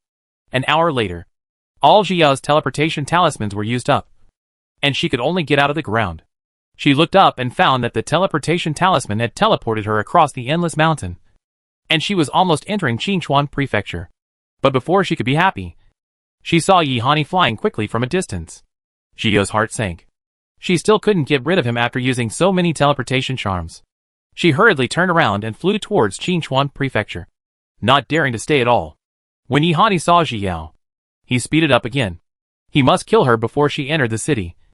Otherwise this plan would fail. He roughly estimated the distance and struck directly at Ji Yao with his sword. Ji Yao sensed the danger and could only choose to avoid the sword light. She did not dare to turn back to fight because she might not be able to escape. However, the sword light still slowed down her flying speed, and it wasn't long before Yihani caught up with her. He didn't hesitate at all, and struck Ji Yao with several swords in succession. This time, he must kill her. Ji Yao noticed a strong sense of crisis locking onto her, and her intuition told her that if she didn't run away, she would really die here. Her thoughts flashed, and she took out the yin chain from the yin and yang chain that Nangang Yu once gave her. Although I don't know where the other end of the yang chain is, I can't care about that now, and can only take a gamble. Ji Yao quickly activated the yin chain, and suddenly turned into a stream of light, and disappeared before the sword light arrived. Yihani frowned and immediately sent out his consciousness to look for Ji Yao. But this time, no matter how hard he searched, he couldn't find Ji Yao's shadow. It was obvious that she had escaped. Boom! He slashed his sword towards the hilltop not far away with murderous intent, venting the anger in his heart. The mountain peak suddenly turned into ash, and a cloud of dust rose up. Yi Ji Yao! Yihani gritted his teeth and called Ji Yao's name. This time he actually let the woman escape. His right hand holding the sword made a creaking sound, and his anger had nowhere to vent. After failing to kill her this time, he always felt that he would never have the chance to kill her in the future. That woman is progressing too fast, and staying here will only become a serious problem for him. Yihani's eyes flashed. He raised his eyes and glanced in the direction of Qinchuan Prefecture, and finally flew towards Qinchuan Prefecture. Dragon Mother, what are your orders for calling me here? Qilong hurried over as soon as he received the message from Dragon Mother. Do you have anything to explain to me? Dragon Mother suppressed the anger in her heart and asked stiffly. Huh? Qilong was stunned when he heard this, not understanding what the Dragon Mother meant at all. Aussie doesn't understand what Dragon Mother means. Qilong shook his head and looked at Dragon Mother in confusion. Bastard. Mother Dragon could no longer hold back her anger. She waved her hand fiercely and knocked the green dragon away. Poof! Qilong hit the wall and stopped, already seriously injured. Dragon Mother? He looked at Dragon Mother with a confused expression, not understanding what he had done wrong. That scoundrel is still in the world of floating dust. Mother Dragon patted the seat and stood up. Chapter 1564 Dragon Mother's Plan.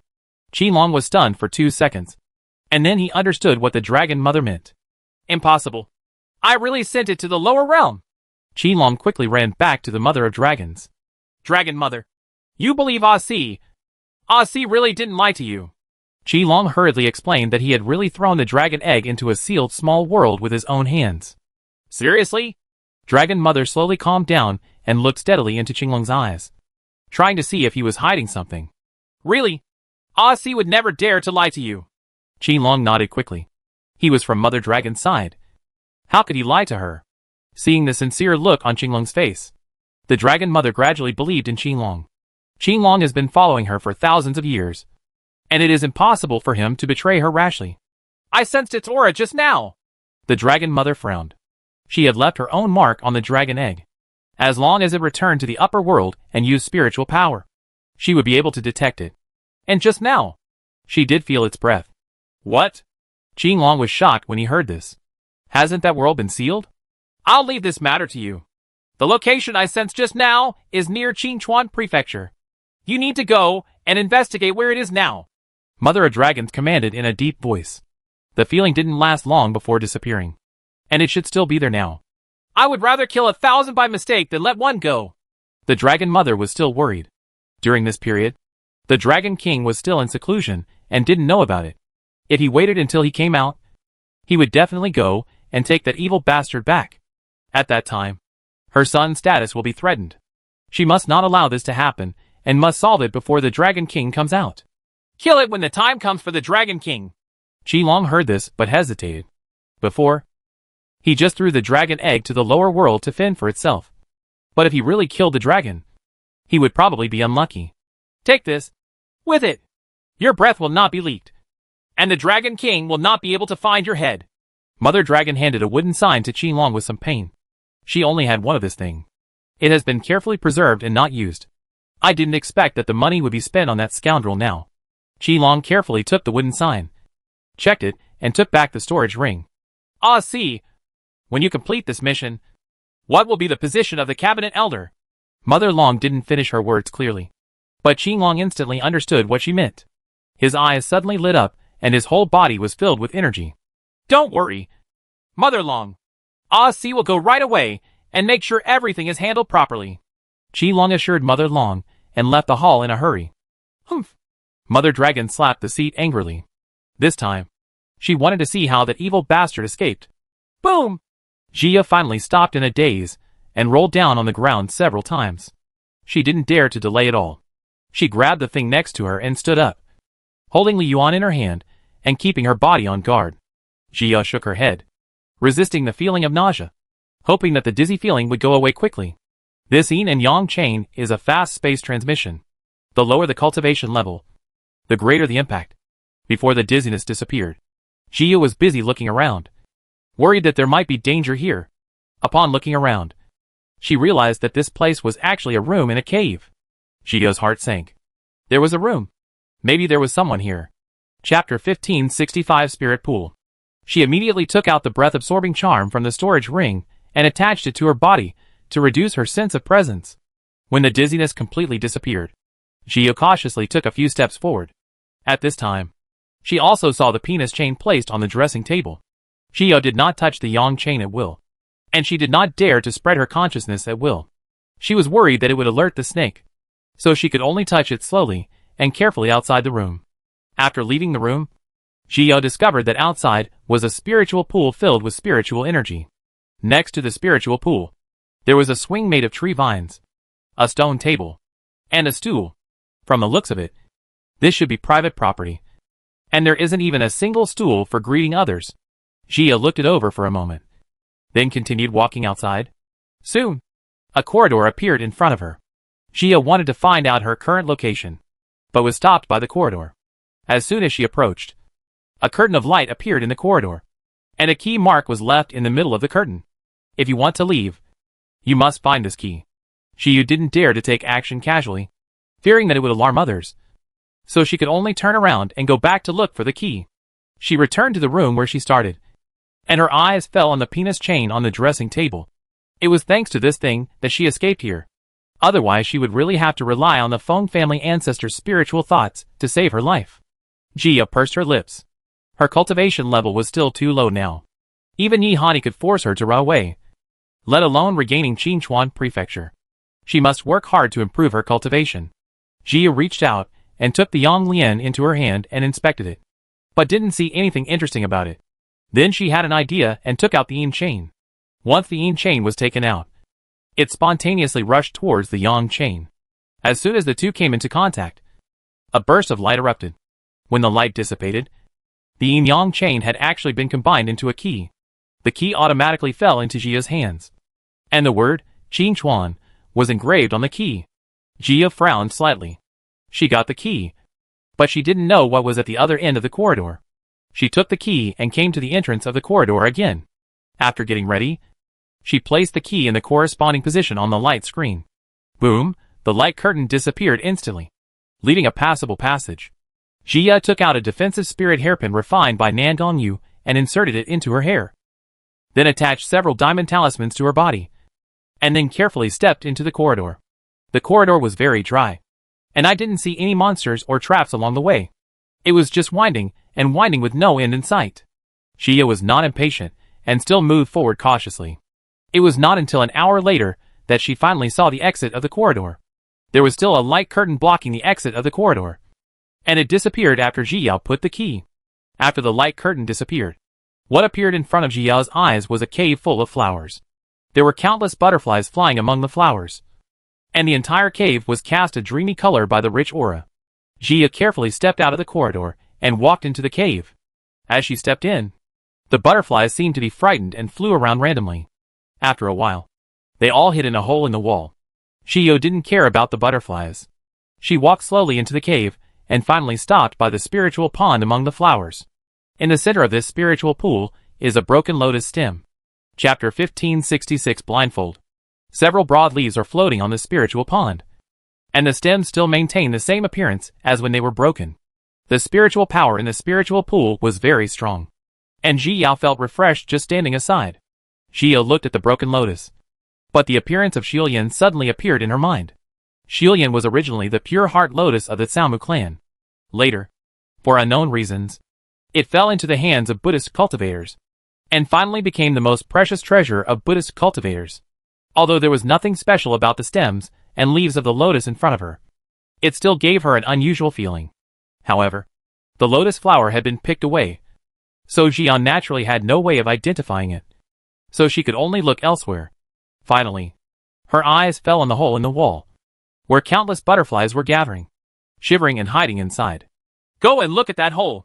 Shushu in the Sea of Consciousness suddenly spoke, with a hint of disbelief in his tone. Huh? Ji Yao raised her eyebrows upon hearing this, a little surprised at Shushu's suggestion. She had just used her spiritual consciousness to look at the hole, and found nothing unusual. However, Shushu never misses the target without aim. I'm afraid there is really a problem in this hole. Jia carefully approached the wall and waved her hands to drive away the butterflies in the cave, trying to drive them out. The butterflies were frightened and began to fly around, slowly flying out of the cave. After all the butterflies flew out, Jia found that it was an ordinary cave with nothing unusual about it. There is a blinding method in this cave. Master, you can't break it, Shushu said in a deep voice. This blinding method is not a formation, but an innate magical power of the ancient witch clan. I'm afraid not many monks know about it now. A blind trick? Jia looked into the cave again after hearing this. In the end, she still couldn't see anything. It was indeed unbreakable. I found something incredible inside. Please go in quickly.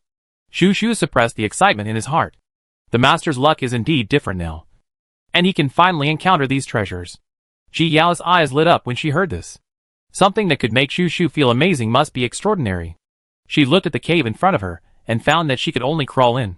But for the sake of the baby, it's okay to let her get in. Jia put Li Yuan away, and climbed into the cave. The cave was not big, so Jia could only shrink her body as much as possible, and slowly crawl deeper into the cave. After a while, she came to the deepest part of the cave. There was a wall in front of her, and her consciousness was all made of stones. There was nothing strange about it. Climb inside, Shu Shu reminded. Jia did not hesitate and continued to crawl inside. What surprised her was that she could actually continue to crawl inside. However, both the eyes and the consciousness saw her walking through the stones, but her body did not come into contact with anything.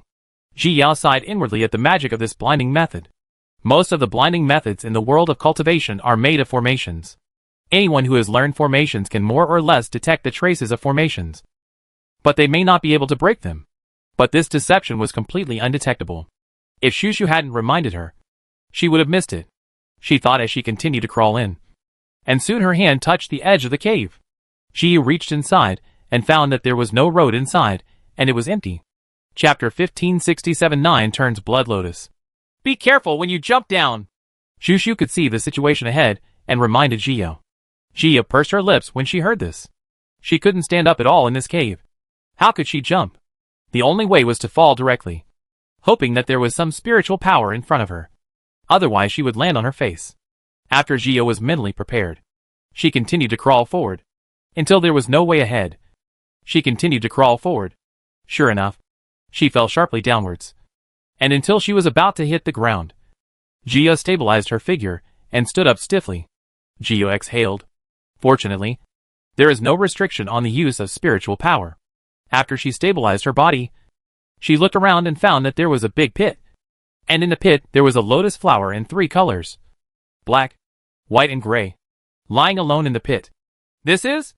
Jiu's eyes widened. Could this be the lotus that was picked outside? This is the 9-turned blood lotus. But it was picked before it was fully mature. Now it only has 3 turns. Shu Shu's tone was quite exciting. With this blood lotus, the owner does not have to be so passive. 9-turned blood lotus? Jia frowned when she heard this. She knew that there were many treasure lotuses in the world of cultivation, but she had never heard of 9-turned blood lotus. The 9-turned blood lotus is originally from the immortal realm. I don't know where this blood lotus came from. Shu Shu is also a little confused. But the 9-turned blood lotus is relatively common in the immortal realm. I'm afraid someone accidentally threw it into the lower world, made of lotus seeds. However, the 9-turned blood lotus is common in the fairy world, but it is a big treasure in this spiritual world. The greatest function of the 9-turned blood lotus is to provide majestic spiritual power and blood for monks to advance. Taking 9-turned blood lotus requires a strong body and soul, both of which are indispensable. Master, you happen to have both, so this thing is a treasure delivered to your door. Shu Shu's tone became cheerful. With the knowledge of Shike world with the blessing of luck, this heavenly way is really very honorable. After hearing this, Ji Yao's eyes lit up. What she needed most now was to improve her cultivation. This thing came at a really coincidental time. However, although she knew that her luck had improved a lot now, the falling pie still made her a little uneasy. It wasn't until she made sure again and again that there was no danger around her that she stepped forward and carefully put the 9-turns blood lotus into the jade box. Huh? Jia looked at the jade box in her hand happily, and put it back into the storage ring. After collecting the 9-turns blood lotus, he returned to the cave and planned to climb out again. She still hasn't figured out where she is, and she doesn't dare to take blood lotus at will to advance. Jiu crawled back into the cave and crawled forward slowly.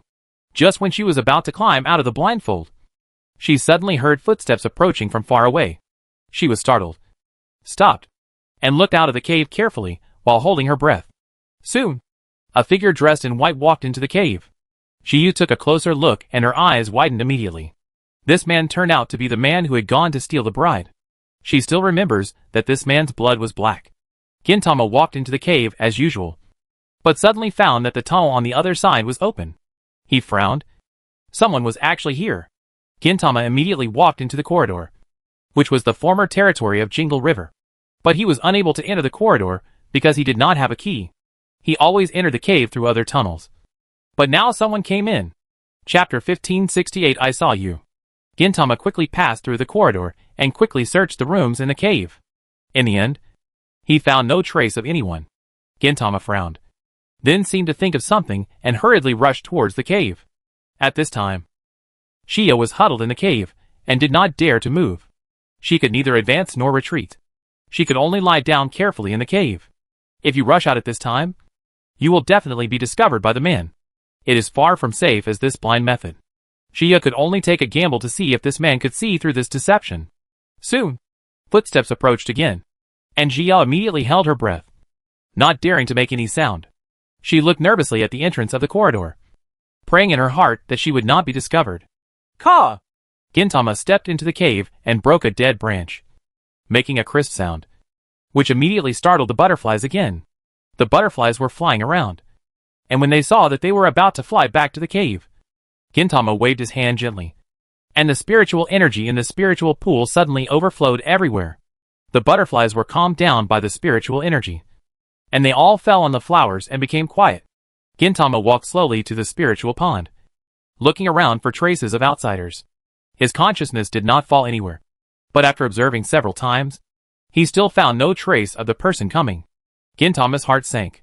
Someone must have been here before. Otherwise the defense of the corridor could not be broken. He had tried countless times to crack the defense, but nothing could be done. Now it was destroyed by an unknown person. Gintama stared at the remaining stems and leaves with a heavy gaze, and clenched his hands tightly into fists. If he hadn't followed Jingle Creek here secretly, he wouldn't have known that Jingle Creek had such a treasure. She always said that they were best friends. It was really ridiculous to have such a good thing, but guard him like a thief. He is not like those stupid men who believe whatever she says, and do whatever she asks. Gintama pursed his lips. He must find the 9 Revolution Blood Lotus. As long as he found the 9 Revolution Blood Lotus, he would be close to ascending. He turned around suddenly, and his eyes suddenly fell on the butterfly's cave. Shia's pupils shrank when Yinthan looked over, and her heart skipped a beat for a moment. She didn't dare to make any move or make a sound. This person was a master in the tribulation stage, and he could kill her in a minute. Facing Yohani, she could still escape, but facing the tribulation period, she didn't even have a chance to escape. Gintama looked steadily at the cave. The only special place in the cave was this cave. He approached the cave step by step, and finally stopped in front of the cave. Jiyu bit her lower lip. At this time, she felt as if the man had seen her. She even felt that the two people were looking at each other. Gintama frowned and looked at the cave, and suddenly said, "Come out! I see you!" Jiyu was shocked when she heard this. The other person's eyes seemed to have really seen her. "Still not coming out? If you don't come out, I will take action." Gintama smiled and said confidently. Jiyu's heart sank. The other party seemed to have discovered her, but she still chose to take a gamble, because if he really found her, I'm afraid he wouldn't speak so gently, and he would definitely arrest her directly. Therefore, he was probably deceiving her. Jiya continued to pretend to be dead and lay motionless in the cave. Chapter 1569 Escape. After a while, Gintama frowned even more when he found that nothing unusual happened. He has checked this cave countless times, and has never found anything unusual. He just wanted to deceive others. He withdrew his gaze, and continued walking to other parts of the cave, not missing any corner to investigate again. Jiyo felt relieved when she saw that Inhun was indeed deceiving her, but she still lay down carefully in the cave. "Jing Lexi, you are really good." Gintama searched the cave and found nothing unusual, and finally returned to the spiritual pond.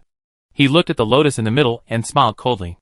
In the end, Jing Lexi would rather destroy the 9-turned blood lotus than give it to him. However, Jiyu's eyes widened when she heard Gintama mention Jingle Creek, and she looked at Gintama unexpectedly. This person actually knows Senior Jing Lexi? "Don't you care so much about Qinchuan Prefecture?" Gintama slapped the spirit pond with his palm, and the water in countless ponds suddenly rose, and finally calmed down slowly. From the beginning to the end, Gintama never harmed the stems and leaves of the 9-turned blood lotus, and he still hoped that it would bloom again. "I will let the Qinchuan Prefecture you care about be destroyed bit by bit in my hands." Gintama retracted his palm and sneered. Shiya's heart sank when she heard Yinthan's words.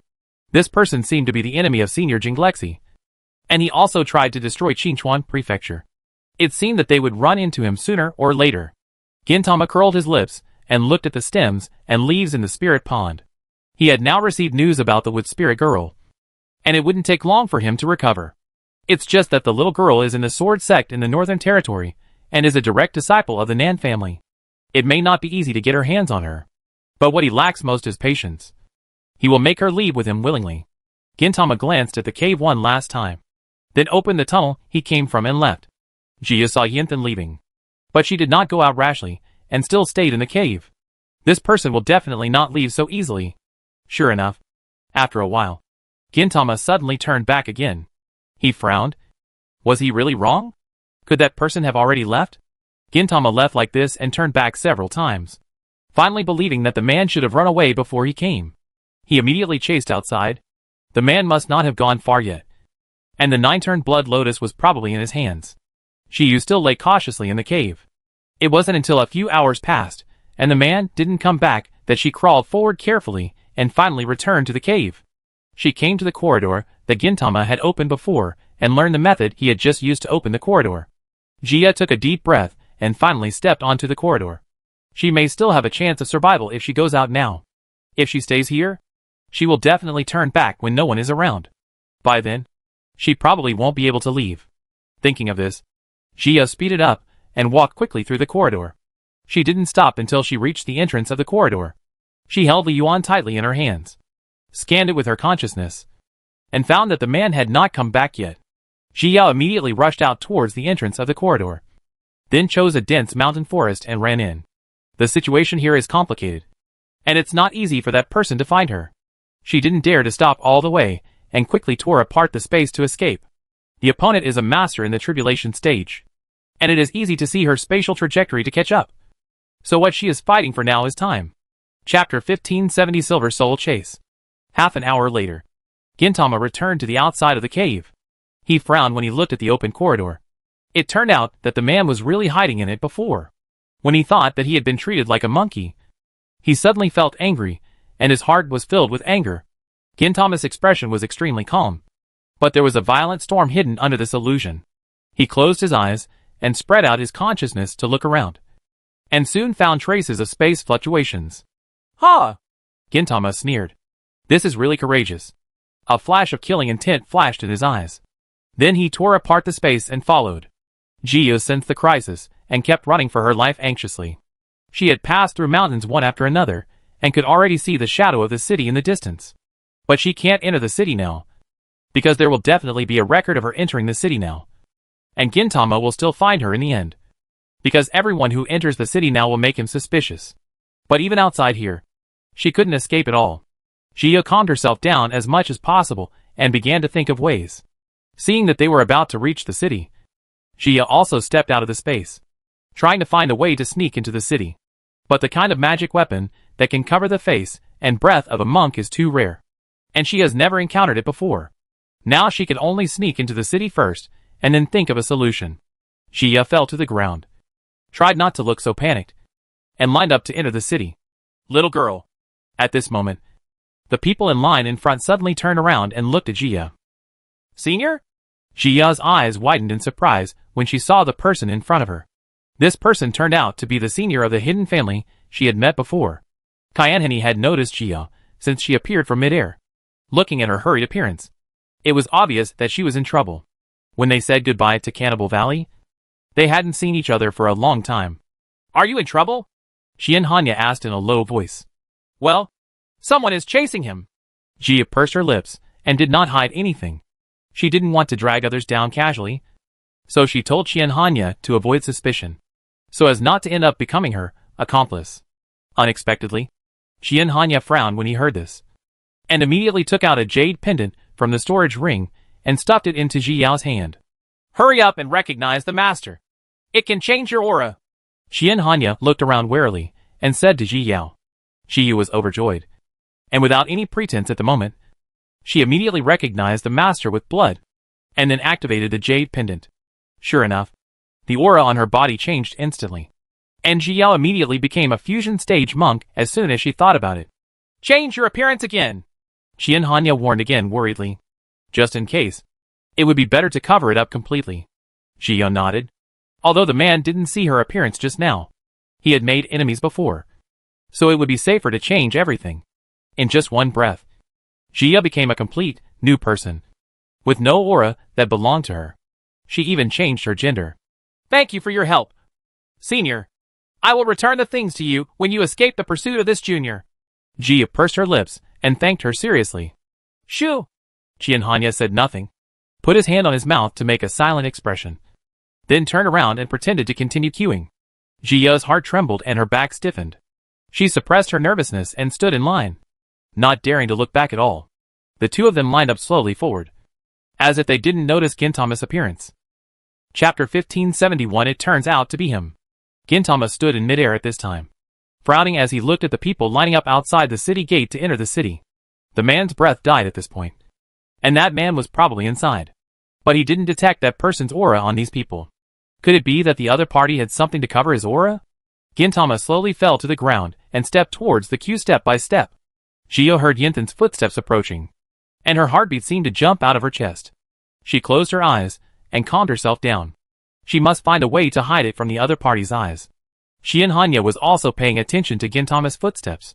He didn't expect that the one chasing the little girl was actually a master in the tribulation stage. Silver Soul slowly came to Ji Yao and looked towards her. This person doesn't have a trace of that person's breath. But he is ranked last, so the possibility is very high. He looked Ji Yao up and down, trying to see if there was any concealed aura on his body. Jia noticed the scrutiny and tilted her head, pretending to be dissatisfied, pretending to be angry. But when she saw Gintama, her mouth grew slightly in surprise. I've met Senior. Jia immediately clasped her fists and saluted, as if she had an expression when she suddenly saw a master. Gintama didn't answer, but just looked at Jia silently. The look on this man's face didn't look like he was being fake, and there was no trace of that man's breath on his body. Could it be that it really wasn't him? I've met Senior. I've met Senior. The people in line were alarmed by Ji Yao, and when they turned around and saw Gintama, they all saluted. I've met the state leader. When the guards of the main city saw Gintama, they also hurriedly ran to Gintama and saluted. What are the orders from the state leader? The two guards lowered their heads in fear, very surprised by Gintama's sudden appearance. But Jiyu's eyes widened in shock when she heard, State Leader. This person turned out to be the current state leader of Qinchuan Prefecture. Gintama? Combined with what he said in the cave, Jiyu finally understood his identity. It turned out that she had met him when she first arrived in the Fuchin realm, and it seemed that there was really an inextricable fate. Did you see anyone unusual? Gintama asked aloud while looking at these people. No. The guards shook their heads repeatedly. They had been collecting spiritual stones, and did not notice anything unusual. Yeah. Gintama hummed lightly, frowning tightly. He left his mark on these people, and then flew out of the city, planning to go out and look for that person to see if he was hiding outside. And these people have left his mark, and it will be easy to find them later. Everyone breathed a sigh of relief when they saw Gintama leaving. After all, Gintama was a senior in the tribulation stage, and his expression was not very good. They were also afraid that they would be killed if they provoked him. Okay. When the guard saw Gintama leaving, he greeted him a few times, stood back at the city gate, and continued to collect the spiritual stones. Ji Yao and Qianhanya looked at each other, and both breathed a sigh of relief. The two lined up, handed over the spirit stones, and entered the city. It was also at this time that Ji Yao realized that she had arrived at the main city of Qinchuan Prefecture, which was the real territory of Gintama. But this is also the ultimate goal of her trip. She wants to see what Qinchuan Prefecture looks like now. Senior, thank you. Jia thanked Qianhany gratefully. If it hadn't been for his help, she would have been exposed long ago. But at this time, she did not dare to take off the jade pendant rashly, because the identity jade tag she received when entering the city contained a fake aura, and she would not be able to leave the city after recovering. We can only wait until we leave the city. Chapter 1572. Asking for help. At this moment, Jiyo is a handsome young man in the eyes of outsiders, and even the Silver Soul, who is in the tribulation period, cannot see the flaws. She followed Qianhanya to find an inn to stay in, planning to inquire about the situation in Qinchuan Prefecture. Moreover, Jiyo always felt that it was unusual that Gintama's blood was black, and there must be something wrong with it. And Feng Mini, who ran away with Gintama on the day of their wedding, doesn't know what happened to her now. I haven't seen you for a long time. Qianhanya poured the spiritual tea for Ji Yao and said with a smile, since leaving Cannibal Valley, He didn't expect to see Jia again until now, when the mainland suddenly recovered its spiritual power. It didn't take long for him to ascend. Nowadays, there is no foundation of Qinjia in Fuchin realm. But he breathed a sigh of relief. In the lower world, his family always arranged for him to do things he didn't want to do, and he almost agreed to them for the sake of family justice. But in the end, the family even wanted to arrange his marriage, which was something he absolutely could not compromise on. He looked at the handsome young man in front of him and smiled silently in his heart. Since we can meet again, it's fate, right? Yes, Senior. I didn't expect to meet you by such a chance, and I would like to thank you for your generous rescue. Jia picked up the teacup and toasted Qianhanya. Senior had really risked his life to save her before. Qianhanya and Jia touched each other lightly and took a sip of spiritual tea. He didn't ask why Jia was being hunted. He just looked at Jia with a smile. Jia felt a little uncomfortable with Qianhanya's eyes, so she could only lower her head to eat in embarrassment. Qianhanya didn't realize how obvious he was, but instead enthusiastically served Jia some food. Jia refused repeatedly, but Qianhanya ignored her completely and insisted on taking care of her. Jia finally finished her meal and quickly retreated to her room. This senior was too enthusiastic, which made her uncomfortable. After returning to the room, Jia set a communication talisman to the ancestor of the Feng family to ask if he had been busy recently. After getting the news that the Feng family ancestor was not busy, Jia revealed her purpose and asked the Feng family ancestor to come to Qinchuan Prefecture to pick her up. Gintama will never give up if he can't find her, with the mentality that he would rather kill 1,000 by mistake than miss one. He will probably attack them all together. If it was Yihani, she could also consider using the 9-turn Blood Lotus to deal with him after advancing. But Gintama couldn't do that at all. Even if she advanced, her strength was still too different, and the outcome of her confrontation with him would only be death. What's more, there is Qianhanya who is helping her now, and she can't drag him into trouble. So the best way now is to ask the Feng family ancestor for help and take them out of Qinchuan Prefecture, although she prefers to rely on herself.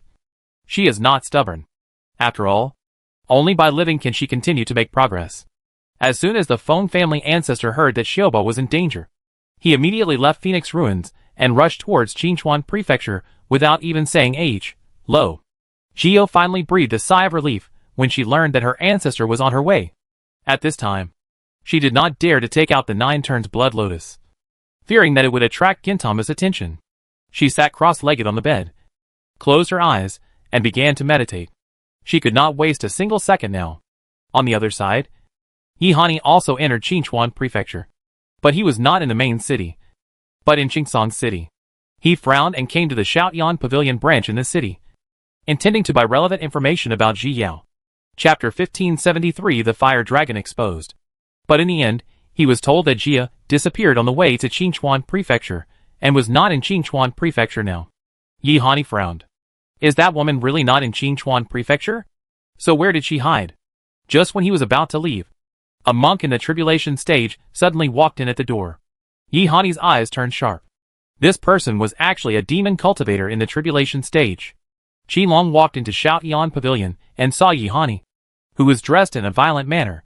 He just glanced at Yihani lightly, then walked into the private room without squinting. Yihani left Shoutyan Pavilion without daring to inquire about anything. This kind of master in the tribulation stage was not something he could provoke at the moment. But that woman must be eliminated. Since she has not entered the city, he will look for her outside the city. What news does this distinguished guest want to buy? The monk from Shoutyan Pavilion was stunned when he saw Qilong, and then immediately stepped forward to ask enthusiastically. Qilong didn't speak. He just opened 2 paintings. One of these 2 paintings depicts the Dragon King, and the other depicts the mother of a fire dragon. When the fire dragon was thrown into the underworld, it was just a dragon egg, and he didn't know what it looked like now. The monks in Shoutyan Pavilion shrank their eyes when they saw the Dragon King, and looked at Qilong in surprise. How dare they record the whereabouts of a Mahayana master like the Dragon King? Isn't that looking for death? The monk from Shoutyan Pavilion hesitated to speak. Have you ever seen monsters similar to these 2 paintings? Qilong also understood that the monks of Shoutyan Pavilion had misunderstood, and asked in a deep voice. Huh? I'll go check it out right away. Please wait a moment. The monks from Shoutyan Pavilion breathed a sigh of relief when they heard this. As long as they weren't investigating the Dragon King, At the moment, he did not dare to delay and hurriedly went to search for information. Qilong took out the wooden sign given to him by the Dragon Mother inside, hoping that after completing this task, the Dragon King would not settle the score with him. About a quarter of an hour later, the monks from Shoutyan Pavilion finally came out. Distinguished guest, I found it. Zio Oceans ran out happily holding the jade slip and placed it in front of Qilong. Distinguished guests, please see. This person is Yijiao, a newly recognized member of the Feng family. And the monster next to her is almost exactly the same as the monster in your portrait. The monk of Shoutyan Pavilion saw the information. I was also surprised. Because of the identity of Shuba of the Feng family, Shoutyan Pavilion also began to pay attention to Yijiao's information. I didn't expect that it would actually come in handy now. However, Shoutyan Pavilion was only responsible for selling information and would not care about the others. However, he did not understand what the senior in the tribulation stage was looking for with this monster. No matter how he looked, he didn't see anything special about this monster. Qilong looked at the fire dragon on the jade slip that was almost exactly the same as the woman, and his eyes suddenly widened. It turns out it's really back. And now, he is actually related to the Feng family. Where is it now? Qilong suppressed the shock in his heart and asked aloud. They disappeared after leaving Qiyancheng. We at Shoutyan Pavilion don't know where they are now. The monks at Shoutyan Pavilion shook their heads. They suddenly lost track of Yijiao. Logically speaking, they should have entered Qinchuan Prefecture. But there is no identity information about her. Qilong frowned when he heard this and disappeared. He inquired about Ji Yao from Shoutyan Pavilion, and finally paid the spirit stone and left Shoutyan Pavilion. He immediately passed the news to the Dragon Mother and waited for her instructions. Chapter 1574 Shoutyan Pavilion. Now that the Feng family is involved, this is not the time for him to make a decision. The Feng family is already at odds with his dragon clan. If this matter is not handled properly, the two families will probably have a war, and then he will be the sinner. On the second day, Jia followed Qianhanya around the city, and did hear some news about Qinchuan Prefecture. Now the other cities in Qinchuan Prefecture are not convinced by Gintama, and now they have the idea of going out independently. But none of this information was a secret. It was similar to what she had heard before. If you want to inquire about information, you can actually go to Shoutyan Pavilion. Qianhanya suggested that Jia wanted to inquire about the state leader who was in the tribulation period. Shoutyan Pavilion? Jia raised her eyebrows and asked curiously. You may not know that you have just ascended, but Shoutyan Pavilion is an underground organization that sells information. Qianhanya explained to Ji Yao. Jia nodded when she heard this. She often saw this kind of organization in novels, but she didn't expect it to exist in the world of floating dust. Moreover, they have not been able to find this kind of organization without certain channels. Let's go. I'll take you there, Qianhanya said, and took Ji Yao to look for Shoutyan Pavilion in the main city. Not long after, the two came to an attic selling magic weapons. Ji Yu blinked, not knowing whether to call Shoutyan Pavilion low-key or high-profile. This loft has a total of 4 floors, and is unusually conspicuous among the surrounding 2-story buildings. Qianhanya took Ji Yao into Shoutyan Pavilion. As soon as he walked in, the waiter came to greet him. Know the heavens and the earth. Qianhanya said these 4 words to the waiter, and the waiter's expression instantly became serious. Please come upstairs. 2 guests. The waiter extended his hand to invite Qianhanya and Ji Yao to go upstairs, and finally led them to the 3rd floor before he retreated again. Ji Yao looked at the 3rd floor. This floor was full of various closed private rooms, and there was no trace of any magic weapon. Please come in, both of you. Soon, a female cultivator came over and invited Ji Yao and the others into the box. What do you 2 distinguished guests want to check? The female cultivator poured the spiritual tea for the 2 of them, and asked in a gentle manner. I want to know about the current acting governor of Qinchuan Prefecture, Yin Han, and the former governor Jing Lexi. Ji Yao directly stated her intention. In fact, she really wanted to know what happened to Gintama and Senior K. Rakai, so that Gintama chose to kill Mr. K. Rakui. The female cultivator was a little surprised when she heard this, mainly because she came to check Gintama in Gintama's territory. This person is really brave. However, although their Shoutyan Pavilion branch is in Qinchuan Prefecture, it is not the property of Qinchuan Prefecture, so there is nothing to hide. Dear guest, wait a moment. The female cultivator stood up and smiled, then went to get the jade slips containing the relevant records of Qinchuan Prefecture. Dear guest, Please take a look. The female cultivator placed the jade slip in front of Ji Yao. Everything they knew about Xiaoyan Pavilion was on the jade slip. There was nothing recorded on the jade slips, and they didn't know anything about it. Most of the Xiaoyan Pavilion will only record the whereabouts of some monks and some reported things, but will not blindly explore the privacy of the monks. Because in the world of cultivation, monks have too many secrets. If they had tried to explore everything, they would have been destroyed long ago. How could they develop to this point? She sat quietly aside, waiting for Jia to finish reading the record. After a while, Jio handed the jade slip back to the female cultivator. She already understood the situation. Chapter 1575 Past Events. By the way, I also want to check on Feng Mini of the Feng family in the North Territory. Jiyu suddenly remembered the female cultivator who followed Gintama and asked. Wait a moment. The female cultivator nodded slightly. I got up and went to look for records again. After a while, she returned to her seat.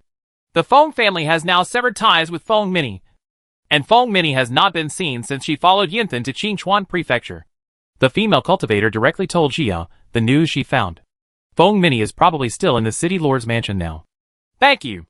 How many spiritual stones are there in total? Jia felt confident after getting the answer and planned to settle the bill. 1 million high-grade spiritual stones. The female cultivator smiled slightly and raised her index finger towards Ji Yao. When Jia heard this, she felt like an arrow had been shot in her heart. In just a short time, she had spent 1 million high-grade spiritual stones. Jia really couldn't laugh. She felt so painful that she actually paid for it. However, her gain this time was not small, and it was not a waste of money. If there is anything else your distinguished guest would like to know, please come to us, the female nun said enthusiastically as she walked the two of them to the door. Jia smiled perfunctorily and left quickly with Qian Hanya. Qian Hanya looked at Ji Yao funny. Why did he think she was so cute even though she was reluctant to spend money? What are you going to do next? Qian Hanya wanted to know Jia's plan and wanted to stay with her for a while. I originally planned to spend more time in Qinchuan Prefecture, but after this happened, this plan could only be scrapped. She sighed after saying this. She originally planned to visit other cities in Qinchuan Prefecture. But everything was ruined because of Gintama. It seems that we can only wait until her strength improves before coming again. My ancestor is on his way to pick me up. Let's go together. I'm afraid Gintama will cause trouble for you. Xiao expressed her worries. It has been almost 2 days, and Gintama may be about to turn back. Okay, I'll follow you. Qian Hanya felt happy when he heard this. He was out for a walk anyway, so he could follow her wherever she went. Okay, let's go back to the inn first. Xia felt relieved when she saw Qian Hanya didn't refuse. She was afraid that Qian Hanya would refuse. The two returned to the inn, and Xia stayed in the room and waited peacefully for the arrival of the Feng family ancestor. She sat cross-legged on the bed, but thought of the jade slip record she saw today. It turns out that Gintama and Jing Lakiai Senpai were friends who grew up together. Their parents were both casual cultivators, and they were also friends. They joined the sect together, practiced together, and grew up together. Everyone knew how good their relationship was. Later, Gintama killed a disciple of the same sect in order to save an evil cultivator. The sect wanted Gintama's life.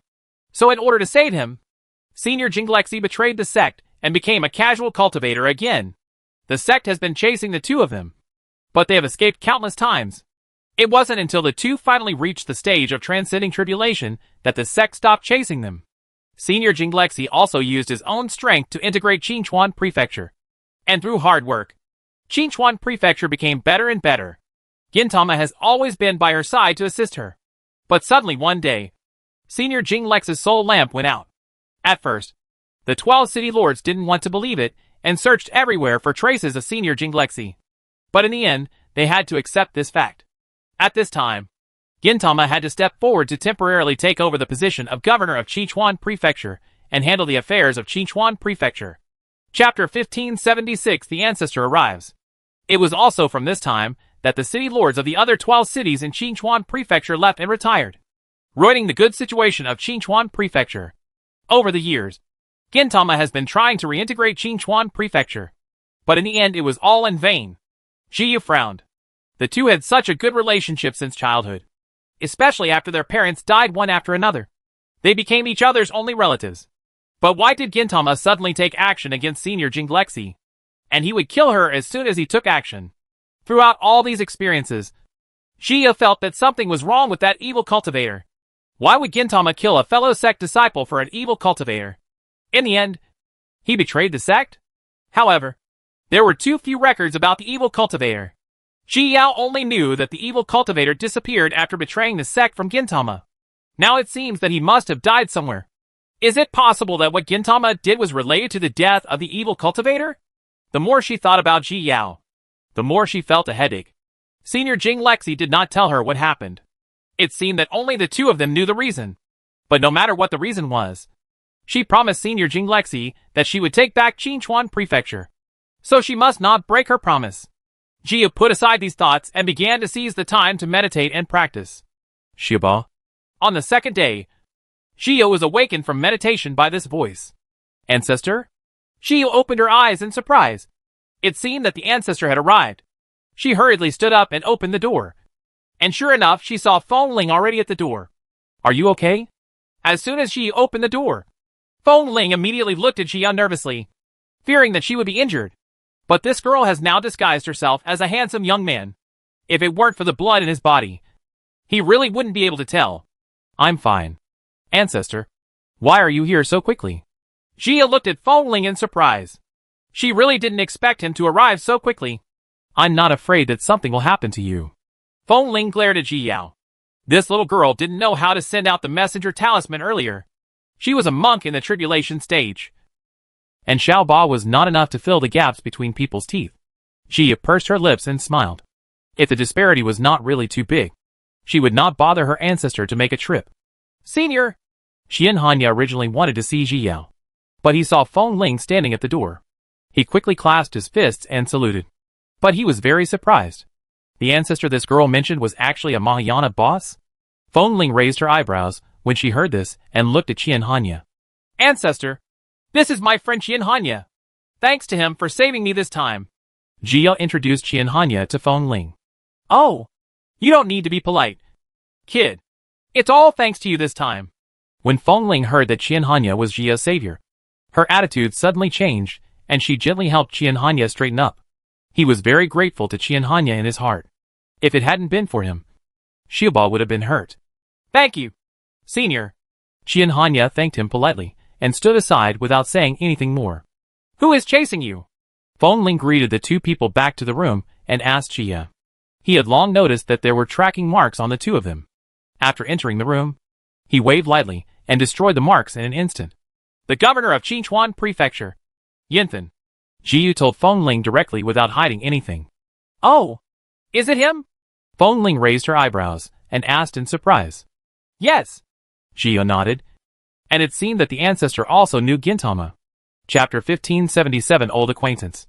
I didn't expect that that little guy would dare to take action against members of my Feng family. Feng Ling sneered, a cold light flashing in her eyes. Ancestor knows Yinthan? Jia looked at Feng Ling curiously and asked. Well, when I met him once, he was still following the little girl Jinglexi. And now he has become the head of the state. Feng Ling sighed when she thought of Jinglexi. Such a good girl has died. Ancestor still knows Senior Jinglexi? Ji Yao was even more surprised when she heard this, and looked at Feng Ling with her mouth slightly open in surprise. Well, that little girl is very talented and hardworking. She is a rare talent. Feng Ling thought of Jinglexi and smiled gently. You don't know how much your uncle liked that little girl. He followed her around all day long. I thought that little girl could become a member of the Feng family, but I didn't expect that she died in the end. Feng Ling sighed sadly. From then on, the boss's temperament changed. He was obviously a brat who was fearless and made trouble everywhere. But now, he has become a mature and steady man. The fall of Jingle Creek almost caused the boss to grow up overnight and never regain his original appearance. Ji Yao blinked. But she didn't expect that her uncle was also an admirer of Senior Jinglexi. However, Jinglexi Senpai is so good, so it is normal for so many people to like her. But it is a pity that she fell into Gintama's hands in the end. Senior Jinglexi's death was not an accident. Ji Yao looked at Feng Ling solemnly and said, Huh? Feng Ling raised her eyebrows and then asked, What do you know? Where that girl from Jingle Creek finally died is still a mystery. Senior Jinglexi was killed by Gintama. Jia told the truth, and then took out the Qinchuan order from the storage ring. This? Feng Ling recognized Qin Chuan Ling at a glance, and looked at Jiyu in surprise. It turns out that Xiaoba actually got that girl's inheritance? Are you saying that Gintama really killed that girl? Feng Ling was filled with anger. What he despised most was betrayal. Such people should not live. Yes. Jia nodded seriously. What do you want to do? Feng Ling tried her best to calm down her inner anger, and asked Jia. No matter what Xiaoba plans to do, the Feng family will fully support it. I promise Senior Jinglexi to take back Qinchuan Prefecture and protect Qinchuan Prefecture from now on. I accepted Jinglexi's inheritance. So naturally I want to avenge her. Jia's eyes were heavy. She must avenge this. Okay. Feng Ling nodded. Originally, he planned to deal with Gintama himself.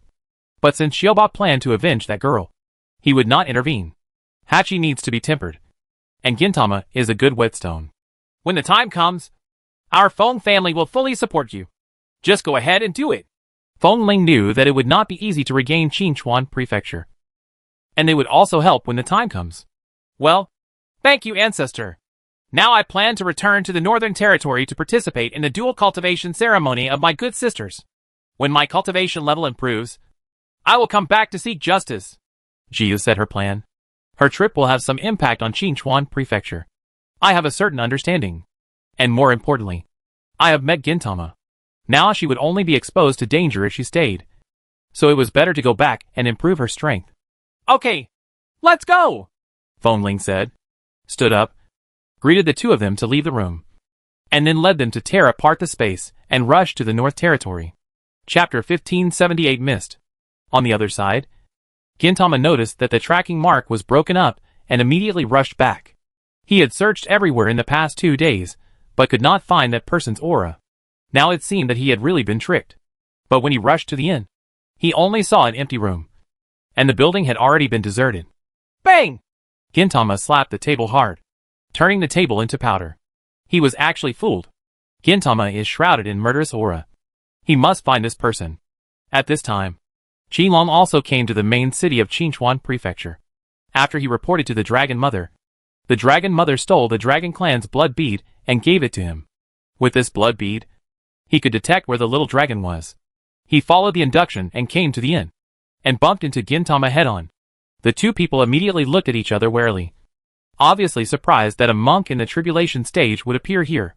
However, neither of them showed any hostility, and they passed each other in the end. Qilong went straight upstairs and came to Jia's room. When he opened the door, he found that Jio had disappeared. When Gintama saw Qilong going to that room, he immediately narrowed his eyes.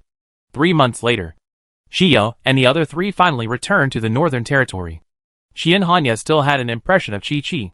After hearing that she would hold a double cultivation ceremony in a few years, she made an appointment with Ji Yao to go together. Jia also returned the breath-changing jade pendant to Qian Hanya. She needed to return this kind of life-saving thing to its original owner at critical moments. Qian Hanya originally wanted to give the jade pendant to Ji Yao, but Ji Yao sternly refused. She would try to find this type of magic weapon, but she couldn't accept it at will, because she never knew when Qian Hanya would use it. In the end, Qian Hanya had no choice but to leave and return to his current sect. Xingyue's sect? Xiao Ba, what do you think of him? Feng Ling took out the spirit boat and drove Ji Yao slowly towards Jianzhong. Huh? Jia looked at Feng Ling in confusion. Nothing. Feng Ling gave Ziyu a funny look. It seemed that this girl really only had eyes for her senior brother Nangong. He could tell that Qian Hanya had a crush on Xiba. But the girl always kept a distance from her, and spoke very politely. Xia smiled at Feng Ling, and then continued to study the formation. Within a few days, the spirit boat arrived at Jianzhong. Feng Ling put away the spirit boat, and walked towards the sect with Ji Yao. Before he even stepped through the door, the master of the sword sect appeared at the door. Senior! The master of Jianzhong received the news when Feng Ling entered the city under Jianzhong's rule. But he didn't expect Ji Yao to be with him. I've met the sect master. Ji Yao immediately clasped her fists and saluted obediently when she saw the sect master. Master, there is no need to be polite. Feng Ling did not conceal her traces deliberately, and used her spiritual power to help the master of the sword sect up. The purpose of his trip was to send Xiaoba back, and secondly to make Beiyu pay attention to Jiyu's identity, lest some people think that she has no identity and background, and anyone can step on her. A monk can grow through training. but he doesn't want to pay the price with his life. The senior, sword sect leader was a little nervous. After all, the Feng family ancestor was known to have a bad temper. I sent Xiaoba back specially, and I may have to bother her for a while. Feng Ling had already heard Jiu talking about July countless times, and she planned to meet her this time and participate in her double cultivation ceremony. Chapter 1579 Retreat. Okay, this is our sword sect's honor, the sword sect leader complained in his heart, but the expression on his face was very enthusiastic. Just as the leader of the sword sect was about to invite Feng Ling, he was interrupted by Feng Ling's voice. During this period, the sect leader does not need to pay attention to me. I will be with Xiaoba. Feng Ling smiled gently. He also knew that his arrival would definitely put pressure on the other party, so he tried his best to look kind. He didn't want to engage in any social activities. He just wanted to stay quietly. The sword sect leader understood instantly and nodded in agreement. Okay, senior. Just don't worry. No one will bother you. The master of Jianzhong also knew that many people from the family would come to Jianzhong, hoping to get close to the ancestor of the Feng family. His job is to stop them. Then I'll trouble you. Feng Ling nodded, and then asked Ji Yao to take her back to Sword Saint Peak. After returning to Sword Saint Peak, Ji Yao met her master and master. Both of them had met Feng Ling, but they were not acquainted with each other. Where's senior brother? Ji Yao wanted to introduce senior brother to her ancestor, but she didn't expect that Luo Chuan was not there. Your senior brother has gone to join the secret realm and won't be back for a while, Jian Song replied while pouring tea for Feng Ling. Oh, Ji Yao nodded. It seemed that she could only wait until her senior brother came back. Master, please take care of my ancestor during this time. I plan to retreat for a while. Ji Yao thought of the 9 turns blood lotus in the storage ring. Sword sect is now the safest place. Okay, don't worry.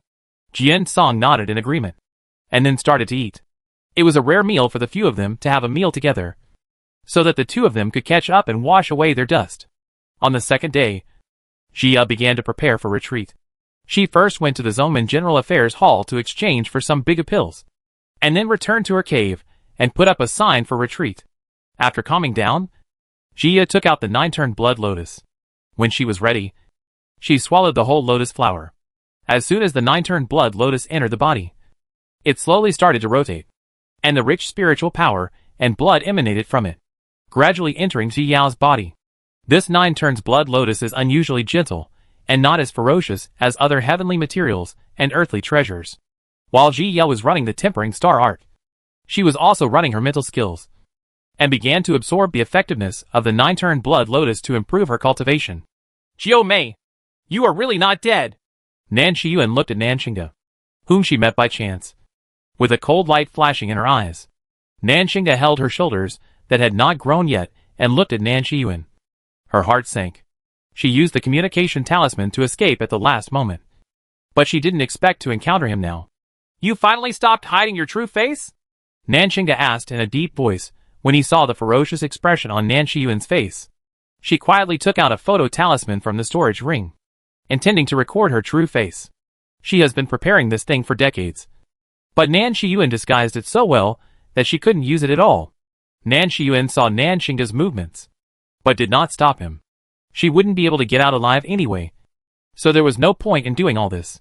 TSK. It seems that Ninth Sister is not stupid after all. Nan Shiyuan teased in a funny way.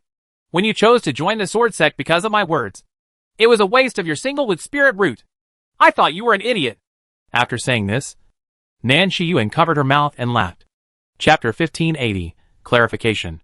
Nan Xingde didn't answer, but looked at Nan Shiyuan coldly, wanting to see what she was going to say. Isn't it hard for you to be misunderstood by others for so many years? Nan Shiyuan let go of her palms, raised her eyebrows, and looked at Nan Xingde and asked, I never understood why you did this to me. Nan Xingde actually never understood why the other party targeted her like this. Doing this to you? Nan Shiyuan's face darkened when she heard this, and she sneered. Do you still remember that there was a flaming beast when you were a child? At that time, the monster was obviously killed by my second brother, but just because I happened to come to the scene later and was found by you, you were charged with this crime. It's on my head. Nan Shiyuan looked at Nan Xingde steadily. She just wanted Nan Xingde to experience the feeling of being wronged. Nan Xingde frowned. Nan Shiyuan was indeed the only one present when they discovered the flame beast. But they did not pin the crime on her, because the family felt that this was a very small matter and there was no need to spend time investigating it. Because of this incident, she cried for a long time at that time. After all, Blaze Beast had been with her for a while and already had feelings for him. But she didn't expect that Nan Shiyuan would think that her family regarded her as a murderer. The family didn't do that. Nanshinga frowned and defended. Yes, they didn't pursue this matter at all. But didn't they just assume it was me? Nan Shiyuan didn't feel happy at all. They really didn't think it was you. Nanshinga still remembers her parents' comforting words to her in private. Her parents told her that although Nan Shiyuan had only come to the Nan family not long ago, she was kind-hearted and would never hurt the flame beast. Her parents also asked her to take good care of Nan Shiyuan. After all, she was not born in the Nan family, and they were afraid that she would not adapt. But I didn't expect Nan Shiyuan to think so. You are too sensitive. No one in the family has ever thought it was you. Nanshinga pursed her lips.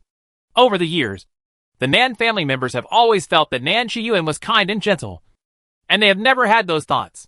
Nan Shiyuan didn't believe it at all. She was originally the illegitimate daughter of her father, who was away from home, and people in the Nan family would always look at her strangely. Especially after the incident with the flame beast. She always felt that those people looked at her even more strangely. So she could only suppress her nature, never get angry no matter what happened, and always consider others. Now she has finally changed her image. Okay, it's meaningless to say this now. Nan Shiyuan spread her hands. Her grudge with Nanshinga was no longer a matter of one day, and sooner or later it would be resolved. And today, it's just right. At this time, Nanshinga noticed Nan Shiyuan's unconcealed murderous intent, and his eyes widened in surprise. She knew that Nan Shiyuan had always disliked her, but now she actually wanted to kill her? They are sisters from the same family. In your next life. Don't meet me again. Oh no. I almost forgot. You don't have a next life. Nan Shiyuan tilted her head and smiled at Nanshinga, then fiercely attacked with her spiritual sword. As a sword cultivator with wooden spiritual roots, Nanshinga was far behind her golden spiritual roots. This time, she must deal with her personally. When Nanshinga saw Nan Shiyuan's attack, he could only wave his sword to face him. She was injured before, and has not fully recovered yet. I am afraid she will be in trouble this time. Chapter 1581, Breaking Up. But Nanshinga is not afraid. And she does not have no trump cards. Although she has no friends in these years, these people also do not understand her. It is still uncertain who will die. When Nan Shiyuan saw that Nanshinga did not run away, but chose to fight, Nan Shiyuan curled up her lips in a funny way. Some people really overestimate their abilities. She struck hard at Nanshinga with her sword, and instantly a golden kendo mood struck at Nanshinga. Nanshinga was greeted by a green sword light, but when it encountered the golden sword light, it was crushed to pieces, leaving nothing behind. The golden sword light continued to slash towards Nanshinga. Although Nanshinga dodged, he was still affected by the impact and was slightly injured, and the memory talisman in Nansheng Singer was directly destroyed by the sword light before she could put it away. TSK. Ninth sister. You are really powerful. Nan Shiyuan pretended to shake her head, as if she was very sorry. The memory charm was a handle, and she would never allow such a thing to stay. And Nanshinga originally had a single with spiritual root or a heavenly spiritual root. The spiritual root concentration was at full level. He should learn alchemy or practice. But in the end, she was deceived into joining the sword sect. With such strength now, it is really satisfying. 10 years ago, you escaped a disaster. But this time you are not so lucky. Nan Shiyuan felt uncomfortable when she thought of this. She had solved the problem long ago, and now there is no such trouble. Nanshinga's heart sank when she heard this. She pursed her lips and looked at Nan Shiyuan with complicated eyes. Although Nan Shiyuan always made trouble for her, she always remembered the ancestral precepts of the Nan family and never really thought about harming Nan Shiyuan. All along, she just wanted everyone to see Nan Shiyuan's true nature and wash away her reputation. However, Nan Shiyuan did not regard her as her sister, and now she wanted to kill her. It was only now that she realized that not all people with blood ties could be called relatives. Since the other party does not regard her as a relative, there is no need for her to tolerate it again and again. She knew that if she killed Nan Shiyuan this time, she would definitely be punished by the family, and it would further cement her reputation as a grudge against her clan sister. However, She will not regret it. Senior Sister Yi is right. She doesn't need to care about other people's eyes. She is who she is. Even if everyone hates her. As long as she still likes herself. That's enough. Nanxingde put away the spirit sword in his hand, and smiled calmly at Nan Shiyuan. Nan Shiyuan frowned when she saw this. What trick was Nanxingde trying to play? She knew that Nanxingde must have the family's life-saving skills. So she was well prepared. But when she saw Nanxingde behaving like this, she felt something was wrong for no reason. And she actually felt oppressed in her heart. Your struggles are all in vain. This time, I will definitely deal with you. Nan Shiyuan tried her best to suppress the uneasiness in her heart, and swung her sword towards Nanxingde again. At the same time, she flicked her fingers slightly, and a burning flame emerged from her fingertips. It was the flame she had obtained in this secret realm a few days ago. The burning heart in fire. Fire overcomes wood. And Nanxingde cannot escape. Nanxingde did not evade this time. Her face was calm, and the killing intent in her body was released without any concealment. She stretched out her hand and danced a special gesture. Then she pushed in the direction of the attack, and a burst of emerald green suddenly emitted from her hand, rushing towards the sword light and flames. Chapter 1582 with Spirit Body. Nan Shiyuan's heart skipped a beat when she saw this, and when she was about to draw her sword again, her eyes suddenly widened. She watched as the green color absorbed all the sword light and burning heart in fire. Puff! As soon as the burning heart in fire was destroyed, Nan Shiyuan spat out a mouthful of blood, and her soul was severely injured. She looked at Nanxingde in disbelief. This man had actually destroyed her heart-burning Yinhua. How is that possible? Nan Shiyuan shook her head with a pale face. She was clearly Wakima. How could her flame be destroyed? Looking at Nanxingde's calm and unsurprised expression, she reacted suddenly. It turns out that Nanxingde had been hiding her strength, and she did it on purpose. After thinking about all this, Nan Shiyuan's heart skipped a beat, and she turned around and ran away. She could give it a try before, but now that the burning heart in fire has been destroyed, and she now has a splitting headache, she is no match for Nanxingde. She could only escape first and settle the debt later. But this time, Nanxingde didn't intend to let her go. She tolerated bullying her. But if it cost her her life, she would be a fool if she continued to tolerate it. She made another move and threw it towards Nan Shiyuan, who was escaping. Suddenly, green vines spread forward one after another, and soon entangled Nan Shiyuan. Nan Shiyuan was startled and immediately cut off the vines with her sword. But the broken vines quickly recovered and entangled themselves again. Nan Shiyuan gritted her teeth, enduring the severe pain in her soul, and struck at the vines with one sword after another. She can't die. She worked so hard to get where she is today. She must not die. Since she was a child, she has lived her life looking at other people's eyes. At that time, she wanted to stand out and stand on a high place and look down on those people in her past. But now, her goal has not been achieved, and she must not die. Nanxingde slowly caught up and smiled lightly while looking at the vines fighting Nan Shiyuan. When she was a child, because of her willfulness, she was provoked by Nan Shiyuan and chose to practice swordsmanship. Over the years, her development in Kendo has not been particularly good, but it is not bad either. Later, she met her other master in a secret realm, and it was only then that she learned that she was born with a wood spirit body. She accepted the inheritance from her master and gained a certain understanding of her own spiritual body.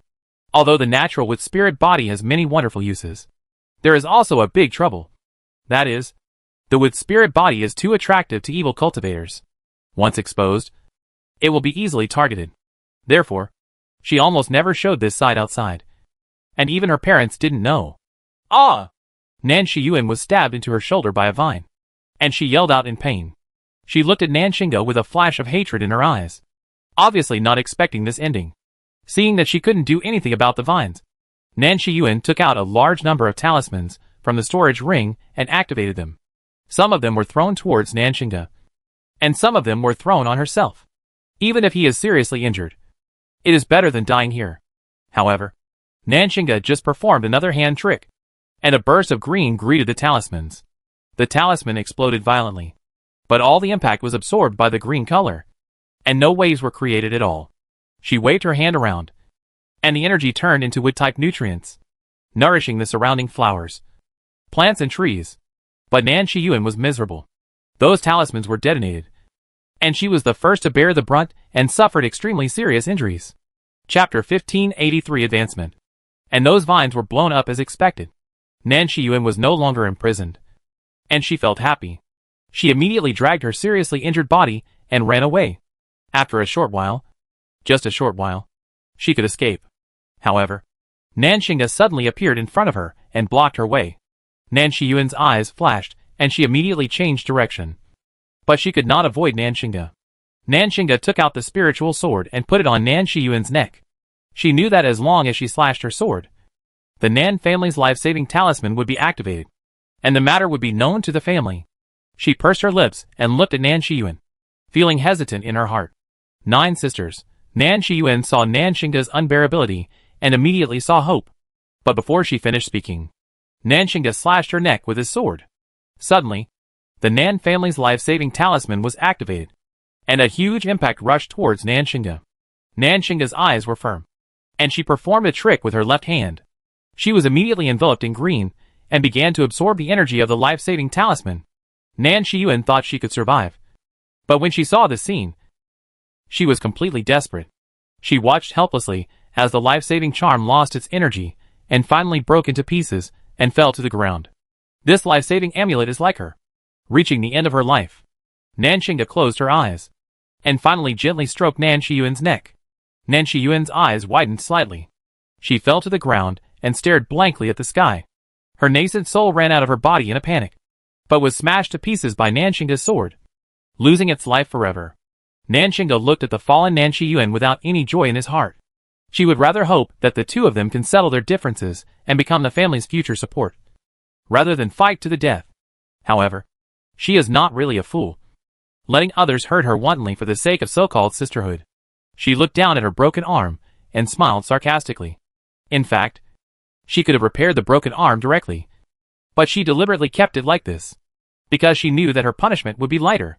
It turns out that she is no longer the innocent self she once was. 3 years later, Jian Song was listening to Feng Ling's story about his glorious experience, when he suddenly noticed a huge spiritual power coming towards the Juggernaut Peak B Chrysalis, and that direction was Ji Yao's cave. He and Feng Ling stood up in an instant, looked at each other, and rushed out of Ji Yao's cave. At this time, the huge movement attracted other disciples from Sword Saint Peak, and everyone came to investigate the situation. Jianichu got the news and returned to Sword Saint Peak. What he saw was a group of people watching outside the cave. He looked at the spiritual power that completely wrapped the cave into a cocoon and smiled softly. It seems that the little girl had a great opportunity when traveling before. He came to Feng Ling's side and waited quietly for Ji Yao to advance successfully. At this time, Ji Yao had reached the most critical moment. It was entirely due to the incomplete development of the 9-turned blood lotus that the spiritual power in her body was not rising or falling. He was about to break through to the early stage of integration, but he missed a little bit of spiritual power, which caused such a big fluctuation in spiritual power in the outside world. Now she could only desperately absorb the spiritual power from the outside world, trying to break through the integration stage in one breath. Time passed slowly minute by minute, and she absorbed it for 10 days. Chapter 1580, for the early stage of integration. The monks outside were all sitting cross-legged at the moment.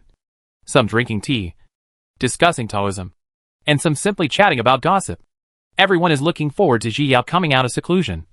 After all, her movements are quite big. Everyone is from the Sword Saint Peak. The monks from the same peak are better, and the resources of their peak will be better. In a way, they all share a common destiny. While they were waiting, the sky suddenly became gloomy, and a depressing aura surged toward the Sword Saint Peak. Everyone looked up and saw that calamity clouds had floated in the sky, completely covering the sky above the Sword Saint Peak. The peak master of Sword Saint Peak, Mo Shangqing, was also alerted and came outside Jia's cave. Ha ha ha! They are indeed members of my Feng family. Feng Ling did not expect that Jia would advance to the integration stage. After being stunned for a moment, she slapped her thigh and laughed happily. Jianichu and Jian Song were also surprised and looked towards the cave, waiting for Ji Yao to come out. At this time, Ji Yao finally absorbed enough spiritual power and broke through the barriers of the distraction stage and entered the integration stage. As long as she survives the thunder tribulation, she will become a monk in the integration stage. Ji Yao sensed that the thunder disaster was coming, stood up and opened the door.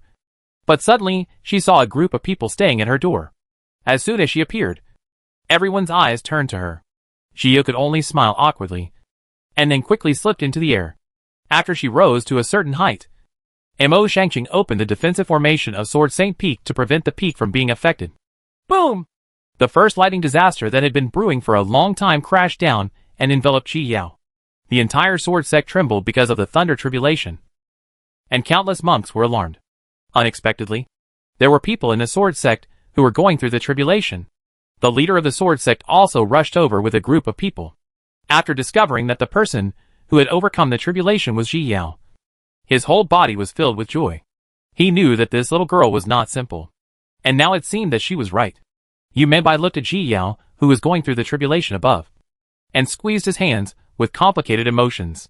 Now, she had left him behind. But he will not give up. He will definitely practice hard to catch up with her again. This time, it was quite easy for Ji Yao to overcome the tribulation. Although the thunder tribulation was powerful, her current body training level was also high. This thunder tribulation did not cause a lot of damage, but was still being tempered.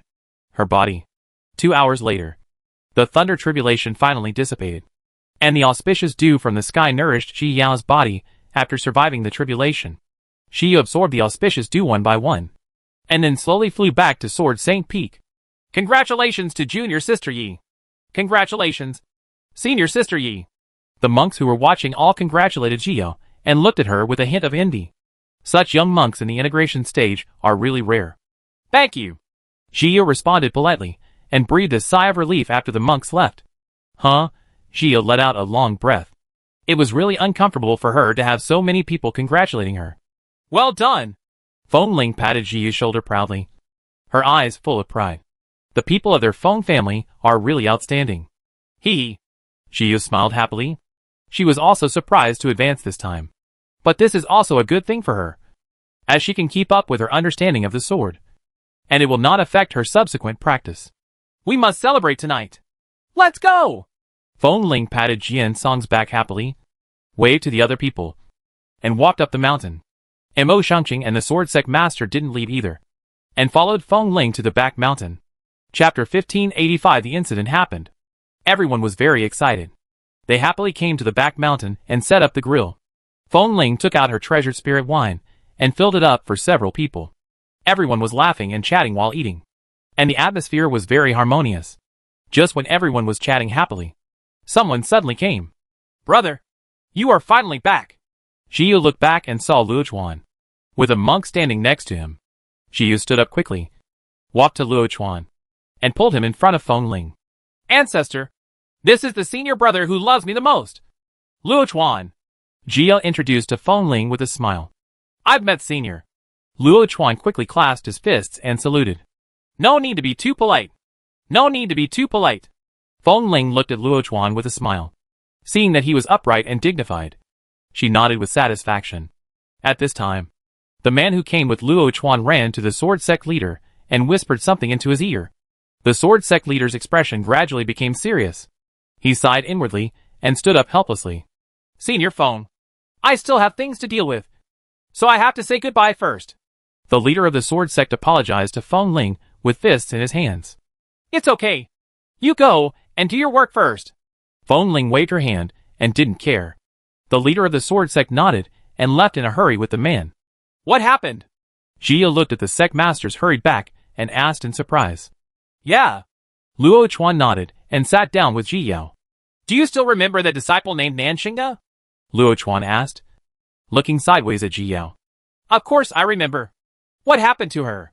Could something have happened? Ji Yao was surprised when she heard this and asked worriedly. She's okay, but she killed someone. Luo Chuan shook his head. He didn't expect that innocent and shy little girl to kill his clan sister. Could it be that you killed the third sister Nan Shiyuan? Ji Yao asked tentatively. She frowned when she saw Luo Chuan nodding.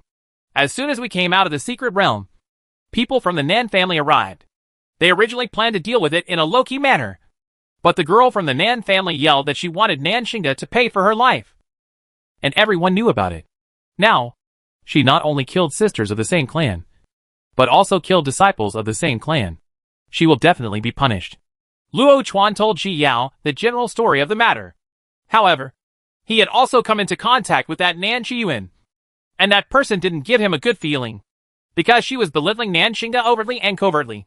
which made Luo Chuan, whose family was united and friendly, very unhappy. What should we do? Will the punishment be severe?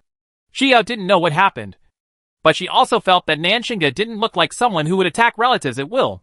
It can range from being imprisoned for a few years, or being sent to go mining, to being expelled from the sect. Mo Shangqing spoke at this time, and he knew these rules better. Xia frowned. It seemed that she might be in trouble now. Regardless of the reason, killing a disciple of the same sect will be punished. But if it is done out of self-protection, the punishment will be lighter. Okay, don't worry. She is a direct disciple of the Nan family, so there won't be much problem. Feng Ling put a piece of barbecue into Xiao's bowl and comforted her. Based on her status, Jianzong would not punish her too harshly. I'm really worried.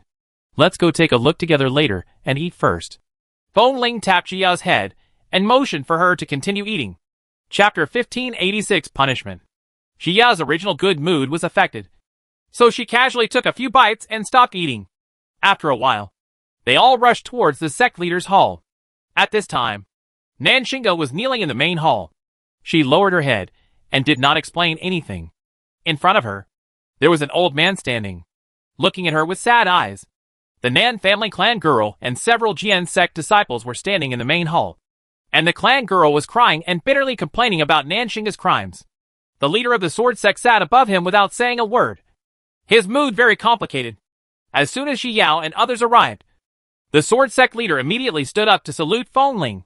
Feng Ling waved her hand, motioning for him to sit down, and then stood in the main hall with Xia and the others. The people of the Nan family also noticed them, but they were in no mood to care about them at the moment. She wanted to kill the third sister at that time, and even wanted to kill us together. If we hadn't been so lucky, we wouldn't be able to get out now. The Nan family girl stared at Nanxinga with hatred in her eyes. Because of her, the third sister will never come back. No matter how much they have hatred, they are still sisters of the same race. How could she be so cruel? Why are you so cruel? Huh? The Nan family girl cried bitterly and rushed forward to punch Nanxinga to vent her sadness. 12. The old man pulled her up and pulled her behind him. Shijiao, don't you have anything to say? The old man suppressed his inner sadness and asked Nanxinga. He had watched Lao San and Xiao Jiao grow up, and he never expected that such a thing would happen. I have already said that she wanted to kill me, but you don't believe it. So what else do you want me to say? Nanxinga raised her head. Her eyes were red, but she held back the tears. She didn't expect that Nan Shiyuan would kill her before, causing the photo charm to be destroyed by Nan Shiyuan. Now she couldn't argue, and they wouldn't believe anything she said. She was used to everyone siding with Nan Shiyuan, and now she no longer had any expectations. Third sister is such a kind person. She keeps all the good things for you. She always rushes to save you when in danger. Do you have any conscience to say that she wants to kill you? The Nan family girl immediately became confused when she heard this. It exploded, and he was about to attack Nanxinga again. Nanxinga curled her lips and sneered. These are her relatives. Shijiao, tell the truth. The old man frowned, obviously not believing what Nanxinga said. I don't regret killing her. Nanxinga just looked at the old man stubbornly, regardless of whether they believed it or not. She had no regrets. You? The old man was immediately angry when he heard this. He looked at Nanxinga with disappointment. At this time, she still showed no regrets. Sect Master, what kind of punishment will Jianzong give her this time? Our Nan family fully supports it, and will never interfere. The old man directly expressed his attitude.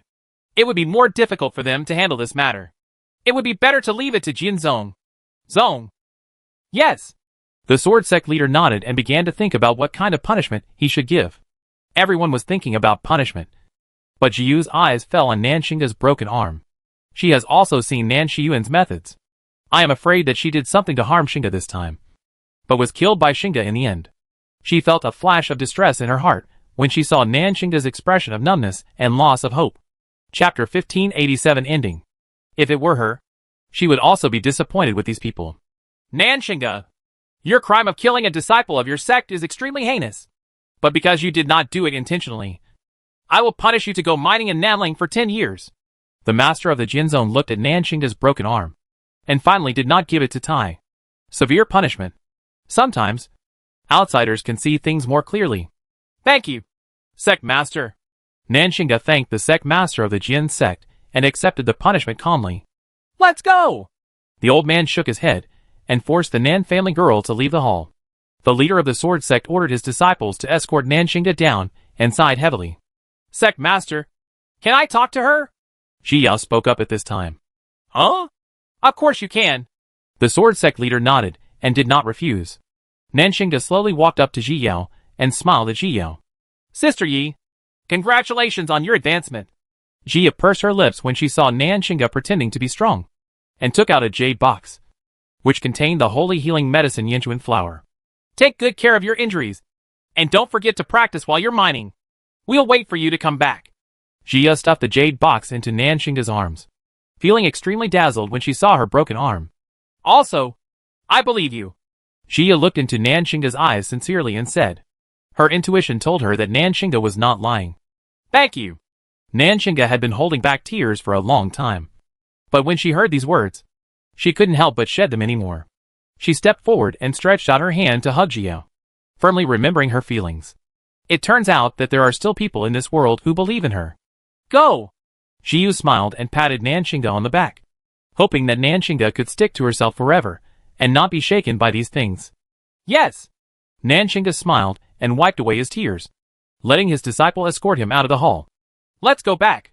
Feng Ling rubbed Ji Yao's head comfortingly, not wanting her to be affected. Yes!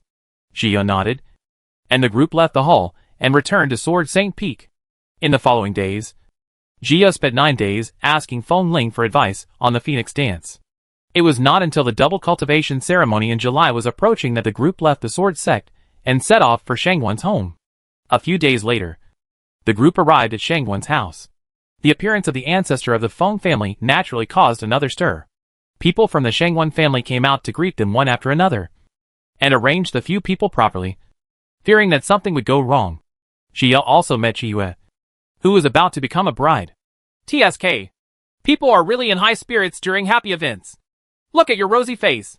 Ji Yao smacked her lips and deliberately teased. Chi smiled and glared at her, stepped forward and grabbed Ji Yao's hand, leading her into the yard. Advanced. She took a look at Ji Yao's cultivation and tapped Ji Yao's forehead. Hee hee. You have advanced too. Ji Yao looked at Chiyue's cultivation in the later stage of distraction, and happily reached out to hold Chiyue's arm. It seemed that even if she ascended in July, her luck would still be very good, so she felt relieved. Chiyu, we are getting married tomorrow. Are you nervous? Ji Yao blinked and looked at Chiyue. July smiled and nodded. After living 2 lifetimes, she never thought that she would get married one day. Don't worry. He won't dare to bully you as long as we are here. Ji Yao waved her fist deliberately, trying to make Chiyue happy. Chi watched Ji Yao playing with her treasures with a doting look on her face, and all the tension in her heart disappeared. Chapter 1588 Gathering. In the evening, guests arrived one after another, and Yifeng, Nan Dongyu, and Qinshan also rushed to Shangwan's house, waiting for the start of the double cultivation ceremony on the next day. Early the next morning, Ji Yao came to Chiyue's room. At this time, she had already changed into a bright red wedding dress. Ji Yao walked forward with a smile, took out a red hairpin, and gently inserted it into Chiyue's hair. Our July is so beautiful. Ji Yao looked at July in the spiritual mirror and praised with a smile. Then she took out a lot of things from the storage ring and placed them in a separate storage ring. She put the ring on Chi-Chi's hand and nodded with satisfaction. What is this doing? Chi-Chi raised her eyebrows slightly and asked curiously. This is how good sisters add makeup. Why don't you even understand this? Ji Yao glared at Chiyue and said, Who adds makeup and a whole storage ring? Chiyue raised her lips and teased. Who asked you to have a little sister who is a rich woman? Ji Yao spread her hands innocently, looking like she was too rich and felt helpless. Chi-Chi was about to say something when she came in. Ji Yao did not continue to cause trouble here, waved to Chiyue, and left the room. She came to the square, where there were already many people, chatting happily in a group, waiting for the ceremony to start. Ji Yao also found Feng Ling and the others, came to them, and waited with them. After a while, she saw Qian Hanya coming. Senior. Ji Yao greeted Qian Hanya with a smile. Why do you call me senior with your cultivation level? Qian Hanya looked at Ji Yao and replied with a smile. They haven't seen each other for a few years, and this girl is about to catch up with him. Ji Yao didn't say much and introduced Qian Hanya to several others. Nan Dongyu felt slightly uncomfortable looking at the two people who seemed to be very familiar with each other. But he didn't show it and greeted Xian Hanya politely. Xian Hanya also noticed Nan Dongyu at this time, especially Ji Yao's expression when facing Nan Dongyu, which made him vaguely aware of the threat. It seems that his pursuit of his wife will not be easy. Time passed quickly, and seeing that the ceremony was about to begin, Ji Yao still looked towards the door. What's wrong? Nan Dongyu asked Ji Yao. I'm waiting for Si Ruochen. Ji Yao pursed her lips. Chi Yue told her yesterday that Si Ruochen was coming soon. I don't know if Si Ruochen will be sad seeing Chi Yue marrying someone else. Nan Dongyu didn't say much, and accompanied Ji Yao to the gate to wait. Just when the ceremony was about to begin, Si Ruochen finally arrived. TSK. You can do it, young man. Ji Yao lightly hammered Si Ruochen's shoulder. This guy was already in the early stages of integration. Si Ruochen snorted coldly, but the corners of his mouth curled up slightly. Let's go in. Ji Yao didn't say much and hurriedly pulled them in, fearing that she would miss the beginning of the ceremony. Si Ruochen, don't cry later. Ji Yao was afraid that Si Ruochen would be sad, so she deliberately teased him. Just take care of yourself. Who will cry? Si Ruochen still liked to choke, but he didn't feel sad in his heart. He had already figured it out when he was in the lower world. Now that he can meet his beloved in July, he is really happy for her. Ha. Ji Yao chuckled twice, then looked at the high platform. Welcome all distinguished guests to come from afar to participate in the double cultivation ceremony of my disciple Shangguan Nanxian and Xia Qiyue. Chapter 1589 Marrying in July. Next, let us invite two newcomers to the stage. The Shangguan family monk on the stage announced loudly. Oh! The monks below all cheered in cooperation, pushing the atmosphere to a climax. At this time, Qiyue and Shangguan Nanxian slowly walked onto the stage holding the wedding ball. Chi wears a phoenix crown on her head, and the red hairpin given by Ji Yao is still on her head. There was a smile on her face at this moment, and the coldness of the past was gone. Shangguan Nanxian was a little nervous, visible to the naked eye, and his walking posture was a little stiff.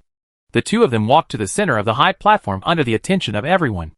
At this time, Feng Ling flew up to the high platform and came to the middle of the two people, becoming their witness. He also heard from Xiaoba that the little girl Qiyue had no relatives in the upper world, so he wanted to support her in order to prevent the Shangguan family from looking down on her in the future. Shangguan Nanxian, Xia Qiyue, you two are willing to become Taoist couples from today on? Feng Ling asked in a deep voice. I do. The two answered in unison, then looked at each other and smiled. Feng Ling nodded with satisfaction, and motioned for others to hand over the knot. Feng Ling took the Tongxin knot and motioned for the two of them to drip blood onto the Tongxin knot. Qiyue and Shangguan Nanxian broke their fingers and dripped blood on the concentric knot. Feng Ling took the concentric knot, turned around and placed it on the altar, then lit 2 sticks of incense and turned to hand it to Qiyue and Shangguan Nanxian. From today on, Shangguan Nanxian and Xia Qiyue are officially married. They will depend on each other for life and death and will never leave. Feng Ling announced loudly. The two of them held incense in Qiyue and bowed to Tongxin on the altar. At this moment, a white light visible to the naked eye emitted from the concentric knot and shot straight into the sky. An auspicious cloud floated in the sky, and an invisible oath of heaven fell on Qiyue and Shangguan Nanxian. From this moment on, the two people had a strange feeling for each other. Qiyue, thank you for being willing to marry me. Shangguan Nanxian noticed the wonderful feeling and his eyes instantly turned red. From now on, he will always be relied on in July. I hope that no matter what happens, I won't regret today's decision when I think about it. Qiyue's eyes also felt a little moist. She doesn't need any oaths or promises. He only hoped that she would not regret her choice to marry him at any time in the future. Shangguan Nanxian stepped forward and held Qiyue tightly in his arms, nodding vigorously. In this life, he is lucky to meet Qi, and he will definitely cherish it. It's done! Feng Ling announced loudly with a smile on her face. Oh, the people in the audience gave warm applause and cheered loudly happily. Jia looked at the two people hugging each other on the stage and couldn't stop her tears from flowing. Nan Dongyu took out a handkerchief to wipe away Jia's tears and rubbed her head comfortingly. Jia reached out to touch her eyes and wiped away her tears, but she couldn't help but shed tears again. At this moment, she finally understood why the good sisters in her previous life would burst into tears when those people got married. It was obviously a great joy, but she felt reluctant to part with it. and at the same time she felt very touched. Si Ruochen turned his head to look at Ji Yao, looked at her move look, and smiled slightly. He knew this girl would cry uncontrollably. Yi Feng, Jian Song and others also looked at Ji Yao dumbfounded, thinking she was marrying their daughter. Chapter 1590. The ceremony is completed. Okay. You see, I am happy in July. Why are you crying? Yi Feng walked to Ji Yao, patted her head, and comforted her. Yeah. Ji Yao nodded, trying hard not to cry anymore. After all, this was a good thing. Nan Dongyu looked down at Ji Yao, reached out and took her hand, squeezing it gently. Qian Hanya noticed his action and frowned, but didn't say much. It seemed that the relationship between the two people was closer than he thought. Alas, Jian Song sighed when he saw Chi-Chi getting married, and Luo Chuan also felt a little melancholy, because both of them thought about Ji Yao's appearance when she got married in the future. They couldn't be happy at all. Luo Chuan looked sideways at the hands held by Nan Dongyu and Ji Yao, and frowned slightly. It seemed that it was time for him to have a good chat with Nan Dongyu. The ceremony had been completed, and the Shangwan family invited the guests to eat and drink, and the scene suddenly became more lively. Girl Chiyue, come here. This is for you. Feng Ling took out a jade box and handed it to Chiyue. Senior? Chi-Chi looked at the jade box with confusion. I have heard what Xiuba said. She treats you as a sister, so you are naturally a member of my Feng family. If you encounter problems in the future, just come to the ancestor, and he will support you. Feng Ling deliberately said in front of her. Shangwan Nanxian said this in front of Shangwan's family. This Chiyue girl has good character and excellent talent. He hopes that she and Xiaoba can continue to help each other and grow together. He was also willing to support her, so that the Shangwan family would not look down upon her. Thank you, Senior. Chi-Chi noticed Feng Ling's kindness and thanked her sincerely. Although she would not trouble the Feng family, she remembered this intention. Okay, then you guys take your time and get busy. Feng Ling nodded with satisfaction upon seeing this, and then flew towards Ji Yao. Ouch! Who is our Xiuba being bullied by? Why are we still crying? Feng Ling saw Ji Yao's red eyes and teased knowingly. Ji Yu smiled awkwardly. Now that she thought about it, she was indeed a little silly just now. Everyone was happy, but she was the only one crying. Eat, eat, eat. Ji Yu quickly greeted everyone to eat, trying to change the topic. Feng Ling didn't tease her much and sat down at the table. The people at the table were about to eat when Chi-Chi and Shangwan Nanxian came over. Chi-Yu. Ji Yu saw Chi-Yu waving her hands happily. When Nan Dongyu saw Chi-Chi coming over, he knew that Ji Yao and Chi-Chi must have a lot to say, so he spontaneously gave up the seat next to Ji Yao, stood up and sat further away. Chi-Chi glanced at Nan Dongyu meaningfully, then withdrew his gaze, came to sit down next to Ji Yao, and Shangwan Nanxian sat next to Chi-Chi. Senior Shangwan, did you see that our table is full of Chi-Yu's family members? Ji Yu raised her eyebrows and said to Shangwan Nanxian, if you dare to treat Chi-Yu badly in the future, I won't let you go. Ji Yu seemed to have Shangwan Nanxian bullying Chi-Yu in front of her eyes, looking at him with a serious expression. Don't worry. I will never treat Chi-Yu badly. The corners of Shangwan Nanxian's mouth raised slightly, and the sweet smile on his face could not be concealed. It was no longer as cold as before. Also, don't call me senior. Shangwan Nanxian looked at Ji Yao's cultivation at the integration stage and sighed in her heart. This girl is growing up too fast. Chapter 1591. Letter from Guoshui. Ahem. Let me call you brother-in-law from now on. Ji Yao took over the words. Shangwan Nanxian and Chi-Yu were now married, and they were her relatives. Shangwan Nanxian nodded, feeling very satisfied with this title. Afterwards, people at the table chatted and laughed while eating. Everyone cherished this rare gathering. A monk travels around all his life, so it is not easy for everyone to get together. Now Nangong Che is the only one who is not here, and I don't know where he went. After lunch, the guests left one after another. Ji Yu stayed to play with Chi-Yu for a few days, and then returned to Jinzhong. Feng Ling also returned to the Feng family, planning to go back and investigate the affairs of Qinchuan Prefecture, so that she could help Xiaoba when he needed it in the future. After Ji Yu returned, she did not plan to rest, but went straight to the inheritance wall. Now she has mastered some of the basics of sword domain, and needs to understand it carefully. She came to the inheritance wall, randomly found a place with few people, and sat down. Ji Yao spread her consciousness and looked towards the thunder attribute sword field on the inheritance wall. As for the sword domain of life and death, and the sword domain of time, She can only slowly comprehend them when she encounters opportunities in the future. 1 year later, Jiyu opened her eyes and smiled with satisfaction.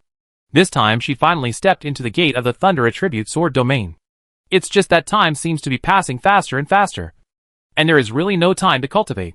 Jiyu stood up, left the inheritance wall, and returned to Sword Saint Peak.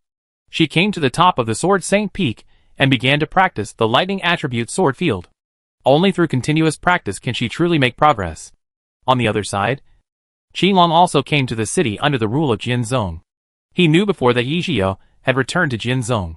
But when he found out that Feng Ling was also in Jinzong, he did not dare to come over for fear of getting angry. After all, the ancestor of the Feng family was a big shot who dared to compete with the Dragon King. Some time ago, he learned that the ancestor had left, so he dared to come here today. It's just that if Yizhio stays in Jinzong and doesn't come out, then he really has no choice. After all, no matter how arrogant he is, he will not be stupid enough to provoke a sect. Alas! Qinglong sighed. Why was he so unlucky to take on this task? If one person is not good, he will die. But he couldn't disobey the Dragon Mother's order, so he could only find an inn to stay and wait for Ji Yao to come out from the sword sect. 3 months later, Jia finally finished practicing her sword and returned to her cave to sleep. Early the next morning, she wanted to go to the sword sect mission hall to see if there were any missions she could take on. But before he even walked out of the door, he received Guo Shi's communication talisman. Jia raised her eyebrows. This heartless person was thinking of her.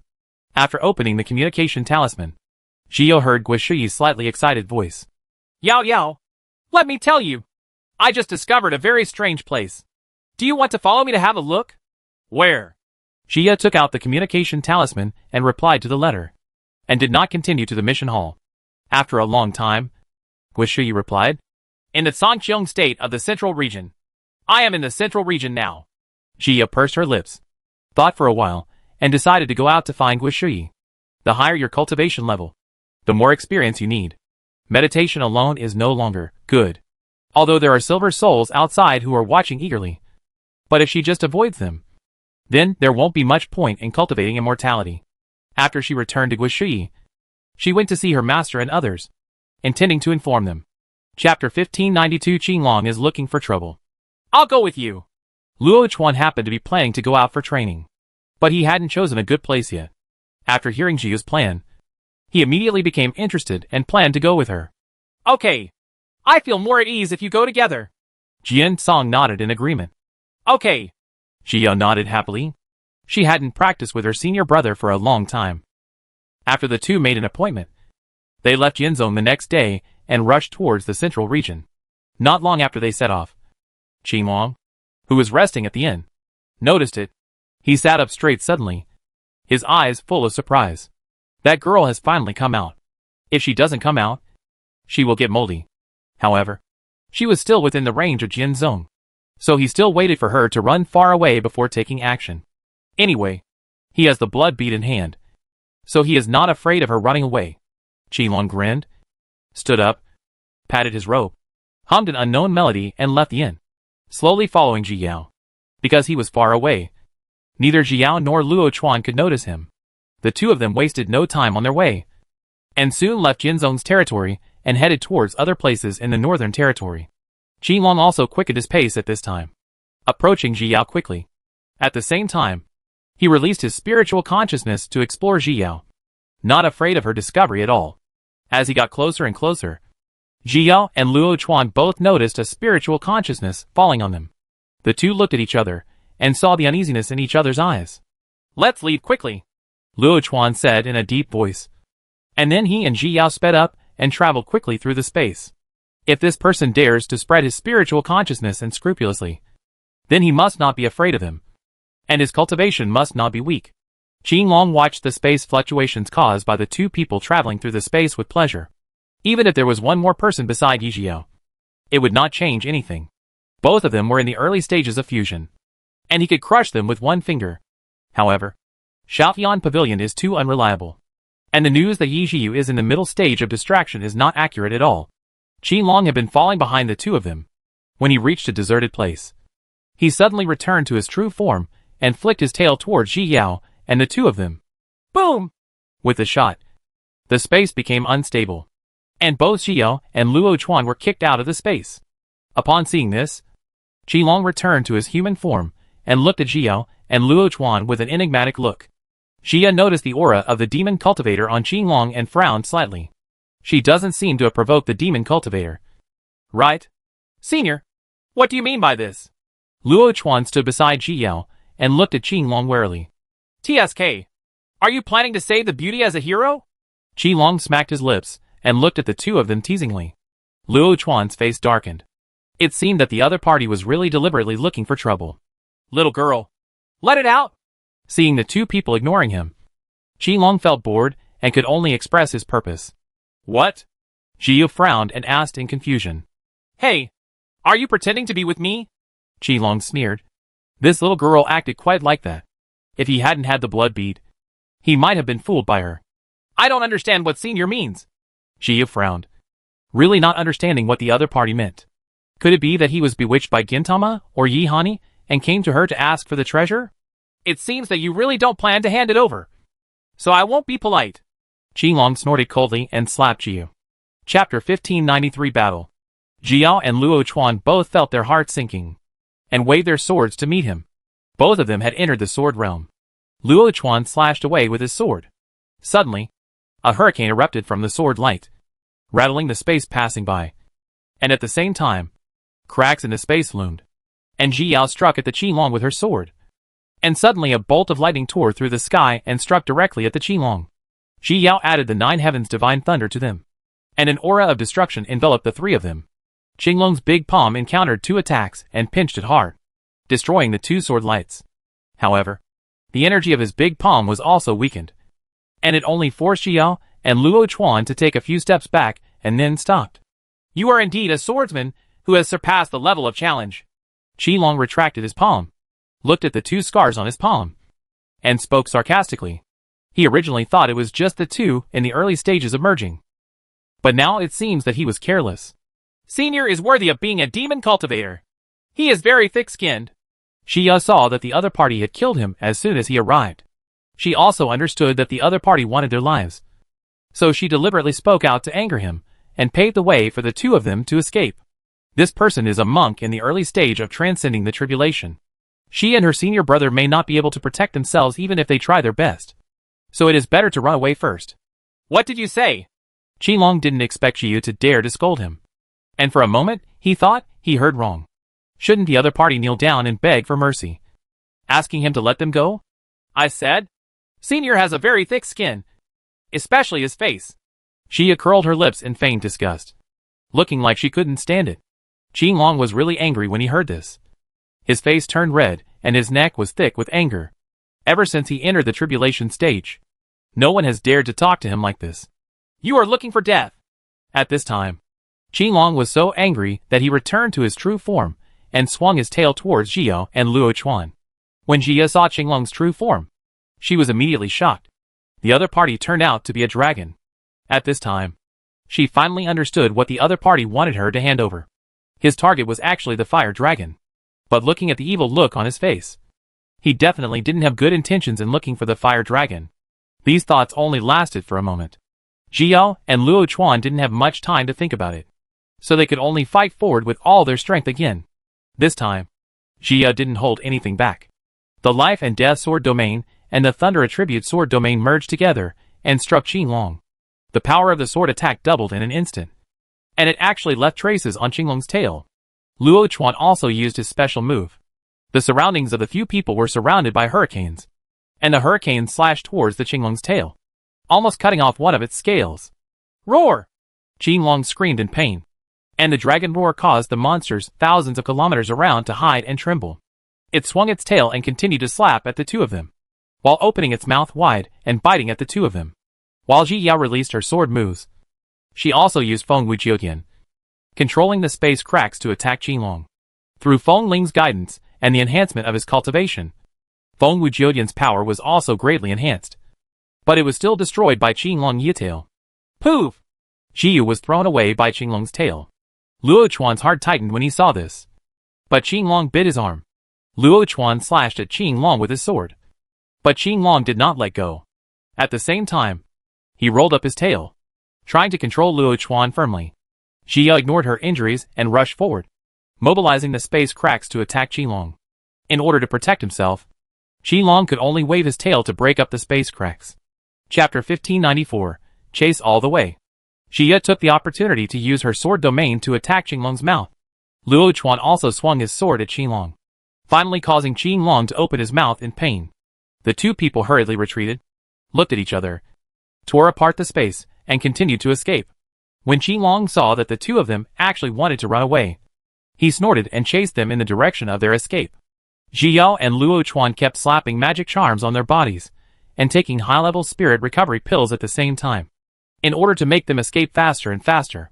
Qilong kept following in midair, and from time to time, he would shoot towards the place where the space between Zhiyao and two people fluctuated. Zhiyao and Luo Chuan barely escaped each time without even having a chance to breathe. The current situation is too critical. Once caught up, whether he can run away is a question. Therefore, they must not be caught up, as long as they can escape to the central domain and escape to Shuyi's side. This Qilong will not be afraid. In this way, Ji Yao and the two tried their best to escape. Qilong missed a move many times, and was so angry that he almost vomited blood. He roared and swung his tail in pursuit, alarming countless monks and monsters along the way. Oh my god! That's Qilong. Which unlucky person is being targeted by it? Look at the momentum. That's right. Once caught, I'm afraid he will be cut into pieces. The monks looked at the green dragon flying in the sky and talked about it. They didn't know who was so unlucky that they provoked the Dragon Clan. As the two oldest races in this world, the Dragon Clan and the Phoenix Clan are not powerful enough for their human cultivators to provoke at will. I don't know who could think so hard and go to provoke these big guys. On the other side, Guishui, who received the news of Ji Yao's departure, was on her way to greet Ji Yao because she sent a messenger to ask where they were. But she did not receive a reply for a long time. Guishui felt a little uneasy. It was impossible for Yao Yao not to reply to messages for no reason. Something might have happened. She quickly rushed towards the North Territory, hoping to meet the two of them halfway. Half a month later, Zhiyao and Luo Chuan had used up all their recovery elixirs and magical talismans, and their escape speed finally slowed down. Ha! You guys run? Qilong saw the two of them slow down, laughed and slapped them with his tail. Zhiyao and Luo Chuan were both thrown away and fell towards the ground. Qilong finally felt a lot more comfortable when he saw the two of them looking quite embarrassed. These two guys dared to play tricks on him and let him chase them for so long, which was embarrassing. Zhiyao and Luo Chuan steadied their bodies and looked at Qilong with solemn expressions. They really couldn't run away now. Why didn't you run away? Qilong was angry when he saw the two of them. This time he would not give them a chance. You leave later. I'll stop him. Seeing that neither of them could run away, Luo Chuan sent a message to Ji Yao, already planning to sacrifice himself to stop Qilong and let his junior sister escape. Impossible, Ji replied coldly. She would never do such a thing, putting aside her feelings for her senior brother, even if she abandons others for herself. It will affect her Taoist heart. What's more, it's her senior brother who is so important to her. At worst, the three of them would die together. Even if she blew herself up, she would still have to drag this dragon with her. Luo Chuan frowned when he heard this, and sighed inwardly, thinking of his junior sister's character of never looking back. Well, I originally wanted you to die with dignity, but there's no need now. Qilong didn't intend to waste any more time. They would be in trouble if the Dragon King came out of seclusion. Chapter 1595, Being Dealt With. Who do you want to die with dignity? When Guishui arrived, what she saw was the scene where Qilong was planning to take action. Shui? Zhiyao had already made plans to die together, but she didn't expect Shui to arrive. Qilong frowned when he looked at Guishui, who suddenly appeared. There was no breath in this person's body. His cultivation level was not clear, and he didn't know where he came from. He watched Guishui swaggering up to Zhiyao, and his face twisted. She actually didn't take him seriously at all. This person is too arrogant. He is in the tribulation period, not the distraction period. Who are you? Qilong asked, glaring at Guishui with an unkind expression. Who am I? I am your ancestor. Guishui raised her head and said with anger, if she hadn't arrived in time, something might have happened to Yao Yao, which made her want to tear him into pieces. Bah! I'm wrong. I don't have a junior like you. Otherwise I would be angry to death. Guishui spat. Jia looked at Shuyi, who was cursing with some surprise. Where had this guy been hanging out during this time? He was very good at cursing people. You? Qinglong was so angry that his nostrils dilated and he huffed. Obviously very angry. I haven't settled the debt with you for bullying Yao Yao. So don't burp your ass. Guishui continued to play the trade of making people angry to death. And said in a small mouth. When Qinglong heard this, he couldn't help it any longer. Swung his tail, and slapped Guishui fiercely. Jia looked at Qinglong's tail swinging over, and smiled and mourned for him. Sure enough, Guishui directly grabbed Qinglong's tail with one hand, and couldn't pull it out no matter how hard he tried. Qinglong's tail was caught. His heart tightened, and he immediately opened his mouth to bite it. But before he even got close, the entire dragon was thrown away, and hit the hillside not far away. Qinglong's head hit the hillside, buzzing, and he looked confused and unresponsive. At this moment, his tail was grasped again. Qinglong was shocked and roared, trying to pull out his tail. But how could Guishui give him this opportunity? Compared with her physical strength, he was still lagging behind. Thinking of this, Guishui grabbed Qinglong's tail and kept slapping it. Bang! Bang! Qinglong was carried by Guishui and tossed around like a rag doll. Every time he wanted to fight back, he would be interrupted by Guishui, and he couldn't even gather his spiritual power. Jia and Luo Chuan stood aside and did not intervene. Jia had already seen how powerful Shuyi was, so she was not surprised at all. But Luo Chuan was different. His eyes changed again and again when he looked at Guishui, and finally settled on admiration. Being able to survive a period of calamity is really not unusual. 2 hours later, Guishui finally stopped what she was doing and threw Qinglong at her feet. Qinglong was seriously injured at this time, and was lying on the ground dying. Yao Yao, do you want to kill this guy? Guishui asked, kicking Qinglong. Qinglong trembled when he heard the words, opened his eyes, and looked at Xiyu pitifully, hoping that she would be soft-hearted and let him go. No, don't kill him first. Just seal his spiritual power. Xiyu was not swayed by Qinglong, but she had heard her ancestor mention the Dragon Clan. And she also knew that the Dragon Clan was no worse than the Phoenix Clan in strength. Chapter 1596. The Dragon King comes out of seclusion. If Qinglong is really killed, there will definitely be a more fierce pursuit. And it will also provoke a fight between the Dragon and Phoenix clans, which will not be a trivial matter. She couldn't just drag the Feng family into trouble. It was better to control Qinglong first, and then leave it to the ancestor to decide how to deal with it. Okay then. Guishui nodded after hearing this, and sealed Qinglong's spiritual power. Qinglong was almost crying at this time. He was still alive. Are you lying down and pretending to be dead? Why don't you get up? Guishui kicked him over and became angry just looking at Qinglong. Oh! Qinglong hurriedly transformed back into his human form, and stood up despite his injuries. You'd better be honest. If you run away, I will tear off your head and use it as a ball. Guishui deliberately threatened. Qinglong was so frightened that he shrank his neck and nodded repeatedly to show his determination. After all, the person in front of him could really do such a thing. Xiyu blinked at Qinglong like this. This dragon is really a model of bullying and shying away from the strong. Yao Yao, are you okay? After Guishui dealt with Qinglong, she finally came to Ji Yao and pulled her to look at her. If something happened to Yao Yao because she asked Yao Yao to come out, then she would never forgive herself. It's okay. Isn't there a hero like you here? Ji Yao happily reached out and hugged Guishui. The two hadn't seen each other for a long time. Hey, don't worry as long as I'm here. No one can hurt you. Guishui patted her chest and promised. Then I'll rely on you. Ji Yao nodded cooperatively and glanced at the Qinglong. Qinglong immediately looked away, not daring to look at Ji Yao for fear that she would let the woman break his neck. Then let's go. Guishui took Ji Yao's arm, glanced at Luo Chuan, and headed towards the central domain. Luo Chuan understood, walked to Qinglong's side, reached out to grab his shoulders, and led him to chase Ji Yao and the two. Dragon Clan land. Welcome the Dragon King to come out of seclusion. Welcome the Dragon King to come out of seclusion. All the dragons in the Dragon Clan came to the back mountain to welcome the Dragon King out of seclusion. Ha ha ha! The Dragon King laughed and walked out of the cave, feeling very happy. During this retreat, his cultivation finally caught up with that old man from the Phoenix Clan. Now, he wanted to see how arrogant the old man was. Mother of Dragons felt a little uneasy, and stood in front of the crowd with a stiff smile. Her son Kangji didn't notice Dragon Mother's expression. but looked at Dragon King with admiration in his eyes. Well, my son has made great progress. The Dragon King noticed that his son's cultivation had improved and patted Song Ji on the shoulder with satisfaction. Song Ji was praised and lowered his head shyly.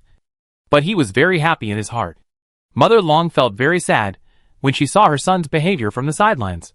He didn't know how much the Dragon King cared about that bastard, and thought that his father loved his son the most. She hoped that Kangji would never know this truth. But now, the Qinglong has not been able to deal with that evil species. So this plan may be ruined. Okay, all of you, please step aside. Let's go back to the dormitory. The Dragon King waved to the other dragons and led Song Ji and Dragon Mother towards the dormitory. The other sons of the Dragon King looked at their family of 3 enjoying themselves, and their expressions were not very good. These sons will never be seen in the eyes of the Dragon King. They can't even call Dragon King father. They can only follow the other tribesmen and call them Dragon King. How ironic this is. Chapter 1597, Taking the Blame. Several dragons looked at each other, with a cold light flashing in their eyes. On the other side, Dragon King and the others have returned to the palace. Thank you for your hard work during this period. The Dragon King patted the Dragon Mother's hand and said, It's not hard. This is all what I should do. The Mother of Dragons gently leaned next to the Dragon King, but she was thinking about how to explain it later. Song Ji, come here. Let father take a good look at it. The Dragon King called Song Ji to his side and looked at him carefully. Father! Song Ji's eyes were bright, full of admiration for the Dragon King. His father is the person he admires most in his life, and he is the hero of the Dragon Clan. The Dragon King nodded with satisfaction. His son's qualifications were good, but his temperament was not quite like his, but more like his mother's. By the way, I have something else to do. I will go out for a while and come back later. The Dragon King thought of his youngest son, and his heart suddenly began to look forward to it. The boy should have come out of his SHL by now. The Mother of Dragons did not stop her. This matter would be exposed sooner or later, so there was no need to cover it up. She sent Song Ji away and walked around anxiously in the palace, thinking about how to deal with it. At this moment, she suddenly heard a roar, and her heart suddenly sank. The Dragon Mother closed her eyes and sat on a chair nearby, waiting for the Dragon King to come back. Sure enough, within a few breaths, the Dragon King came to the Dragon Mother angrily. Tell me, where has it gone? The Dragon King looked at the Dragon Mother with dangerous eyes. Now that his mother is dead, he only has the little guy left, and now he is missing. I've wanted to tell you about this for a long time, but I was afraid of disturbing your retreat. Mother Dragon's eyes turned red as she said, blaming herself. I really don't know how to deal with this matter. The Dragon Mother looked at the Dragon King with a hesitant expression. What's going on? Seeing Dragon Mother's appearance, the Dragon King also realized that his attitude was too much and asked as much as possible to suppress the anger in his heart. It was stolen by people from the Feng family. Mother Long burst into tears as she spoke. This is all my fault. I didn't take it seriously. Dragon King, please punish me. Feng family? As soon as the Dragon King heard about the Feng family, he waved his hands angrily, and the chair next to Dragon Mother was instantly reduced to ashes. The Mother of Dragon's eyes flashed. She could only let Na Yijia take the blame. Yes, that person's name is Yijia. He is the 8th in the Feng family. He is a clan member that the Feng family recognized 20 years ago. Mother Long wiped away her tears and explained with a sad look on her face. I didn't know what method she used to sneak into the clan and actually stole it. Later, I asked Qilong to go out and look for it with the blood bead, but I haven't found it back yet. If it weren't for the fact that I had to deal with the Dragon Clan's affairs, I would have gone out to find it myself. The Dragon Mother lowered her head hypocritically, not wanting the Dragon King to see any flaws. The Phoenix Clan and the Dragon Clan have always been at odds with each other. No matter how the Feng Clan explains it, the Dragon King will definitely not believe it, and will only think that the other party is lying. So the Feng Clan will take the blame. How dare they? The Dragon King's face turned red with anger when he heard this, and his eyes were full of burning anger. I hid this matter from everyone except Qinglong because I was afraid that it would attract the attention of the Feng Clan. If the ancestor of the Feng Clan took action against the Dragon Clan, then I would have to die to apologize, said the Dragon Mother. Sighed. She knew that the Dragon King had always been resentful because the ancestor of the Feng family was higher in cultivation than him. So saying this would definitely step on his painful toes. Chapter 1598 The whole story.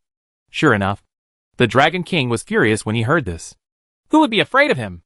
I want to seek justice from him. The Dragon King waved his sleeves and left the palace without caring about anything and rushed to Phoenix Ruins. Ha! Mother Dragon raised her head and sneered. Sure enough, he is the child of his beloved. She knocked on the seat next to her and sent the messenger talisman to Qinglong again, asking him to kill Yijiu. As long as she dies, this matter will be unproven and no one will be able to doubt her. On the other side, Xiao and his party, who were on their way, suddenly saw a communication talisman flying in front of Qinglong. Qinglong's eyes widened and he prayed secretly in his heart. Mother Dragon must not talk nonsense. Why didn't you answer? Guishui kicked Qinglong and asked him to accept the communication talisman. There was no other way. Qinglong could only open the communication talisman under the gaze of the three people. Yijiu and that scoundrel must be killed. The Dragon King has left seclusion to go to the Phoenix clan to ask for an explanation. You must act quickly. The Dragon Mother's sinister voice came from the communication talisman, successfully making Qinglong shrink back. Neck. Ha. He smiled flatteringly at Xiao, but his heart was already filled with tears. When Xiao and the other two heard this, they felt angry. They felt that there was someone behind Qinglong who had been lying to them before. Okay, you actually lied to us. Guishui suddenly became furious and kicked Qinglong away. No. Qinglong lay on the ground and shook his head repeatedly. At this time, he had no spiritual power and no resistance at all, so he could only humbly beg for mercy. Tell me, what's the conspiracy behind it? Guishui picked up Qinglong's collar and asked with an evil look. If it weren't for this communication talisman, she would have almost believed this green dragon, thinking that he had a grudge against the fire dragon's parents and came here to catch the fire dragon. I said it. Qinglong nodded quickly. His life was more important than his future.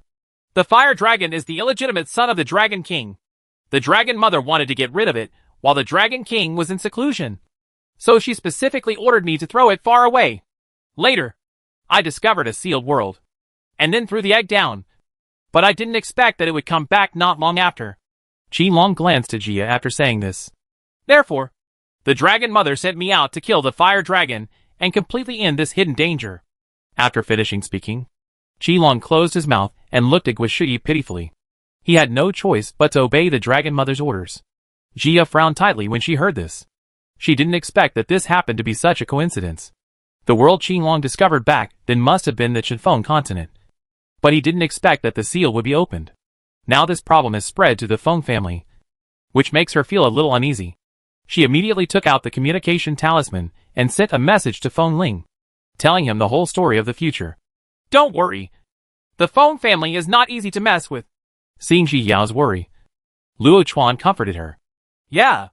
Jia nodded, still a little worried in her heart. After all, it was the Dragon Clan. Let's go and see if we want to go back to Phoenix Ruins, Jia suggested to the two of them. Their destination was the central region anyway, and they just happened to go back to Phoenix Ruins to explain the truth. And returning to the Dragon Clan is definitely the best for the development of the Fire Dragon. After all, there are many things that the Dragon Clan needs. But I don't know if the Dragon King really protects the Fire Dragon. Chapter 1599 Come to the door. The group of people quickly rushed to the central region. And it didn't take long for Jia to receive a reply from Feng Ling, telling her not to worry, and to go back to Phoenix Ruins first. And he arranged for Xiaolu to pick her up. And then, they would go back to Phoenix Ruins together. Ji Yao had not seen the sixth sister yet. So Feng Ling recorded Xiaolu's aura into the communication talisman and sent it to Ji Yao, so that whenever she met her, she would recognize her immediately. After explaining everything, Feng Ling waited peacefully for the Dragon King to come to her door. He wanted to see what tricks the Dragon King could do. Feng Ling, come out! After 2 days of traveling, the Dragon King finally arrived at the Phoenix Ruins. He shouted loudly outside the Phoenix Ruins, his heart filled with anger. At the same time, he finally caught up with Feng Ling's cultivation this time, so he no longer took Feng Ling seriously. Ancestor, this Dragon King is too arrogant. Feng Qi stood up suddenly when he heard the shouting and said angrily. The rest of the Feng family didn't look too good either, but they were not as impulsive as Feng Qi. They all already knew what was going on, and they all looked down on the Dragon King. A majestic Dragon King was tricked by his own woman. Let's go and take a look. Feng Ling stood up calmly, patted her cassock, and walked out slowly. The Feng family followed behind, and they all arrived at the entrance of Feng Wang Market. Feng Ling! You figured it out! The Dragon King was filled with hatred when he saw Feng Ling's comfortable look. He is about the same age as Feng Ling, and he has been compared with the outside world since he was a child. However, he is always a little worse than Feng Ling, so he has always been shrouded in Feng Ling's shadow. Now, he can finally feel proud. Hey! I was just wondering why you are so arrogant. It turns out you have advanced? Feng Ling teased with a half smile, stepping on the Dragon King's sore feet. What? Are you scared? The Dragon King sneered. Feng Ling's calm look was obviously fake. I'm very scared. So isn't it because I'm asking my clansmen to embolden me? Feng Ling spread her hands, already used to quarreling with the Dragon King. Humph! The Dragon King snorted coldly, his eyes scanning the Feng family behind him. But no unfamiliar faces were found. Hand over your Shiba. The Dragon King released his momentum unceremoniously, wanting to give Feng Ling a blow. Feng Ling just raised her eyebrows and dispelled the momentum. What are you doing with my Shiba? Feng Ling looked at the Dragon King knowingly, wanting to see how stupid this guy could be. Your Shiba stole my little son. The Dragon King became anxious when he said this, fearing that his son would suffer. Do you have evidence? Don't talk nonsense. Feng Ling's face darkened, and she asked seriously. Humph. Don't worry about whether I have evidence or not. Hand over Shiba first. The Dragon King pursed his lips as he spoke. Originally, he could sense the dragon bloodline, but on his youngest son, this trick didn't work at all. Although the younger son has dragon blood, he is suppressed by his mother's other blood, and his position can only be determined by relying on blood beads. He originally wanted to find the green dragon, but found that its aura suddenly disappeared the day before. He searched for it for several times but couldn't find it, so he had to come to Feng's house to ask for it. If there is no evidence, then our Feng family will not be able to hand over the person. Feng Ling crossed her arms and said with a meaningless expression, he is not afraid of the Dragon King, and he still has to settle the score with the Dragon King about the green dragon chasing Shiba. Chapter 1600, A Show of Force. Are you trying to protect her? The Dragon King's face turned extremely ugly. His eyes widened and he threatened. The best way is to ask Feng Ling to hand over Xiaoba. Otherwise, if he really takes action, it will not end well. No matter who wins between the Phoenix clan and the Dragon clan, they will suffer heavy losses in the end, which will affect their status in the Fuchin realm. It can be said that it is 100 harms without any benefit. So for so many years, although the Dragon and Phoenix clans were at odds, they had restrained themselves from fighting. As long as you ask her to hand over my son, I won't care about her. Looking at Feng Ling's completely uncaring expression, the Dragon King could only lower his demands again. If you don't argue with her, I will argue with you more. Feng Ling sneered. He didn't have the final say whether this was right or wrong. What do you mean? Dragon King frowned and heard something in Feng Ling's words. Although Feng Ling was arrogant, he didn't just talk nonsense casually. He wanted to see what tricks he was going to pull. The lady of your family threw your illegitimate child out, and my Xiaoba picked it up and brought it back to the Fuchin realm. Instead of thanking her, you sent Qinglong to hunt her down? Feng Ling glanced sideways at the Dragon King, feeling very worried. Looked down on him. If he hadn't been able to control himself, why would so many things have happened? This Dragon King is full of illegitimate children, and the Dragon Mother will be unlucky for 8 lifetimes if she marries him. Originally, he thought that Mother Long was also a miserable person, but because she wanted to hunt down his Shiba, he wouldn't just let it go. What nonsense are you talking about? The Dragon King frowned more and more, not believing Feng Ling's words at all. He had so many illegitimate children, but Mother Dragon never laid hands on them. Instead, she taught them well and took great pains. Why would such a tolerant and generous Dragon Mother only target his youngest son? You are just sowing discord. I will not be fooled by you. Looking at Feng Ling's face, the Dragon King felt more and more that he had evil intentions. Oh, since you don't believe it, then I will wait for Xiaoba to come back and confront you face to face. Feng Ling did not act rashly, because that would also put Xiaoba in danger. If this misunderstanding can be resolved, Xiaoba can be safer in the future. And at the same time, the Dragon King can owe her a favor. Why not? How arrogant this Dragon King is now. How painful it will be when he is slapped in the face later. Then how long will it take for them to come back? The Dragon King was a little excited when he heard this. He really wanted to see his little son right away. Come on! Just wait! Feng Ling glanced at him, winked at the others, left the Dragon Dynasty, and walked into the Phoenix Ruins. Hey!